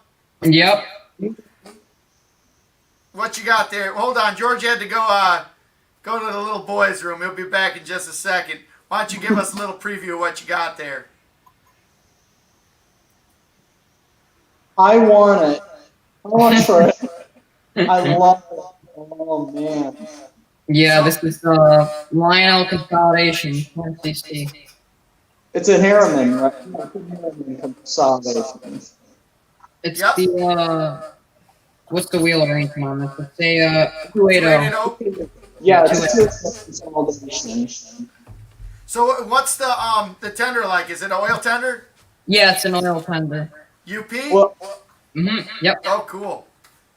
I think the I got for it. consolidation in Utah, the UP 618, that one's being restored once again. It's an awesome engine. So. Yeah, I've seen some videos on 618. It's really nice. But now George is back. So this was my first scale engine, and it's one of my 3 scale engines. This is a Lionel TTC consolidation, Union Pacific, 280 wheel arrangement. I bought this at Chicagoland Players and Hobbies, $200. Very nice engine. It's got figures in the cab, and it's got the lighted firebox. So yeah, it's a really nice engine. That's really cool. Can we see the tender? Yeah, let me go grab that. And then I have the car for it too.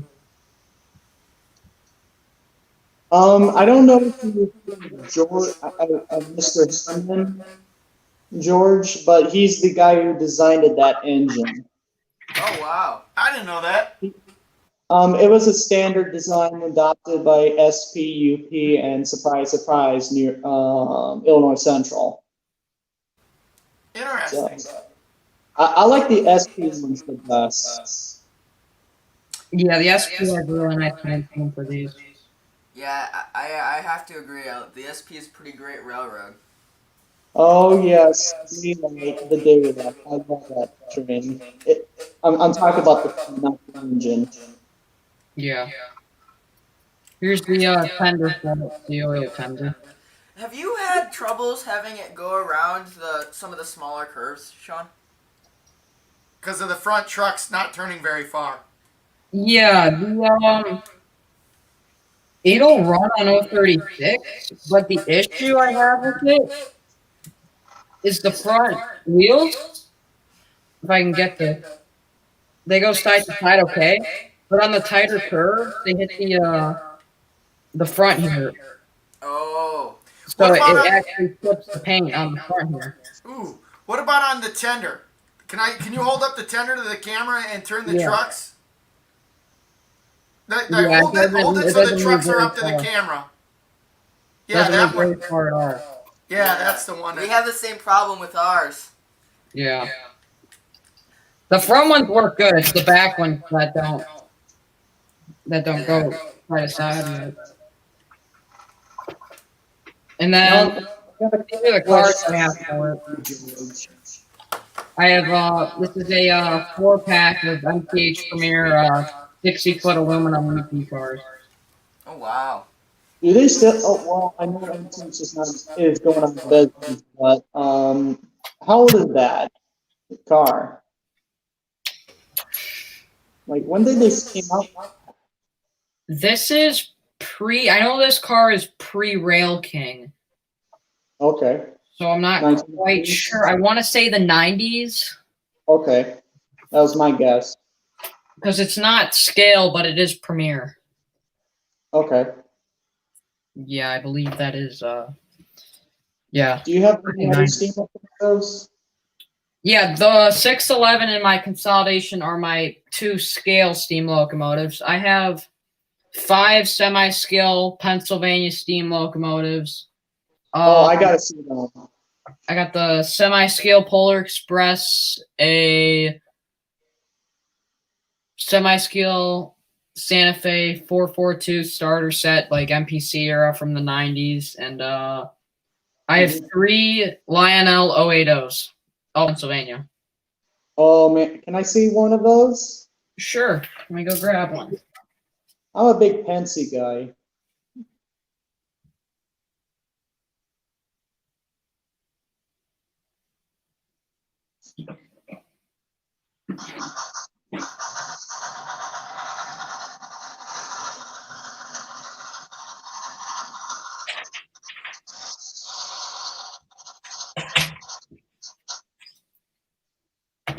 So this was the engine that started it all.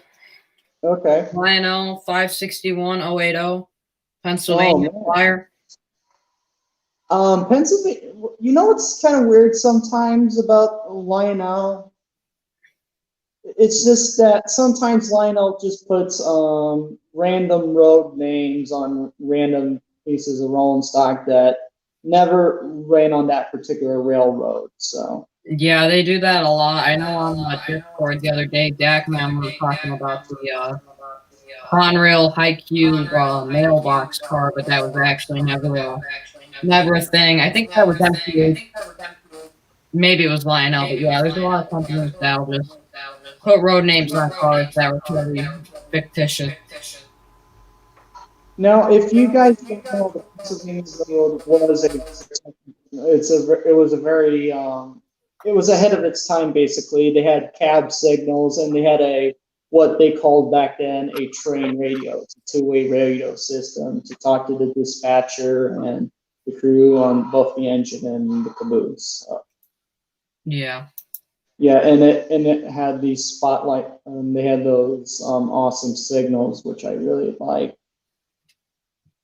Yeah. This is a recent thing I picked up. This is a MTH Rail King. This is a New York Central snow I guess I forget what they call it. It's the but it's the snow service rotary snow plow, and it's got the light on it, and you can alternate which side the snow blows out. But yeah, this is a really cool piece I just picked up for $35. Not too bad. Sprung trucks and everything. That's actually a troop sleeper. It's actually I think it's a troop sleeper, that car, because I know that some railroads converted troop sleepers after World War II to other things like I don't know. I think some of them were converted to power cars and box cars and stuff like that. I think New York Central did something with those cars, but I'm not very sure. But yeah, I've heard that. I'm not sure that's prototypical. I'm not very sure, but prototypical is just for extreme kids. I'm an extreme kid, but I like to be unique with my rolling stock. So. Yeah, I'm not quite sure if the New York Central ever did something like this, but it's definitely this was just something I saw and had to have because it's such a cool little piece. Oh yeah, I would get one of those, prototypical or not. Yeah, for sure. And then I got some other rolling stock here. This is something that I really like. This is a Lionel. This is the Rail Sound, or not Rail Sounds. This is the Freight Sounds boxcar. Okay. So the way this works is this is I guess on the bottom here of the trucks, every now and then it senses when the car is moving. So it'll make freight sounds like the wheels and and stuff like that, and the coupler slack. So this is actually a really cool piece that you can find for around $100, and it's a really nice car. I really like this one. Does when it goes around curves, does it make a screeching noise? Like Yeah, it does. Yeah, just like okay. I know some box cars and HO do that. Yeah. Yeah. And then I think this is something, if you get into Lionel or O scale in general, and if you start going for scale rolling stock, I know RJ's Trains did a video on this, the best scale rolling stock for the price, but this is something that's that if you get into 1/48th true scale, these are really nice cars. These are the Lionel. I think these are either the 2-bay or the offset hoppers. These are all die cast. They have removable coal loads, and then the bottom, the doors open up. Oh.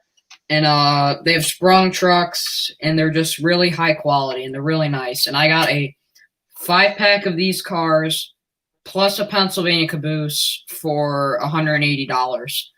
So these are just, if you can get these for a good deal and like a couple pack, like a 3-pack or a 5-pack, these are really nice cars. I got a question. Yeah, what's up? Do you have that caboose on you right now? Yeah, I have. Let me go grab it. I got a couple cabooses here. I can grab. Because my favorite caboose is actually a Pennsy caboose. It's classified as an N5. And it's surprise to me. It's a kind of streamlined caboose. So.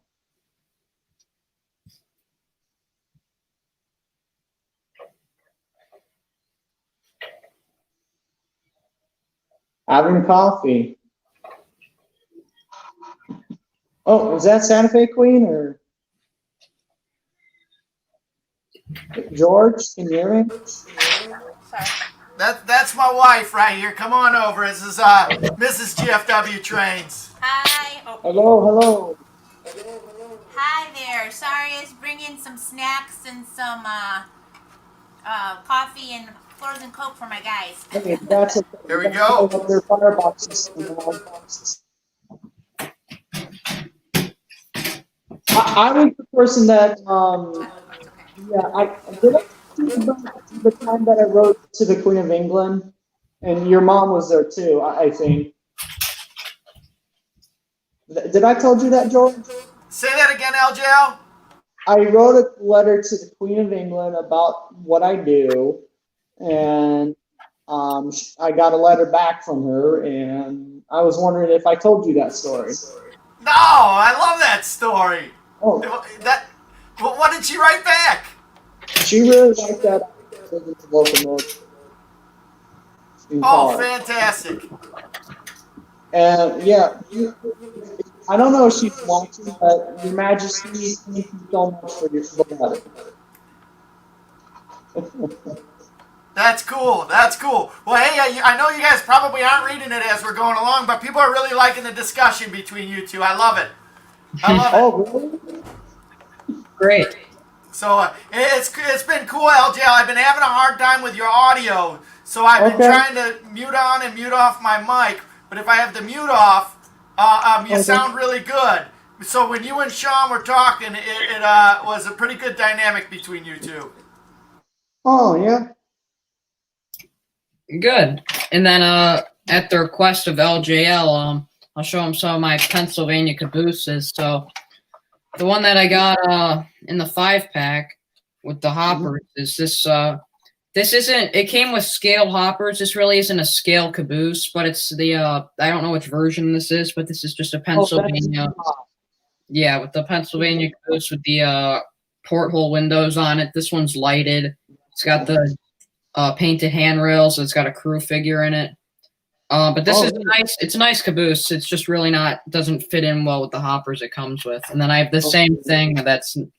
This is from a starter set, so they're basically the same size. Who made that caboose? These are both Lionel. That one I believe is a post-war, pre-war M5. The M5s, I believe, after World War II, got those antennas for the train radio. Yeah. And then this is the caboose for my first train ever. This is Pennsylvania caboose here. This one's not lighted. A lot of the older Lionel sets don't have light cabooses. But there's this. And I love cabooses. This is a nice caboose. This is one that I weathered okay. This is an older Pennsylvania wood caboose that I kind of made it look grimy and old, but yeah. Well, so Pennsylvania had wooden cabooses up until the 60s. Yeah.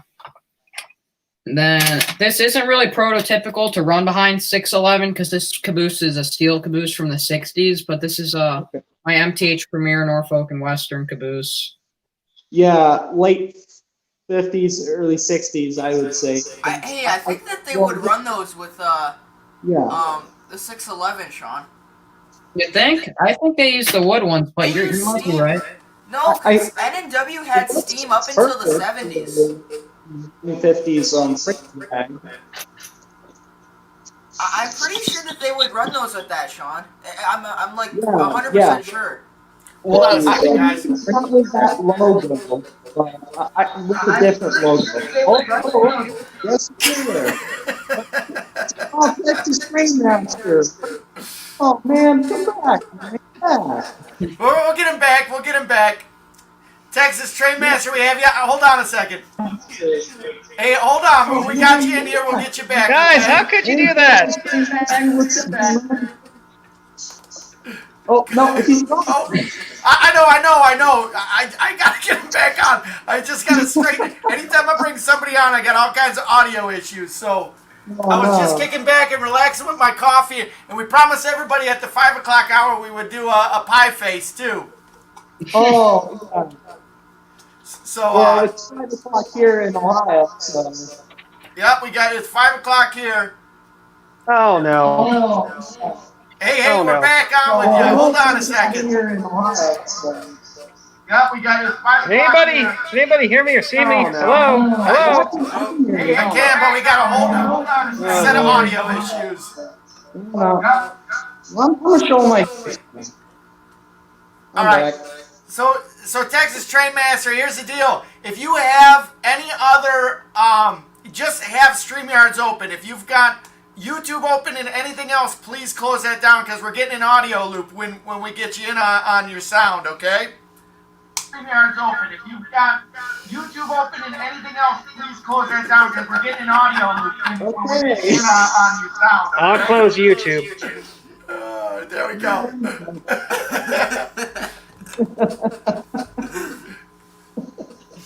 Hey, we're getting on to hour 7 now? Hour 7. Oh my God. Alright, I think we got you back. Howdy, how y'all doing? Doing great, doing great. Did all of you have a good Thanksgiving? Had a great Thanksgiving. How about yourself? I ate too much. What about you, Sean? What about you, LJL? What? Did you guys have a good Thanksgiving?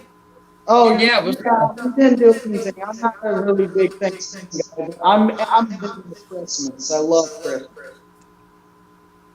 Yep. So just commenting over here, we got a bunch of people commenting. Phil Guy says, how do the young kids afford expensive trains? They casually say they just picked up. I'm 68 years old and I can't afford some of the trains that they have. More power to them. Yeah, exactly. It's an expensive hobby. That's the problem. Sure. Yeah. So, hey, guys, we're going to have to step aside here for a few moments. We've got some people coming in and some people leaving. Oh, boy. Okay. Colton, we got Colton coming in. How you doing, Colton? Hey. Howdy. Hey, let me Wally, test your audio. anybody Say tell you something sound real like quick, Burt Colton. Reynolds? Colton, can you say something? Hello. All right. So here's what we're gonna do, guys. We got everybody in here, but we're gonna have to. I'm gonna put you guys all backstage for a second because we owe everybody a pie face. You guys can You guys Oh, can no. be right here at the forefront when we go outside and do the pie face. I like pie. Yep, we I got like some pie. pie. You got And that, you Texas. come with me at least. All right, so hold on a second. Let me see if I can get this going. Last time I was there, that was what caused the problem, all of our problems to begin. So Wally, what's your magic? let me see here. Who did you get the caboose? This is getting George, interesting. And James, if you're watching, James, if James is watching, we got the caboose back over here. I got enough room in my backyard for a caboose. I wish I could afford one. Hold on a second.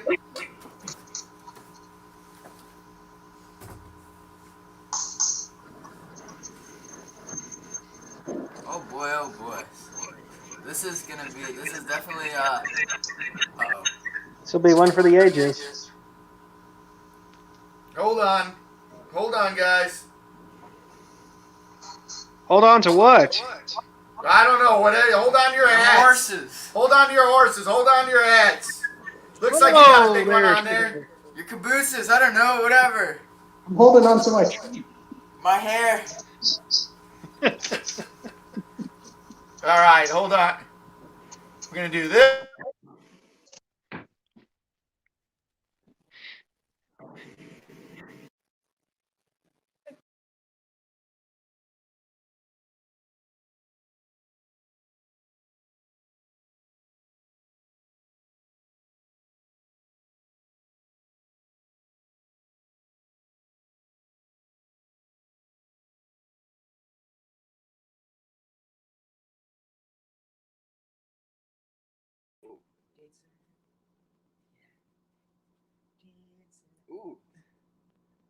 All right, there we go. Let's go. I know we got an echo here, but we are about ready to go outside and do this pie face thing. George, you got the? Let's see here.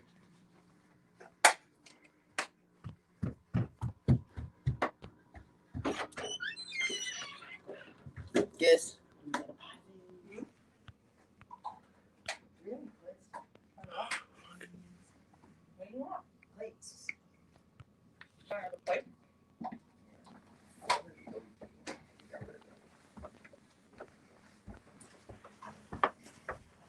Welcome to Casa de GFW Trains. There's George. There's Mama GFW. So here's our main living room for just to give you guys a little tour. Right up here in the top, we've got my favorite train. This is two of my favorites right here. We got my Pennsylvania scale Pennsylvania GG1 set, and it's the 700E right up in here. We also have some other special trains up over here. A couple of Hudsons, a couple of trains that I've gotten along the way. Ooh, look at that. George is all set. Pie face for George, pie face for Wally. You guys got your goal? Yeah, Papa's getting his beard shaved off. What? You guys made it? Yeah. Oh, and here's some Mountain Dew. Mountain Dew. Later in the night. Uh-oh. No. I'm gonna be bouncing off the walls. I just got some coffee there. Yeah, I got him some coffee and some frozen Coke. So, hey, for those people that are just tuning in here, can you hear us? How are we doing on that, George? Come on. Let's do this this pie face thing. Oh, it's dark outside, though. Ooh. We'll have to do it like under the porch light. Yeah, we'll do it under the porch light. Yeah, they haven't been up from the basement. We're like bats. Oh, my gosh. You got a nice view of my beard. Stop it, Train Storm. Stop it. All right. Is Anita gonna be putting the pie in my face? Oh, is she here? Anita! Santa Fe Queen's going to be putting pies in his face. So in the meantime, I'll take you back over here for a tour. So if you don't know, even though I'm from the Midwest, I'm a closet Pennsy fan. Love the Pennsy. I've always loved the Pennsy, among other railroads. But this is my favorite set, a Fleet of Modernism set with a scale Lionel GG1. And in our living room here, got a couple of neat pictures. This is one of my favorite pictures. I love this one. All of the GG1s lined up for the Army-Navy football game here. That's just, I just love that picture. I think it's so neat. Calendar from 1955. I got that for Christmas one year. Here's another GG1 picture that I've got. That's another one of my favorite. I believe that's picture old rivets. I'm not 100% sure on that one, but it's a beautiful, beautiful picture there. So, all right, I'm back over here. This is where we always put our Christmas tree in our house. You can see down there in the corner, that's where we've got the power for the loop around our living room here that we've got. And up here, we've got a 1929 Old Town canoe. I restored that one. It's beautiful old wooden canvas canoe. So that's a little tour of our living room. Here we've got the 1991 scale Hudson and the 64 scale, or the 64 Hudson with two different tenders that it had.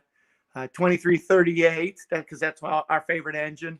I love the 2338 from the Milwaukee Road, ran right by the house where I grew up, as well as prototype boxcar. I've got a couple of prototypes here. I've got 6464, 5909, and I've also got the prototype for the TCA 2005 scale reefer down here. I also have the G gauge from the 2004 convention, the prototype on that one. So and you can see the builder prints up here for that Great Northern one that we have. Oh, and then for those of you, there's little George driving his train by the BNSF saying, I want to be an engineer one day. Yeah. I want a pie face one day. Yeah, all right, there's the Santa Fe Queen doing a little dance. We need to get more shaving cream on there. And you have to take your hat off. So, Randall, we did drive that train one day during the stream, but we'll do it again. We had a couple of streams driving that train. So, all right. So here we go. Outside, pie face. Thank you, everybody, for being a part of our community. Thank you, everybody, for being a part of our live stream. Thank you, everybody, for helping George get to 200 viewers. Hold on a second. Turn sideways. I got to get. There we are, the Santa Fe Queen. There we are, George. Is everybody ready for a good pie face? Come on, tell me is everybody ready for a good pie face? Take off your hat. Okay. Oh, all right. Thank you, everybody. George will be getting the pie face for $200 in 3, 2, 1. You can't just say Pie face. put your arms behind your back. Oh man, she rubbed it in too. She rubbed it in. Don't open your eyes. Don't open your eyes. All right, here we go. Where's the where's the shaving cream, George? No. All right. So all right, you go in and wash your face here real quick, because then you got to do it to me. Ooh, that's good. That's good. Look at this, everybody. George with the pie face. You're in any towels here, George. Oh yeah, that's right.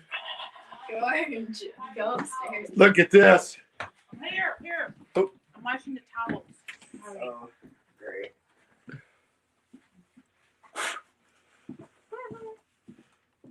Hey guys. Oh, I got up my nose. Oh yeah. Now you know how I felt, George. Wait, am I putting more here, or are you shaving the beard? No, more on that one because I got to get it too. But there's one flaw to this. Is if both George and I have pie face, who's doing the 24-hour stream, Anita? Oh, my eyes, bloodshot. Oh. Just throw that away right next to you. Go upstairs. Okay. Oh, you look so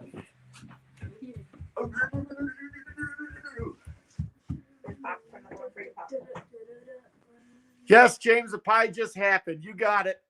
We also got your package in the mail with your caboose. We're gonna open that up soon as George is done with the pie face. All right, let's go back downstairs and we'll wait for George, Anita.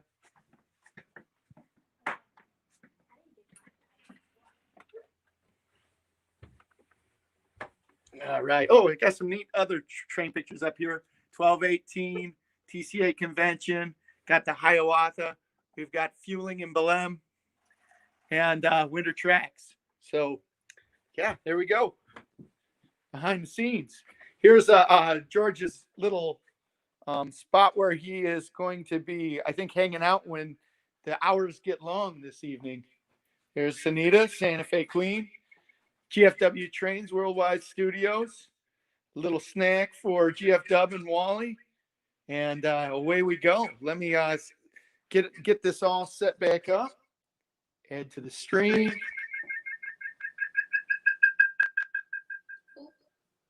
Pie came.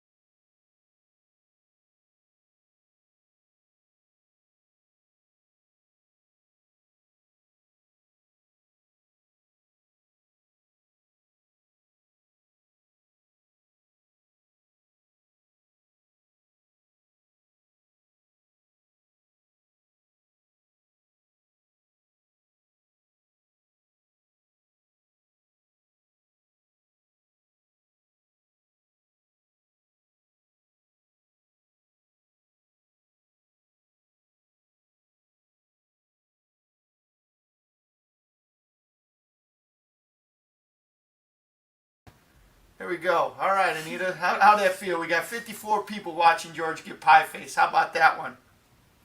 It feels nice, honestly. Feels nice, huh? Feels nice. Yeah. Very good, very good. Well, I'm getting my little bit of my coffee come back in here. We've been, you know what? We've been streaming for 7 hours, Anita. Already? 7 hours. Jeez. That's a lot. Not bad. That's a lot. That's a lot. That's a lot. That's Yep. a lot.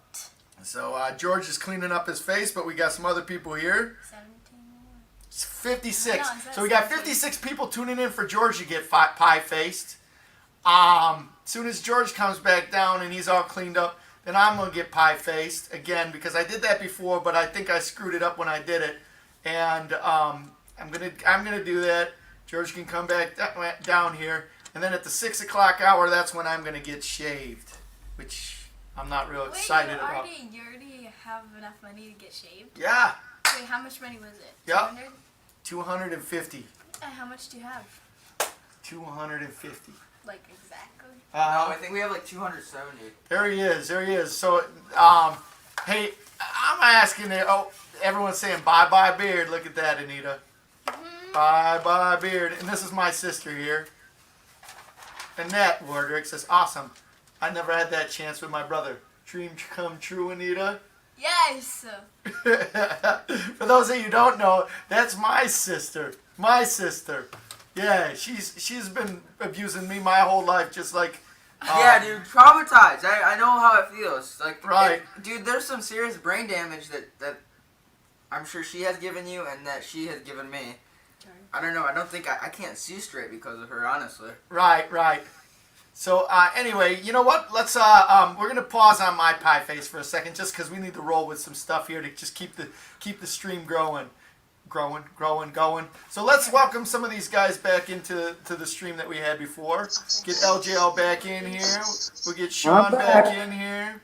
We get Texas Train Master in here. We've got Howdy, y'all. Colton, welcome back. We got Nathan the Train Man. How you doing, Nathan? Nathan the Train Man. All right. All right, and then also we've got James. We're welcoming James back because James sent us off a package here that we're about ready to open. So here we go. Here's the package. This is all going to be a big reveal here.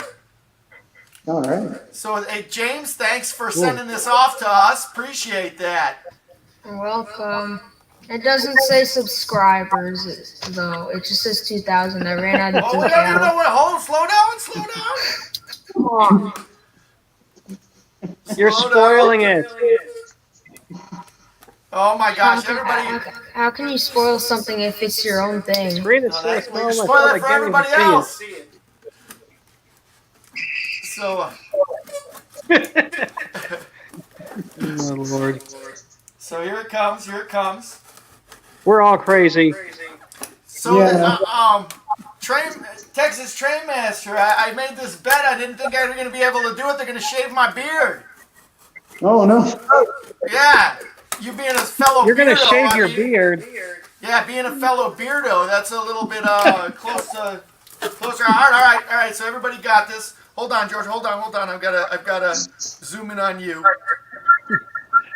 Well, the reason I'm growing it out is because I'm in a gunfight group, and we all have certain styles we go with, and my beard's for the character I put together from the Old West. Oh yeah. So somebody's Yeah. somebody has got a YouTube or something turned on their computer. So if you can come on with It's not me. just the StreamYard, that'll be helpful. I can try and figure out who it is. Just give me a second. Insert Jeopardy theme here. Yeah, right.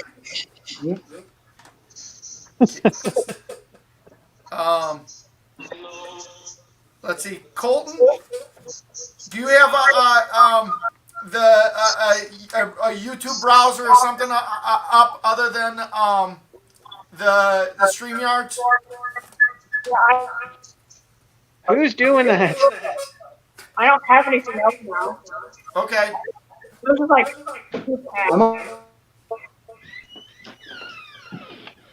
All right.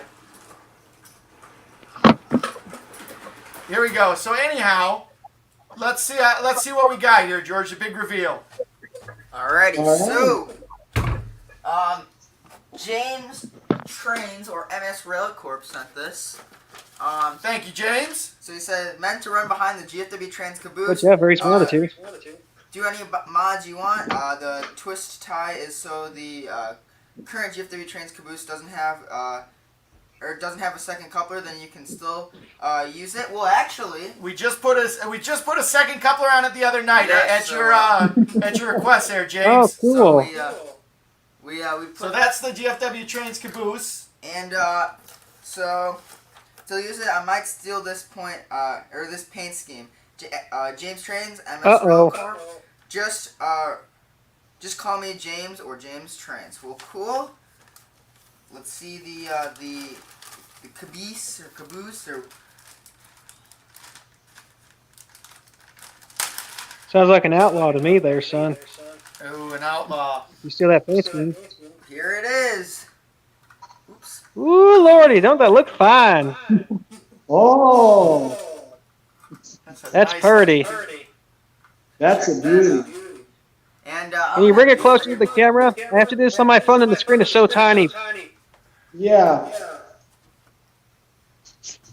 Much obliged. Yeah. Ooh, I like that. So I'm gonna put it on the train real quick, and this actually I'm gonna do a reveal of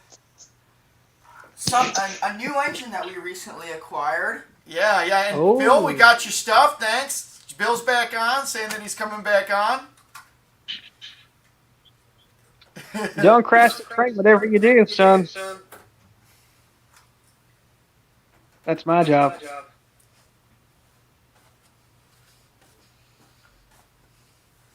I'm back. You didn't go very far. All right, here it comes, guys.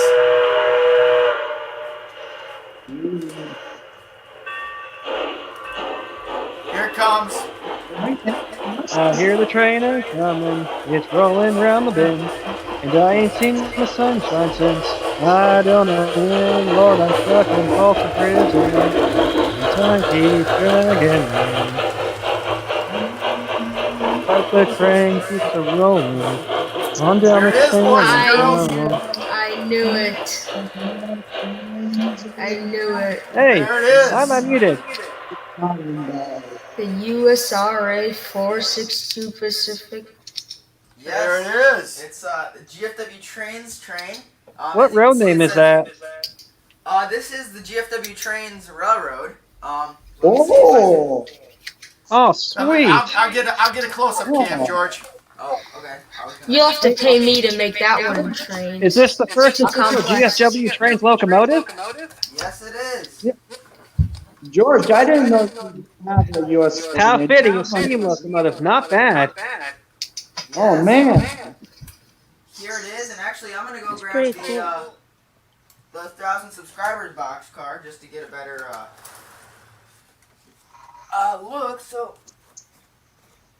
A 1,000 subscribers boxcar. Now that's a complete set. A GFW trains locomotive and a 1,000 subscriber boxcar. And a 2,000 subscriber caboose. Oh yeah, definitely a complete set now. Next thing we need is excursion coaches. we've Hey actually George, talked about can that. you pull up Yes, get some passenger cars. Well, yeah. So here is the engine. It's really cool. Uh-oh. Oh. I don't know what happened there. Echo.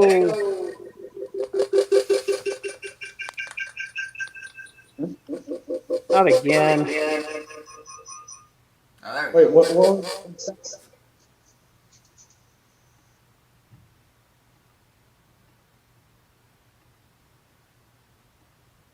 Alrighty. Hello, everybody.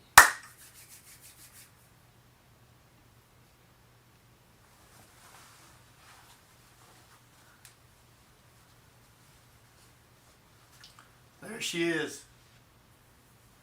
There she is.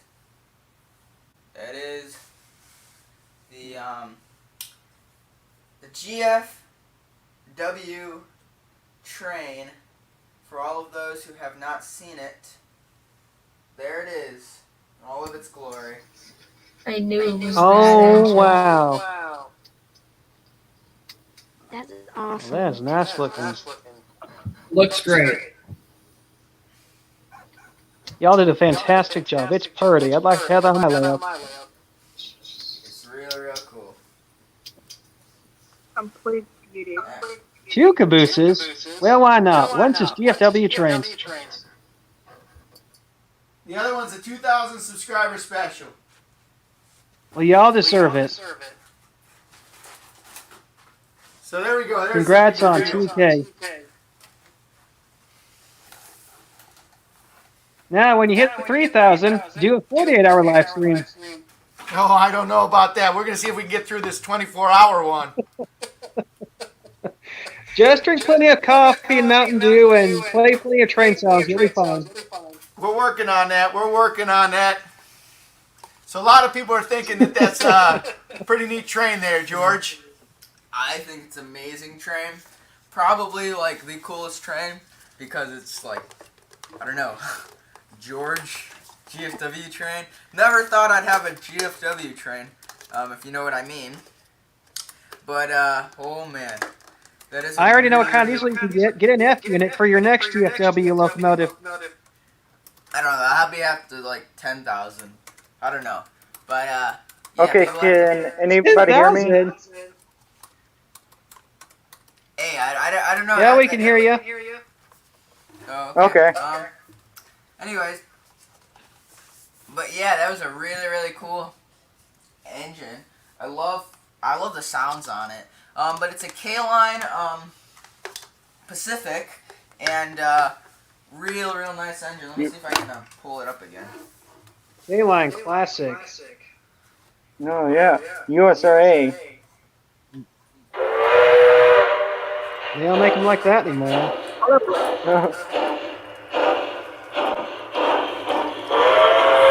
Does that thing have crew talk?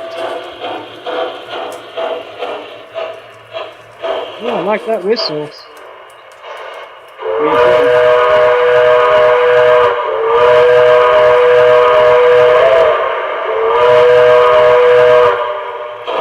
Can you do a shave and a haircut on that?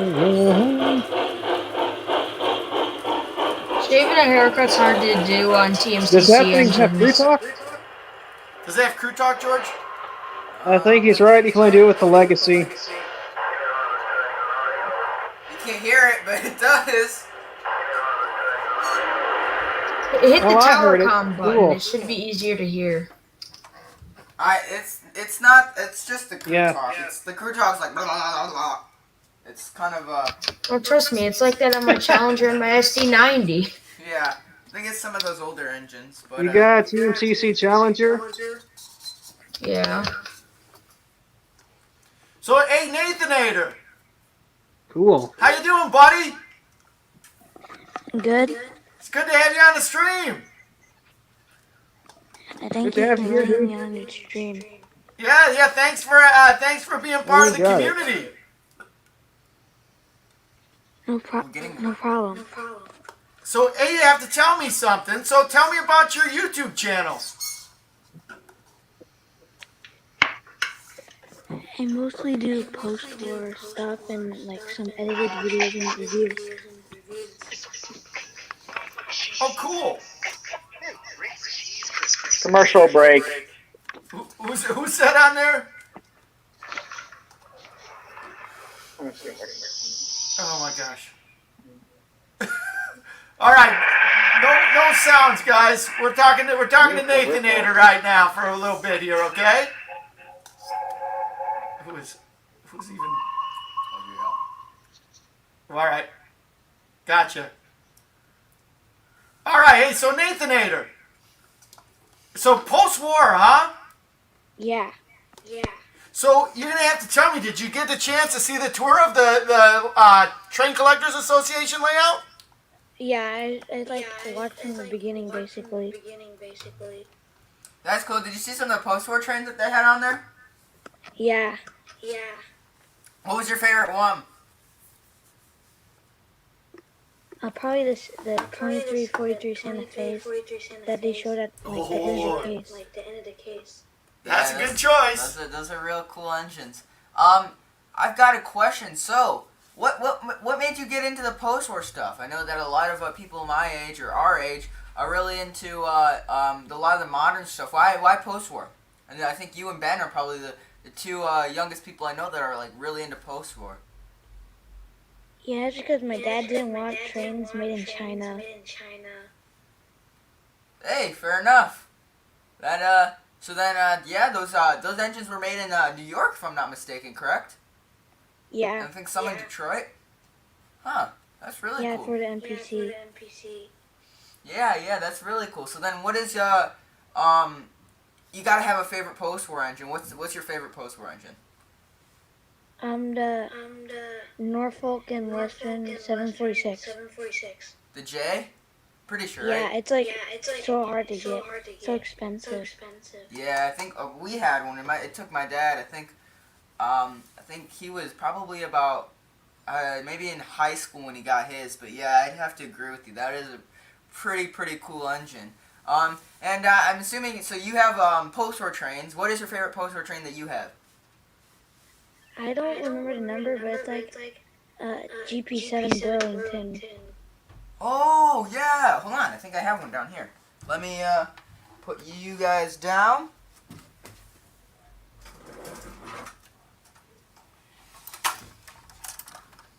Yeah. That one, yeah. Whoops. Well, that's really cool. And so, how did you get into the model trains? Was it something that was introduced to you by your father, or how did that work out? No, I kind of just like I had a cycle of and like liking trains and Legoed and trains and Lego, and I started to get into.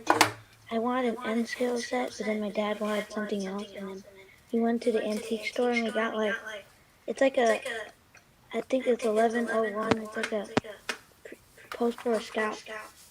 Oh wow! So those Scouts, man, those are real fast engines. And so from there, was it kind of something that you and your father did together, or was it kind of something that was driven by you? It was kind of driven by me and my dad because we worked on the layout downstairs and bought more stuff. Oh, that's really cool. So then it's kind of just like a bonding thing between you and your father?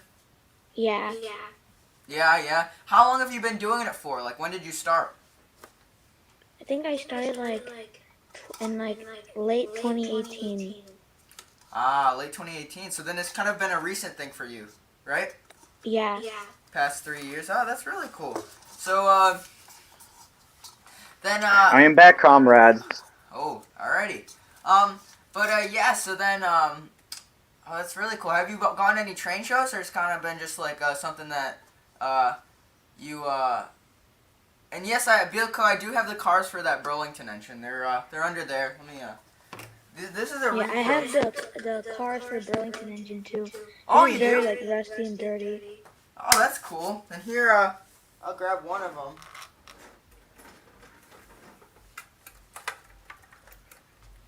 These cars, correct? With Bill's question, yeah, I have postal accessories. Oh, wow. Well, that's really cool. What's your favorite one? What's your favorite Actually, accessory? it's probably like the person that pops in and out of the house. I think that's pre-order.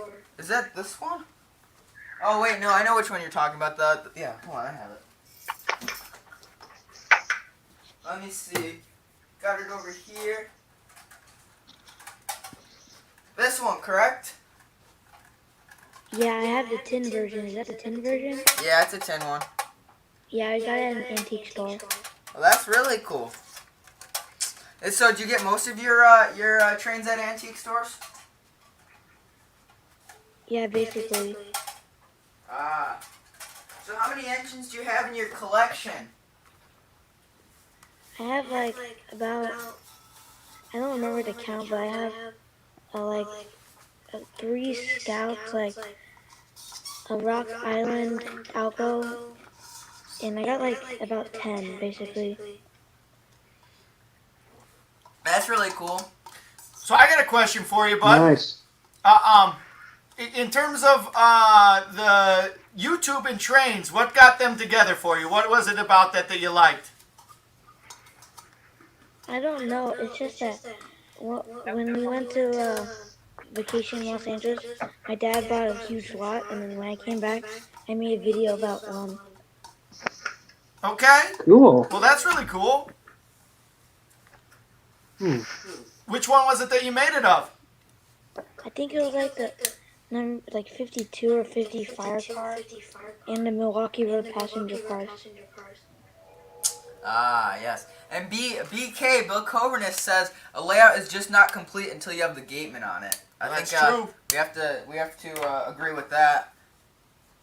But yeah. Well, that's really cool. Hey, George. Nice. Yes. Yeah. Do you have any British viewers on?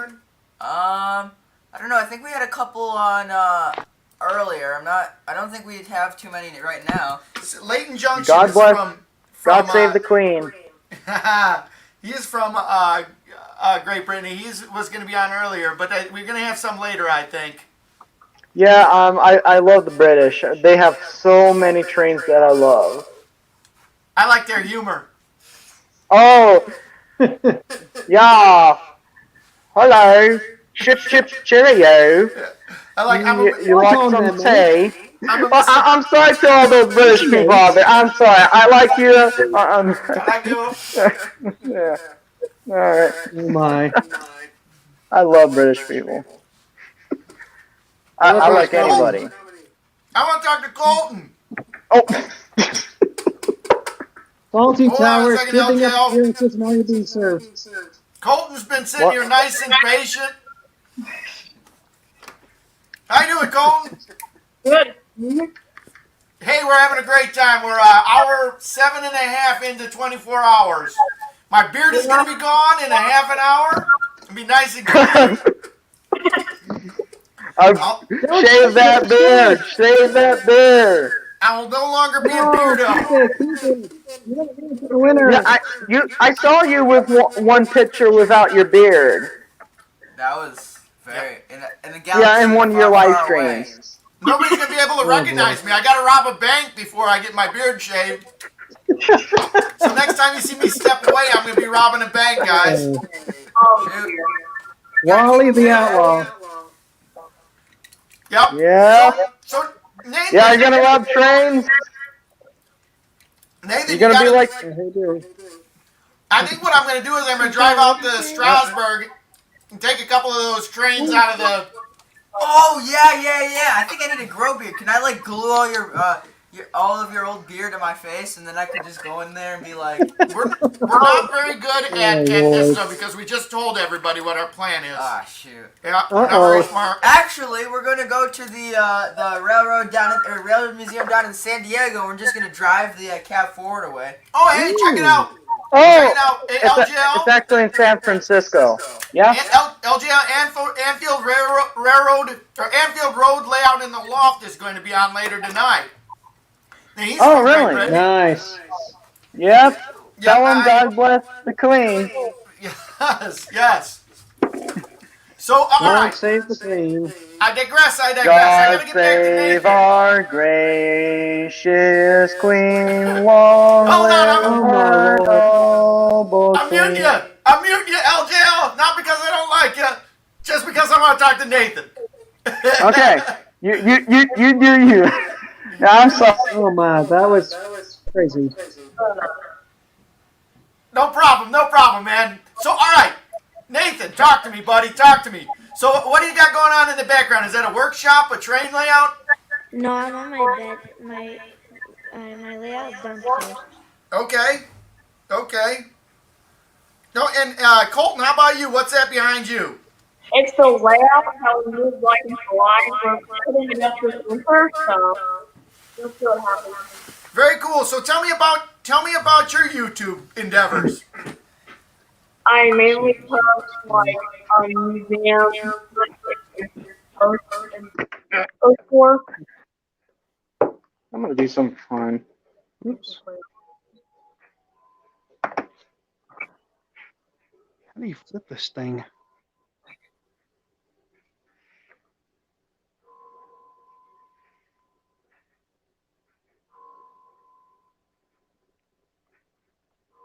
So Like the that's Polar really kind of Express. cool that you like post-war. What got you into post-war? My grandpa did because he owned a full entire layout of post-war and pre-war. Oh, really? I used to like modern day stuff like realistic stuff, but until then I like So you're gonna have to excuse me for a second. There's a lot of people talking about my beard and it being shaved off here in less than a half an hour. Asking if Sweeney Todd's gonna do it. No, it's even worse. George is gonna shave my beard. Oh no. Oh yeah. How about it? This was not the right bet to make. Definitely not the right bet to make. So I'm not only getting that. So it's 6 o'clock Central. I'm gonna get the pie to the face, wash it off, and then old George is gonna shave my beard. This isn't gonna be good, folks. It's gonna be amazing. Not gonna be good. Amazing. So hey, I'm gonna use this opportunity here. I want everybody, if you could, go and smash that like button. If you know the two people that gave us a thumbs down, smash their face. Not that we promote violence here in the GFW trains world, but smash that like button, all right? And I also wanted to say we got a couple cool things going on. Hold on. Somebody's getting me some feedback here. I got to cut out some mics. There we go. So, Anybody hear me at all? Somehow I'm finding this on my end. Yeah, I can hear you. All right. Here we go. So, anyway, I got everybody muted just for a second. So, my beard's on the way out. Sorry, beard. But, hey, thank you, everybody, for putting up on the super chat. We'll run some trains for you a little bit later. George has got that down. But, we raised $250. We're going to donate that to Kendall County. That's the county that we live in, Veterans Assistance. Thank you so much for doing that. That was very generous. Keep those super chats rolling in because we'd love to donate more than $250. If I had something else, and I'm not giving up my hair, maybe I get like a high and tight haircut or something. But I'm not going to go bald. But thank you, everybody, for donating. Please continue to donate. Down in the description, we've got 3 real cool things I want to point out. We've got a bunch of cool things, so check it out. But we've got, down there, we finally got some GFW Trains merch. Who here wants GFW Trains merch? I know I want some. I'm ordering some of that. Yep, we got a couple of guys. Right on. The GFW Trains merch. So we've got the GFW Trains merch page down below. And also, if you like George and you like George's work, we started up a Patreon page for him. He's looking for some guys to help support him, and that would be really cool if you check that one out. We've got a couple of different levels of patron and some stuff that we're giving back on that. So check that one out. That'd be really, really cool. We'd love to have you support George in that way. We also have our Discord server down there. Everybody on here right now participates on the Discord server. We thank you. And it's been a really good way for everybody to take this community from the YouTube and bring it back and continue to communicate while we're offline. So I know that we've got the guys on here that like to pop on there and like to do a lot of that other stuff. Also, we had a really, really cool tour of the TCA Museum. Tammy from the Train Collectors Association, she's the business manager, took us on a tour in a fantastic museum. If you're interested in joining the Train Collectors Association, down below, we've got a link to that, so traincollectors.org. So, merch. Check that out. I think it'll be fun. I'm finally glad to have it. We've got our GFW Trains logo, like up in the right-hand corner there, with the special red train for the merchandise. So, right on. Yep. Copping the merch. You got it. Open the merch. TV Tech says he would love to give me the high and tight haircut. Ooh, yeah, but yeah, what high and tight haircut? I don't agree with those. Oh gosh. So smash that like button if you haven't already. Everybody, smash that like button for us. So right on.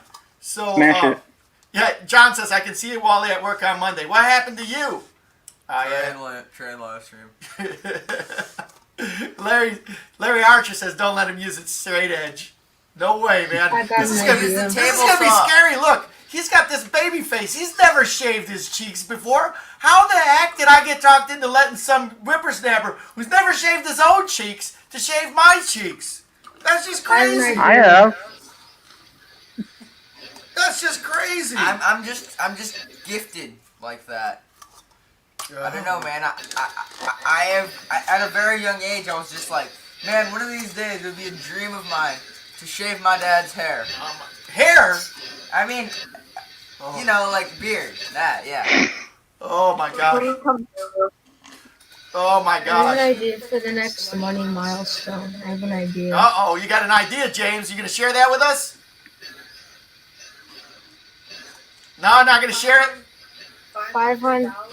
$500. 500. Wally I burned burned the my CN CN shirt. I don't know about that one. Think on that CN shirt. I don't know. That's iconic. Yeah. My CN shirt is iconic. It's got its own like area code, man. It's so popular. Yup. That's gonna be my next shirt I got on. I went upstairs, changed my shirt. I got my RS Train shirt on. And I've never worn this shirt actually. I think it's from the General. The General. Yup. Did a video on the General on the GFW trains. Yes, we did. Very cool shirt. And oh, yeah. So I'm worried. Heath brings up that Mike from Cross Anchors shaved his beard and nobody recognized him. They're like, hey Brian, who's this kid that you brought in? Me? What I'm worried about is I got a double chin. Everyone will be seeing my double chin. Oh, that's okay. I got a double chin, man. The ladies love it. Ladies love the double chin. No, I'm not talking about like the dimple chin. I'm talking about like the fat double chin. You don't have no fat Hey, double man, chin. we'll just call you the fat controller then. The fattest of the fat controllers right over here. Boom, right there. So, Sammy says 500 space bucks. General is the best train. Oh, I'd have to agree with you. I mean, the General is a pretty sweet train. Sammy is my cousin, and he is very passionate about anything like Civil War and stuff like that. See a Park train? Hey, yeah, see ya. Hold on, wait. Oh boy. Hold on. Enjoy your All right. time at the rail yard. 84. There we go. We'll see you guys. Thanks for coming in. Thanks for hanging out. 56 people here. 15 more minutes for my beard. We're going to have to apologize there, Steambrooks. When we have you brought in, we're going to have to put you on the sidelines for a little bit while my beard gets to go bye-bye. I think we're going to start up a little bit about that about 10 minutes beforehand, so we have plenty of time to talk to those Lego guys. Yes, sir. And Sammy says, I have an exploding boxcar. I remember one year, Sammy and I, during Christmas, we spent about 2 hours in the basement with my exploding boxcar and my missile launcher. And we were launching at the missile launcher at the exploding boxcar. I think that was probably one of the best 2 hours I've spent with Sammy. Other than running trains on the Grandpa's train layout, I think that we had probably a lot of fun. Because we'd try and do trick shots with the missile launcher and launch it from the dining room or the table that they have down there, down by the display case. And yes, we've had a lot of fun doing that. 11's at 300. We're open to suggestions for 300. Open to suggestions. Make a triple unit of GFW. I got it. Uh-oh. I got What one. was that? All right, Colton, what was yours first? Like a triple extra unit with GFW on each engine. Ooh, that's a good one. That's a good one. How about you, LJL? You take over all the railroads in the world. All Oh, right. I like that one. I like that one. Oh man, you are. The GFW, man. We'll be having a great time, that's for sure. Ooh, we lost Texas. Texas, you're back in if you're Is with Tex us. back? Texas, you still around? Hello? Yep, I got you, Texas.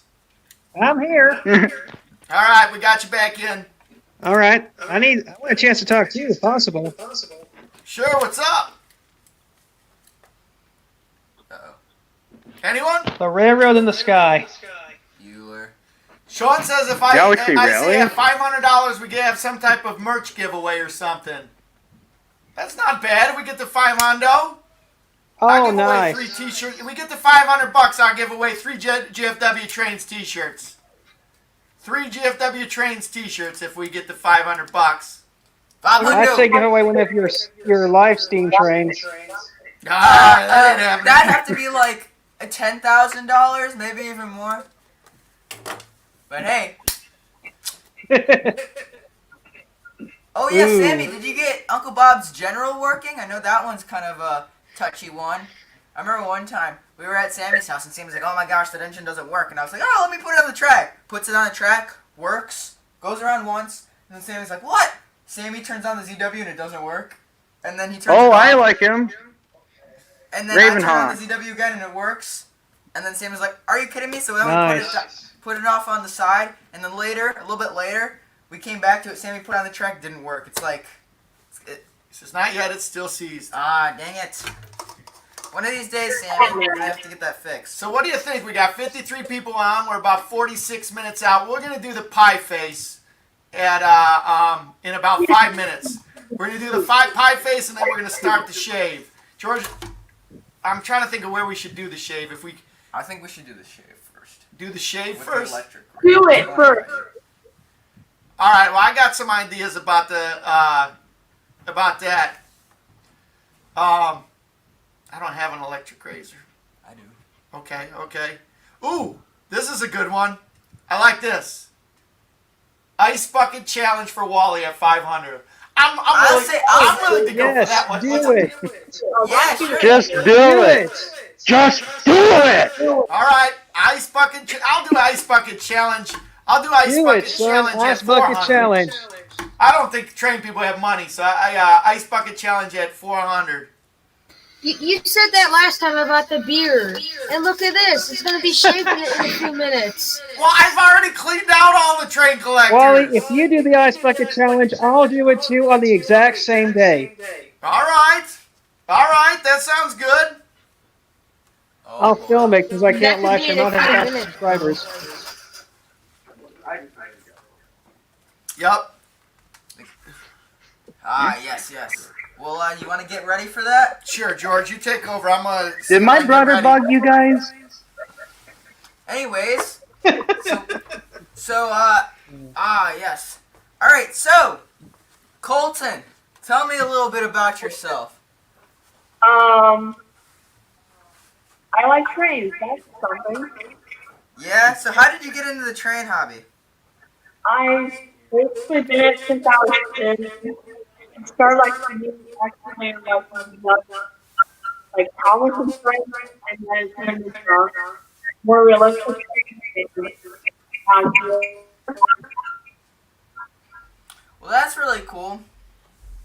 Yes. Well, what's your favorite aspect of the hobby? Why do you like it a lot? It's just like here's boredom. If I'm ever like strategies, I'll be What's your favorite aspect of the hobby? Why do you like it a lot? I think somebody's got it on. what happened. The stream. Hello? Can you hear me? Alright, see you, LJL. Hold on. Alright. Do you have YouTube open, Colton? No, I don't. No? Huh. Interesting. Alright, well, guess.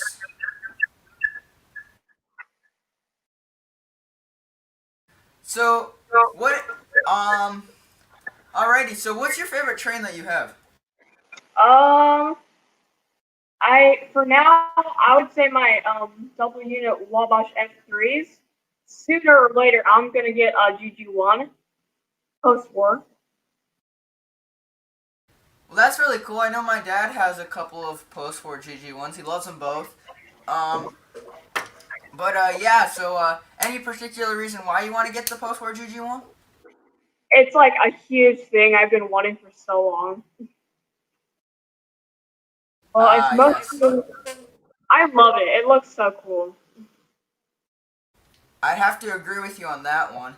Those are really, really, really cool engines.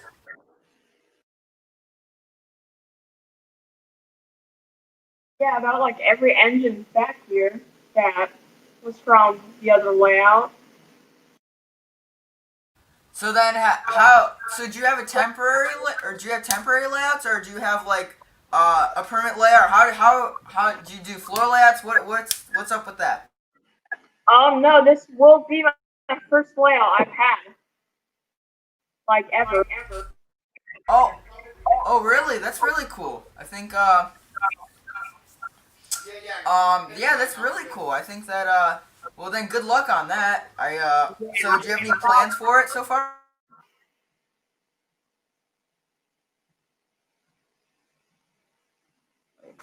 Oh boy, here we go. This is, So LJL stepped out? Yeah. Thanks for hanging out with us today, LJL. He had to go. Alrighty. So I think, what we're gonna do, how are we gonna do this? We're gonna do this down here, or do you want to go in the bathroom? I don't know. I don't want to do it at all, to be honest with you. I can shave my stubbles. Look who's here. I came to supervise. I suggest the bathroom. All right, we'll do it in the bathroom. Okay. Yeah. George, a little. Hey, grab the pie cam. It's not the pie cam anymore. Oh, it is not. It is the shave cam. Let's get the shave cam back up. The shave cam.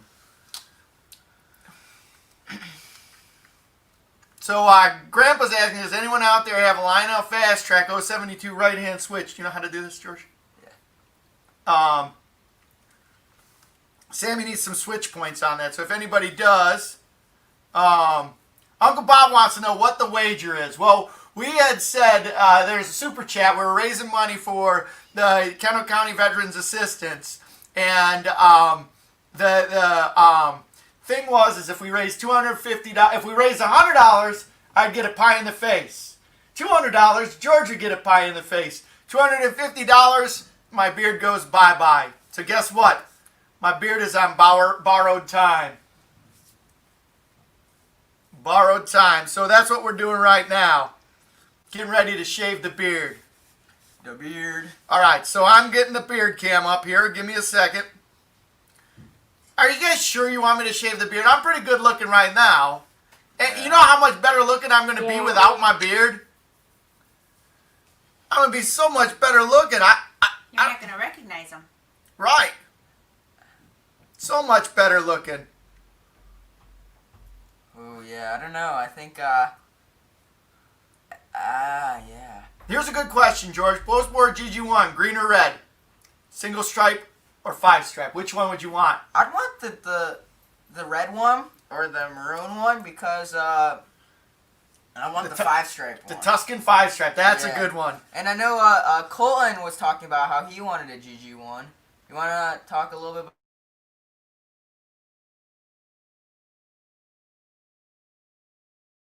about your GG1, how you want it? Say that again. Yeah, I had us muted. So Colton, tell us about that Tuscan GG1 and how you want it. So I went to you made a video about this, the toy train, post-war toy train, little hobby shop in like around Kirkwood. I'm going there. I saw like many GG1s. I think some of them are in working condition, so I was wanting to buy one. Plus, their design was super cool.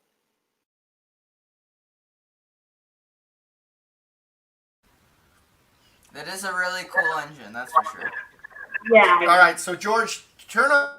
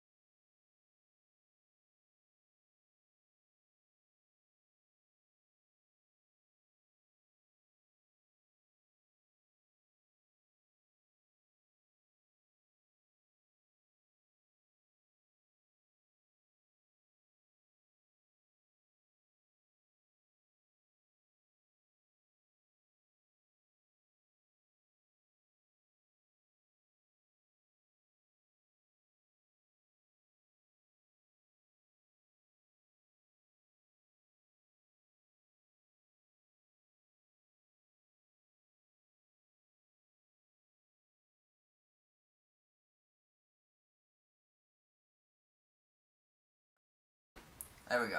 Let me see. Unmute the Unmute the They mic. can hear us now. Oh, no. Okay. There we go. You gotta flip your camera. Here, hold this one, George. Here.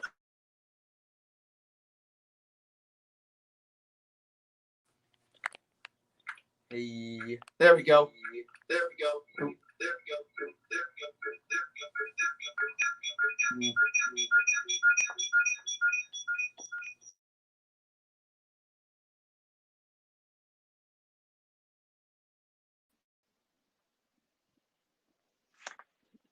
Hey, Hey, Chris, if you're with us, you're going to have to stand by for just a second.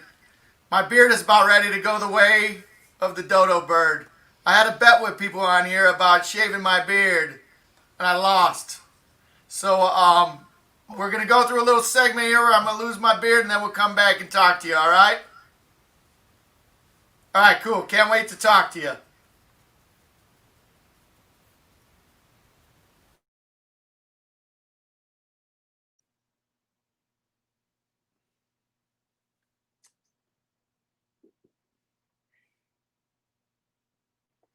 All right, George.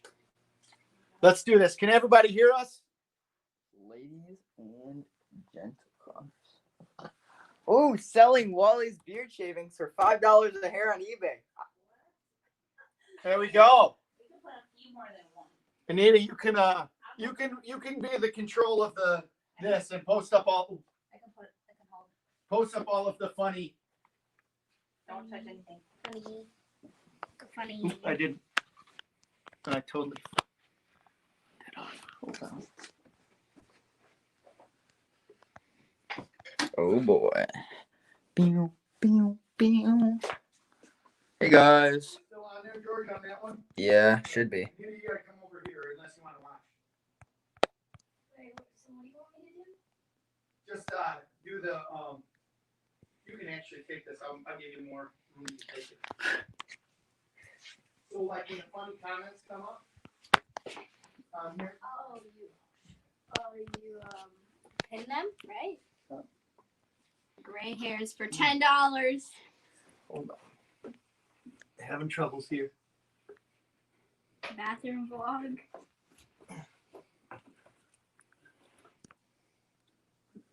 Ooh, look at that box. Look at this train. We'll have to open these later. But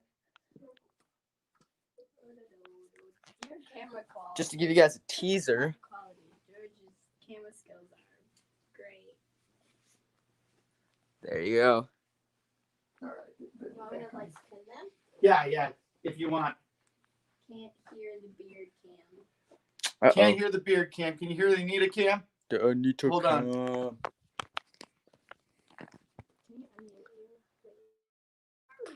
Oh.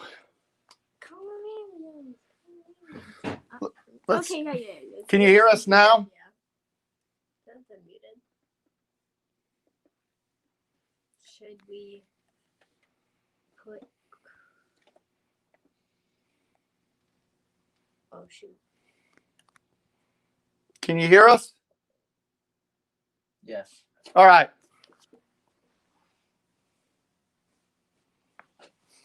Excuse us, Anita. Just make sure that, Anita, can you... That's what we're looking for. So, if you guys can hear me, this wall we're going to put up a bunch of rail racks so we can display trains over here, and so we don't have to put them on the floor anymore. But yeah, here's the bathroom that the famous shaving's going to happen. It's decorated in South Shore stuff, as you can see. And then we have this cool Weaver South Shore caboose on the inside, and here has not seen the light of day in forever.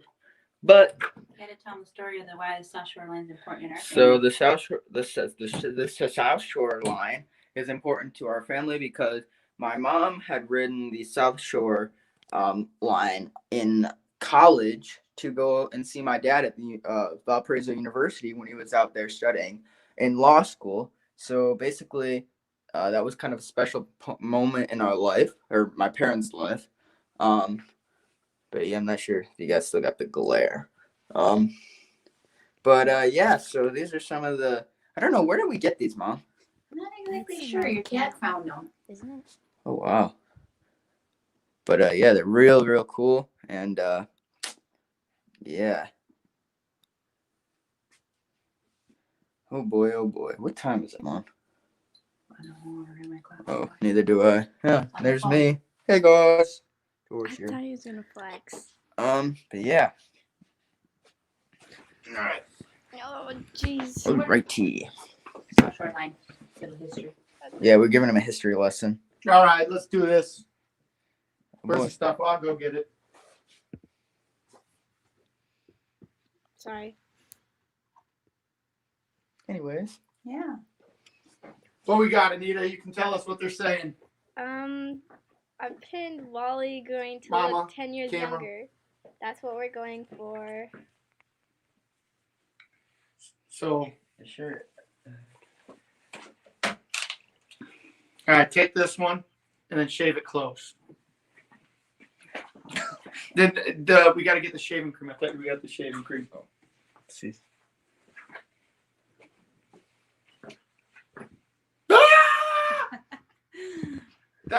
Don't. Yes. Don't make this bet. This is a little bit scary. This might be one of the top 10 scariest moments of my life. Where's the shaving cream? I think that's still upstairs. It's upstairs. Someone said mullet next. No. Mullet. Wow, I might be on for that. Aye. And it's just making it a little bit more exciting. Right. Right. The anticipation. I'm actually getting really nervous here, guys. I wasn't worried about this till right now. It's gonna be cold now. All right. So, how are we gonna do? Do we need to put the shaving Nope. cream on? No, just shave it up to like here, like the bottom of my ears, and I'll do the rest. Don't mess with the sideburns too much. Don't go Just crooked. turn it on. I don't know if everyone can see George's face. He's almost too excited about this. Okay, ready?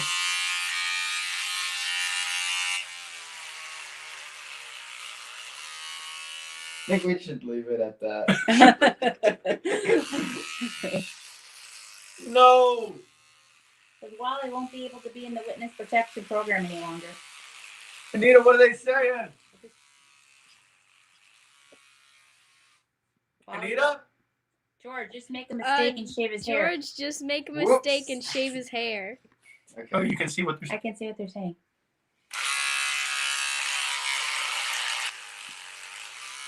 Somebody was asking, what razor is it?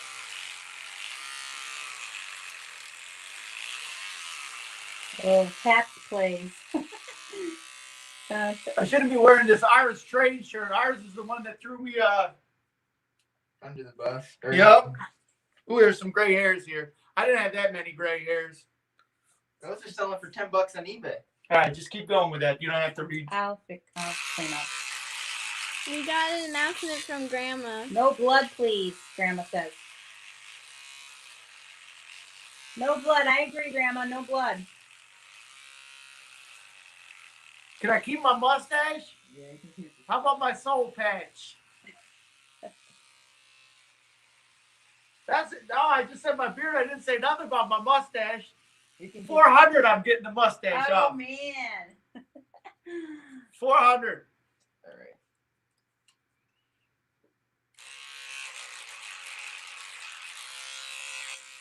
Sid, I'm going on a technicality. Beard only. Is that a tear in your right eye, Wally?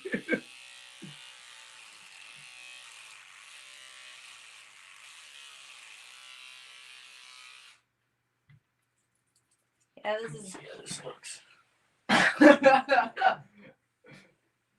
Do you want to do the rest? Well, let me just get it down there real quick. As a little sidebar, George is not used to shaving, so he doesn't know the quick ways of shaving. Ooh, this isn't real good either as far as Do you want me to grab the charger? Want to work with it? No, we got to do the other way, old-fashioned way. All right, George. You're on. I don't want to do that one. I don't want to cut you. You're on, man. Yep. Do a little bit. Do a little bit. George looks I'll so put it happy. on.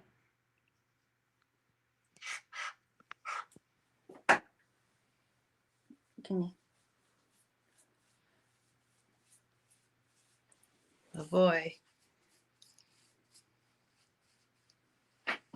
Okay. Just, All right. I No, he needs that for the. Okay. Uncle Greg says in the head after the beard. Looks like Wally does not know how to shave either. Oh, actually, start here, like here. Yeah. And then hit the skin. And then just pull down when you hit the skin. Grandma's going, eek.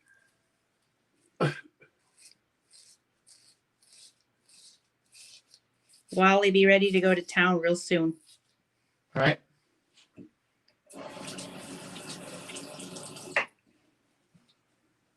Okay. You gotta do it, dude. Push down harder.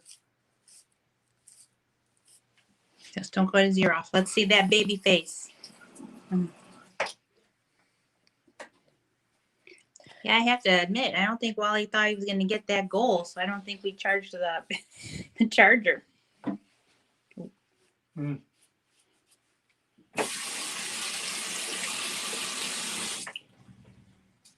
There you go.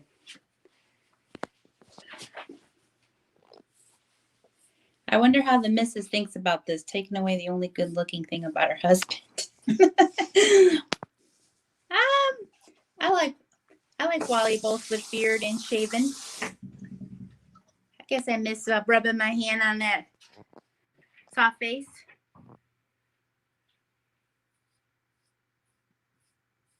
I think he didn't charge it on purpose.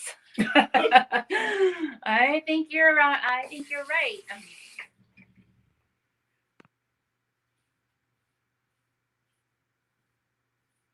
Ooh. He thought us train people didn't have any money. He was wrong. Is that what he told you guys, that train people didn't have money? They spend it all on trains. Oh, God, we spend it all on trains. I have to admit, there's sometimes I'm like, hey, honey, I think we should get this. And he'll say, Nope. no, that's too expensive. Hold on. And then it's like, but you just spent $400 on a Here's what we're gonna do. train. We're gonna stop this right now. We're gonna talk to these Lego guys. Okay. Father-son shaving lesson. See, like this down, across. Want me to go charge it while you talk to the Lego guys? Yep, Georgie, Okay. hold on to that. Hold on to this. Oh. And I'll go. You're still talking. Show Papa. I'll go charge. Okay? And I'll come clean this up. Don't worry about the bathroom. Don't worry about the bathroom.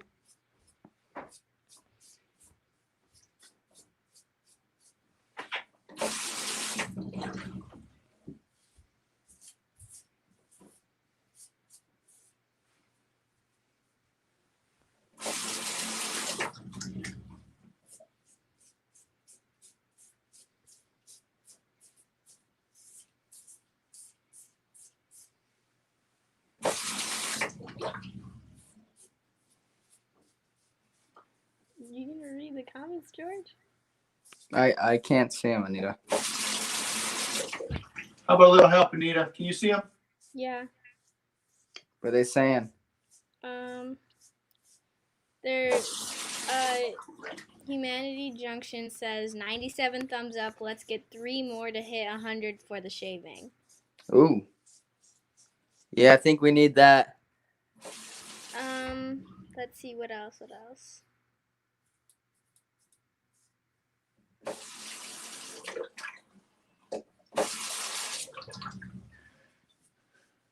Well, it looks like he just escaped from American Chopper.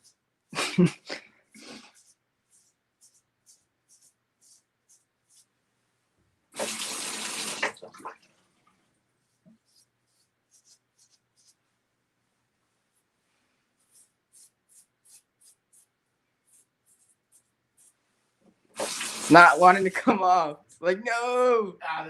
The razor's bad. The razor's dull at this point.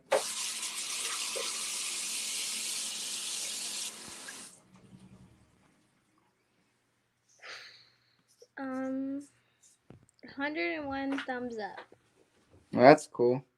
I think.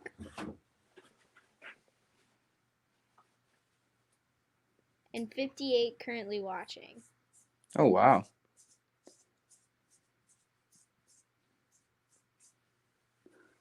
Mike from Cross Anchor says you look like you're in high school. I think it's sugarcoating a little bit. What? Sugarcoating. I don't even know what that means. That getting it off easy. Antoinette says, how does it feel? Maybe Christmas tree chops.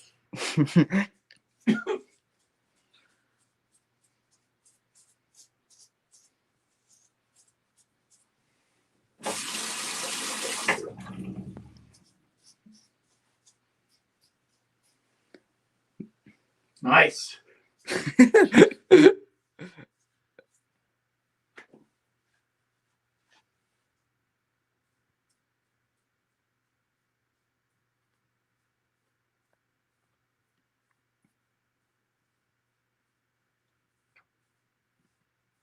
Someone says, leave the chops, Elvis.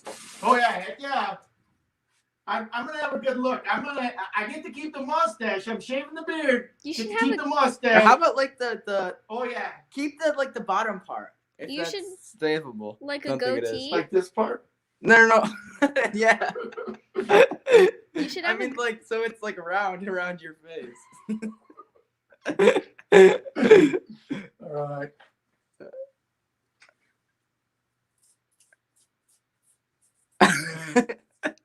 Oh my goodness. You should have made a goatee.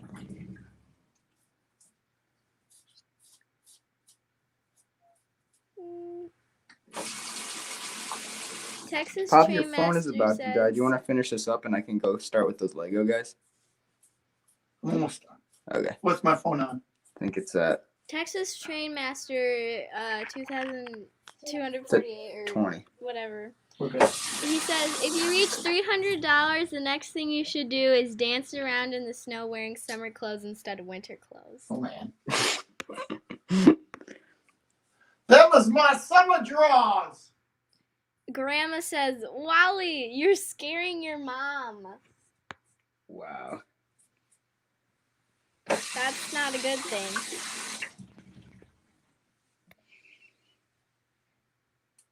Ladies and gentle cars. On the radar?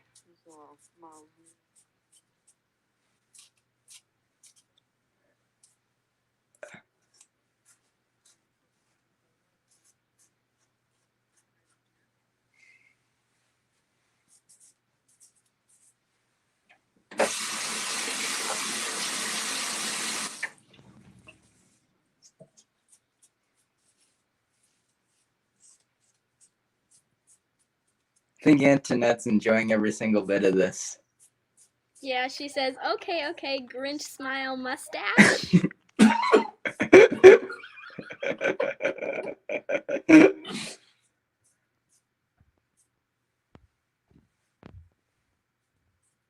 You should keep the little small part right there. This part? Yeah. Oh, I'm keeping my handlebars. Texas Train Master says, who's that handsome looking young man? Where did Wally go? Question. Yeah. Where did he go? Dang. You're looking like you're straight out of the great train chase, you know?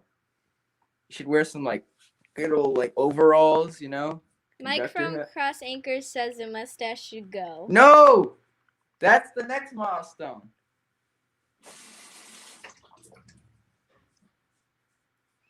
Antoinette's loving it. All right. There we go. I'm going to finish up upstairs. George, why don't you get back on? Do you need some help getting back on? I got it. I think. All right. Yeah. All right, Nita. Can you take... All right. So... Do you have yourself unmuted? I do have myself unmuted. All right, let me get the camera up over here. So for Colton and Nathan, I think we're going to start with the other guys. So thank you for joining the stream. I'm sure we can talk later on the Discord. Let me see if I can turn this up. But thank you for having us on the stream here. I'll add you guys to the stream. Thank you guys, and we'll see you around. Bye. Yeah, you too. Yeah, no problem. Hey, we'll see you around. I'm sorry we didn't really get to talk too much, but Thanks for letting me on the stream. But yeah, so make sure to go check out their channels. I think yours is Colton the Rail Fan, if I'm not mistaken, right? And then Nathan the Train Man. What's yours again? It's Nathan the Train Man. I think if I'm not mistaken, it's Nathan the Train Man. But if you haven't... Ooh. Uh-oh. Oh, that's why. Okay, hold on. Let me leave the stream on my dad's phone. And, there we go. Alright. So, yeah. Oh, and thank you, Mr. Pictovid. But, yeah, thank you guys for coming on, and we'll see you guys around the roundhouse. Bye. Adios. Alrighty. What is up? Chris, how's it going? Good. How about yourself, George? Uh-oh, it's frozen. I'll see if I remove him and then add him back on. Pete, can you hear me okay? Alright, hello, how's it going? Hey, George, how you doing? Good, good. So how's it been? Have you, how's it going? It's pretty good. Yes, Yeah, so, keep working on stuff. yeah, so, for those of you who don't know, this is, Chris Cosby, otherwise known as Steam Bricks, and he made my Lego Big Boy. And I've had for almost, I think, 4 or 5 years now, which is kind of crazy. But yeah, so tell us a little bit about yourself and then how you got into the Lego, making Lego trains. So I was always really into trains. As a child, we had big O-scale layout, and then I'm also really into Lego. So as time went on, I really found just an interest in being able to build trains on my own. And I just felt really independent, being able to design stuff and kind of take two of my hobbies and mix them together. So that's kind of where the initial interest stemmed. And I'm very much of a perfectionist. So when I build anything out of Lego, I spend hours researching to make sure every little rivet's in the right place and every detail. So I don't know, it kind of works out well because I was kind of annoyed in parts of the O scale when I would get a model. I don't know if you guys can see behind me, but I have my MTH daylight, and it's just there's so many areas on it that just aren't prototypical to the actual daylight, and I would have to go cut metal and repaint things, and that's just not super conducive to that hobby. So I really enjoyed the Lego part where everything could be scale and everything can kind of be accurate. And I think I'm hearing an echo, or I think they're hearing an echo. Oh, okay, the echo's gone now. All right. So every time I start to talk, I'm gonna mute you. So then the echo kind of goes away. I don't know why it's happening, but it's something can't really avoid. So yeah. So tell us what kind of Lego trains you've created so far. So I've created the big boy that I sold to you all a few years ago. I do a lot of freight cars. I should have brought mine. It's in the other room, but I have a flat car I'm working on, New York Central 70-ton American AAR flat car. What is that? I'm not sure what that stands for. I'm also working on a USRA 55-ton hopper. I've done a few of those. So I found some instructions for a really nice S160. Are you familiar with what that is? Yeah, the military locomotive. So I'm doing one of those for a friend. And I'm experimenting with some drivetrains on that. And I'm hopefully this year I'm finishing up. I'm either gonna do a daylight, SP daylight, a GS4, or a Chesapeake and Ohio K4, the Kiwanis, to 284, I believe. Yeah, it's a 284. And then I'm definitely gonna be doing a Norfolk and Western S1A. That's what the OA those they had. Yeah, those are really cool. So then I know that there are. I mean, a lot of you guys are gonna think it's crazy, but I know that there are multiple different types of like modeling for Lego, and I know that there's two main types. There's the 8-stud and the 6-stud wide trains, and I know that the 8-stud wide is mainly kind of the scale stuff, and the 6-stud stuff is the semi-scale. So do you want to talk a little bit about that? Yeah, I'd love to. So essentially, there's kind of the big debate within the hobby on what scale should be. Commonly, what a lot of us, kind of the more professional modelers do, scale we called 8 wide. So if you take, I don't have a Lego train track on me, but if you take a Lego train track and you measure the exact distance between the rails and you scale that in proportion to, you scale that to what like American gauge train track is, it comes out to about like 147th point. Like, so it's basically O scale. It's basically a true O scale, and that actually it's pretty useful because we can compare like O scale stuff to what we do, see how scale it really is. So that's kind of where the 8 wide is. So it's that 10 feet is equals 8 studs. That's the close enough. That's pretty close measurements for that. And then 6 wide is really derived from what Lego releases, the actual company. Many of the trains they release is just in the smaller 6 stud wide, so they're much skinnier in length, and that's mainly to save on cost, I'm sure. They actually had just released the 8 wide train, the Disney train, a year ago, so that's pretty neat. But yeah, so that's kind of where the two. There's other scales out there, but that's the two main ones. So that's really cool, and I know isn't the new like the new crocodile locomotive 8 wide as well? I think it's 7. I'm not sure. I haven't done too much research on that, mainly because it's European. Not a huge interest in I that. gotta go grab your big boy. Oh yeah. So my dad's gonna go grab the big boy that we have, but yeah. So everybody's talking about and somebody in the chat is asking, have you ever thought about making N-scale Lego trains? So I guess for that you have to make probably custom bottoms or use N scale like the trucks and everything to make it fit. I'm not sure if the level of detail could be achieved that anyone would be wanting to do. Cause just people think Legos are pretty small, but when you really look at it, to make something that detailed at that level is interesting. But I'm sure it could be done. Just I'm not sure how detailed it can be. And I know I've seen a bunch of those on the. Ooh, uh-oh. Sorry, I accidentally kicked you out. But yeah. So that's also cool. And I think my dad he went to go grab the big boy. So that and if I'm correct, this is the first Lego mock that you made.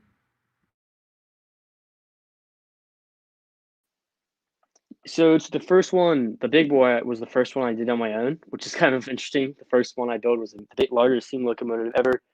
I did a few like daylights by other people, and I did a few other things, but yeah, that was the first one I did on my own. So took me probably a year to build, just hours at a time, just going back and forth on it. So.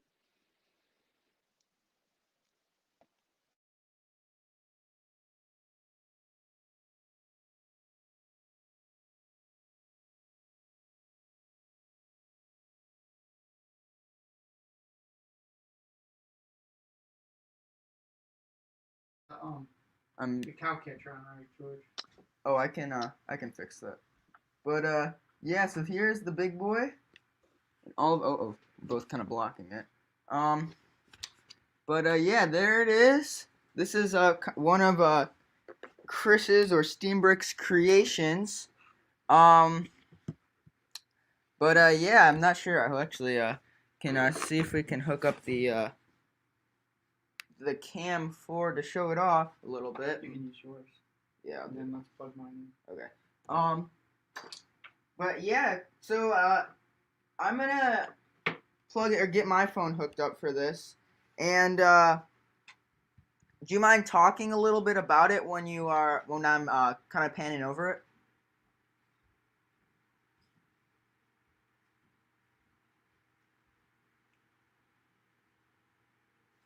Sure. Yeah. Sounds good. Alrighty. So, let me add this camera to the stream, and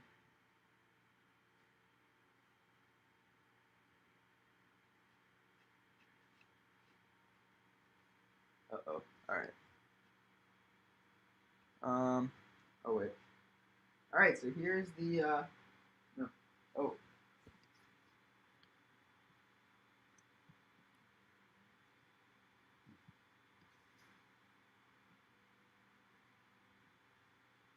Alrighty, so here's the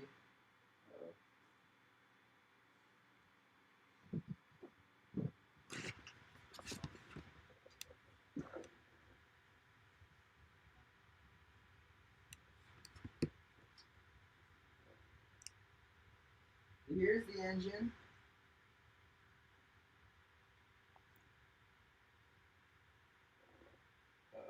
Alright, that's not turning for some reason, but let's still show it this way. But yeah, it's modeled after the 4014. And Chris, you want to talk a little bit about it? Sure. Yeah. So I initially designed this back when 8Y wasn't really a super prevalent scale. So generally, when you're building a steam locomotive out of Lego, you start off with driving wheels because kind of everything is based upon that. So once I picked the size for that, I continued on with a boiler, and I just kind of everything just fit in there. And I definitely think I'd want to revisit this locomotive in the future and hopefully take it to new heights. But it's pretty good put together with locomotive. George, is your orientation on your phone locked? Oh, it might be. Let me check. Why don't you use mine? Okay.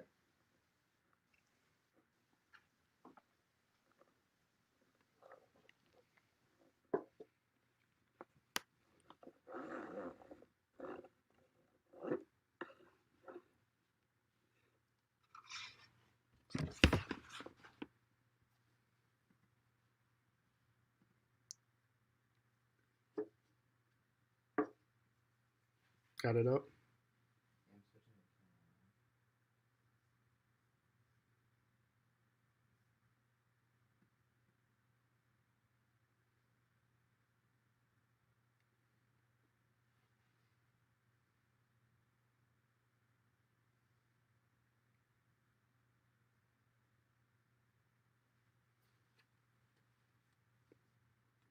Alrighty. Got it. Yeah. Here's more of the engine. Here's more of the engine. Did you ever get decals on both sides of the locomotive? I never got the decals, so they're I think I got the UP on this side, but I never got 4014 on this side. Oh, there you go. He's got him right there, George. Look at that. So I'll email you guys and I can send these to you, but these are for you. All right, cool. Thank you. But yeah, and then I'll take the this part off, and I don't remember what size motors these are. But it's powered by 2 motors. I think those are the largest. Not 100% sure. We lost one of the pieces, but it's on the later. And here's the receiver for the engine. But yeah. So I'm gonna leave, and then we can talk about. Oh, there it is. So yeah. Alrighty. So what? And then we're getting people commenting on the big boy, saying it looks like somebody says it's very impressive. Other people saying it looks like the Williams brass big boy. And then yeah, so can you talk a little bit about like how you have the trains powered? Wonder if he can Sure. So there's really 2 main ways people do power locomotives. One is by so Lego makes a train motor base, which is the easiest way. So you basically just plug it into a power source and it runs wheels. And then the way that the big boy is powered is through motors. You can take Lego motors, gear it, and then somehow you get to gear it to the wheels. And that's kind of how those are run. Well, that's really cool. I know that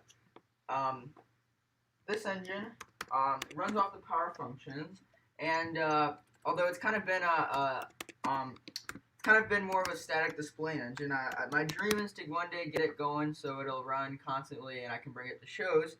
But for now, I think just have to kind of work on that a little bit. But I think I got some of the traction tires going for it. So yeah, but yeah, so kind of. You said that you had O scale before this. What how did you get started with that? So my dad was super into O scale with his dad when he was a kid, so he wanted to build a layout, and I was like, okay.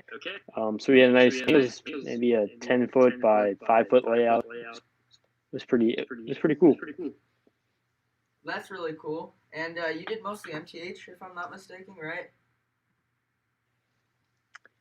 Yeah, so we had mostly MTH. We had DCS on the layout. It was, I think it was like 042 and 054 curves. Ah, I see. So and then from there you kind of there you go. So then from there you kind of switched to the Lego stuff. You made the do you have it? So I know that you've been making those cars, but do you have any like engines in your personal collection? So I'm working on the S160. Every time I build something, I'm just not happy with it. I'm like, I can improve this, so I take it apart again. But Chris, I'll buy something you're not happy with. When are you gonna make another one of those 4449s? He's like, never. I'm working. I want another Christopher I'm working on a Cosby in my GS4 collection, right now. man. George has got a Christopher Cosby. I need a Christopher Cosby. I'll be sure to let you all know. Oh, or a J? You made a J before too, haven't you? I tried for hours on that. The curve on the front of the locomotive is just, I couldn't get anything I liked. Yeah, I know that's always kind of tough. I mean, but it's cool with the Legos because I mean, it's a lot of this stuff is like stuff you can't achieve with or it's like once you finish with it, it's just kind of you have this awe moment. It's like, oh my gosh, you know. And it's cool because every single engine that you've made has kind of been like custom to you. You know, there's always different from other ones. I love that. I love that about it.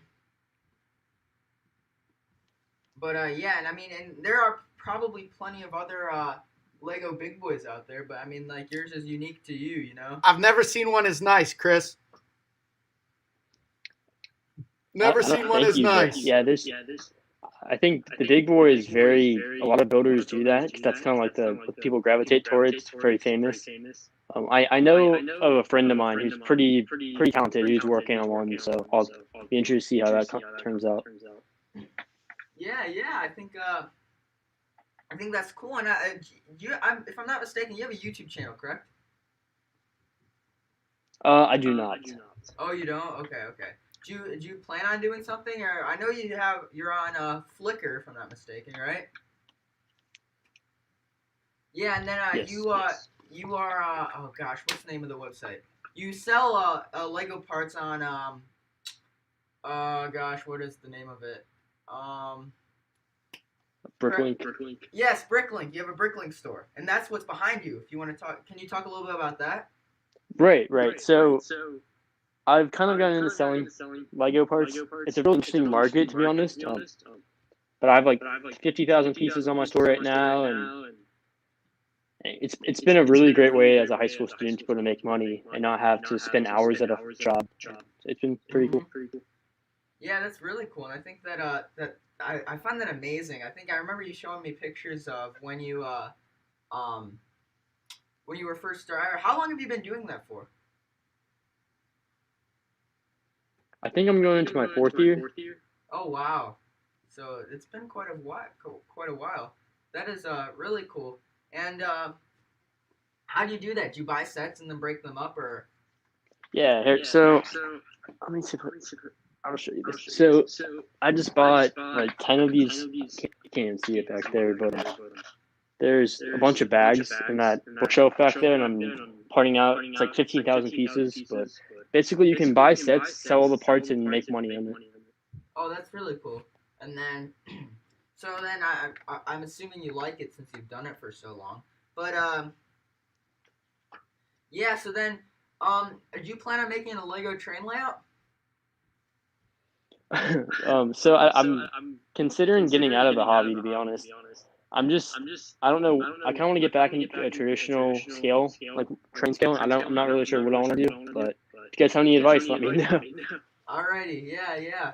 And if you're looking to get back into a traditional scale, I suggest getting back into O scale because it's O scale or no scale.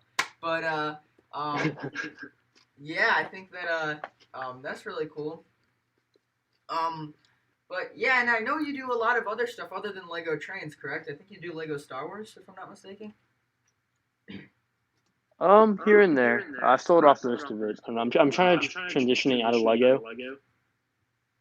I got an idea. How about if you take some of those bricks, make another steam engine to get rid of them, and I'll buy them from you. Just saying. I'm just trying to help you out. That's just the kind of guy I am. Just trying to help you out. You see. He's like, shut up, man. Shut up. So then you're wanting to get back into a scale. Any particular scale that you're kind of leaning towards, or is it kind of just like still like blurry? So I'm considering doing in scale because I really would love to do like I'm in Richmond, Virginia. I love to do like a local CSX layout, something on a larger scale. And it's hard to do Steam era stuff in scale because there's just not a lot available at high level. And then I look at O scale, I'm like, it's so expensive, but some of the locomotives are just so nice, and I don't know, I'd love to like get into the Steam era stuff there, but I'm not sure. Yeah, that is really cool. I think that N scale is. I've been kind of toying around with N scale in the past couple of months, and I think that is a cool scale. It's really easy to like scenic everything. I know that for a fact. But yeah. So I think that I think it's cool that you're trying to venture onto new things. I think that N scale is good for smaller spaces. That's always been a kind of and everybody knows that. But see, my good man Bill was agreeing with me here on the stream. He says, "Yep, That's what I was thinking. Well, you're just a kind of guy, always wanting to help another guy out. Yeah. So Yeah, very good. Very good. Chris, man, it's really cool to have you on. Thanks for being a part of the community. It was really cool to meet you. Did George ever tell you the story about how we ended up with that big boy? I think I've heard parts of it. I've never heard the full story. Well, George, why don't you share the story about that big boy with everybody? So basically, what the story was on the big boys. I used to go and search up Lego train mocks on eBay, and I think that one day I did it, and I was like, I wonder if there's any big boys out there. So I searched up Lego big boy, and that was the first thing that came up, and it was an auction. I think it ended in like an hour, and it was ending, and I showed my dad, and I was like, we need to have this, and he was like, and so I sent him the link. I was trying to do everything to convince him to do it. I think I emailed it to him too, and he's like, and so I watched this. Now, mind you, inside I'm like, oh my god, that's so cool. I want that so bad. Oh my god. Every time George was saying that, I'd be like, nah, it's Legos, man. It's expensive for Legos. Yeah, and so I think I watched that go from an hour to 30 minutes down to like 15 minutes, and I was just like, oh my gosh, and I think it was at a minute, and I watched it like tick down, like watch the bids go up and stuff like that, and from there I was like, I thought I was never gonna see that engine again. Well, that same Christmas, I think it was a couple months before Christmas that auction was listed, but that same Christmas, I don't know how you were able to get it behind the Christmas tree, but it was under the Christmas tree covered by like a blanket, and he's like, hey George, what's that? And I thought I totally. If you've ever seen the Christmas Story, you know, where all of the gifts are open and everyone's just kicking back, relaxing. In the Christmas Story, I don't know if you remember, but the Red Ryder BB gun was the dad's like, hey, what's that behind the Christmas tree, Ralphie?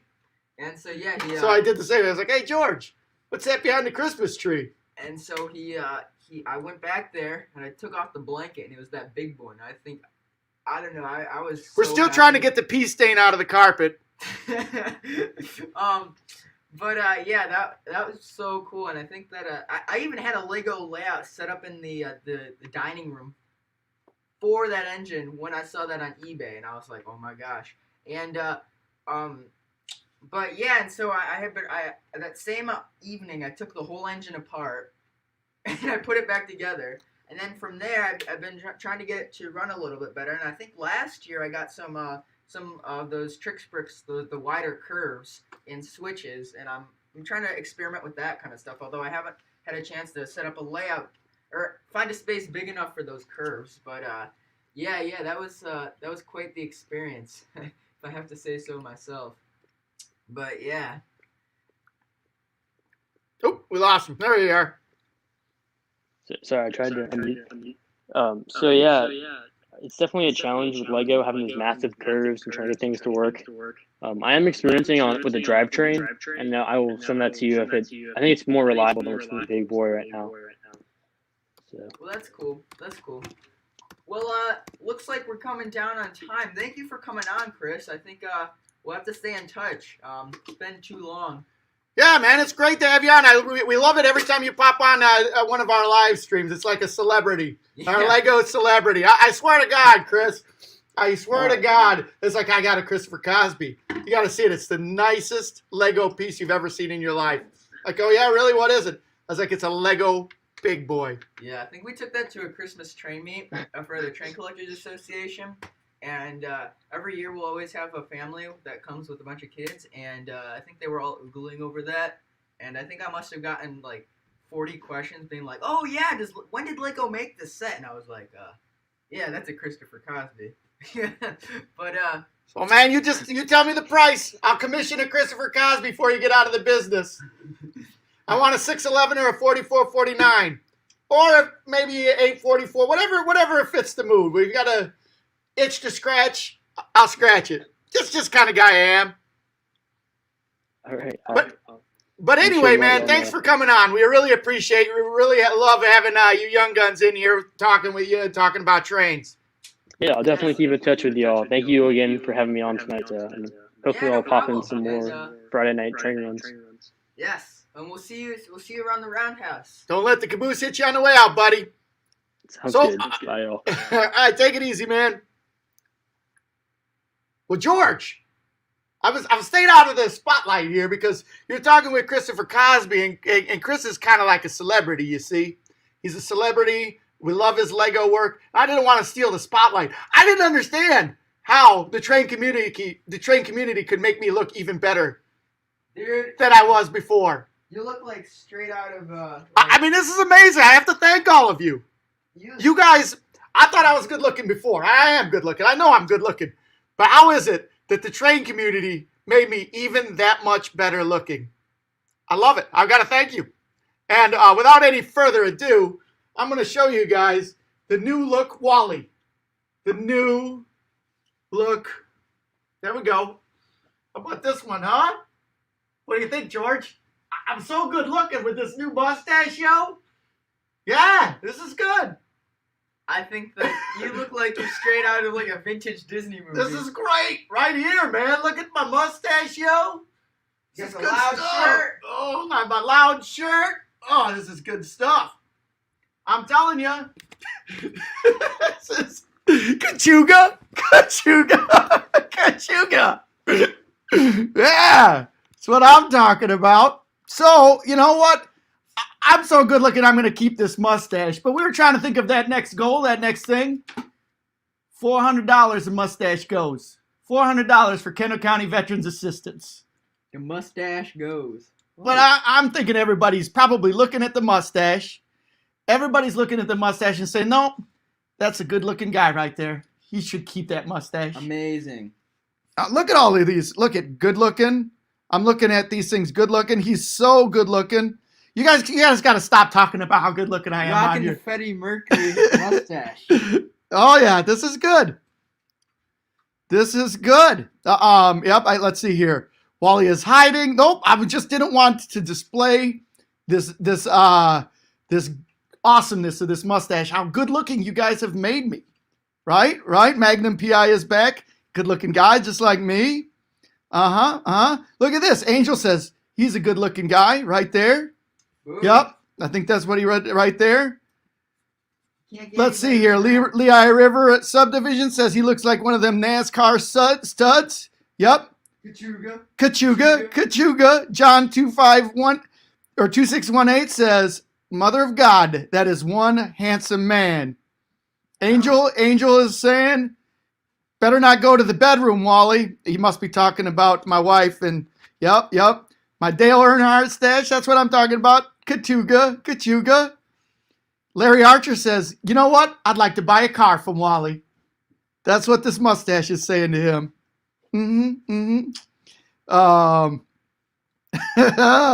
Christopher Babbitt says, I think Wally's going to make more money than Freddie Mercury. That's what he's saying Probably. here. Texas's Trainmaster says, dang, that's a good looking stash. Thanks for all of the love, boys. Thanks for all of the love.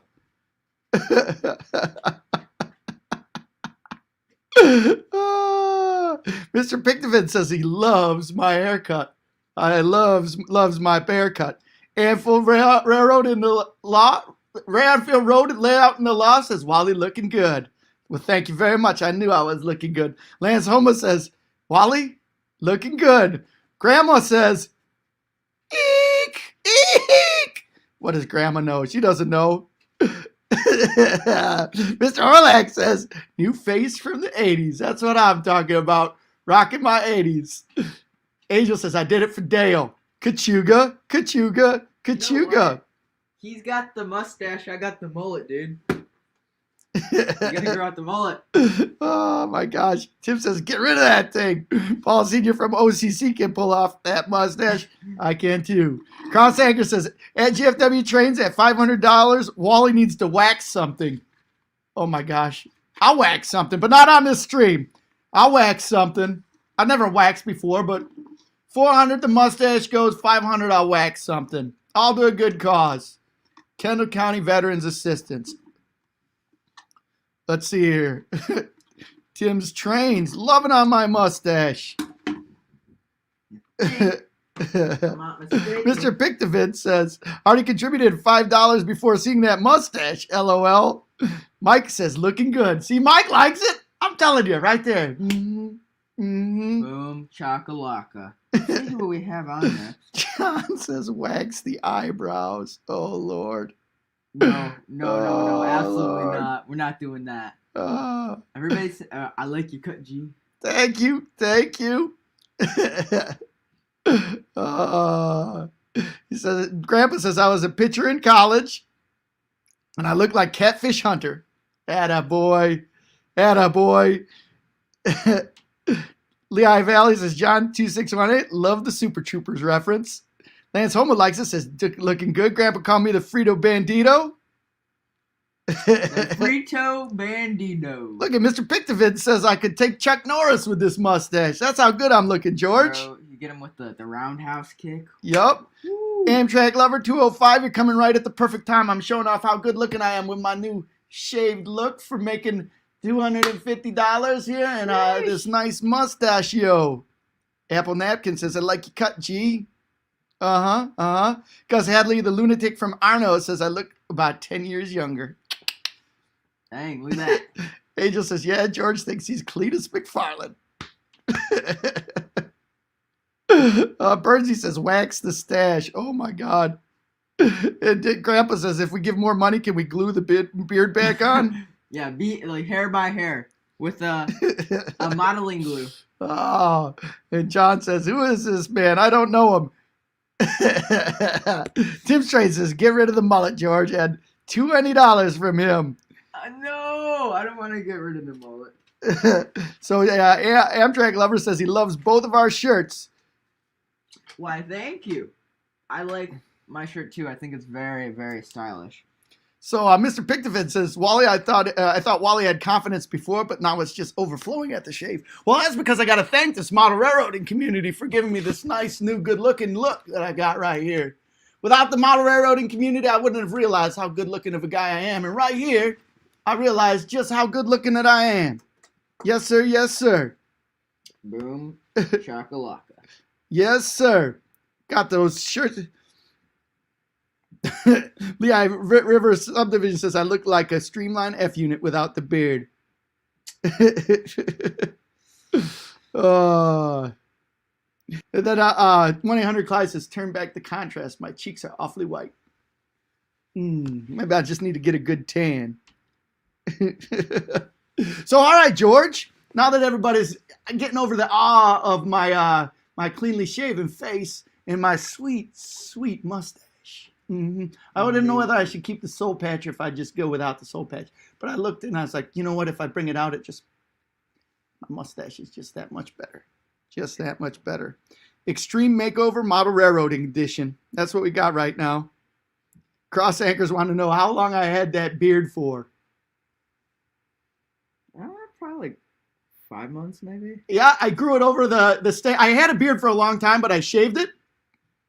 And then I grew it back over stay at home or at the stay at home. So, yeah, I'm just going to keep growing this mustache nice and long. My family, ask my mom, she's on here. My family has a rich history of sweet, sweet mustaches. Her father had the sweetest of mustache that one day I wish to grow into a Didn't mustache. he, like every day? Oh, yeah, he had it, handlebars. He waxed it out. One day. Yep. Gus Hadley wants to know what my wife thinks. Oh, she just saw me and she melted. I think that's what it means when you hysterically laugh, is that you like it so much that you're about ready to melt. Yeah. Isn't that? I think so too. Tim says he looks so mad at me, giving that 20 spot for the mullet. Like you cut, G. Like you cut. Wait, hold on. I can get rid of the mullet. There you go. It's gone. So we got some CN shirt love. Everybody loves the CN shirt. Let me tell you.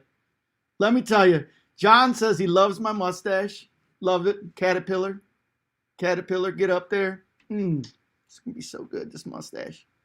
So good. So, hey, we got some people in the back room here. What we got coming on next, George? Let me pull this up and see. We got Stephen Koferl. And that's what, at 7? These guys later, they not. Oh, no, we still got some time here. So we got. Oh, I see Sam. Sam's in the back room. But before we get Sam on here, I know that Texas Trainmaster wanted to come back in. So add him on the stream real quick. Oh, I see Sam. Sam's in the back room. But before we get Sam on here, I know that Texas Trainmaster wanted to come back in. So add him on the stream real quick. Hey guys, thanks for letting me back. You bet. Yeah. So what's up? Ain't much up. By the way, George, you do look like a super trooper with that mustache. Hey man, I'm looking good, dude. Looking good. Didn't know that the railroad community could make me even better looking guy. But you know what? Well, it worked on They me. did it. And I'd like to thank you for that. And Wally, you look like President Trump with a mullet. All good, man. It's all good. Oh yeah. So what do you guys want to know about me? I don't know. How'd you get in the model railroading hobby? Well, when I was a kid, I grew up watching Thomas the Tank Engine naturally. That's how I got started. And no, I do not like the new series. The original was 10 times better with George Carlin, best narrator ever. And I played with the wooden trains, of course. My first set was an HO scale set. I don't have it anymore, but it was pretty cool. It was a Santa Fe F unit, came with some freight cars and a set of track. Then I got my first O scale set, which was a K line set. I don't have that one anymore. I've since gotten rid of it. But I currently have some post-war and modern era trains now in my collection. Very cool. You were trying to get rid of that Frisco engine. You ever get rid of that thing? Yeah, I finally did. Yeah? Right on. Right on. I was going to sell it to you guys if you wanted it, but you didn't. Oh, we got a lot of stuff going on these days. I'm trying to talk old Chris out of a Lego train. Oh, good luck with that. Working on it. Oh, hey, look here. Mama's coming down with some dinner. Thank you, Mama. Didn't you guys just eat already?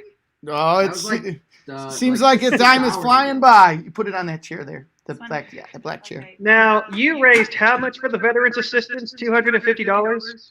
So far, yeah. Well, actually, I think we're like about 320 actually. Because all right. Tim did some. My sister did some. Did we get my sister in there? Yeah. Hey, that's great. Let me look back here. So Tim's gave 20. Scrolling back through here.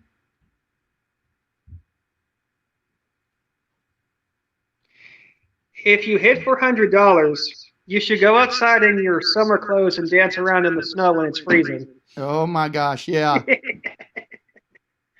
Yeah. Oh, actually, I know a way that we can check this out. You guys have actually inspired me. Yeah, tell us how. Well, I have an idea to build a future train layout. It's going to be HO scale to start with. I like HO and O scale. But I do plan to use Patreon and Super Chat to earn money for it. And I think every time I hit a certain goal to buy a model, I will humiliate myself in front of my viewers by doing the Ice Bucket Challenge or shaving my beard and head. I don't think that you want to humiliate yourself. Take it from me, man. The humiliation thing is not good. But I just lucked out because it just made me better looking there, buddy. Better looking? Oh, yeah. Maybe. Better looking. You look kind of like a firefighter and a cop combined. I've been called worse things. Well, what the heck, man? You look good. Thank you, buddy. Thank you. Well, listen, we got some other guys we're going to get on here. Texas Trainmaster. Let's see here. Well, we're on for 24 hours, so come a little bit later on. I won't be able to, guys. I have to go to bed early because I have to get up at 5 tomorrow like a cowboy does to go back to the stockyards. But, yikes. What are you doing tomorrow at 5 in the morning? I get up at 5. I get some coffee. I watch a couple of Westerns, get my day going. Then about 8:45, I head to Fort Worth. Yeah? If you guys are ever in Texas, let me know. All right, we will. We got to get down there. Also, anybody who's watching this, please subscribe to my channel as well. I've got 185 subscribers. Hope to hit 1,000 very soon. Right on. Go on to the Discord down below. Go to the mainline Discord server. Go to the channels. Promote your Oh, I've done it already. YouTube channel on there, and I don't have 1,000 subscribers yet. Get on there. Well, we'll get you closer. I remember when you only had 20. Oh yeah, you guys really helped me out a lot. I cannot thank you enough. Well, hey man, glad that you're part of the community. So get some sleep, get up in the morning, watch some good westerns, and we'll see you around the roundhouse. We'll be on until 10. All right, y'all. Happy 10 trails. in the morning. And God bless. All right. Thanks, buddy. Take it easy now. Bye. All right. So 7 o'clock chimes in. Who all is loving on this mustache? I know who's loving on this mustache. Me. Kachuga. Kachuga. All right. So we have a really cool group of guys coming in here. Did I say cool guys? No, they're not. Oh, wait a second. I was looking at the wrong hour. At 8 o'clock, it's Bill K. Grandpa and Charlie T. guys. Those are the cool guys. No, the 7 We got the a.m. beat guys. with the 7 o'clock guys. Oh, they're not so cool. Yeah, no, they're real weirdos. Right. So we got this guy right here, Sam. Uh-oh. We got Hey. Sam. What's up? You guys see Yep, me? we got Sam. And we Perfect. got Steve. How you doing, Steve?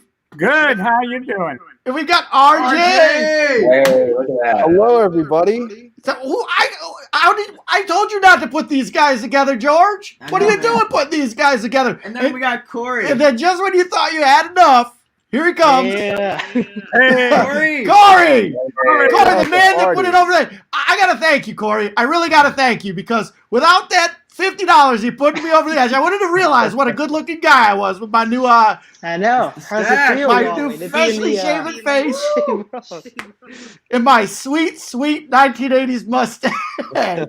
I would just like to point out before you're all talking about not shaving.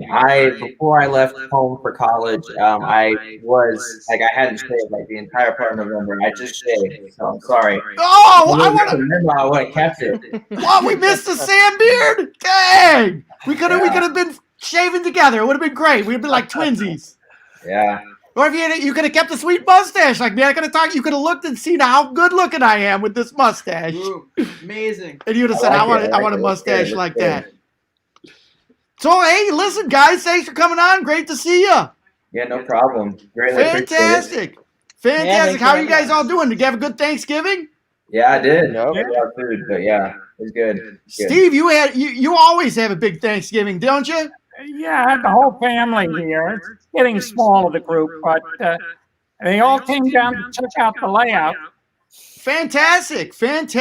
Well, I'm sure that their jaws dropped with the new layout that you're working on over there. Oh, yeah. So, I ran out of space. That's it. No more. Well, that's really neat. So this is kind of a neat eclectic group for those of you guys that are joining our channel and coming online and seeing these guys all together. When we started the live streams at GFW Trains, these are a couple guys that we our paths crossed with. All of them. Corey, Sam, RJ, Steven, all of them our paths have crossed. And as the stay-at-home has brought our worlds closer together and our communities closer together, one of the really cool things is all of us have developed kind of a cool, neat, close relationship with each other. In fact, RJ found out that he lives real close to Steven, and they've gotten together and done a lot of things together, both in railroading and working on train layouts and model trains and everything like that, right? That's right. And Corey from Ours Trains, you were over there and did some layout videos, and that layout video has been doing fantastic on your channel, huh? It's been doing so great. I can't think of a better video of it to be of because Steve's layout. Everyone who isn't already subscribed to Steve, go do it. But Steve has such an amazing layout, and I can't think of it to be on any better person. Two of Steve them is now. such a great guy. Agreed. Yeah, 2 layouts. He's Oh, got that's two right. of them now. That's right. I'm So gonna get. if you go check out Corey's video, which I'm sure a lot of you guys already have, then you've seen Steve's modern O scale layout. But in the last couple of months, and Steve, you can talk about this as you like, but he built a 2-tiered post-war style layout that looks amazing, and he's a bunch of videos up on his channel, and it's breathtaking. Oh, yeah. That thing is fantastic. Yeah, it's getting closer to being done. I've still got some work on some of the post-war equipment to get it operational and some wiring left, but we're running trains on it, which is good. So how long have you been working on that then? It's just a little over 2 months now. We're in on this layout. So a lot took place in the first 2 or 3 weeks.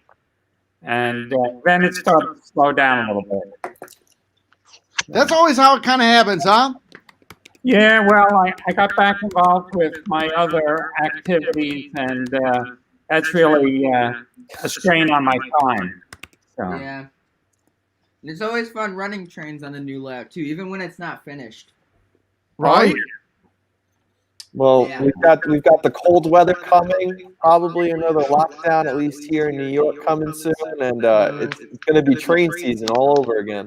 Oh boy. Hey, Right. Christmas season has always been train season. If there's a lockdown, then it's gonna be just like double the trouble, you know? Yeah.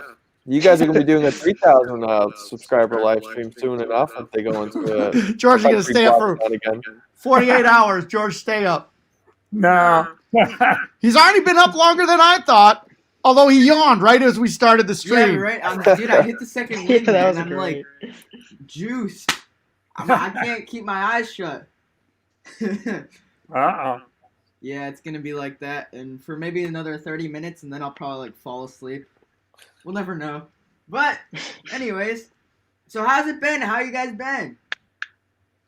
Busy. Well, doing good, I think. You know, at least I'm doing good. Yeah. RJ, how's it been? Good. I just got back from college a week ago last Saturday, and feels good being back on the layout. I haven't been able to run trains since August, which is, you know, you think you can go 3 months without running trains, but you really can't. Yeah, it's And a stressful thing. so it's good being back home with all the family and running trains. Yes, and Corey, I heard you just hit 1,000 subscribers not too long ago.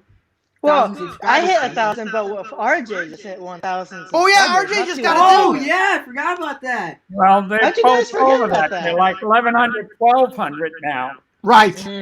I mean, Corey was like at one point over 300 subscribers ahead of me, and I'm Yeah, just the gap is shrinking. one at a time, just going up.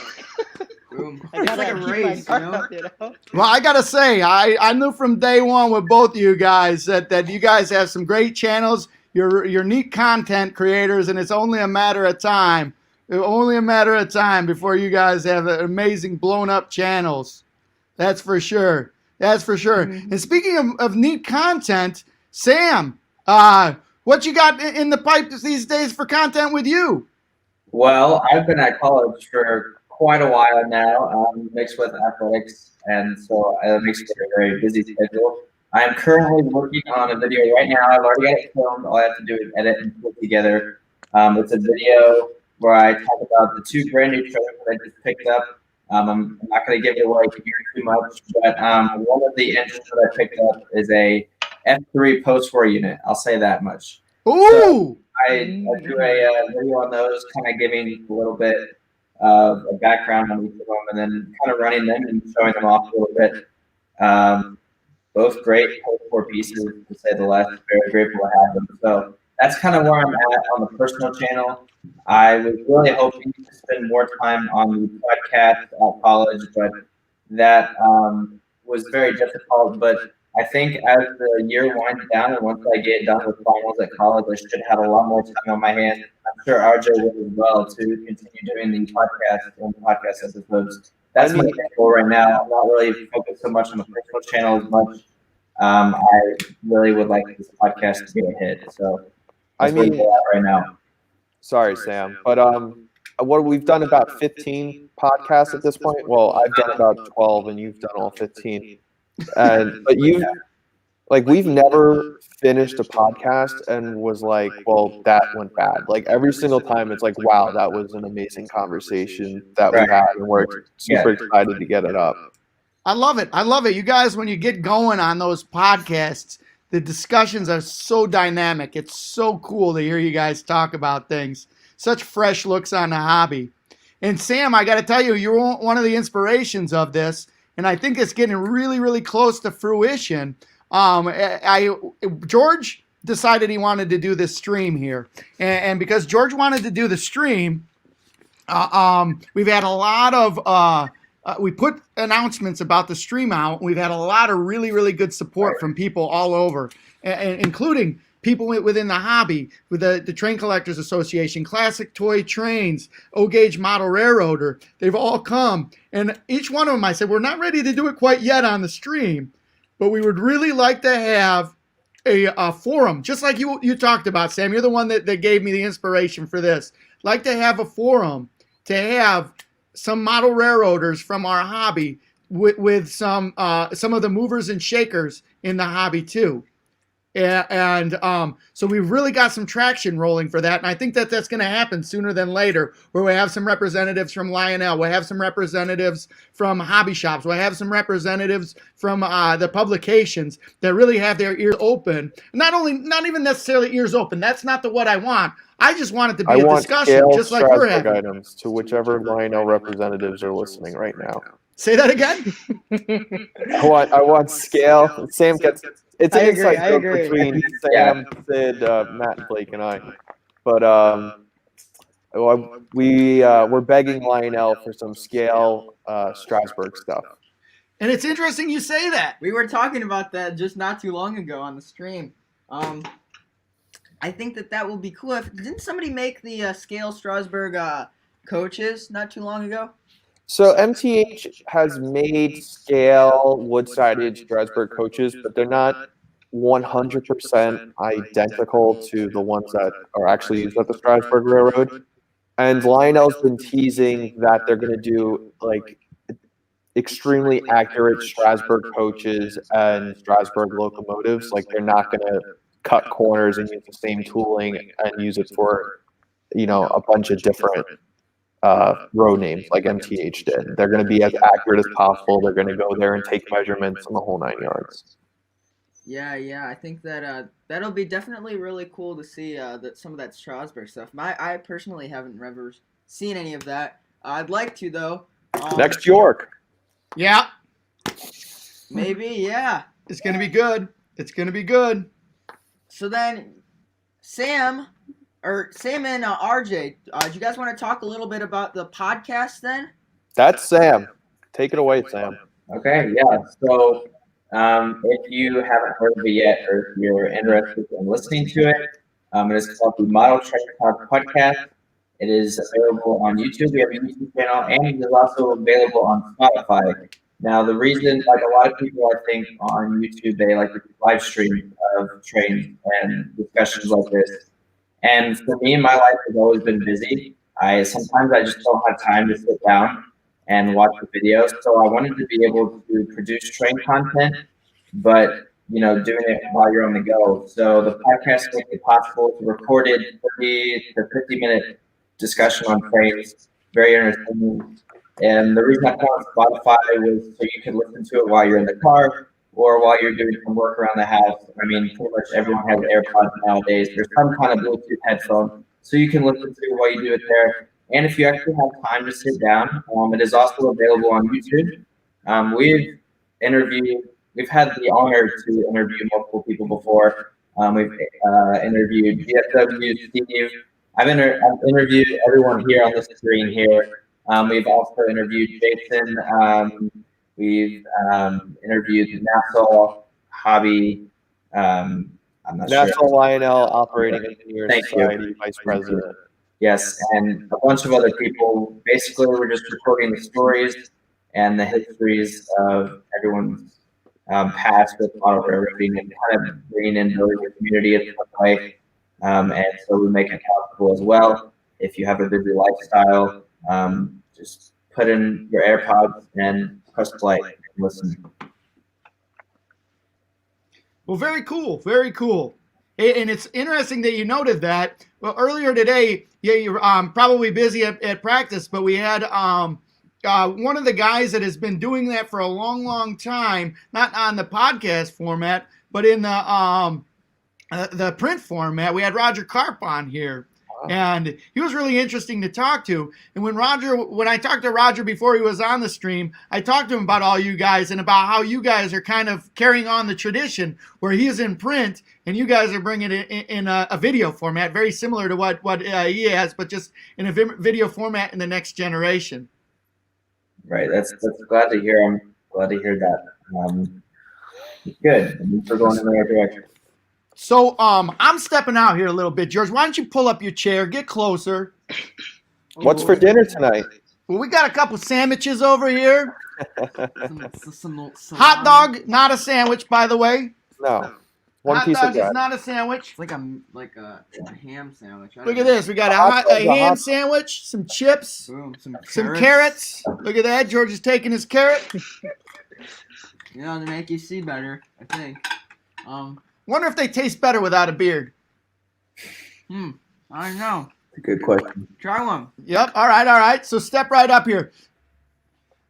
So, my bad. Oh, he's talking with his mouth full. I want to talk to Steven. Steven, we've been talking about this train layout you got. Can you give us a little tour? Sure. Let All me right. pick up the laptop and turn it around. So. Oh boy. Oh yeah. Wow. So it's a just shy of 12 feet and just shy of 8 feet deep. So it's like 7 foot 8 inches by 11 foot 7 inches. But got two outer main rails. The outermost one is standard gauge, and then the inner loop there is a O gauge with a 90-degree crossover, 4 switches, so figure 8 or circular loop for reversing direction. Up above, we have a dog bone and a trolley line, or point to point. So. Oh, that's nice. That's nice. Looking good. Beautiful. Can't wait to see it, Steve. Steve's second layout is bigger than both Sam and I's first layout. Well, my layout's the smallest. So there. So speaking of that, let's do a little let's do a layout show and tell here. So I should have had you guys up. Actually, here's what I'm gonna do. I have Steve do his big one last. But who wants to be up next? Corey, can I ask you to be up next for a little show and tell? Sure, I'll do my best. It's probably gonna. All right, I'll try. So that's Corey. Corey's like, oh shucks, man. Oh shucks, I don't have this good layout. It's just look at this little balance. It's not that good, but it's really cool. But it's not that good. It's so awesome. But it is awesome. And all right, Corey, why don't you talk a little bit about like the where your layout is located, because I found this probably the coolest part of your layout, which makes it super special. Oh, as in the scenery and stuff like that? Let me try to walk around with you guys. It's probably going to look bad. Oh, yeah, I got a selfie stick so I can do fun stuff. All right. So this, you guys can see that well? Yeah. Hey, are you growing a mustache? Yeah. Now that I see that selfie stick, are you growing a mustache? Mustaches are in, Corey. Mustaches are in. Yeah, I know. My parents tell me to get rid of it, but So this is, that's pretty good. So this is my little 11 by 7 layout. I've been working on this thing for 2 years, but really 1 year, because for 1 year it was pretty dormant, like, not much action going on with it. So, what else? Well, there's a lot I can say about it, but I designed the layout off of upstate New York scenery, so a lot of it makes me think of like the Adirondacks in a sense, or a little bit of Schenectady, New York over there. That's kind of what the town makes me think of, especially with the bridges, and also, yeah, it's a 3 loop line layout, oak scale, low gauge. People get into that debate. I don't feel like it this time. So I'll walk around with you guys. I've been is there a way I can flip the camera? Yeah, I think if you go to the go ahead, George. I'm sorry. If you go to the little settings which says like cam/mic. Yeah, I see. Okay. And then you press. There should be like a camera button, and then you can go into there, and it should be like camera forward, front camera and backwards camera. I think if you click the oh yeah, backward okay, camera, I see it what should you're flip doing. it around. Yeah. All right. How's this look? There we go. So, and Corey, while you're doing that, somebody hopped down here and was commenting about your live stream. Your live streams have been blowing up. Just pump your live stream a little bit right now. So I know you guys have been streaming. I'll just pan over the layout while I talk about it. But I know you guys have been doing the famous streams forever, and I was like, oh man, these must be so much fun to run, you know. So I can't remember how. I think 6, 7 weeks ago, I started just streaming to see what it was like, and it's a lot harder than it looks, but it's actually a lot of fun, you know, because it's a great way to keep in touch with your audience and so for your audience to know you a little better, you know.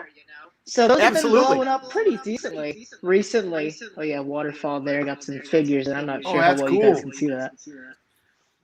So yeah, it's been definitely a lot of fun. There's been a few new people who came through the channel just through the streams, but yeah, it's always fun seeing my friends hop on and just chatting with each other. So Hey, real oh wait, let me quick. turn the lights on.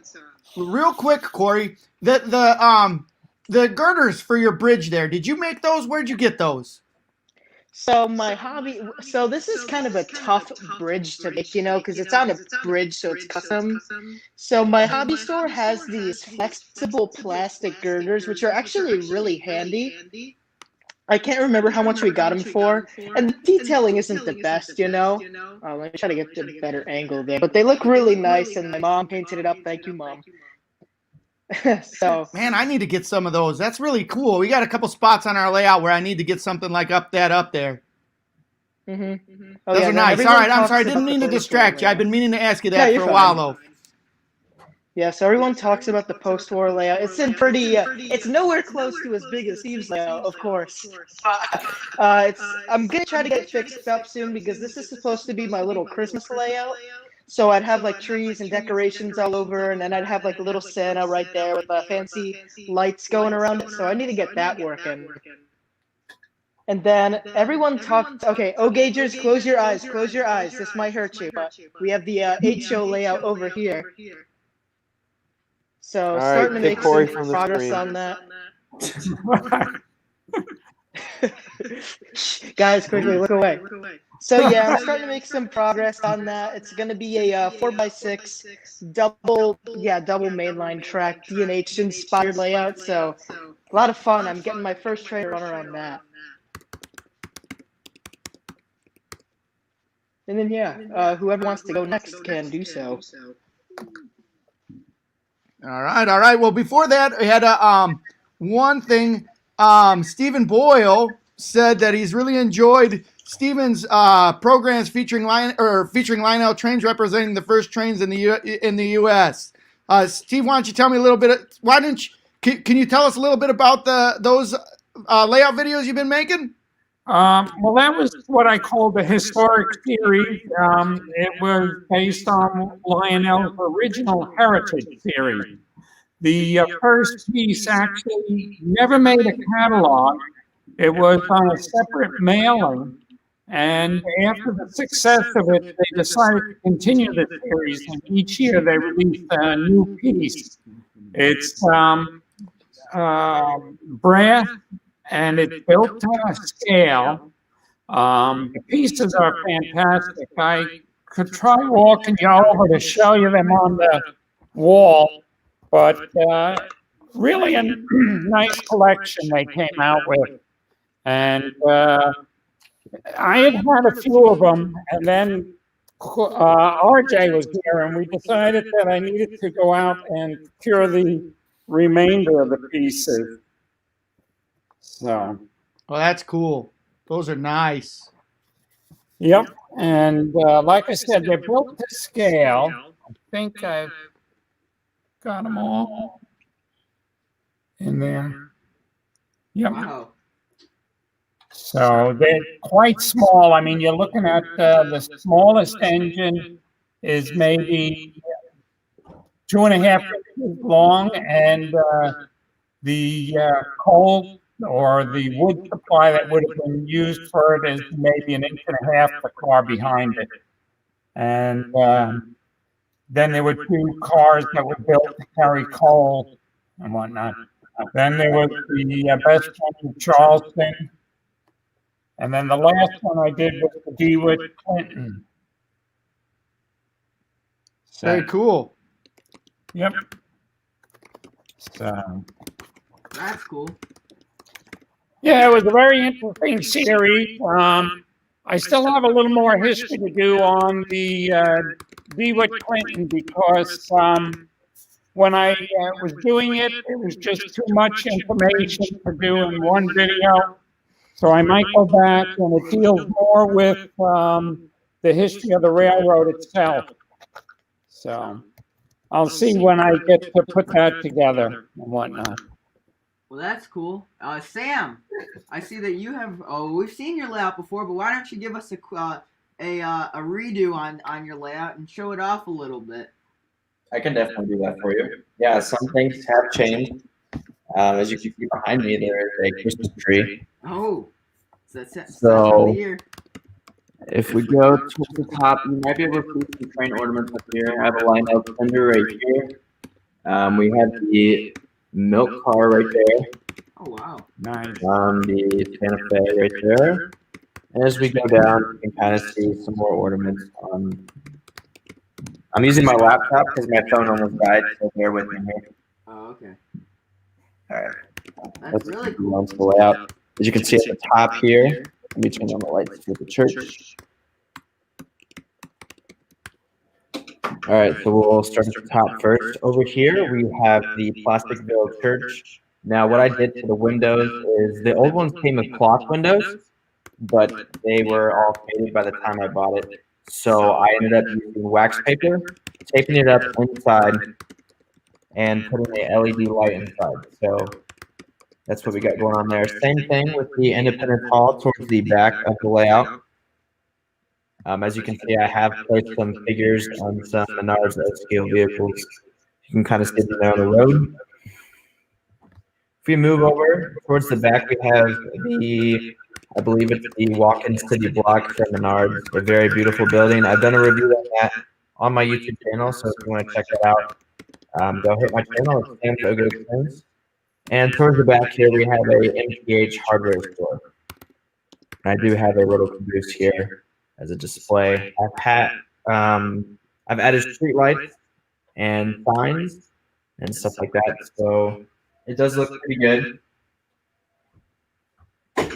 I have taken pictures and posted them on my Instagram of my city, so if you want to see more of that, make sure to follow my Instagram at, I believe it's _Sam's_train.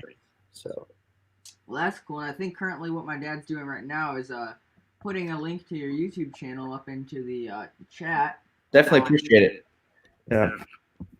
Yeah, but if you haven't already, go check him out. He's got some real cool videos and the podcast. He started this really cool podcast that I think multiple people would enjoy. I think that there's been a lot of cool. He's got a lot of cool guests that have been on. I think that. Actually, I think it was one of the biggest honors since we've been doing this. Yeah. That we were featured on one of the podcasts. Thanks for allowing us to do that, Sam. Yeah, no problem. You guys had a very cool story, and it is nice to be able to share it. Yeah, well, thank you. And RJ, do you want to show off your layout?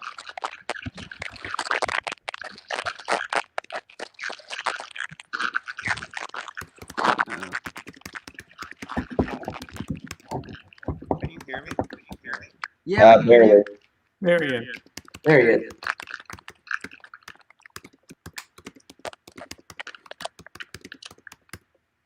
Alrighty. Can you guys hear me? Yeah, we got you, RJ. Can you hear us? You guys can hear me? Hear you just Alright, fine. So I'll just give you Alright, so I'll just keep going as normal. Alright, camera. Let's see if I can get. Nope, that's not it. It's so RJ, I think it's that little like gear. If you press that, you can go in and there's like a camera setting for. Yeah. So if you go there, there should be a front and back camera. If you click on the camera setting, there should be an option for front and back. And if you switch it to the back, I hope you guys are enjoying this picture of my face. The only way it would be better looking is if you had a mustache, like Corey and I. There we go.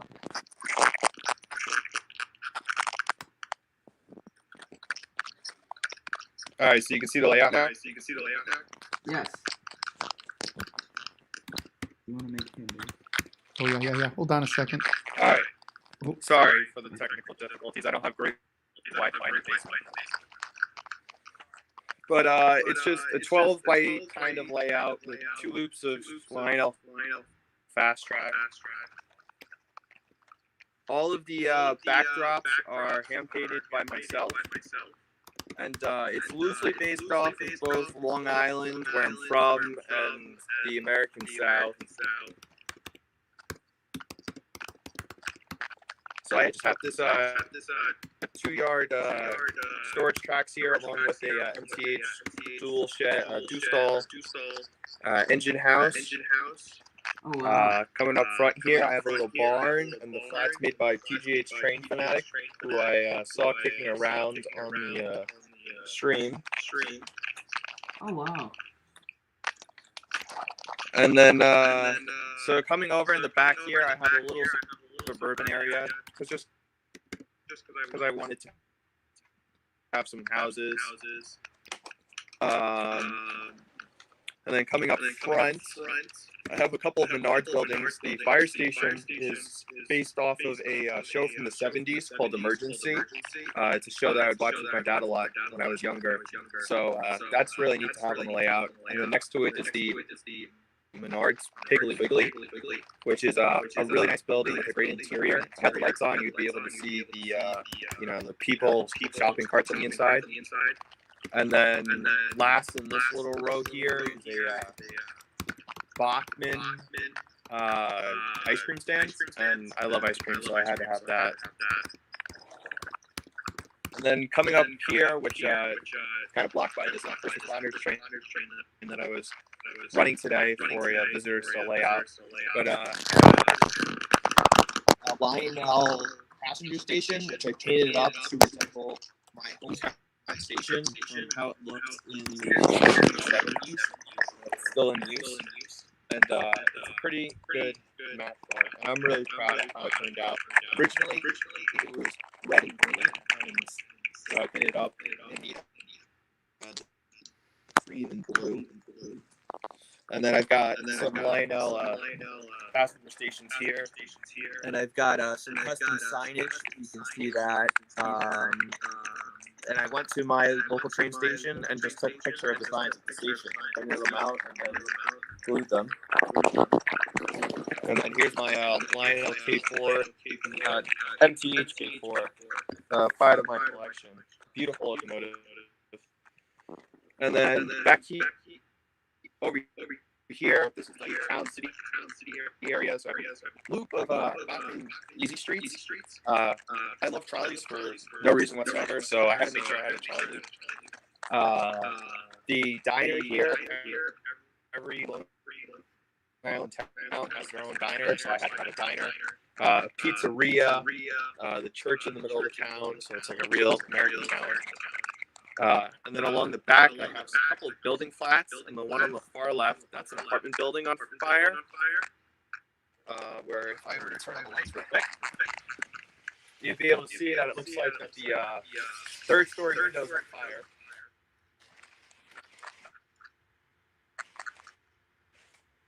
Oh, check that out. Wow. The Amtrak power, because I'm a big Amtrak fan. And then that pretty much wraps up. Uh-oh. Well, there goes RJ. So, Steven, we all know you have an amazing layout, but I think there's some people on the stream that have not seen your the main layout that you built for the gosh, I forget the name. It's Lions Roar, right? The magazine? LCCA. For the LCCA? I think you're muted, Steven. Oh. Yeah, I gotta unmute there.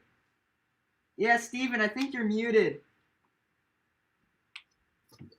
Okay, sorry about that. Yes, I started the layout years ago and had pictures of it. I showed one of the president for the club, and next thing I know, he says, "You're writing an article for us, and you're putting your layout in the magazine." So But it took me to finish the layout, and then it sat dormant for years. And it was meeting you guys this year that got me back into working on the layout. And then Sam and RJ, they pushed me into building a second layout. They wanted to see a completed, not a temporary layout here. So that's how the second one came about. So, but yeah, I can give you a quick overview. I wish it's on my laptop, so I can't be turning camera around. But let's see if I can get.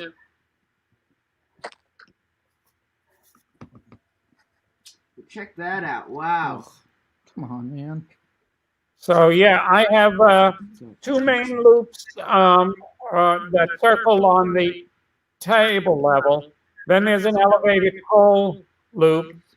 And inside the mountain, there are 4 other loops. There's a mining loop, a logging loop at the base.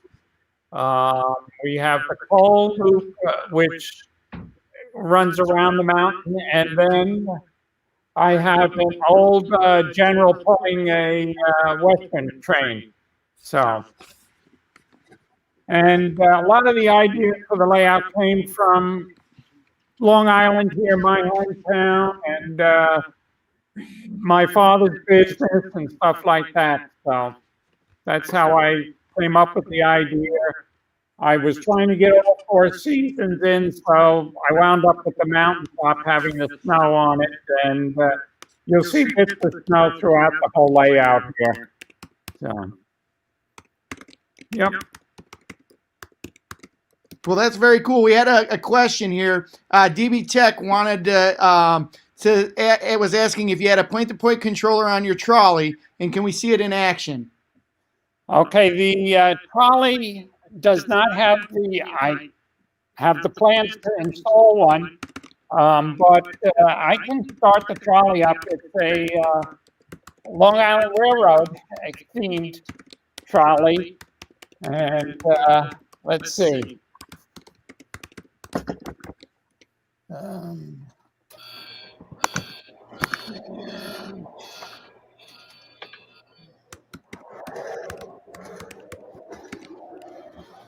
And the trolley will travel through the center of the table, and there's another station on the other side.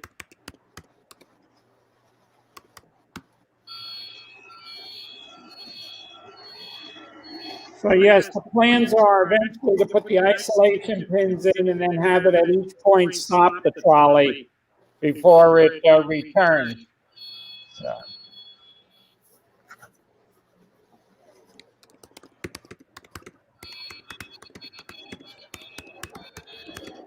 And then tomorrow morning I have a video coming out, some trains that I was running on this layout, because it's been probably over a month since I really did any train runs on the layout here. So.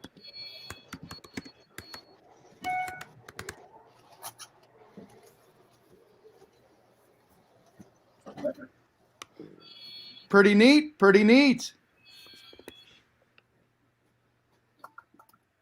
I mean, I can start everything up, but boy, the noise will, nobody will hear anything. And back. George had to go to little boy's room. Now he's back, and he's just announcing his authority his presence with authority there. There you go. Ooh, and RJ's back too. Well, RJ's back. We'll get you RJ. Yeah. All right. Well, gentlemen, I'm going to step back for just a second. I'm going to grab something to drink, so I'll hand you back over to George on the helm here. Oh boy. There you go. Okay. Oh, yeah. So, anyways, so I know that you guys are all. I mean, you all wanting to grow your channels. I think, I think that in the process of growing your channel, I think it's involving new people in the hobby. How do you think that these manufacturers like Lionel can kind of get younger people into the hobby? So today I had a probably 6-7-year-old friend of a friend's grandson. He came over to see the layout today, and the best thing anybody can do to get younger people in the hobby is by showing them model trains, I think. And in this age of coronavirus, by us making our videos, that's the best we can do. But by us showing our layouts to kids and them being able to see all the lights and the moving parts and the smoke and the sound, that's what captivated me as a kid when I first saw model trains through the I Love Toy Train series. And, seeing his face today and how excited he was seeing this, I think that that's the best way to go to get younger people into the hobby. Yeah, I remember. You better watch out because Corey and I had a 2-hour conversation about this one time. But yeah, what are your thoughts, Corey? So that's really difficult, trying to, that's a really, you know what, George? Can I get a minute to articulate my answer? So I'll throw it to Sam and Steve. Yeah. All right, thank you. Sam, it's your turn, man. I'm going to agree with RJ on this. I mean, really, I think the big thing is just getting exposed to model training. When I was a little kid, we had our grandpa playing around the Christmas tree. I would lay on my stomach and get eye level with the engine and imagine passenger cars, people being in the passenger cars and stopping the train and having it in neutral, and it kind of makes that shh noise, and that would be like, all aboard, get on the train, and just go around the Christmas tree. So I think that's really what did it for me, and it just kind of stuck. So I mean, personally for me, I think the Lion Chief series was headed in the right direction in terms of getting the remote in the kid's hand. They could press the whistle and the bell and have quick announcements. But yeah, I think the main point is getting exposed to it early. Don't forget to follow the comments. Yeah, I think I'd have to agree with you. I think one of the coolest parts of the model train is modeling in the train hobby is like seeing everything happen. I think that some of the coolest parts, especially on the steam engines, is watching like the driving rods move and all that kind of stuff.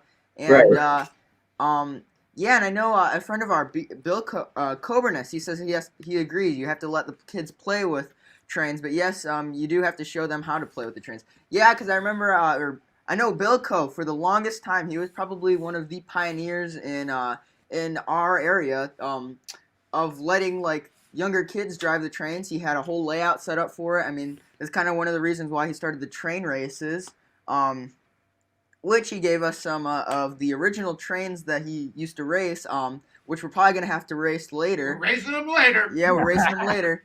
But yeah, and I think that I think one of the coolest parts too about it is just like watching oh boy, my dad does have some promotional. Oh, I forgot. Underneath my CN shirt, boom. I was covering it up just because at first I was a little angry with you, Corey. I was a little bit angry about you putting it over the edge for my shaving. And then I realized how beautiful you had me look. I didn't realize you were helping me be entered into the Mustache Club, which we are both members of. Carry on. So what are your thoughts, Stephen? Well, I agree with you. You got to get the youth involved. They got to get hands-on experience. It's always a balancing point with price as to how much they can deliver in a reasonable price and yet make it interesting enough. And they've made strides. Compared to what we had when I was a little kid, I mean, it's amazing.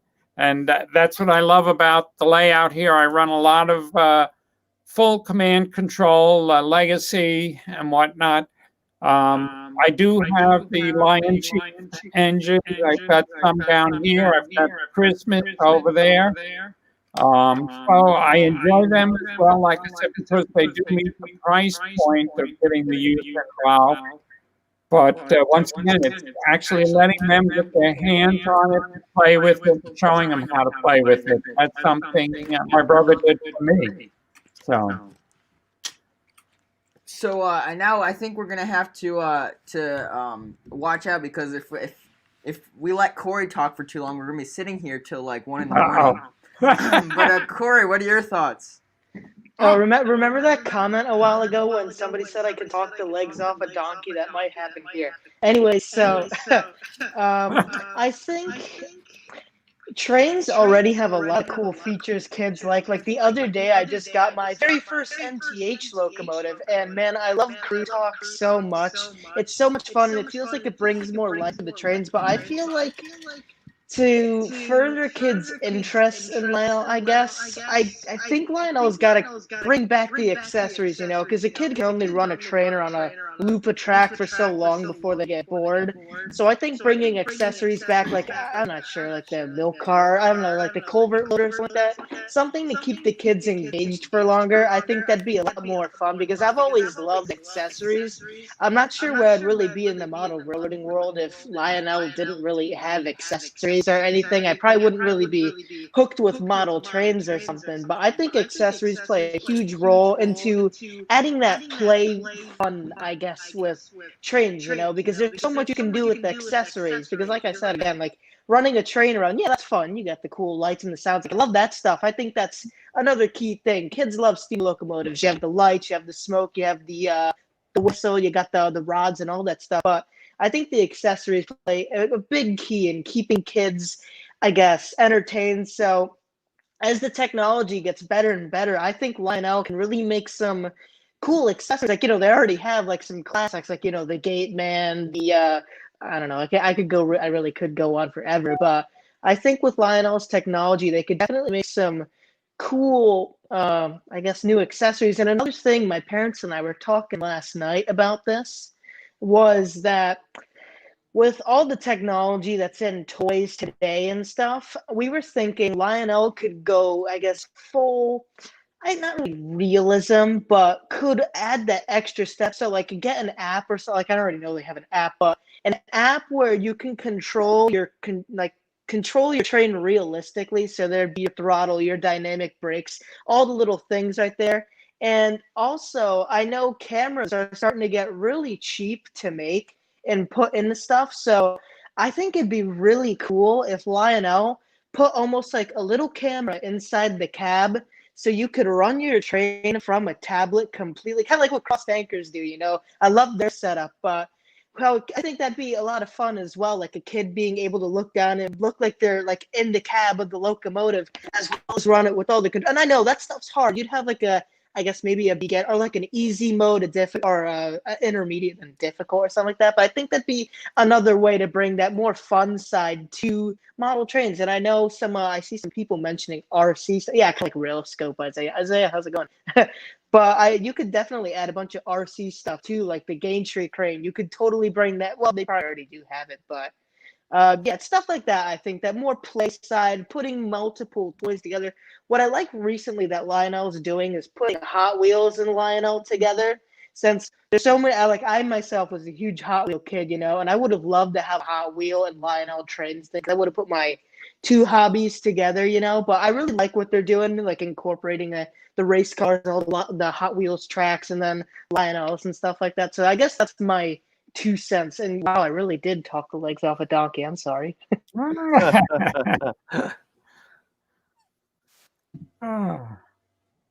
I add a point?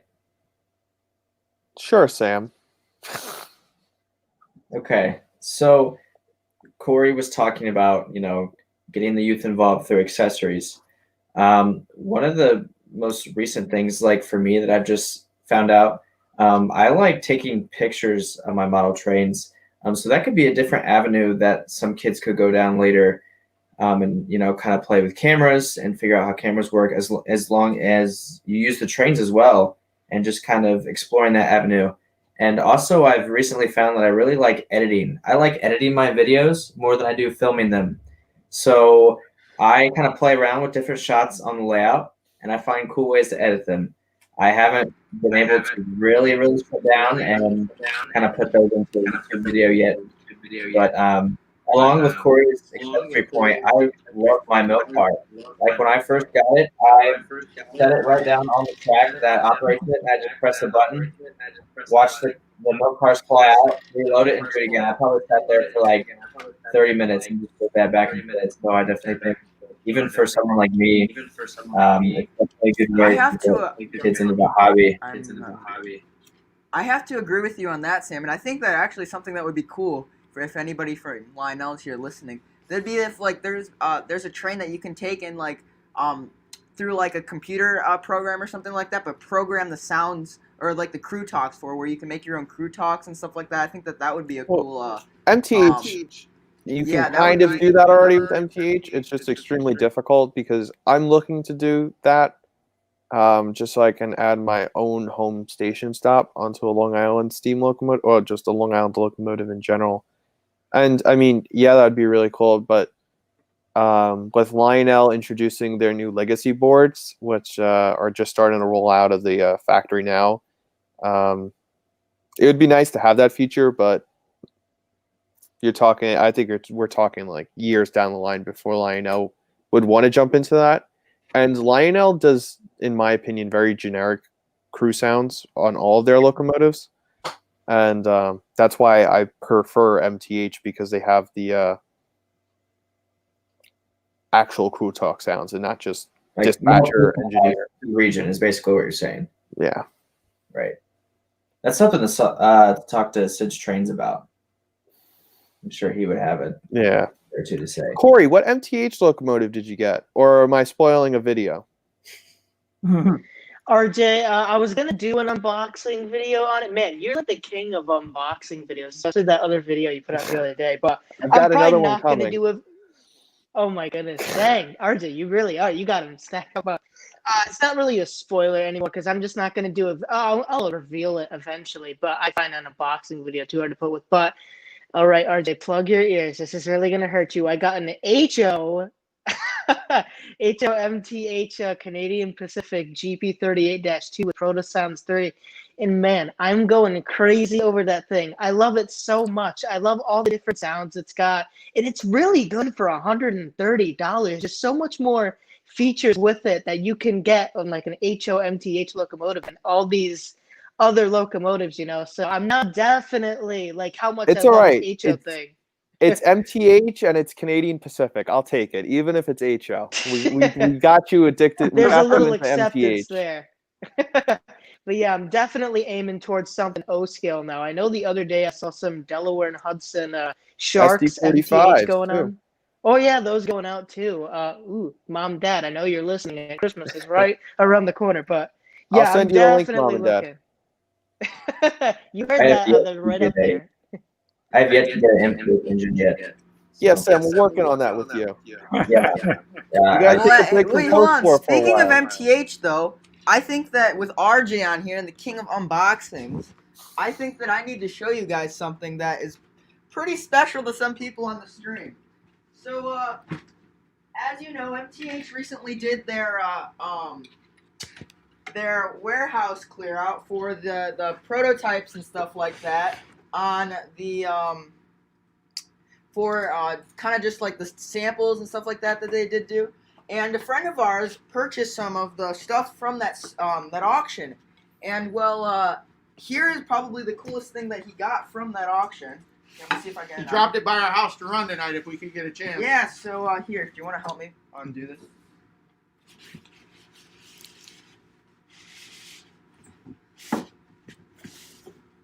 So here's the. We'll put it on here.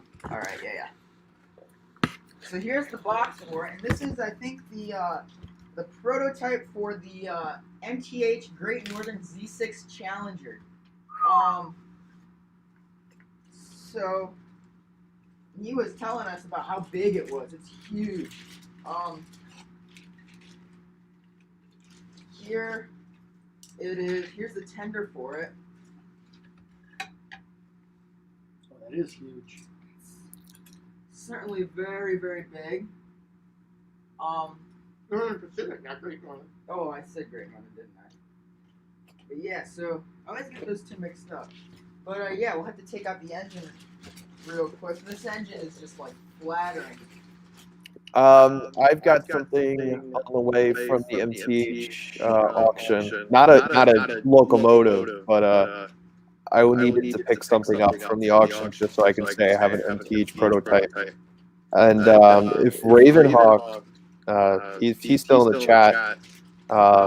It's something related to Dalton, Georgia, so he might know what I'm referring to. That's really cool. And I know that. So here it is. Wow. Wow. That is an impressive train, man. Wow. Wow. I mean, I am flattered. Wow. Especially for it being a prototype. It's pretty sweet engine. Oh, that's amazing. But yeah, I think he'd been looking for one of these forever, and when this Cabin Fever auction came up, he was like, I need to have this engine. So he got it, and said, hey, I'll let you guys run it.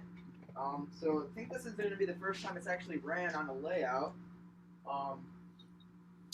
But yeah, I gotta figure out how this tether goes, or this. I think I've got it in there. This will actually be the first MTH steam engine we've ran on our layout. Kind of cool. But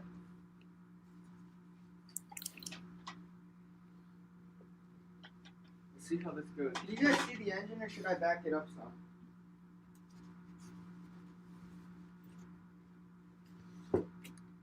Alright. Uh-oh.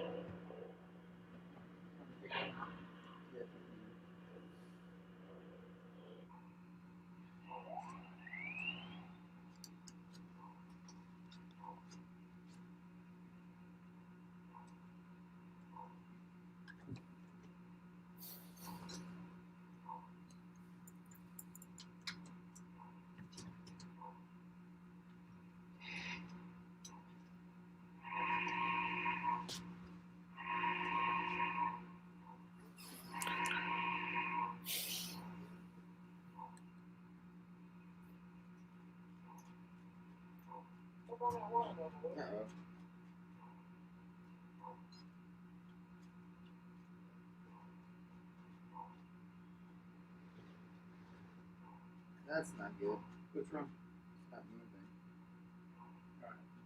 Well, anyways, We'll work on that. we'll work on that later. But yeah, it's a pretty sweet engine. We had it moving, or he had it moving earlier, so I think it might be just something where we have to it might be something with the TIU, but pretty sweet engine. We'll have to go through all the engine sounds when he's on, actually, because I know he's coming on after you guys. Yeah, so it's coming around that time. Thank you guys so much for coming on the stream. Definitely let's stay in contact. Maybe we can do something like this again. But yeah, thank you guys so much for coming on, and we'll see you around the roundhouse. Okay, thank you. And everybody, don't forget to support their channel. Thank you. Thank you. Take care. Good luck tonight, guys. All right, we'll need that. Okay, yeah, good luck.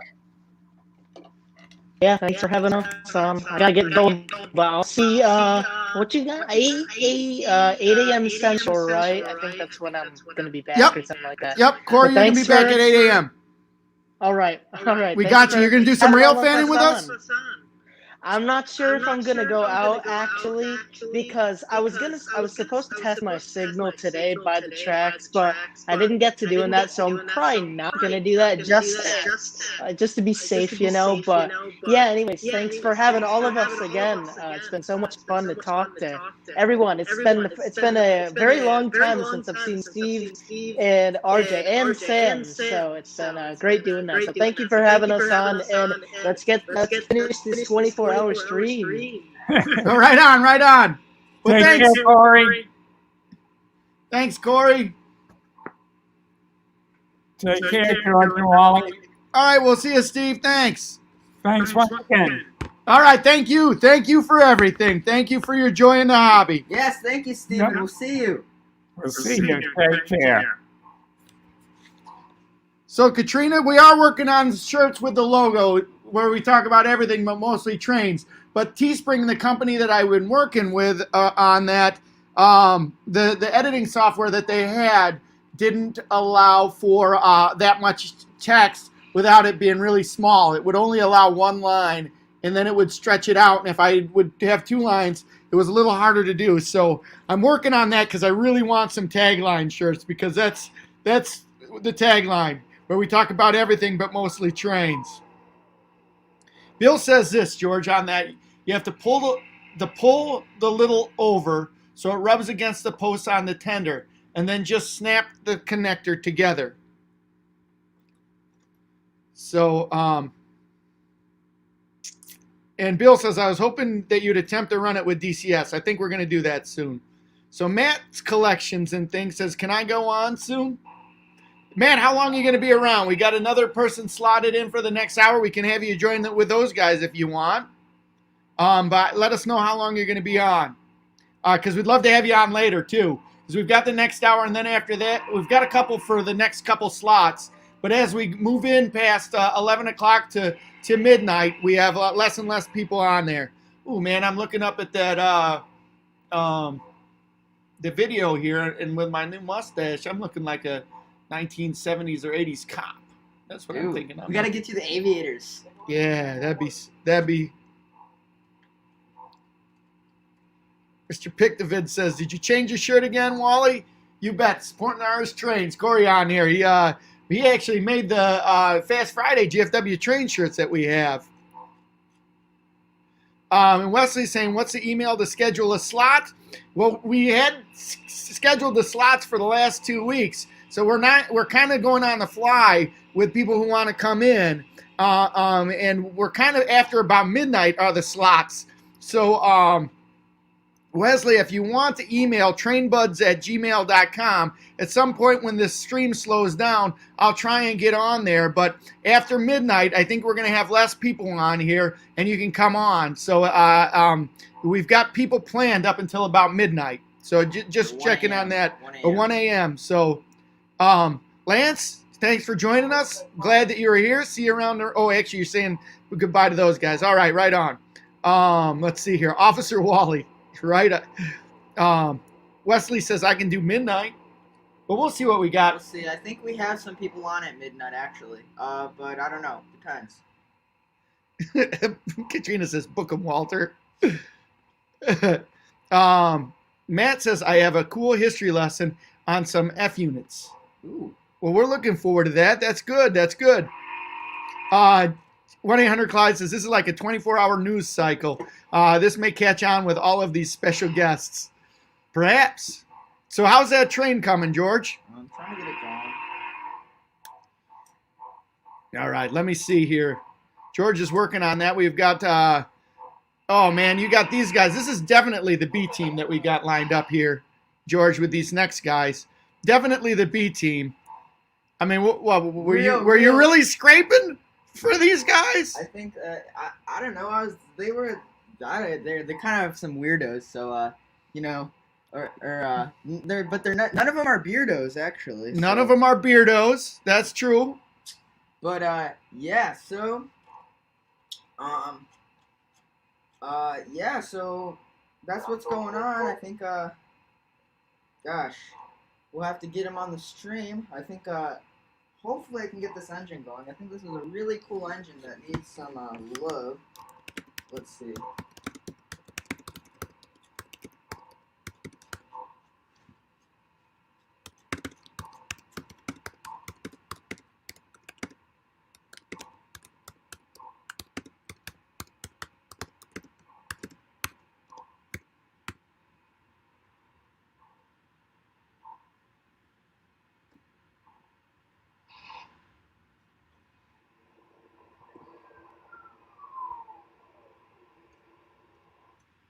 What you got there, George? I'm trying to get it restarted. All right, so we got some technical stuff we're going through here. Give us a moment.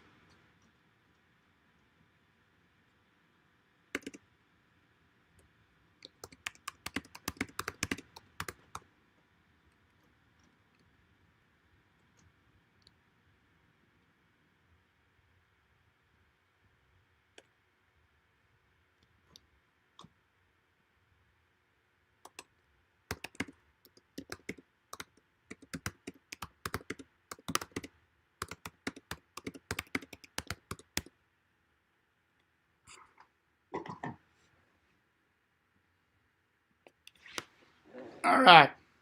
So back at you. We got lots of things, lots of moving parts here. Thanks for the people that are hanging out with us. Moving on to this next segment here. Was actually, I kid about these guys being the B team. These are some of my best friends in the hobby. Some you might recognize some of these names for the guys. You have been around here. This is our TCA boys, and I should stop hating. Tim is just right. These are some of my best friends in the hobby here. Park Train says, rest in peace, Beard. Yes, but rest in peace, the birth of the mustache. Unless, of course, we want to get the mustache shaved off. But I don't think so. I don't think so. I think that this is a good-looking mustache right on here. That's for sure, for sure. So here we are, boys and girls, ladies and gentlemen. I would like to introduce you to some of my best friends in the hobby right now. Some of my best friends. So what that means, if they're a best friend of mine, if you ever see them at a train show, run away. Run far away. Either that or don't follow them because they've already bought all of the good shows. Or all of the good deals in the show. So without any further ado, I would like to introduce Rocket Man Bill. There he is, Bill Cabernis. And if Bill was not enough, how about our good friend, my good friend, your good friend, everybody's good friend, Charlie Tusick. Okay, wait a second. That's not Charlie Tusick. That's a really cool layout. There he is. Oh, and look at that shirt. Look at that shirt. Holy cow. Oh, that's nice. That's nice. That's nice. And all right, friends, here we go. We talk about everything, huh? We talk about everything, but mostly trains. Mostly trains. Like any contract, You got it. You got it. And without any further ado, we've got our guy who you might recognize the name.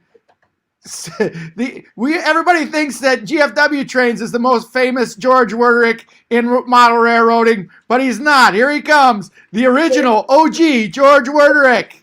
There we are. Welcome to the stream, guys. George is busy trying to get on this Challenger. He's had some luck here. It's rolling. We got it rolling around the layout. It's nice and smooth. But welcome to the stream, guys. We've been having a lot of fun here today. We just blasted past 10 hours. 10 hours on the air. You know what's the scary part? We're not even close to halfway there yet. Oh, the good news is I'm going to bed. George has got to stay up.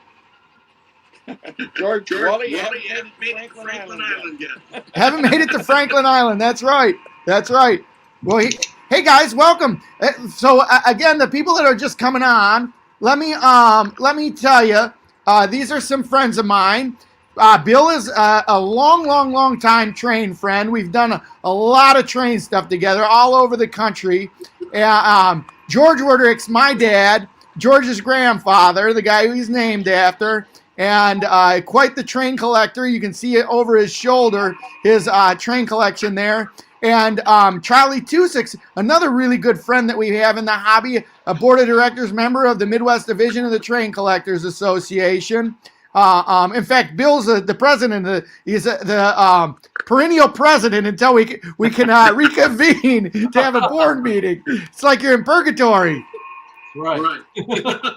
So welcome, guys. Welcome. Well, I would like you, if you all wouldn't mind, to introduce yourself. Since I've given you the most stupendous introduction you can have, I'd like you to tell a little bit about yourself. So we'll start with you, Bill. All right. I'm Bill, President of the Midwest Train Collectors Association, and I'll talk about everything, including trains. Got back. I had kids, trains when I was a kid. And then they kind of went away, started a family, and I got back to them. And I was just talking with Katrina about yesterday, and I was holding my grandson. And about 32 years ago, I started collecting trains. I was holding Maverick, and 32 years ago, I was holding Katrina, watching train run. So I got into PTA. 1995, same as you, Wally. And, yeah. been going all the way since then, and having a lot of fun. Going to a lot of shows, and just, how can I say? Hands-on layout is the way to go. So yeah, you were kind of the pioneer of the hands-on stuff, bringing that around, getting kids into the trains, right? Actually, yeah, I actually learned that from somebody else. So we were in Connecticut, lived in Connecticut, and Katrina was 1 and 2 years old. The guy showed me this is the way that it has to be. You have to set up a train layout and let the kids run it. And we designed it, the layout, so that the train won't fall off. You can do that. You just put a curve everything. And it's just a lot of fun watching the kids. You can have certain kids running the train, and then you have accessories so that the kids can operate accessories all around. So it's more than one person being involved in the layout. You must have been getting feedback, so you muted me. No. There you go. So yeah, and then actually you spurred me on because, you know, we've been doing a lot of stuff with toy trains. Been doing a lot of stuff with your family with toy trains, and then you went out and bought a live steam train. And, you know, we had been doing that stuff at the Illinois Live Steamers for a long time, and all we needed was just a little straw to break my back and say, yes, it's time to go out and buy live steam. So doing that like crazy for the last 3 years, and that also is a blast. So I was trying, you had all these markers today at $200 and $250, and I'm like, if you get the be $500, anybody wants to come and learn how to run a steam engine, I'll show them how. So that's one of the thought. You know, you talked me into that throttle time for our banquets, and that's it's been a lot of fun. Been a lot of fun. Well, we have had a lot of fun with that, haven't we? So well, cool. Let me move along here. So Charlie, you're up next, bud. Oh, okay. Can you hear me okay? I think so. 5x5 on our end. Well, we've been getting a little bit of echo, but I'll try and get that. All right, let me go to the back side of the layout. You know, I wanted you to point out something, you know, with myself, you, Bill, your dad, all 4 people on that, and then except for George, little George, you know, you've got all the presidents of the TCA, past presidents or current presidents. Yeah, that's true. So, Dad, you were president 3 times. I was president 3 times. Bill, you've been president 3 times. Charlie, you've been president. Yeah. So yeah. If we have an election, he'll be going for second time around. Very good. Very good. So before we get into your layout a little bit, yeah. Charlie, if you could tell us a little bit about yourself. Well, I didn't have trains so much growing up. My dad had Lionel trains under the tree once a year, Lionel trains, and that was it. But fast forward to when my first son was born, and then my second son, I introduced them to trains, which is what you kind of see here, and we'll talk about it in more detail. Although I'm cut off, aren't I? No, you're good, Charlie. I'm good? No, Charlie, you're good. I'm turning off my mic because I think that we're getting some feedback echo. So after I ask you a question, I turn off my mic, but we got you loud and clear. And in fact, Dad, Bill, and you can all talk without the feedback, and it's no problem. Okay. It's just we've been having a problem with feedback on my end. Trying to find a spot to stand.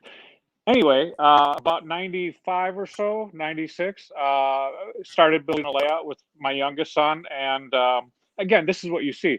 But it really started off as there was a bunch of parameters. And by the way, we've had a lot of really good guests on earlier today that's tying this all together, which proves there's really no one way to enjoy this layout, this hobby, which I think is great.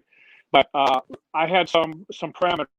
Everything had to be played with by the kids. There was nothing off limits. Nothing of this. You can't touch this. You can't do that. So when you look around, we'll talk about the layout, but the everything had to be played with. And fast forward, because we'll talk about the layout. My kids really lost interest in the hobby, so I carried it on. And 25 years later, I'm still in it, part of PCA, and also my interest in railroading in general has peaked with other various historical societies. It's kind of all piggybacked on the starting of Lionel Trains, and I've been in other gauges also. N gauge and HO, probably like everybody else. Those are gone. A little bit of G gauge, I still have. Don't really get to use it as much as I would like. So I've been in multiple gauges as well, and honestly, for me, O gauge is probably the sweet spot for everything. It's not the best of every world, but it's the best for me.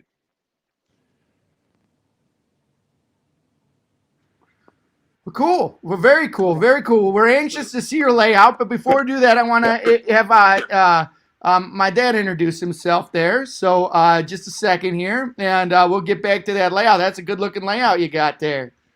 We've been anxious to come over and make a GFW Trains video of that layout. Absolutely, anytime. All right, so let's see here. Grandpa, let's pull you up on up. Hi there, everybody. Gen 1 with a little wine. You can't beat that, huh? No, sir. Yep. Trains and wine mixed well.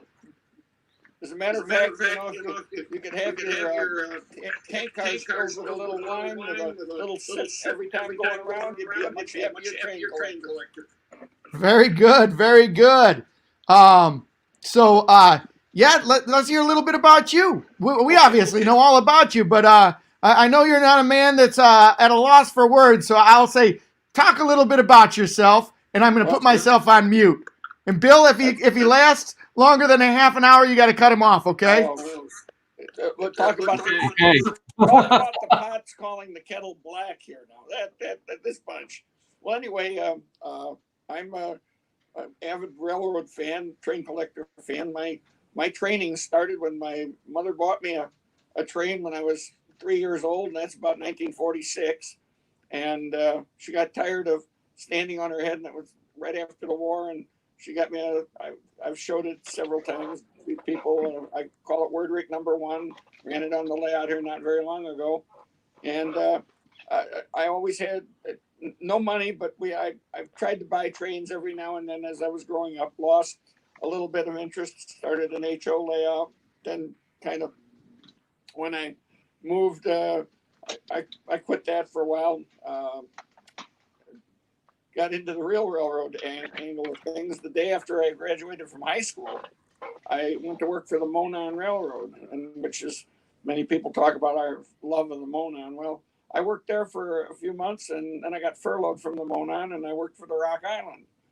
And then I went off to college for a while, and seeing as I was a football player, and that's what I wanted to do. And I lost my scholarship for football. Little did I know what a worthless thing that was. But I came back to Chicago and said I got to go to school here in Chicago, and best place to go. I found that the railroads hired ex-railroad workers before they'd hire anybody else. So I engaged upon working for another 5 or 6 railroads: the Canadian National, the Pacific Fruit Express Company, the Santa Fe, the Milwaukee Road, the Chicago and Western Indiana. I worked my way up pretty good jobs, but there was a thing that bit me in between there is the aviation bug. I got talked into going out and taking a flying lesson and never dreamed that I'd do anything more than learn how to fly an airplane. But it turned out that I made a career of it. I got hired by an airline called North Central Airlines. Started flying on the airlines in the DC-3. With North Central, we went along very happily till we bought 2 other airlines and became Republic Airlines, and I was a DC-9 captain at that point. And then we went along happily or unhappily for another few years, and then we were bought by Northwest Airlines, and I ended up working for Northwest a total of 35 years as an airline pilot. So I had quite a career in aviation, still do flight instructing. I own, I think it's 7 airplanes that I lease most of them out to my other son's flight school. Now, we've got the history of George. Let's talk about train collecting and that. Anyway, I got back into train collecting when I had 2 boys, and my wife and I built a house, and I love trains, and so I built an HO layout. It was pretty nice layout. I thought pretty good size and everything like that. But my two young sons, Wally and his older brother Bob, had troubles with as most little kids do with the tracks, and I didn't know as much about how to take care of things as I do today with the tracks and making sure everything works right.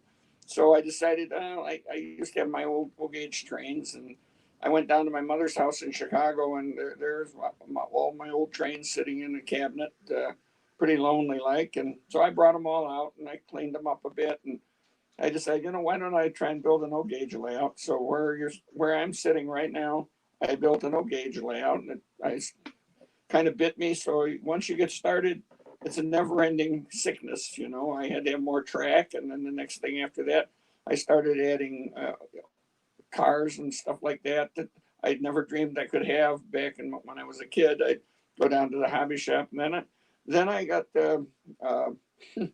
by chance I met a person over in Michigan when we were visiting our family over there.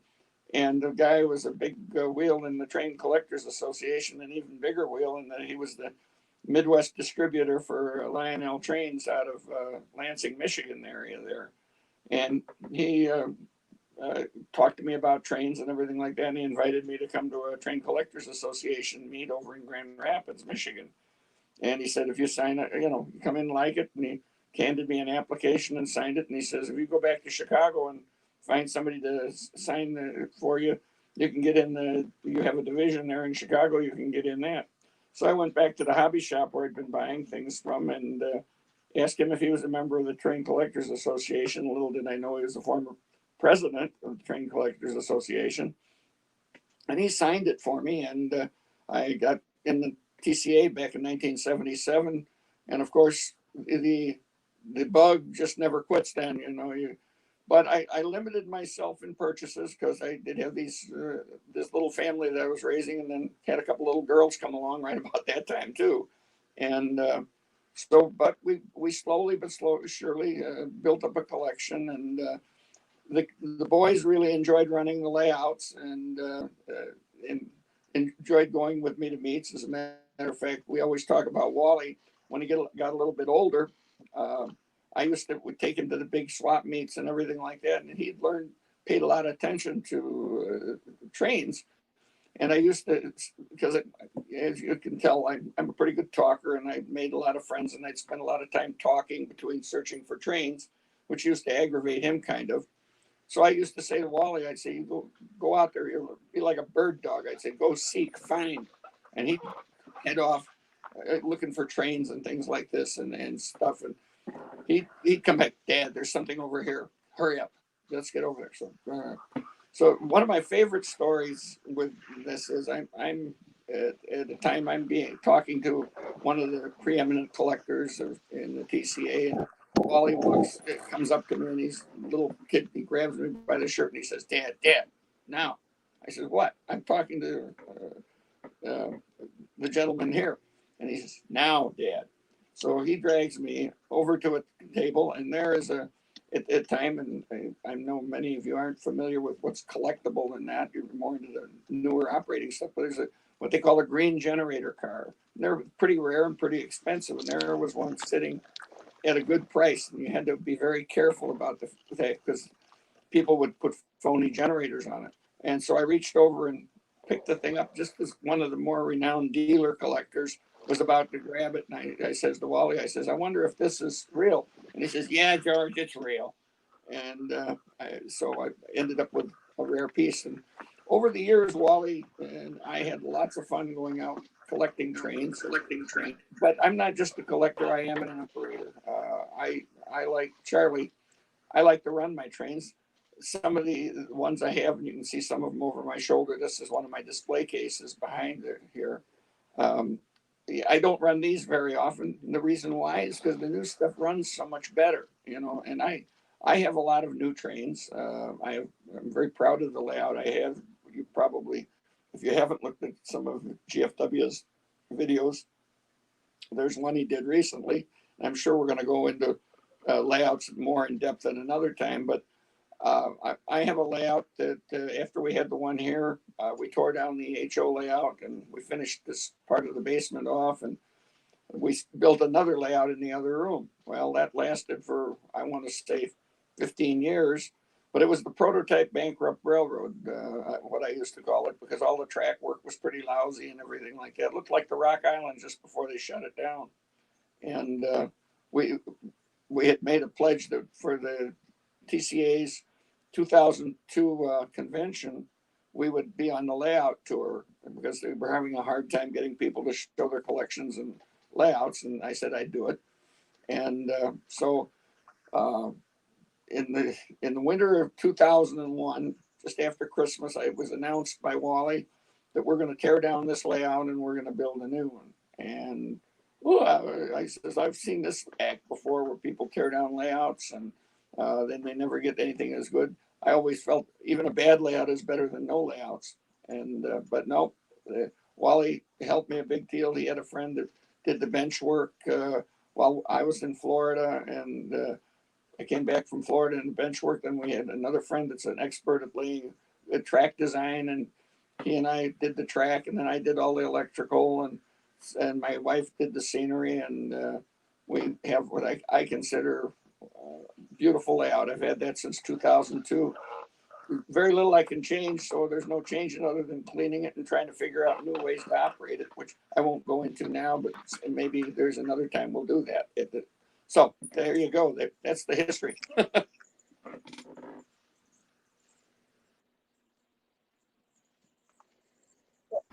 Sorry, I just booted my dad. I didn't mean to do that. Dad, get back on. Oh, there we are. Yeah. Oh, sorry about that.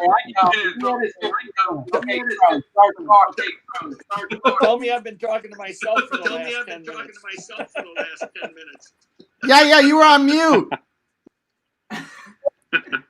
You were on mute. But one of the things that did come up when you were on mute is somebody was wondering about the 2350 behind you. Does that run on 027 curves? People are oogling that your train's behind you. 2350. That's the New Haven. Yeah, the New Haven EP5. EP5. Yeah, those will run on 027 curves. 027 curves. Oh, cool.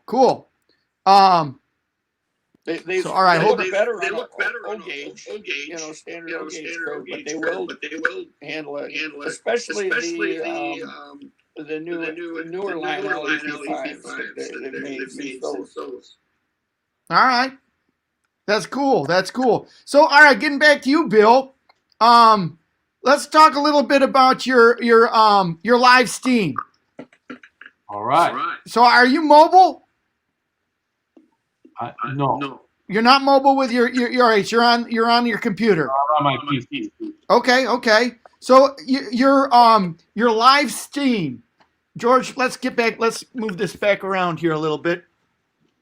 Now I want George to get on here because this is taking over. I think the top spot of one of the things that George loves in the railroading hobby. So talk about your steam engine a little bit. Well, you guys are live stream train. Like I say, 2.5 train. And that really spurred me on to say, it was time for me to bite the bullet. And, we've talked about it over the years. We could share something. And it's like, I was always, it's got to be steam. And you guys are, no, it's got to be diesel, so it's easy. And I'm like, it's called live steam. So I had to get steam. And found one out in Montana. Went out there for a week, and the guy showed me how to run it and showed me everything about it and came back. I think I was back for one day, and I was on a track somewhere. We were running steam engines, and it was a blast. And since then, I've taught many people how to run it. Everybody here, let's see. Well, Charlie hasn't had a chance to come out yet. But, no, I'm here. But you haven't had a chance to come out and learn how to run the steam engine yet. You'll get your chance. You'll get your. I know So- Wally had an opportunity, and George is expert at it. Grandpa George, he's had an opportunity. It was one of his birthday presents. It's like, I want to drive a steam engine. Okay.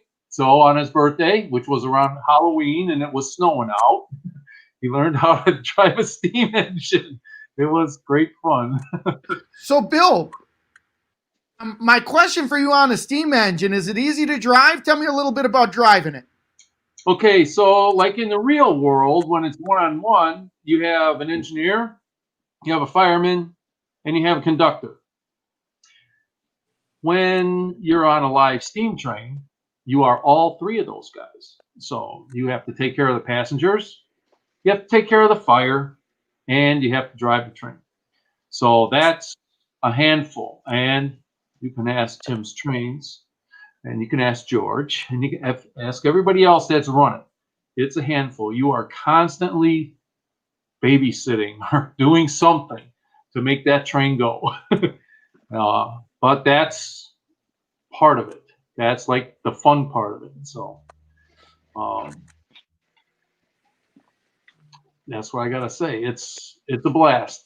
It's just you know, when I grew up, I spent a lot of time going to Kittyland. My grandparents would always take me to Kittyland, and yep, they had G12s or whatever they are, the diesels, but then they had two steam engines there, and it was always a lot of fun riding behind that train. And those two steam engines actually now are at the Histon Steam Museum in Indiana. It's right on the Indiana and Michigan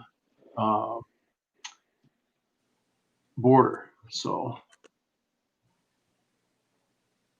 what else do you want to know? That's really cool. I'm going to see if I can pull up the video of George driving that train here, if I can find it. I think we've only made like what, 15 or 20 videos. Yes, we have. You got to get it when he's driving downhill at Lake Creek. I'm knowing from the train, put on the brakes. Shoot. Hold on. George, see if you can let's see. Bill, what do you find the hardest thing about running your steam engine is when you're driving one? Okay, I totally missed what you said. Say that again. Bill, did you copy? I did not. I didn't hear what you said, Mark. Okay. What I said is I tell the listeners what you think the hardest thing to do about driving a steam engine is. Oh, the hardest thing about driving a steam engine is anticipating.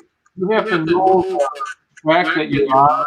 You're going to need steam like 100 yards ahead or not. And because it's not like a switch where, oh, I need more steam and just pull the throttle, because that you have to have steam in the boiler already. So before you get to the bottom of the hill, you have to throw in a load of coal and make sure that you have enough water, and then you can hit that hill and you'll have plenty of steam to make it up. And every layout is different. I've been on probably 8 different layouts now, and each layout has its own rhythm, its own timing of where you have to throw in the coal, make sure you have the correct amount of water, and make it up the hill. And the other part that people forget, you know, when you drive a car, you push on the gas, the car goes, and when you leave it off, the car slows down. Steam engine's not like that. Steam makes the train go. Brakes make the train stop. Steam does not make the train stop. You can close that throttle all you want, and if you're going downhill, it's like a roller coaster. You're going downhill. And so that's like the second thing that you have to know about, is you really have to know the layout or the route that you're on.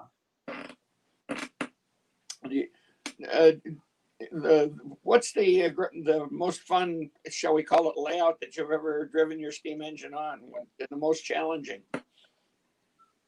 I would say that White Creek is the most challenging. I really like the one up in Cedarburg at the Milwaukee Light Engineering Society. That one's very interesting. It's all signals. It's bi-directional. And it's just a lot of fun because you're in the woods and another track could be 20 feet away from you, but because the way they have it set up, you don't see it.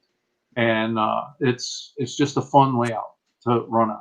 I know you guys haven't been there yet, and I just decided a couple of weeks ago I'm going to join that club, so then we can go up there anytime.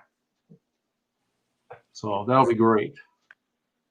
So Bill, Bill, hold on a second here, and you can keep talking. But I'm going to pull up or do some screen share here of George running the train on the Let's see here. Which one is first day, second day, or this first day video? When he was on the first day. There you go. Yeah, it's great. There he is. Oh, that was this year. He's old pro. So yeah, over at the Prairie State Railroad Club where that is, it's right alongside one of the main lines of Burlington Northern Santa Fe. Yeah, there he is, Mr. Dirty Face. That means he's been running a steam engine. You notice that when he's running the steam engine, he does have an engineer hat on. So that's a requirement. So, yep, it's a dirty business, but somebody's got to do it.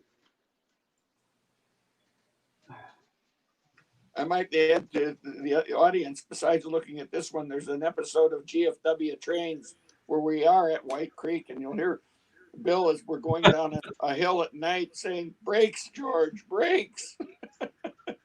Okay, Phil, I'm going to answer your question. You're saying not to be a downer, but is the danger of low water on a live stream the same as a one-to-one steam?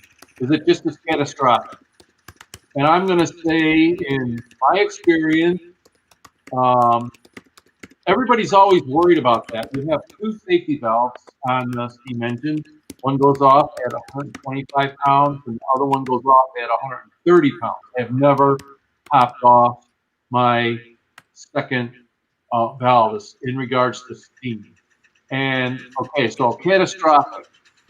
What really happens with the low water conditions is that the crown cheek gets really hot, and then when you squat water on it, it's like a superheat steam, and steam expands 1,600 to 1. And so there's not a valve in the world that's about steam. That's why you have catastrophic stuff. Okay, so I've had a couple of incidents with my steam engine when it's gone off the rails. Everybody's all worried and all that stuff. But the first thing that I do, when you know you're going to be sitting there for a while trying to figure out how to get the train back on the track, I pull the fire. I just stick the scoop in and pull the entire fire out and stick it on the deck right there. And the second thing I do with whatever steam I have left is I overfill the boiler. And then you know that you're safe, no matter what you do. So then you can take your time getting it back on the rails or do whatever kind of repairs you have to do. Yeah, you'll probably have to start the fire back up and all that stuff, but that's just the stuff that you do. Oh, that was a fun day because this it's one of the things I suggested is you had been filming George quite a bit that day, Wally, and he said, hey, how about putting a flat car on in front, then you face backwards. So that's how we got some of these great shots. And yeah, I really like the way this video turned out. This is kind of a neat look where you see what the engineer is doing. Yep. You can see he's got his hands full all the time. You know, at the Prairie State Club, it's up and down. And again, you're checking for water. You have to do something about every 50 yards that you go down the track, you have to do something. You either have to put in water, you have to put in coal, you have to speed up, you have to slow down. There's you have to get the rhythm right on the layout, and then you're allowed sometimes, okay, I get to sit up and I get to relax for about 15 seconds, and then I got to do something. So, but that's the fun part. Right, and that's the fun part about it. That's the fun part about it. There he is. And so your engine's a consolidation, right? It is. It's a representation of a consolidation. There's nothing scale about it. It has the wheel range of consolidation. Mine has large drivers. Consolidation typically had small drivers because they were more short line and quicker engines, and they would be able to pull freight cars. And but when I saw this engine, it was I wanted to gotta have it. For sure. It turned out. We've had a lot of fun. You see my mascot on the side, maybe Mr. Bill.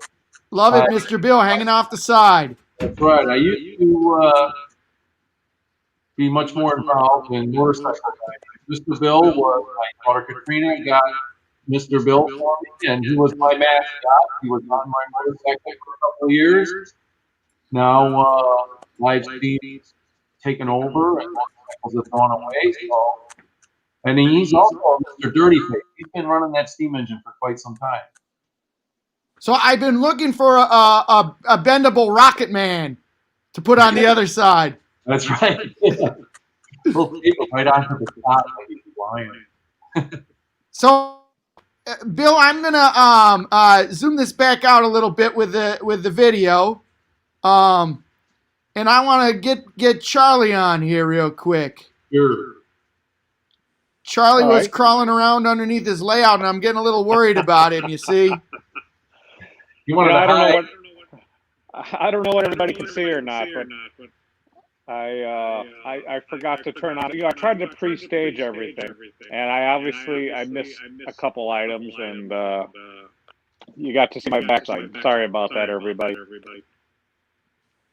So no problem. So tell us about your layout there. All right. So sorry, I had. All right. So going back to Roger, I missed Roger Karp. You had him on earlier today? Yes. Okay. So this is the book. I'm going to hold it up here for. There's a delay going on in my ear. Sorry about that. So this particular book was. I don't want to say the impetus of it, because I knew I wanted to make a layout. I just didn't know what type of layout. And going through this book, Lionel display layouts you can build. Let me back up a minute. Again, the rules for this layout had to be kids were going to play with it. Buttons were going to get touched. Trains were going to get played with. Legos, army men. Other cars, everything possible that could happen to be played with was going to happen.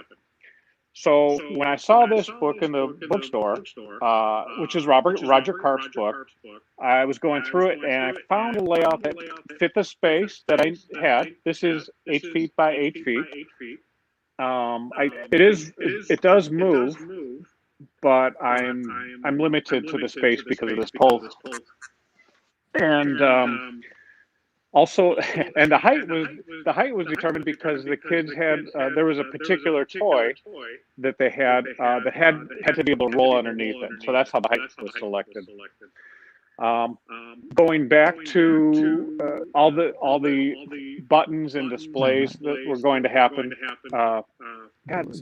I'm sorry, Walt. There's a really bad echo that's distracting. Is it me? It's hard to say. I think that we're good on my end, but let me see. Is there an echo for everybody else? Yeah, I get it.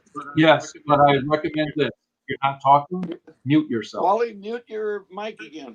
All right, I'll do that. But let me tell you, it's a PIA on my end to mute and unmute. But yeah, let's. Okay. I'm muting when I'm not talking. I'll just talk slow and go through it. Charlie, hold on. I'm going to mute myself. There Okay. you go, Tom.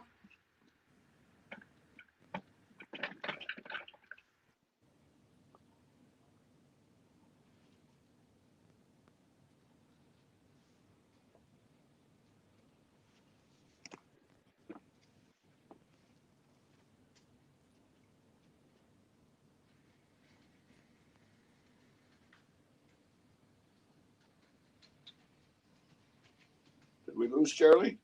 No, I'm still here. Can you hear me? Oh yeah, you're Start fine. talking, Charlie. You're still on. Oh, I'm fine. Okay. All right. No, So you're still on. all right. So that's a lot better, at least from my end. I don't hear the echo so much. So as I mentioned earlier, the layout really was a kid's plaything. That was a requirement of it. Also, there was some, there was money was an issue, space was an issue, how much I could dedicate to the building of this was an issue. So there were a lot of parameters that were in there. Taking the display that I talked about earlier from that book, the Roger Karp book, I came up with a modified version of the D132 display layout. Now, for the non-Lionel people out there and the non-O-Gauge people, display layouts were used, and I think somebody touched on it earlier. Display layouts were used for advertising purposes and hobby shops, and they changed yearly, and Lionel made a bunch of them. They highlighted the trains, of course. They highlighted the accessories. And one of the gentlemen earlier talked about Lionel accessories or accessories in general, and I agree 100%. The trains are fun, but the accessories are just a blast. So in reality, my kids like the accessories more than the trains themselves. In fact, they really didn't care about they didn't even care about the trains running, but they wanted to play at the accessories until they grew out of the trains in general. But I went. My dad introduced me to trains for Christmas. That's all it was. So what I did is I tried to incorporate as many accessories on this layout as I could and still make it somewhat realistic. I know it's not a scale layout. It is what it is.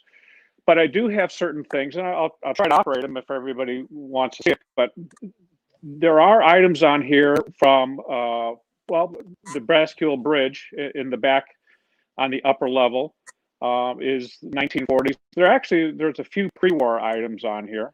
All the way up through some Lionel remakes of accessories and also some MTH accessories. And if you go around, I don't know what you can see on the display, but there's buttons all around the layout. Some of them are momentary switches, some of them are push and hold switches, but the bottom line is the kids are supposed to touch and play and learn and react. A little bit about the accessories. Especially for the collectors, and I know probably George probably hit on it the most. The worst accessories are the ones that we don't operate, meaning that if we just let them sit, they typically will go bad. Bands will dry out and dry up and not work. The accessories that get used all the time, they work beautifully. They'll just keep going and going and going for the most part. So what I'd like to do is, first off, I do have the ability to run some trains. I do have legacy system, but on this particular layout, I'm running the original TMCC, the Lionel command operating system. And I got that in 1996, and it's still working. So I know there was a concern about electronics failing, but if it goes 30 years, I'm okay with it. So I have the ability to run 3 trains on constant loops, 4 trains that share a loop on the lower level. So the upper level, if you can see that, is the trolley, and that just runs pretty much by itself. That's an 031 loop of track. And then it's going to get loud, so I'll turn it off. On the inside loop is another train, individual loop. And I've got most of the trains. By the way, this layout was from 1954. And I've got a lot of the accessories that were introduced that year, and trains for that matter. I don't have all of them, but I do have most of them. And then we have on the outer loop, I've got a legacy engine, and I've got a standard cab one or TMCC engine, and everything is oops, that's the engine. Everything is able to run from the remote if you want, or you can run it manually. And I guess I'm going to move the camera here, Wally. Let's see here. I apologize. So the command center. Let me go down here. Oops, there we go. So I can run the switches from this area over here, or the kids for that matter. They can run all the controls as far as power, or I can use the remote to control the switches. I can use the remote to control the power, obviously. I can't do many of the accessories, but I will start the GG1. And it'll get kind of loud in here. And switch to straight. There we go. I'm going to move the camera back now.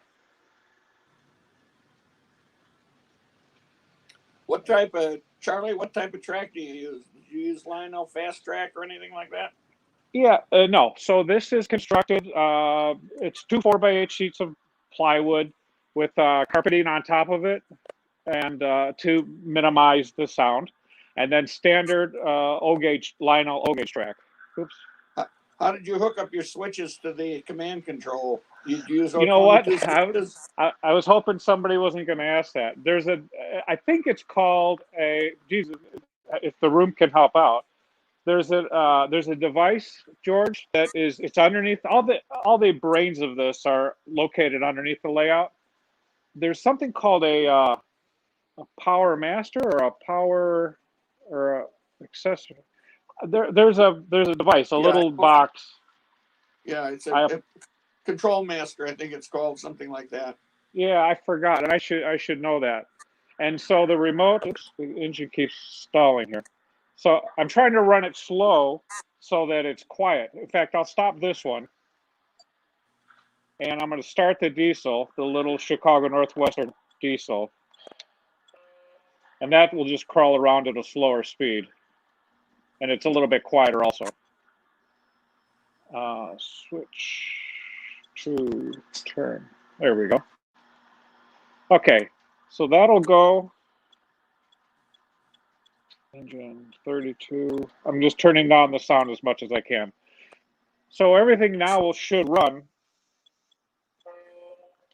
hands off. And if the room wants, or if we have time, I can go through some of the accessories that people might want to see. I know the gentleman earlier mentioned the milk car.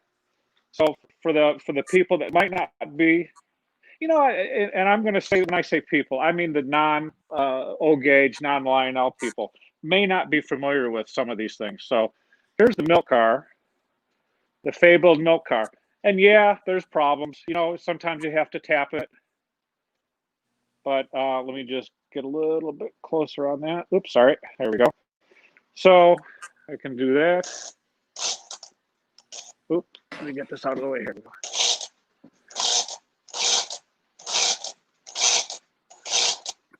I think that's all. So there's 5 of those.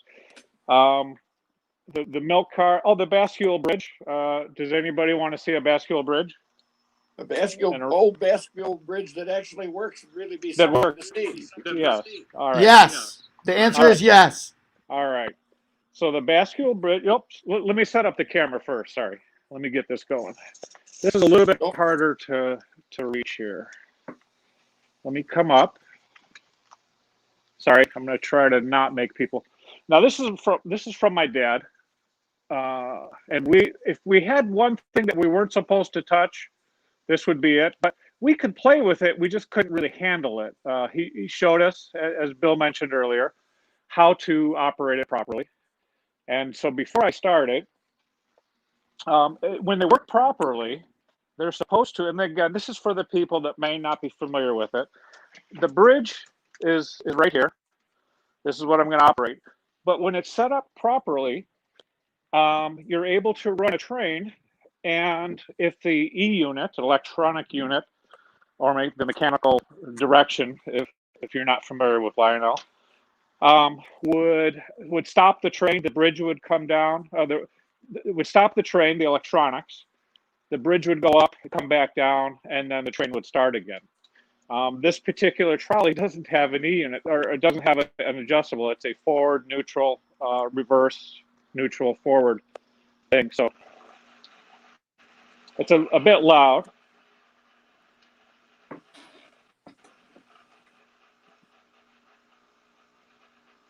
So it cycles through.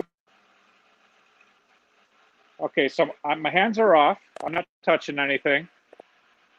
The trolley stops. The bridge goes up.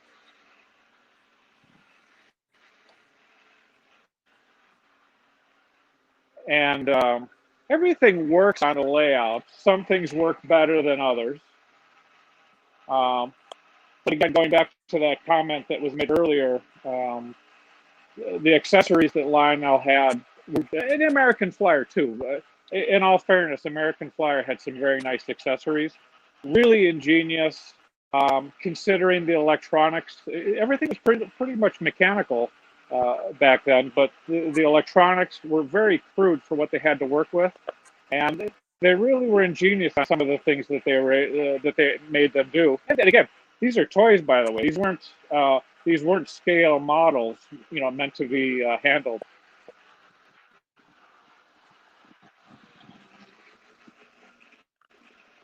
And then the bridge stops, and then if your E unit is selected, the trolley will continue on, and that's an operational bascule bridge.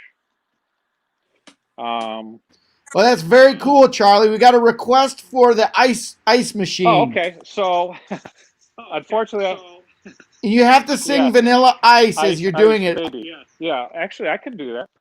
So the ice machine is a remake. No, sing. Oh, sing. I'm kidding. No, never mind. On second thought, don't sing. I forgot the words. Let me back up here. So the ice. Okay, let me. I'm gonna take. Let me stop here, because I want you to be able to see that I'm not. There we go. All right, so let that go. Is the ice house still in play? Let's see. Let's go here. I'm going to bring that down. Okay. Come down just a bit. All right. Let me get on this side so I think you'll be able to see it a little bit better. Okay. So I'm going to give the milk car. I'm just going to handle by hand. It's called okay, so switch here. Yeah. Okay, so I just made a switch. Where were the gloves, Charlie? Where are the gloves? Fingers, just Charlie. the silver Fingers. ones. All right, so the train's going through the crossing. That's probably my favorite scene, but that's an American Flyer crossing. Oops. All right, so I'm going to stop the train. Oops.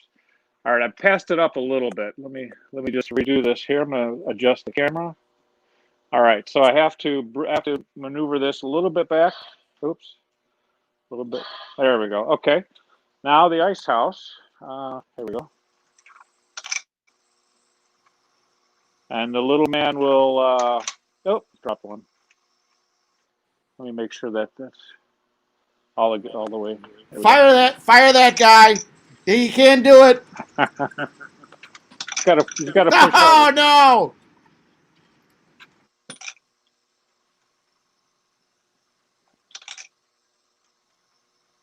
There you go. That's the ice. And if you look, let me just. I do have the signal bridge lined up, which is pretty simple. That's just the.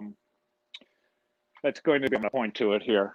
The lights on the signal bridge over here, and those are infrared detected. So it's really a combination of old school and new school at the same time. All right. and we'll come around. So now I'm on the inside loop, passing the magnetic ring, the triple action magnetic ring underneath that. Let's see what else. Any I can't see my screen from here, Wally. So are there any other requests of accessories?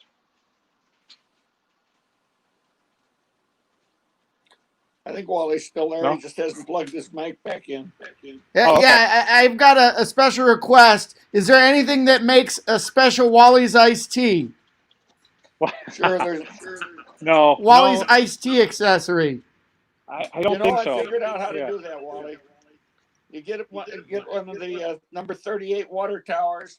You put a little mix in there, you know, instead of water, a Yeah. little colored liquid in there, you know, so you can see when it is, and you actually pump it out into your tank car.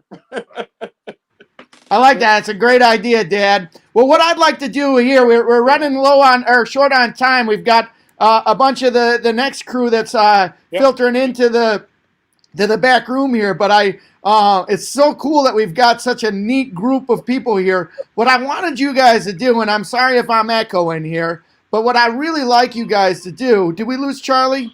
No, No, all I'm still right. He's on the big screen. Sorry about that. Oh. What I'd really like to do is, while we got you guys here, I'd like you to take a moment about we got kind of a neat friendship here, and we've been talking a lot about the Train Collectors Association. We got to take a neat tour of their museum. Really fired up about going back out there to see them again. Can you guys speak a little bit to the Train Collectors Association and what you guys have done in the Train Collectors Association and why you like it?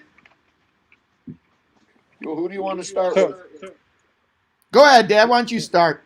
Well, I've been a member longer than the other guys. I started in 1977, and as I said before in my thing, it was my gateway to learning more about O-gauge trains. Now, one of the things that, you know, back in the day when I started, the big thing was Collectors Association, which kind of chased people away that are operators. And that's what on GFW trains I've noticed. Most of our people are not collectors, they're operators. And the PCA is kind of changing a great deal. Now, I'm real proud of the fact that our Midwest division, and I'm going to say Bill Kobernitz, who's on here, has been one of the big spearheads in this. We have what we call the modular group, and we have a modular layout that we go touring with and operate trains. And we have our most active part of our club now is actually people who are running trains, and the buying and selling of trains, like it used to be, isn't the biggest feature, at least in the Midwest division. Now, when you go to York or something like that, you can buy all the trains you want there, but a lot of it, because we're trying to get younger people in, and we're trying to have people that have more fun. Operating is what we all really want to do. Some people like to collect, like I like to collect too. But hey, the operating part is fun. Our conventions around the country, one of the things you get to do when you go to a convention is you get to visit some layouts you would never, ever, ever be able to do, because they're only open to people that are members of the club. And also, depending on where you live, your division may have a lot of functions.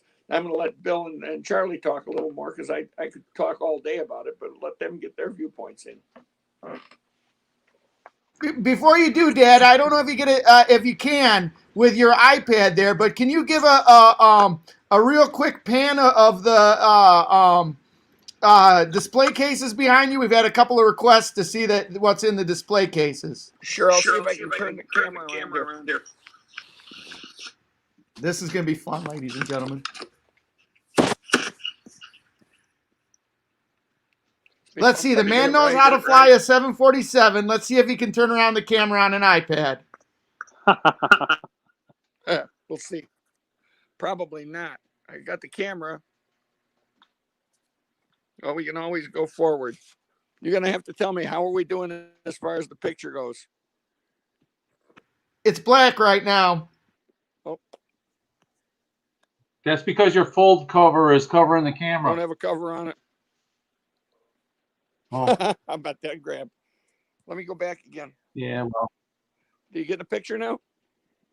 nope. Shoot. We'll come back to you while we're waiting. Bill, can you talk a little bit about the TCA? Got it here. The TCA, wow, it's just been way more than what I ever expected getting into. Because when you first get into the train hobby, as far as even collecting, it's always just buy, and you're buying everything that you think is a great deal, and you never think that you would spend so much money, but you do. If you would have asked me back in '95, will you spend $600 on a train engine? And I would have said, heck no. But now it's like, yeah. I am the worst guy to bring to a train show. You think I should? Like, yeah. The Train Collectors Association has just really provided me with a lot of opportunities to go not just in the Chicago area, but around the country, because I do go to quite a few of the TCA conventions every year. And I've gone all over the country and seen some really amazing layouts. I mean, the first time I walked into one of the guys' places and he had a cloud and there was thunder, and I'm like, okay, where's the rain? Because it just was really cool to see a cloud in the middle of the room, and there was thunder and lightning in it. So it was excellent. There's a lot of creative people out there, and I think one of the most fun things about the train collecting, accumulating hobby is the fact that it means something different to each individual person. You go to the extremes of, like myself, on my train layout down in the basement, all I have is trains on it. There are some accessories, they're not hooked up. I don't have time to hook them up because I just want to see trains go. And then there's other people that have all scenery perfect and all accessories perfect, and they have one train just because that's just part of the scenery. And you have all the extremes in between. And it just it's really fun to see people's imaginations and all of their skills. So I'll stop right there. I'm sure that if you want education in anything, just join any club and you'll get a great education. All right, I'm done. So I thought this would be a fun opportunity here. We got a really cool mix of people here. I've got. If you want to see a close up of OG's nostril, you just got it. But here we go. There's OG's train collection, or part of it. That's just a small part of it.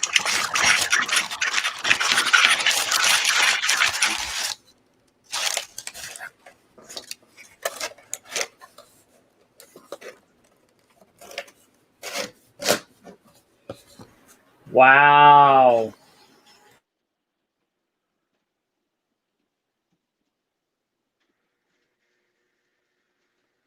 Hey, Wally, am I still on? Yeah, welcome to our 9 o'clock, guys. We've got some guys on. We got an overlap, but this is a real neat, eclectic group of guys here. We've got Heath from Humanity Junction. We've got Brian and Mike from Cross Anchors. We got Sean from Dackman joining us. I thought rather than having a quick cut, all you guys are some of the most energetic guys that I know in the hobby here, and it's really cool to have you on. So I thought it might be fun to just have a quick blend. And while my dad is showing those trains that he's got, his collection, or at least the finished part of the basement collection, I'd like Charlie you to talk a little bit about the TCA and the trains, and then we'll blend it into the guys that are coming on at 9 o'clock. Some of the Sure. So go. Why don't you talk to that if you would, please? All right, I'll go quick. Actually, I'm going to touch on something that was brought up earlier. And unfortunately, your dad is showing his collection at this time. You know, I hear a lot like trains are expensive, or the hobby is expensive, or it's pricing me out of the hobby. And I don't think it can be further from the truth. And I'll give you an example. After my kids moved from trains to RC cars, per day expense, RC cars were way more expensive than trains ever were. Trains do have an upfront cost. I get that. But the reliability relative to RC helicopters, RC cars, the amount of uptime or availability time for trains was way more useful or way more available than the RC cars ever were. I'm sure Bill can talk about Livestream. I mean, you can spend a lot of money like your dad, or you can go to a show and buy something used and a little bit of track and still have fun. So yeah, you get all gamuts. You get the full spectrum of the ability to spend money if you want to, but you don't have to spend money. People, we see it all the time. They'll go out and get a couple scraps of plywood, some paint that might not even match what they have, and they can put a layout up and start running trains. So that particular opinion, when I hear it, I really have to scratch my head, and it's people that probably only saw list pricing in catalogs and didn't do any type of research in real life of the hobby that they're coming up with that. Anyway, that's my soapbox. As far as TCA, I'm the youngest one of TCA out of you four. Even little George has been in there longer than I have, so I'm the baby of the bunch. I got involved because I was looking for a layout to run. I honestly didn't know what train collectors were. I had no idea that people collected trains. I really didn't care, to be honest. I did want to run the trains, and I went to a train show, a couple train shows, and saw the Midwest Division modular group, and I saw some of the other groups too. And I think it would have been Dick Lamke, but somebody basically opened their arms and said, "Yeah, come on in." And that's how I got involved with Midwest Division and Jim Kleinschmidt and Bill, for sure, the two mainstays behind the particular group. But everybody that is active in the modular group, I would consider a close friend at this point. Not even a casual friend. I would consider them a close friend. And I think that whatever I don't even know what our yearly dues are, but the dues for membership is far outweighed by the friendships that are gleaned from the modular group and TCA in general. Anyway, I can't give you much more history on it because I'm not a collector. I'm an operator. Well, thanks for sharing those thoughts there, Charlie. And speaking of friends, got a new group of friends that got our Midwest division of the TCA friends that we've had for a long, long time with some deep roots. And we've got three of our good friends coming on this next hour that we'd like to welcome. Crossed Anchors Railroad. We've got Mike and Brian. Welcome, guys. We've got Heath from Humanity Junction. Somebody accidentally gave Heath the link to get in, otherwise he wouldn't be here. Yeah, I found my way in. The door's unlocked. I'll make it. You picked at the lock, the virtual lock.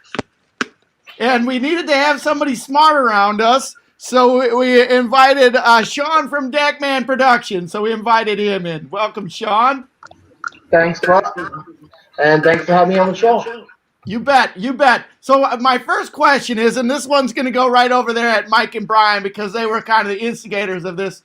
I just want to know, on a scale of 1 to 10, with the correct answer being 10, 10 being, damn, that guy is good looking. What do you think of my new facial hairdo here, huh? I didn't ever realize you guys were just going to give me this new look, and I was going to be so darn good looking with this mustache.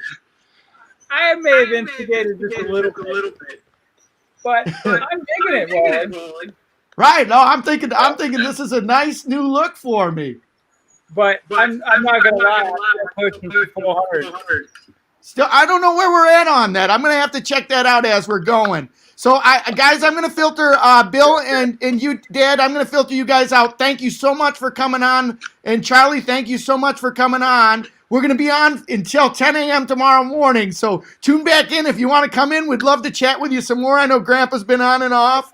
We've been running your train here, Bill. Love it. That's a really cool one. So we'll see you around the roundhouse, guys. All right, take care. All right. Wait, that's Bill Co's train? Oh. Bye. I knew there was going to be a problem. He just showed up at our doorstep. I had no clue whose train it was.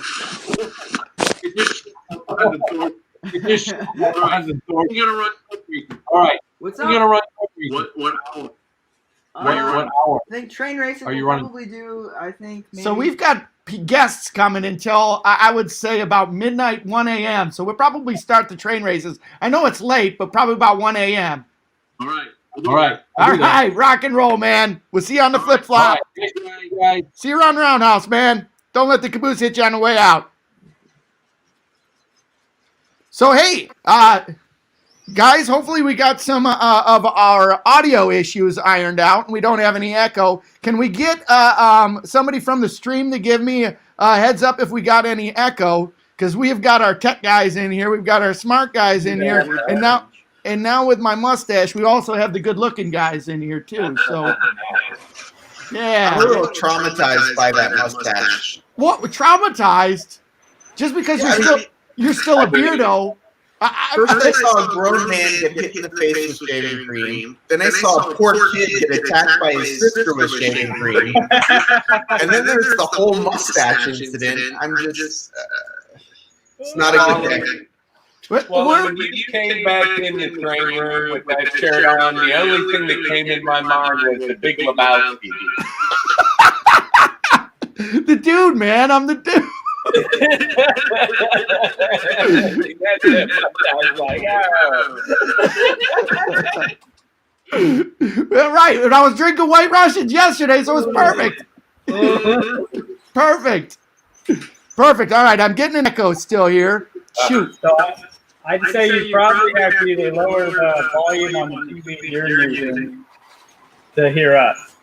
Yeah, I'm gonna try that. Maybe that'll be better. I was messing with the speaker when Anita came down, and it's just been off the rails since then. Hopefully, it'll get better when we switch over to the new video, the new stream, which is going to happen probably halfway through with you guys, or about 3/4 of the way through with you guys. I appreciate you rolling with us. We're having such a good time. I can't believe how many really cool people in the hobby we've had on it. This has just been nonstop coolness. Yeah, so are you saying it's Anita's fault? What's that?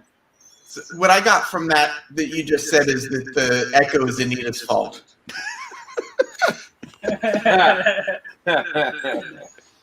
I'm just going to move right on from that statement. Hopefully nobody in the rest of my family is listening at this point, because I think you might have been right with your take on that, and that would really get me in the hot water and in the doghouse.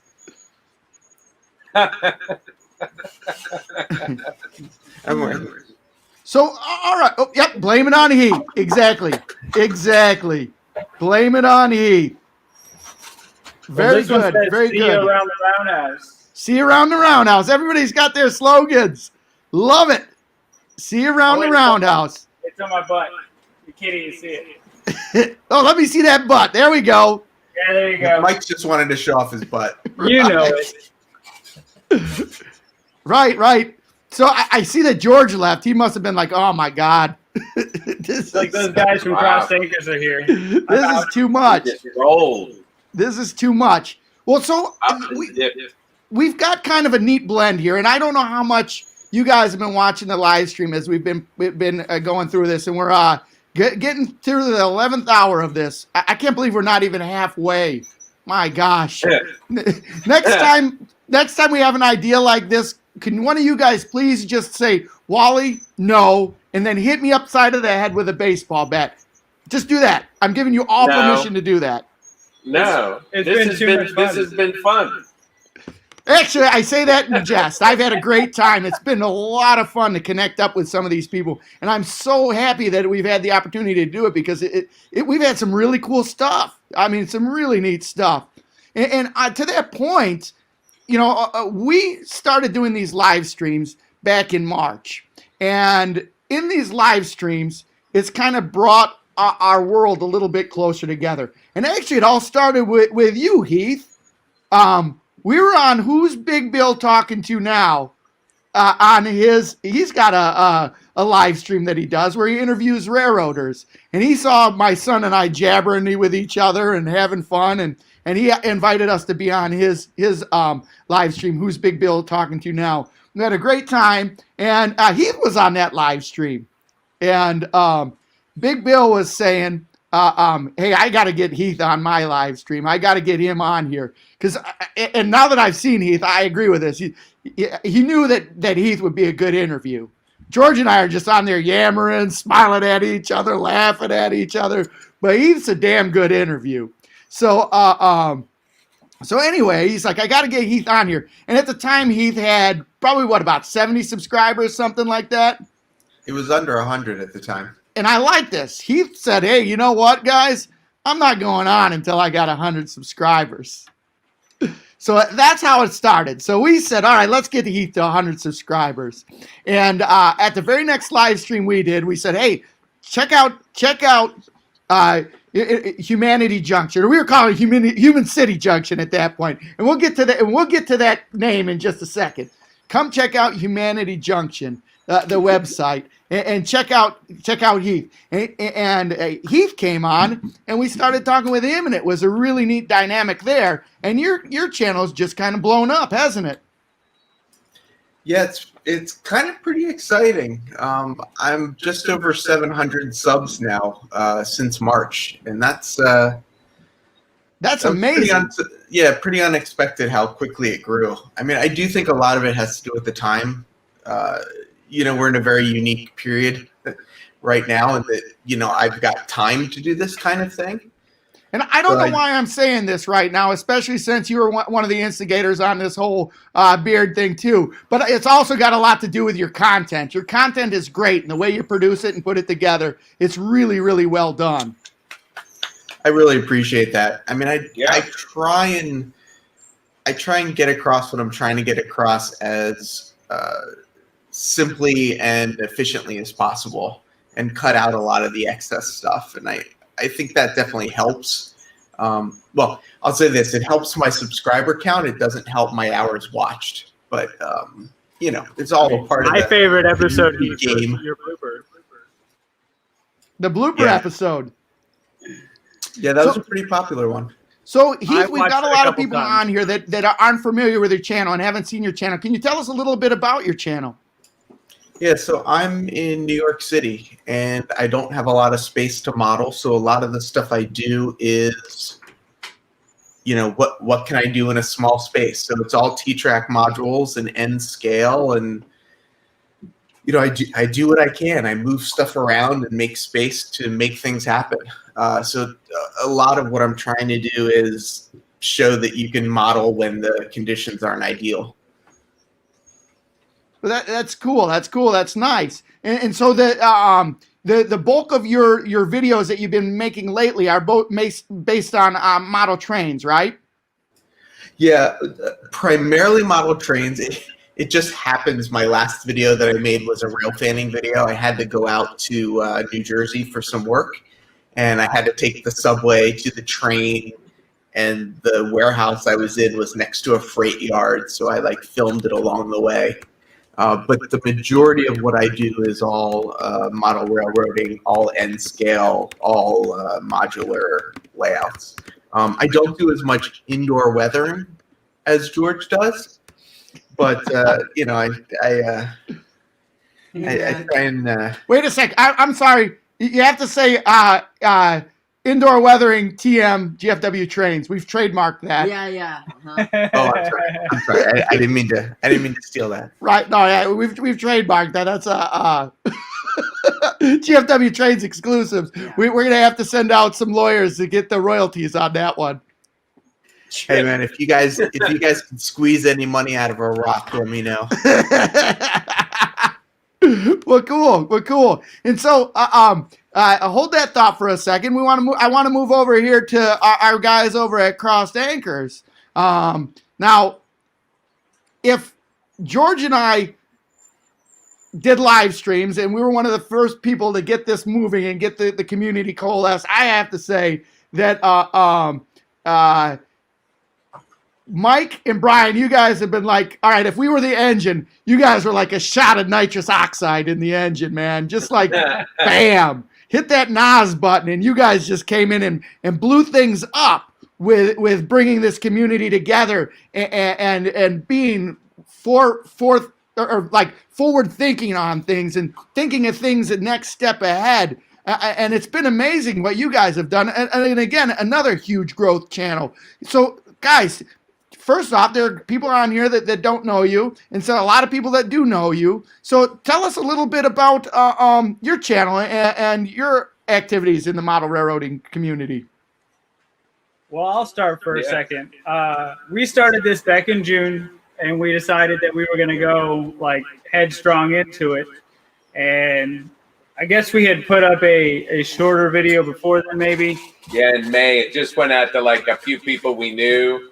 It didn't do any, promoting of the video or anything, and it was just like me and a cell phone. But Brian was showing me your channel, and we were hanging out on one of your Fast Friday episodes in June. Or it might have been May, and we didn't. We got into June. Yeah. But and I was like, oh, well, we've got to do this. And we were having such a good time watching y'all. Yeah. That we really got inspired to try and do something that was representative of us and our channel. And I mean, obviously then we were at no subscribers, but since June, we're now at, what is the count? Like 706, I think.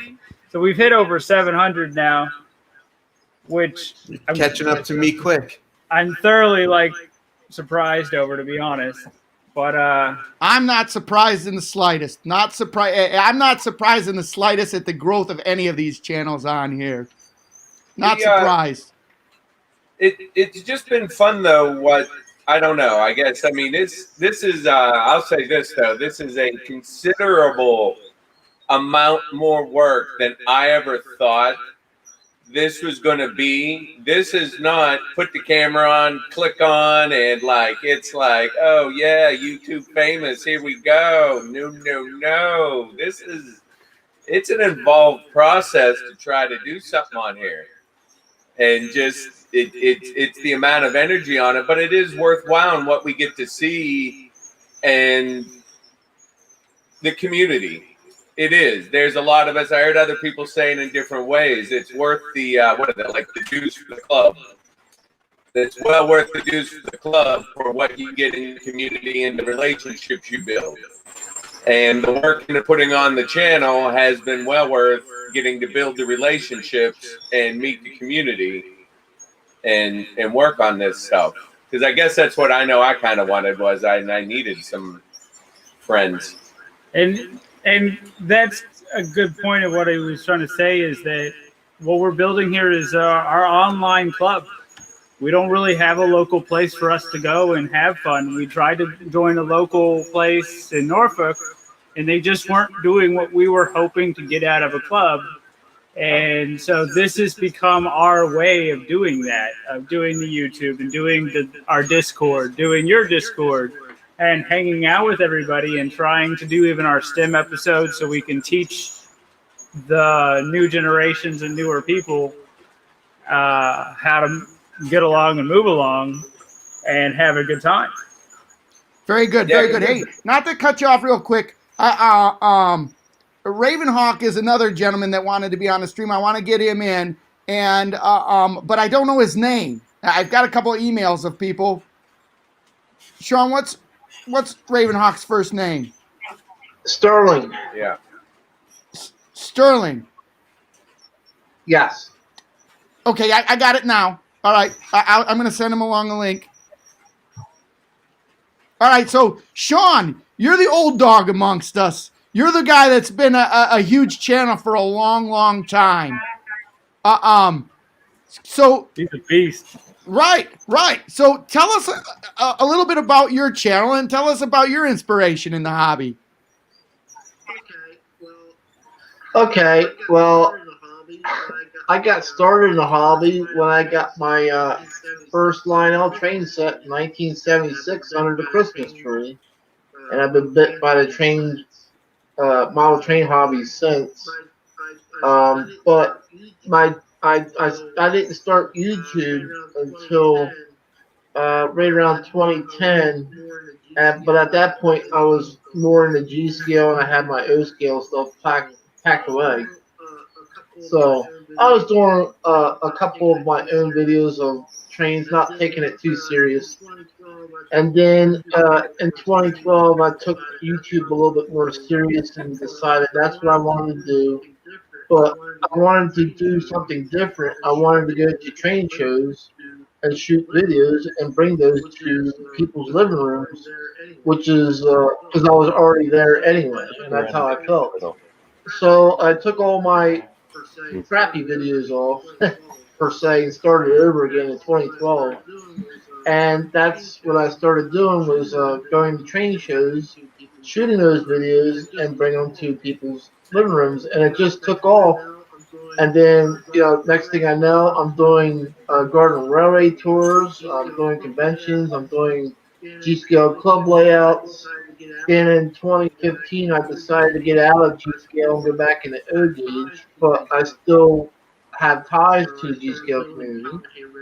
So I started building Conahay Rail in 2015, and once again, I stuck to going to train shows, Greenbergs and Edison, Greenbergs and Oaks, and bringing people videos of train show layouts from there of clubs, and not just O gauge, but I got S gauge up there, I got standard gauge. I've done just about every scale mentionable on video. So it's just took off to a new level. I never even thought I would get that That's big. cool. It's really neat.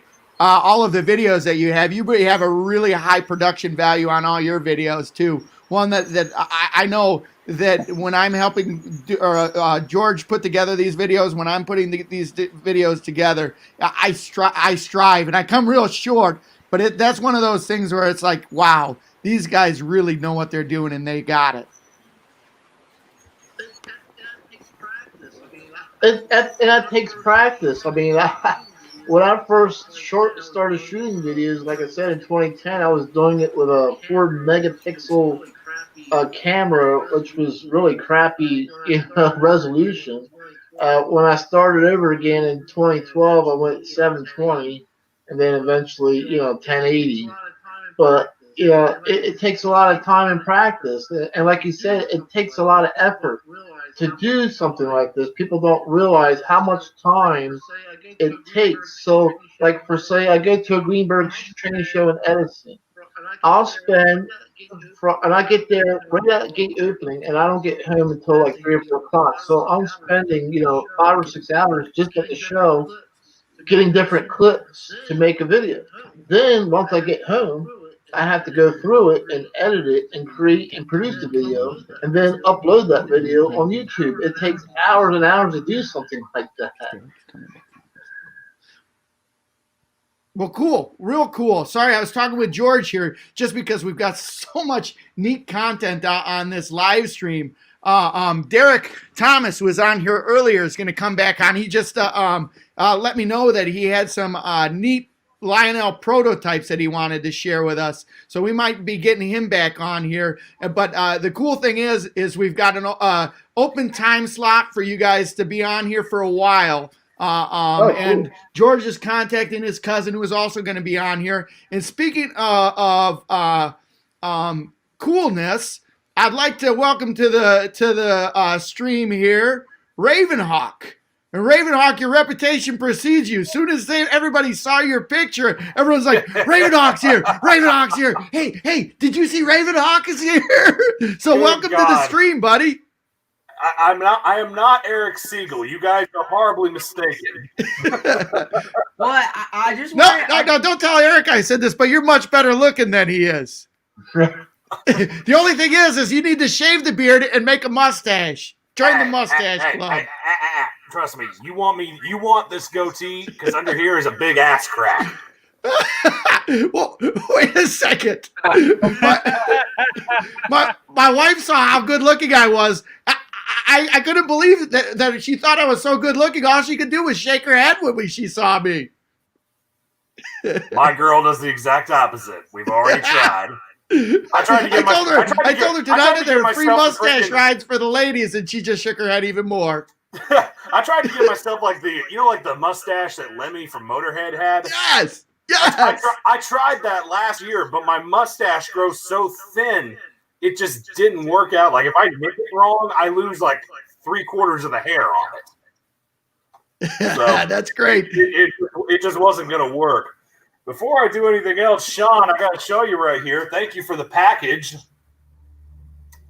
Ooh. All right, everybody, all at the same time. Ooh. Fresh off Conahay Rail, NS 8520, horse bonnet, AC 44 C6 cam rebuild. So now I've got 3 out of the 4 of them. So I've got the other 2, but they're boxed up at the moment. And I just want to tell you, too, I think that I saw your video on your Vision Line collection a while ago. Oh, yeah. Oh, my gosh. That is such a cool class, especially that 210-10-2 you have. And I went back and I looked at the video that you have of the review that you did on the Vision Line reefers, and I think that's what kind of pushed me over the edge on getting or purchasing some of my own. So just kind of want to thank you for that. But they're awesome cars, aren't they? Oh yeah, oh my gosh, that's probably one of the best purchases I've made this year. I've got another set of those reefers on order, and then I've also got a set of the Vision Line stock cars that they've come out with. I've got a Chicago Northwestern set on order that they had in the most recent catalog with the Golden State Series engines. Yeah, those are really cool. Yeah, my goal is to have like a big steam era freight train with all those extra sound cars in it, so it'll be awesome when it's all said and done. I've got about 20 cars for that train just right now, so it'll be fun to get it finished. Hey, we got you took that train out, and the guys over there at Cross Anchors are wondering where your gloves are. Hey, it's not like it's got a chrome finish. Besides, I've been wearing gloves all day at work. Well, all right, take those gloves off, kick back, relax, grab yourself an iced tea, and hey, while you're doing it, tell us a little bit about yourself. Tell us a little bit about your channel. I'm Raven. I like trains, and I eat too much chicken nuggets, and I drink too much Coca-Cola. You sound like the most interesting guy we've had on the stream yet today. Good stuff. Oh, man. So, all right, chicken nuggets. George likes chicken nuggets too. You guys are like twins. I like Coca-Cola and chicken nuggets. I'm like Baby Yoda. So, all right, you like trains. Tell us what hits your wheelhouse for the trains. What do you like? Oh, Gage, I take it. Oh, of course. However, Heath, I'll unbox this here for you here, but while I'm talking, but I'm sort of an omnivore when it comes to trains. But the thing that got me into it was my mom would take me down to the Amtrak station at night to see the Crescent come in. That was the passenger train that comes through my hometown, and it was cheap entertainment, and therefore, people, I really think that's what got me hooked. Plus, I got to see 611 when I was a young kid, and of course, watching Thomas the Tank Engine, you get addicted real quick. So, and it's cheaper than drugs and alcohol. So, bringing back into the stream, we had him on earlier. Derek Thomas is back. Welcome back, Derek. Hey guys, happy to be here. Happy to be sharing the screen finally with Sean after all these years. Besides me, Ryan Kunkel, and Sean, I think we're the only 3 people in the world that appreciate Conrail in the same deep affinity that we have for the blue and white can opener. So and thanks for having me back, guys. It's been fun to listen to you guys for the last while, and I brought some cool stuff to show. So whenever you guys want to talk prototypes, I'm going to mute myself for a little bit, but whenever you guys want to see the goodies, let me know, and we'll pop them out. Thanks for having me back in, guys. Very good, very good. Okay, so along that note, what I want to do over here, the guys over at Crossed Anchors have the coolest layout, and they've been kind of going around from picture to picture, showing their layout in their portion of the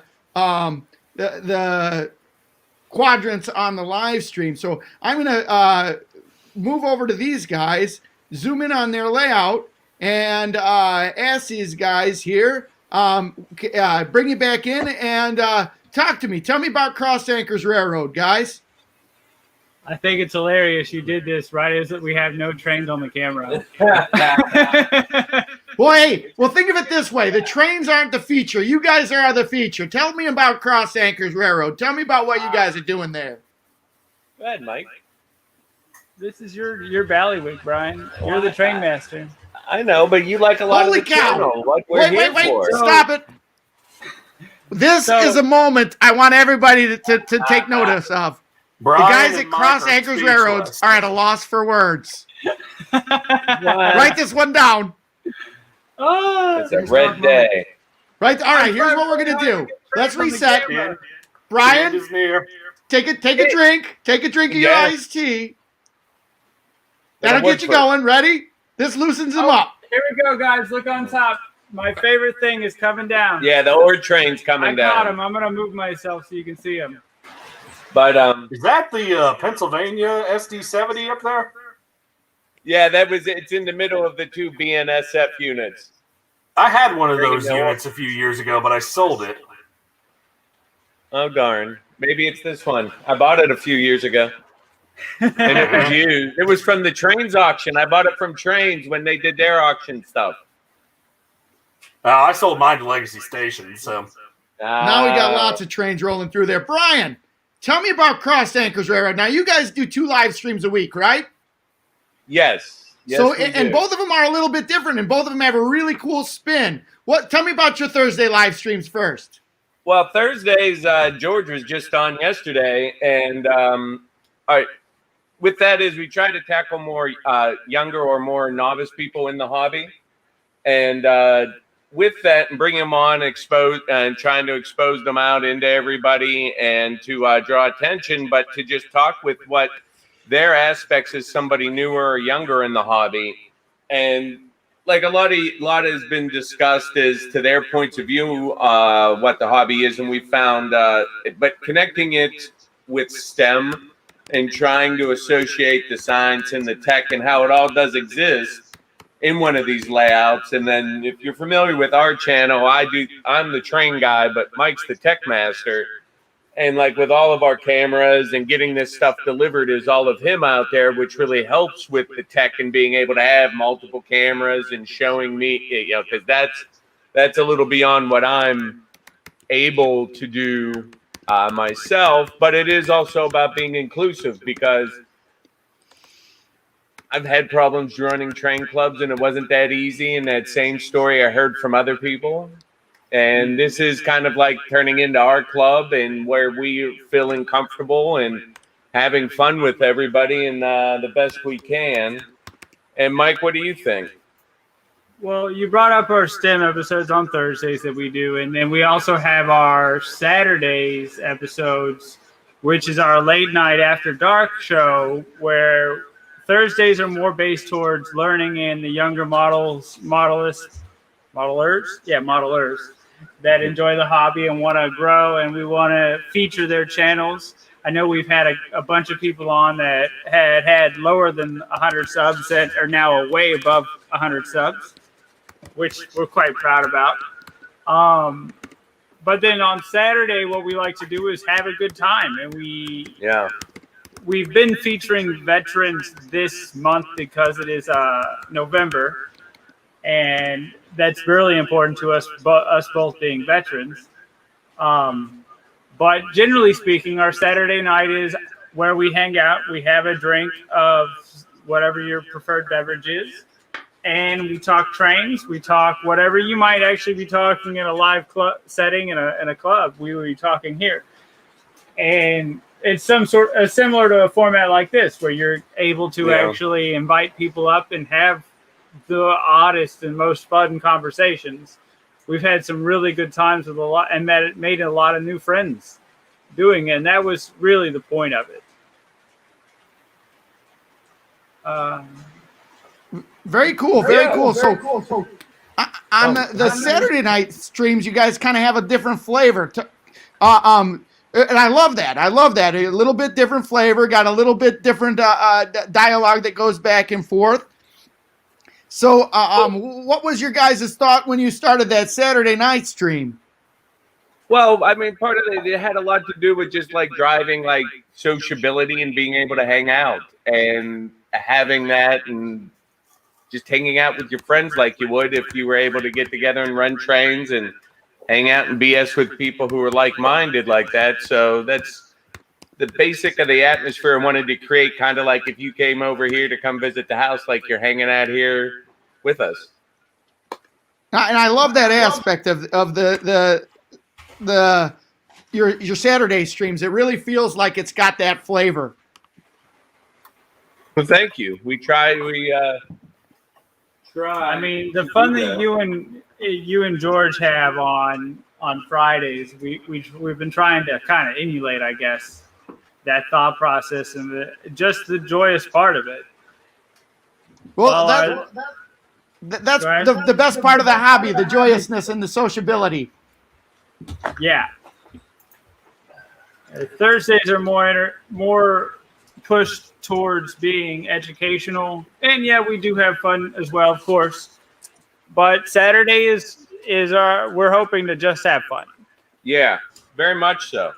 And we took that idea directly from y'all's Friday streams. Y'all are having so much fun over there. We're jealous. Yeah, on Fast Fridays. Woohoo! Woohoo! Well, we're going to be racing as soon as we get further onto the stream. We're going to be racing the trains a lot. So here's one of the cool things I like here. We've got guys from all over the country here. So Derek, you're from Lafayette, Indiana, Midwest guy. We're from Chicago, Midwest guys. We got Heath. He's from New York City, Eastern guys. Dak, man, you're from Georgia, right?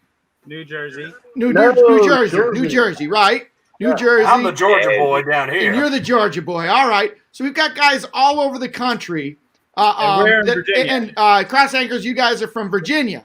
So we got guys from all over the country here talking. And that's one of the really cool things about this. And I think all of us have kind of talked about how our this is my thought. And we're all generally about the same age, give or take about 10 years. We're all generally about the same age. I would like everybody, and please, this isn't something where I want to ask everybody specific. This is where I would like everybody to kind of pipe up and tune in on this or make their comment. I think this is a really neat group of individuals right here. And the reason why I say that is all of us are content creators. And right now, we are producing content which people want to people are consuming at a great rate right now. So where do we go? Where do we go from this, guys? What do we do? Wow, that's a very complicated question right there. I'm a complicated guy, Heath. I'm still trying to figure out why all of your train cars are so big.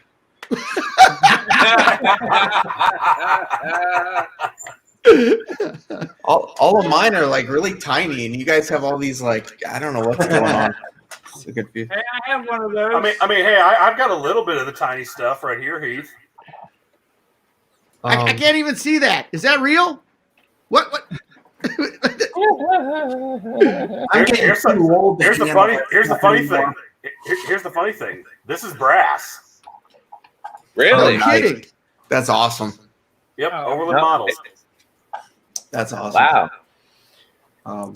But to answer your question, I think it's just like what everybody's done in the past, where as the hobby changes, you just sort of look at what's changing and try and adjust with it and move on. Quite frankly, guys, I think that this is a situation where the future is now and the future is in our hands. What do we do? Where do we go with it? And Derek, you've been around probably the spearhead of this hobby for the longest time. And when I say that, you're right in the retail portion. You're right there going to train shows. not necessarily retail portion, but the sales portion. You're going to train shows, and long before any of us were creating content, you've been creating content. So I'm not sure. I'm not sure I'll take the quite cake. It sounds like Sean and I started right around the same time in terms of doing what we're doing. And to answer your question first and foremost, I'm not sure there's a right answer in terms of what do we do next. We are doing what's next, and different people consume different content different ways. You know, I have my audience for the podcast that they listen when they're in the basement working and on the drive to work while they're at the gym, you know, whereas, you know, and you the YouTube crowd can speak to this differently, but, you know, YouTube is so much more, it's visual.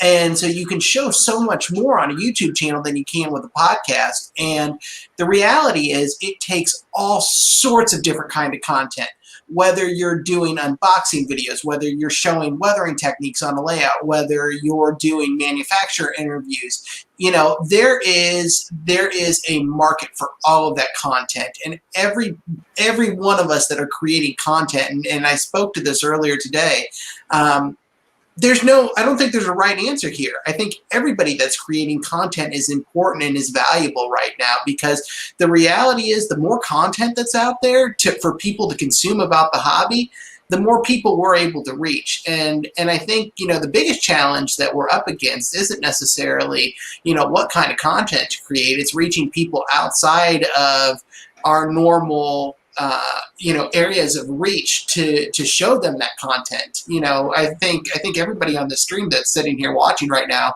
knows there's a stereotype for every one of us that we're the crazy guys that are holed up in the basement playing trains. And breaking out of that stereotype, that's harder than what kind of content to create, showing people outside of our sphere that what we do is relevant and interesting. And, you know, that's more important, I guess, when I look at it as, you know, what the next step with content creation is. I'm so excited to see so many new people entering the space creating content, because if you go back, you know, 7 or 8 years ago, you know, I was early on in the content creation phase, and just to hear, you know, all of this new content just within the last year, you know, that's huge. That's exciting. We should be stoked about this. I was so fired up to get the email about this live stream. It's like 5 years ago, this wasn't even on anybody's mind that anything like this would even be remotely possible. So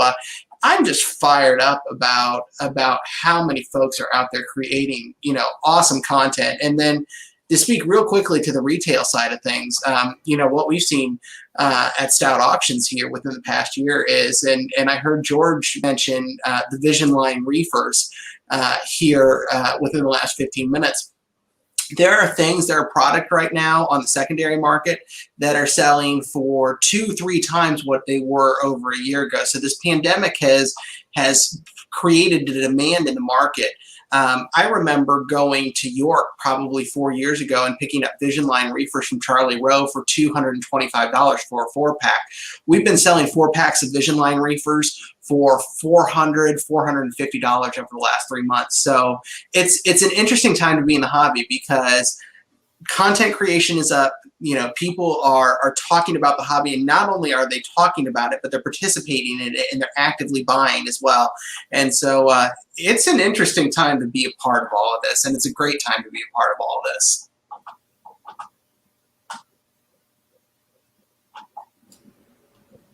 Wally, I'm curious about something, the way you asked that.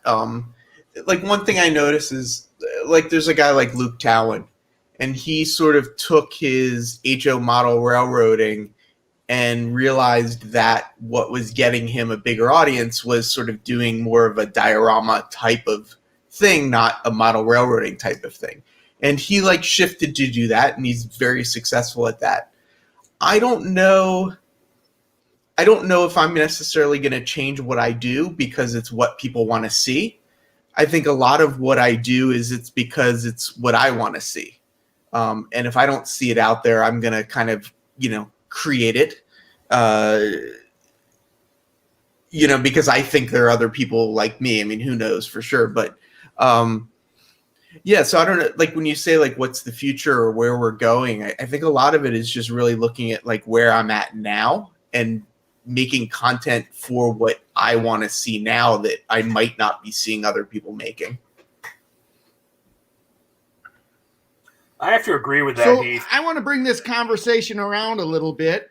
I'm sorry. Was somebody saying something? I don't want to cut. Ravenhawk, were you saying No, something? I was just saying I kind of agree with Heath on that because personally, I've always done my stuff for me in the long run, and then because I do it for fun, and to me, model trains and YouTube and all of this is mental therapy for me personally, and it's what I do to keep myself mentally in check.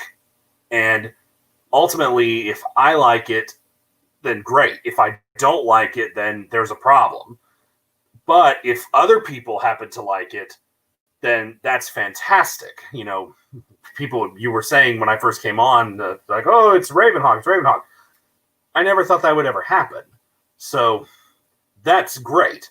But as far as the future goes, I've always done the stuff that I want to do. Now, here recently, I polled my subscribers and say, hey, do you guys want me to review these Seaboard E units I just got? Because they're old models. It's a Protosound 1 set. But, and even though there's still a lot of videos out there, they still want my take on it. So I guess I'm going to have to review these E units, which is okay by me because, gives me something cool to do. But ultimately, I try to do what I like. But maybe that's the wrong way of looking at it. Maybe not. I'm not really sure. I'm open to any ideas that y'all might have.